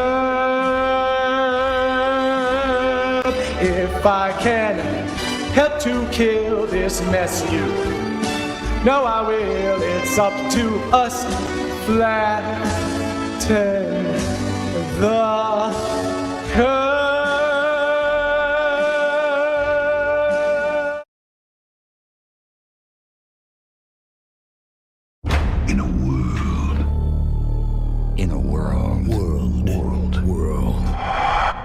In a world. You're starting to see a reoccurring theme here. The Challenger crew was pulling us into the future, and we'll continue to follow them. Are you starting to see a reoccurring theme here? We've grown used to the idea of space, and perhaps we forget that we've only just begun. There was not one. We've only just begun. There was not one. We've only just begun. There was not one. We've only just begun. There was not one high-powered zoom in the entire parking lot except for the flat earthers. We're still pioneers.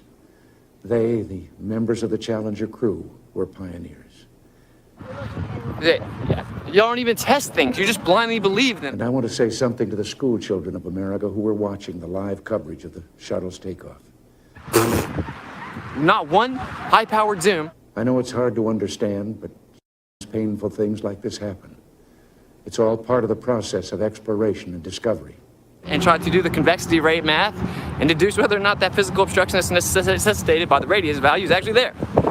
It's all part of taking a chance and expanding man's horizons.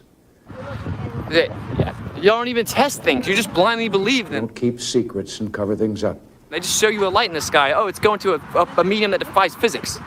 We do it all up front and in public.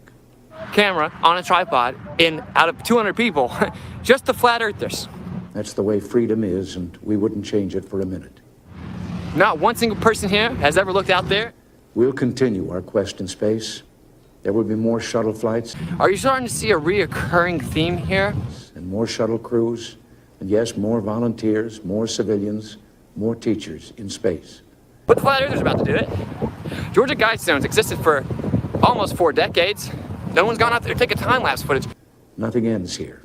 Our hopes and our journeys continue. Oh, there's rumors of some type of stain on top of the Georgia Guidestones, and you can freely fly a drone over it. Oh, the flat earthers had to go and check it out. Or who worked on this mission. And tell them, your dedication and professionalism have moved and impressed us for decades. The stupid flat earthers had to go and test every single thing, every single observation. And we know of your anguish. We share it. Isn't that funny?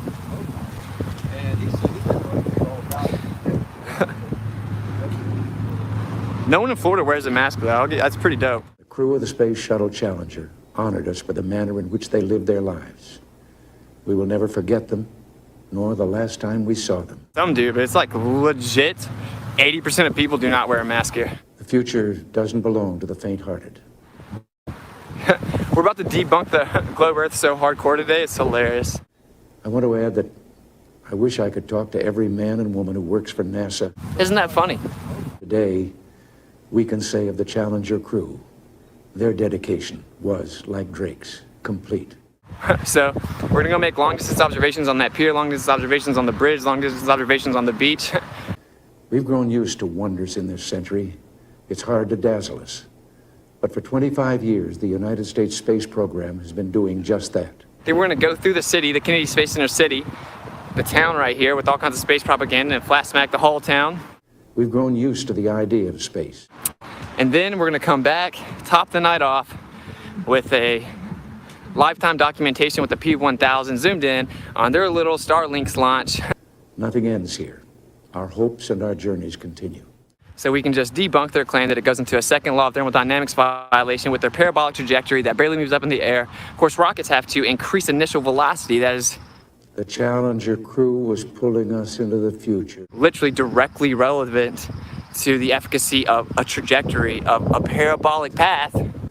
We've grown used to the idea of space. If you're using a propulsion rocket, you have to actually increase and maximize your initial velocity.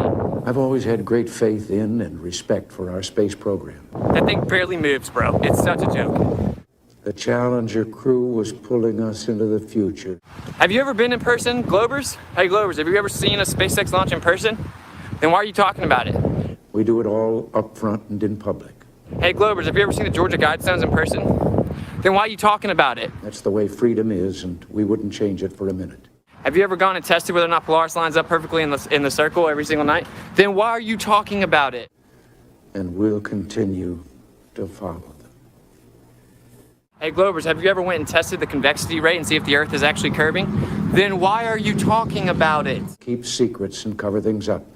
Hey, Globers, have you ever taken time lapse of the star trails over a marine horizon and see if they ever intersect? Because it would be a necessitation of your globe Earth theory. Then why are you talking about it? I've always had great faith in and respect for our space program. Hey, Globers, have you ever tried to substantiate the claim of axial rotation without presupposing the very thing that you're claiming to prove? Then stop talking about it. The historian later said he lived by the sea, died on it, and was buried in it. Hey, Globers, have you ever tried to ever actually make a working model in a form of a practical demonstration that shows even some of the theoretical possibilities of your core physical claims? In his lifetime, the great frontiers were the oceans. The fact that water, although fluid statics necessitates the antithetical to this, it bends convexly, adhering to the exterior of a spinning object. And slipped the surly bonds of Earth to touch the face of God. Going 1,000 miles per hour east at the equator, then it's revolving 66,600 miles per hour around the sun that's shooting 500,000 miles per hour throughout the space. There's a coincidence today. And while there's a pressurized system adjacent to a near-perfect vacuum, none of this in any way needs practical demonstrations to even prove the possibility or potentiality of it. Your dedication and professionalism have moved and impressed us for decades. Explain that to me? Well, then stop talking about it. Perhaps we forget that we've only just begun. So you Glovers don't do anything. And what happened today does nothing. You do nothing. And what happened today does nothing. You do nothing. And what happened today does nothing to diminish it. We don't hide our space program.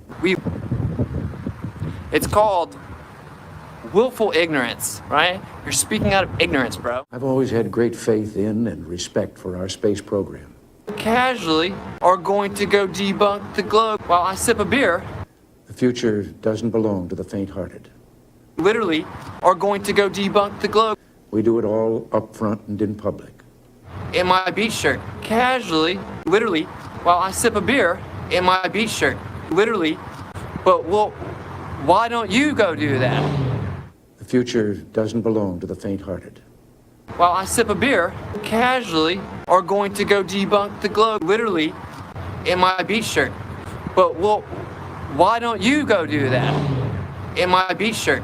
Casually are going to go debunk the globe. Literally, in my beach shirt. Casually. Isn't that weird? I want to add that I wish I could talk to every man and woman who works for NASA. Isn't that weird that the stupid flat earthers are the only one that know the efficient ways to test? We don't keep secrets and cover things up. The actual dimensions claims of this physics-defying model. There's a coincidence today. On this day, 390 years ago, the great explorer Sir Francis Drake died aboard ship off the coast of Panama. We live on, brought to you by Jesuit priests who are crazy psychopathic pedophiles. keep secrets and cover things up. Allegedly. We do it all up front and in public. It's also called imagination. Thank you.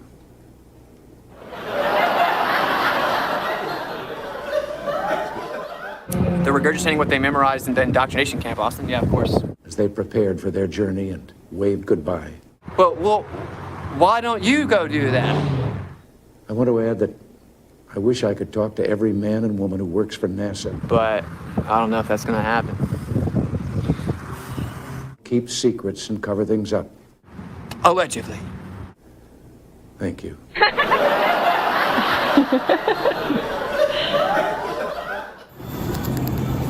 Ladies and gentlemen, that concludes our show.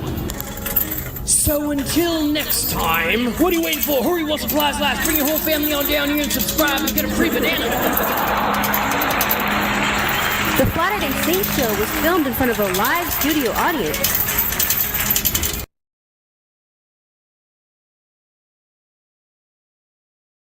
The Flatter Day Saint Show was filmed in front of a live studio audience. Awesome. It actually wasn't filmed in front of a studio audience, but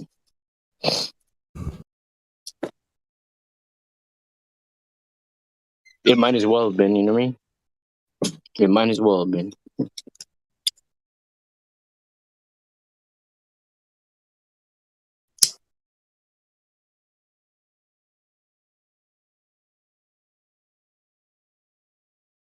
Well, play a song. All right, bro.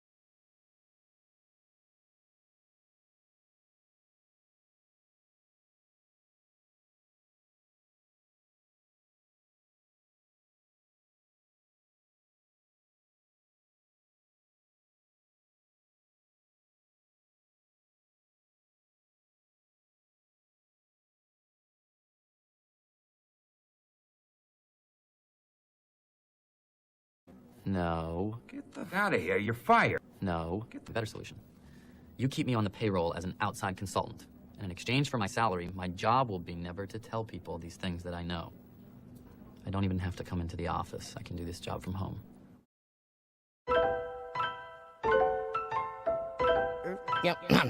Yo, if Earth's flat, why don't you fall up the edge? I heard that Mike Collins from Apollo is dead. My girl's fat girl, let's just crawl in the bed. Don't spit if you want, just swallow instead. Swallow instead. Can you hear me, Siri? Swallow instead. Hello, Siri. Is gravity a theory or a fact? locked all my tampons in the house where my period's at. Get my rap on when I'm pissed about the serious crap. Passing so fast through space, time bends and how. After blasting through warp speed, we get to plaid. Don't listen if you don't like when I spit these raps. Rhymes I write like lightning, I write so fast. I'm like Mike Tyson, you ain't got a fighting chance. Yo, I'm going back to basics, flat smack in the faces. You can't have gas pressure without adjacent to the vacuum of space, bitch, without a container. Like paying for a lawyer without a retainer. I ain't playing, about to let a slug out of this chamber. When you see the red dot, yo, no doubt it's a laser. Helio flatty dude, shot up for later. Shot Helio up for later. Flatty dude, shot up for later. I've been around the world, and I measure the earth, measure the earth. The devil, he's so clever with words, clever with words. But level, don't ever mean curved, it never means curved. And meta, from the metaverse, metaverse.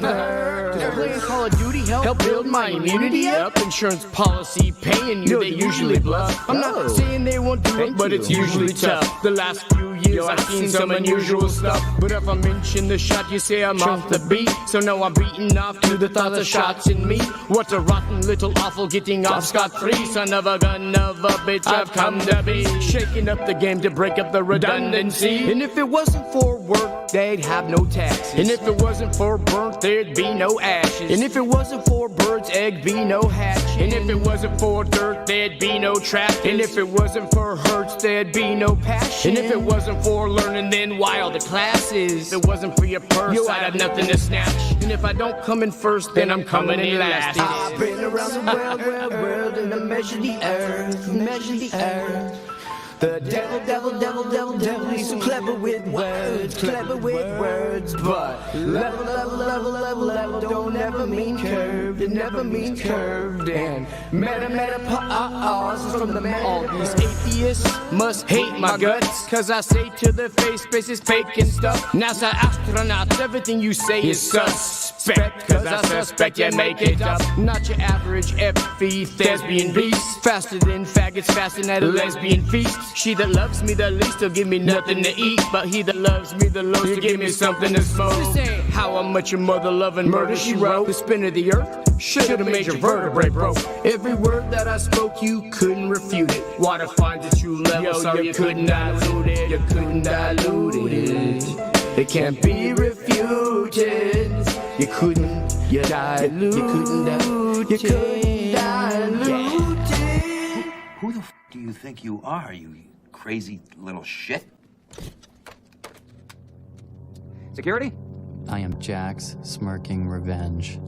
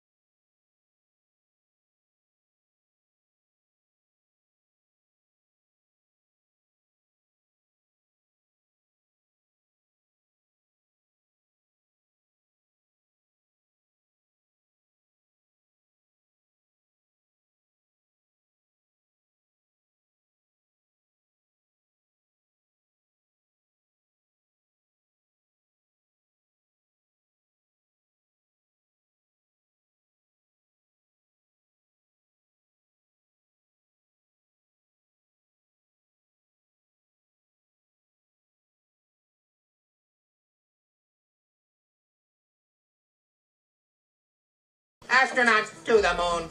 Ignition sequence start. 2, 1.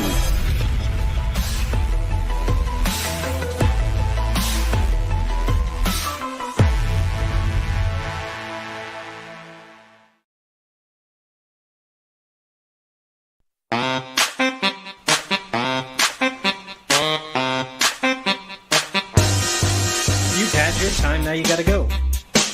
So withdraw, pitch and yaw, algebra, don't you gnaw? No need to frown, but you gotta go. Cause what we saw, so bizarre, NASA gnaw, ugh. Switch up, cause we gotta stop with the 9 and move to Namana. So pack your landers fast, cause we're getting rid of ya. We're wanting to ditch ya, can't quite see why some lunatics wanna double ya. Went out. No mas NASA. Went out again. NASA, we're moving past ya. All the CGI we're getting is so old. Mama, Trump or Obama, all these sloppy, choppy crappies gotta go. NASA goes nowhere. NASA, if you care. Yes, we want some new face. NASA, listen here. NASA, take a chair. Yes, we want some new face. New face, new face, new face, new face, new face, new face. Round up those lives from long ago. NASA. Adios, idiots. Take with y'all the lunar modula and the robot. Don't you want to let Apollo go? I say yes. You say yes. Oh, yes. Come back down. Falcon 9 first stage. Enter Elon. He hails from Africa. Picked by NASA, so you can bet that he'll be taking ya. Keeping high in the sky for Elon before he steals another billion, or launches or lands another rocket full of billion. Ilona, gonga kota, hamdu namsa namja noya gunu funsa. Imunkwa, hoku tsioda, ponantusa nimpusa utila. NASA goes nowhere. NASA, if you care. Yes, we want some new face. NASA, listen here. NASA, take a chair. Yes, we want some new face.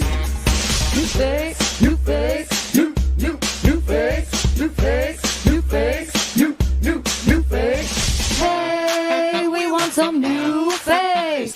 Hey, we want some new face. Hey, we want some new face. Hey, we want some new face. NASA goes nowhere. NASA, if you care. Yes, we want some new face.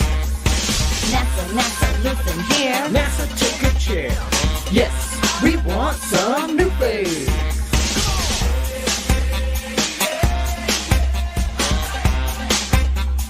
New face.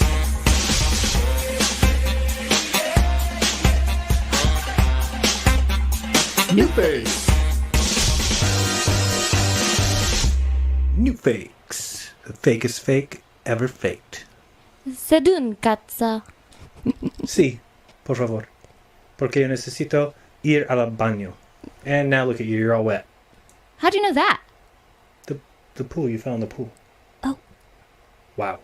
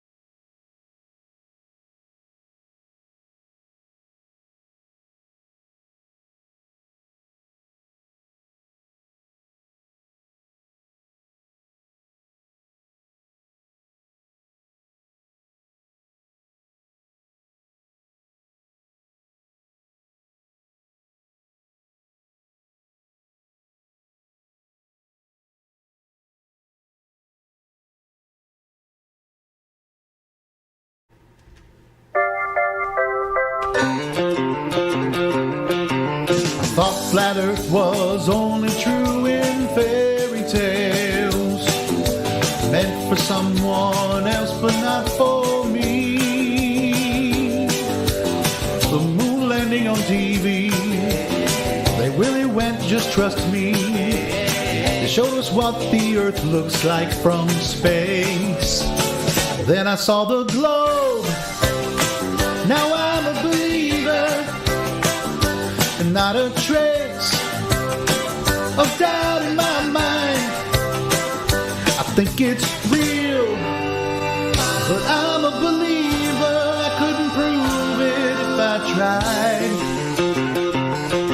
I thought globe earth was more or less an obvious thing. The more I see, the less I understand.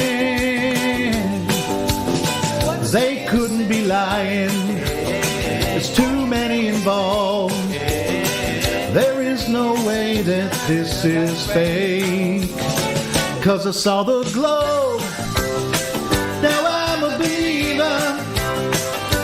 Not a trace of doubt in my mind. I think it's real, but I'm a believer. I couldn't prove it if I tried.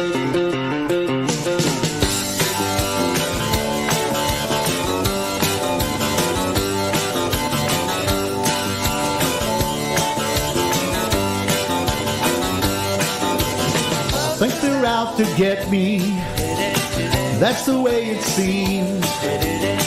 Flat earth has haunted all my dreams. Then I saw the globe, now I'm a believer. Not a trace of doubt in my mind. I think it's real, but I'm a believer.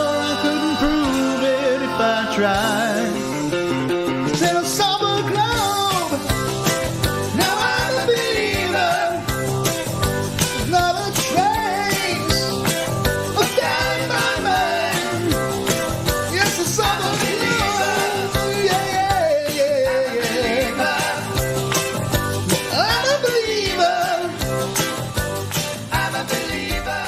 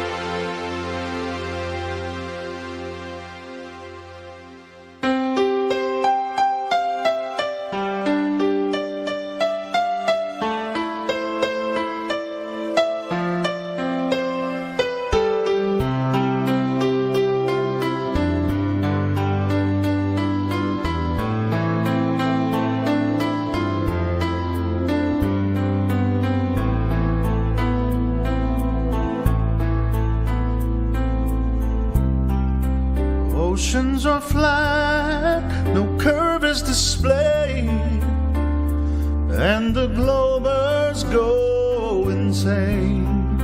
I hear their voice on the line as their cogdice causes pain.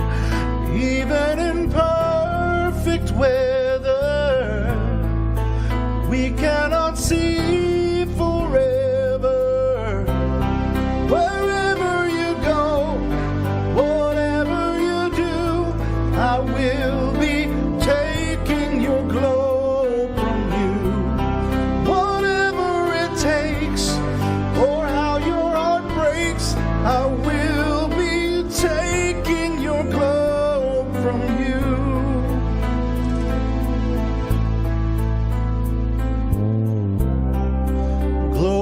was planted in your mind, and it must be removed somehow.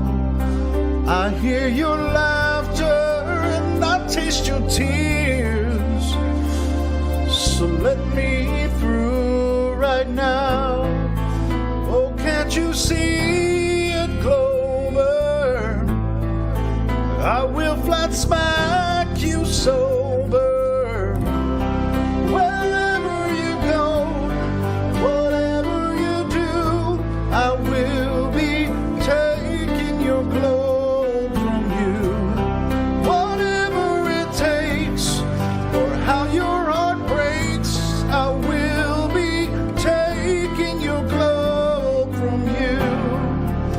I wonder how you can survive this globe dance, but in the end, if I reach you, I'll take the chance.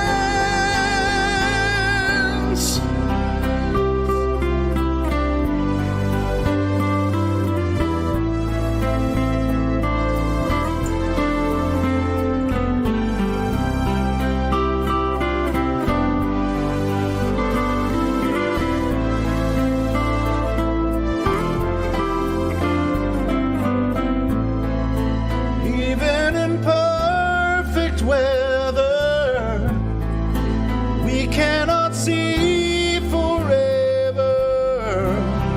Wherever you go, whatever you do, I will be taking your globe from you. Whatever it takes, or how your heart breaks, I will be taking your globe from you.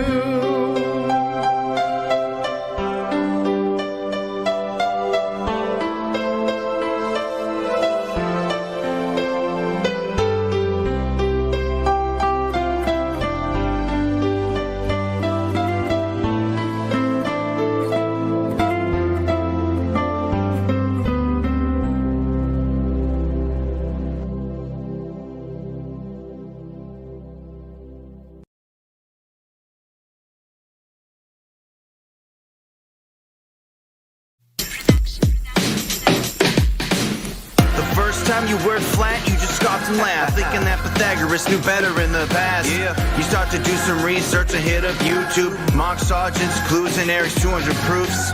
Where's the edge? Show me. Why would they be lying? Come on, man. Well, why's the horizon always rising to your horizon? Yo, I can't explain it all in a verse you take serious. Cause once you're flat smacked, it'll leave you delirious. You don't want to hear this, cognitive dissonance settles in your mad. And that's okay, those are the same feelings I had. You're digging deeper and you don't know what to believe. You're getting pissed off that you've been duped and deceived. Yo, who do we blame? NASA, the elites. Both of them. Or are the darker voices hiding our reality that the earth's flat, flat, flat, get over it. The earth's flat, flat, flat, get over it.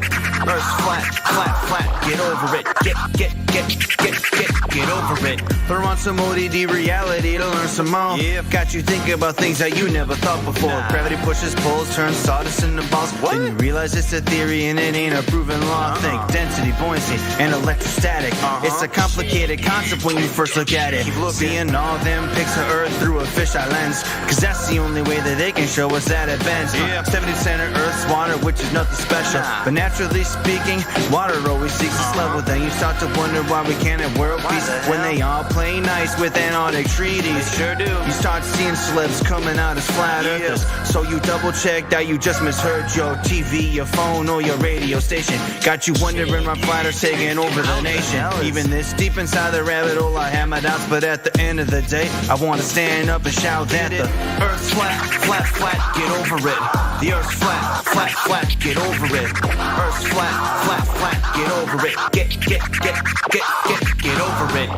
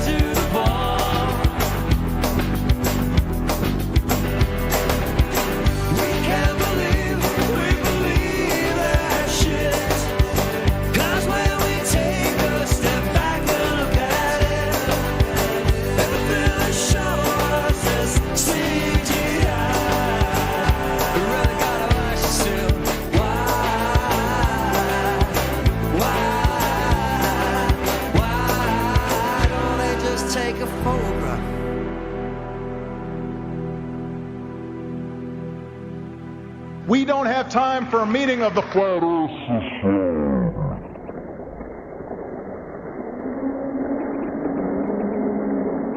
Do you suppose it is beyond us to produce a dual system of astronomy?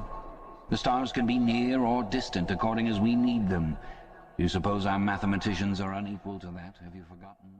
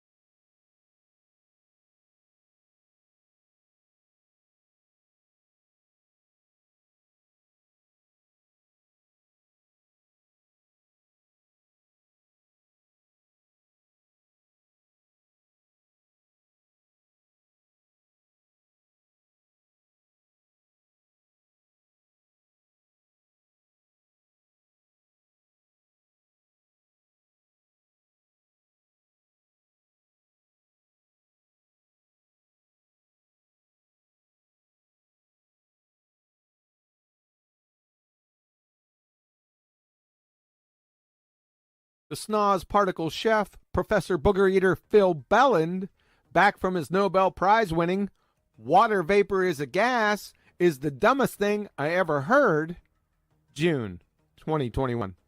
Okay, so you understand, and this is tried to explain to you that the atmosphere is not the same as how we describe gas pressure. Wrong. Phil, atmosphere is a contradiction in terms, a paradox. Atmo means air, air is a gas, sphere is a shape, gases have no inherent shape. Number 2, your train wreck atmosphere is made up of gases at pressure. So how are gases at pressure not the same as gas pressure? You dumbass cracker. You understand? What's the atmosphere made of, Professor? If I may. So it's made out of different gases. So it's made out of different gases at pressure. So again, how is that different from gas pressure? Do you understand that things fall? Do you accept that things fall to the ground? Oh, brother. Yeah, we accept that some things fall and that other things rise, like helium, hydrogen, nitrogen, oxygen, water vapor, etc. Do you accept that moisture from the sea rises? Do you accept that? Yeah, it's called water vapor. That thing you had some difficulty with some months back? Jeez. Professor Numpty Dipshit, some things fall and others rise. Is there a point to your brain-dead queries? Do you accept that molecules have mass? Do you accept that they weigh, that they have, that yes. They would weigh something? No. You or anyone else can't even define mass, for goodness sakes. At the very best, it's but a concept. Even in your fairy tale paradigm, mass and weight are two different animals. From your alma mater wiki. In common usage, the mass of an object is often referred to as its weight, though these are in fact different concepts and quantities. In scientific contexts, mass is the amount of matter in an object, though matter may be difficult to define, whereas weight is the force exerted on an object by gravity. And you accept that weight is a function of both mass and acceleration? Wrong. Weight in your fairy tale dreamland dumpster fire is W equal mg. Mg love you long time. That train wreck progeny was derived vis-a-vis its daddy, F equal ma.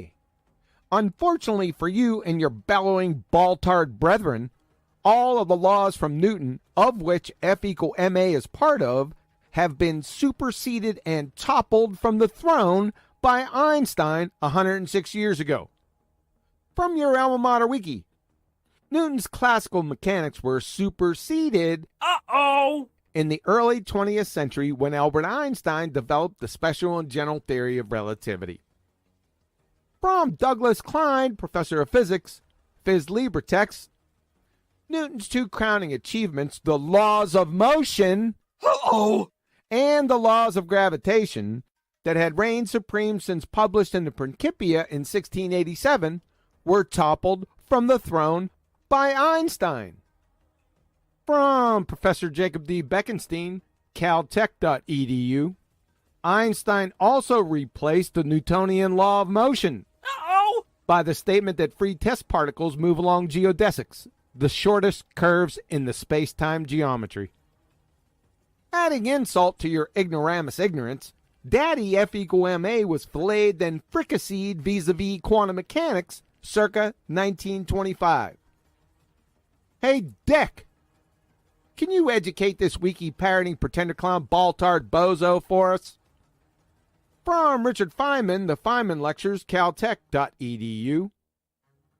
Even though the law F equal ma is false, fatality, and all the derivations of Newton were wrong for the conservation of momentum, yada, yada, yada.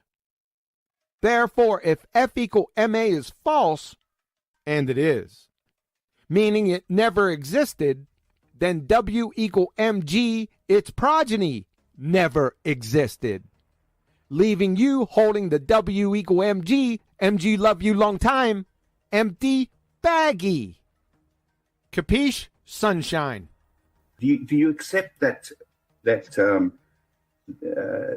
things fall at the same rate? No. A 25-pound anvil and 25 pounds worth of feathers will not fall at the same rate, sunshine. Moreover, some things don't fall at all, like helium, hydrogen, nitrogen, oxygen, and water vapor, among others. You know, Phil, you sound like a numpty dark getting ready to face plant into a dumpster fire you prepared for yourself. Define mass for me, Professor. Okay, so everything is made out of atoms. Would you agree with that? Are you high right now? Everything is not made out of atoms, Professor Numpty Dipshit. Electrons, neutrons, protons, and light are some shining examples. And physics professor.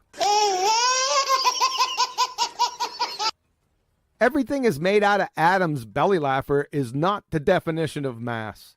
It's a feeble, incoherent red herring fallacy. Do you agree that the stuff going up is H2O? Yes, more specifically, water vapor, which is a gas. Do you still think that water vapor is a gas? Is the dumbest thing you ever heard? And you agree that when it does become a gas, it rises up, and then eventually, if there's enough of it, it'll come down as rain. Would you agree with that? Yes, it condenses into a liquid and will eventually fall as some form of precipitation. So you agree that gases have mass and that they are attracted to the Earth? No, I already exposed your mass train wreck, and gases aren't attracted towards the Earth. If you think they are, then you haven't the first fucking clue of gas behavior at a grade school level and are in direct contradiction with Boyle's Law, Charles' Law, Gay-Lussac's Law, Avogadro's Law, parts of Dalton's Law, Brownian motion, and the second law of thermodynamics. Things that have mass will fall to the Earth at the same rate. We agree with that? You need to be institutionalized. This is why we have an atmosphere, because all the gas molecules fall to the Earth at the same rate.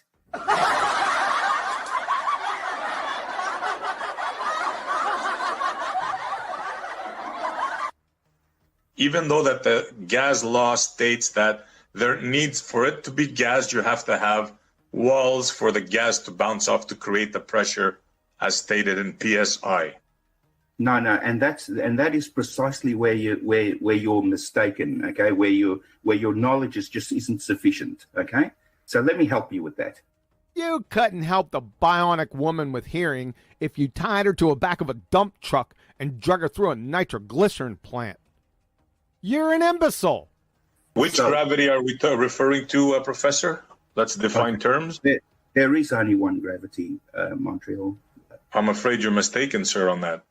No, there's only one. So let me explain. You heard of Newton, sir? You heard of Newton? Yeah.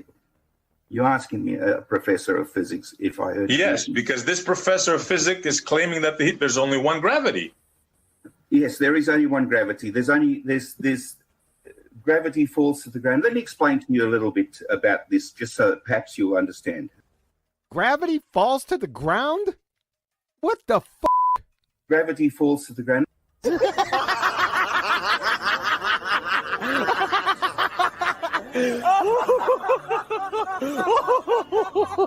You are so dumb. Damn. And there's only one gravity, eh, Professor?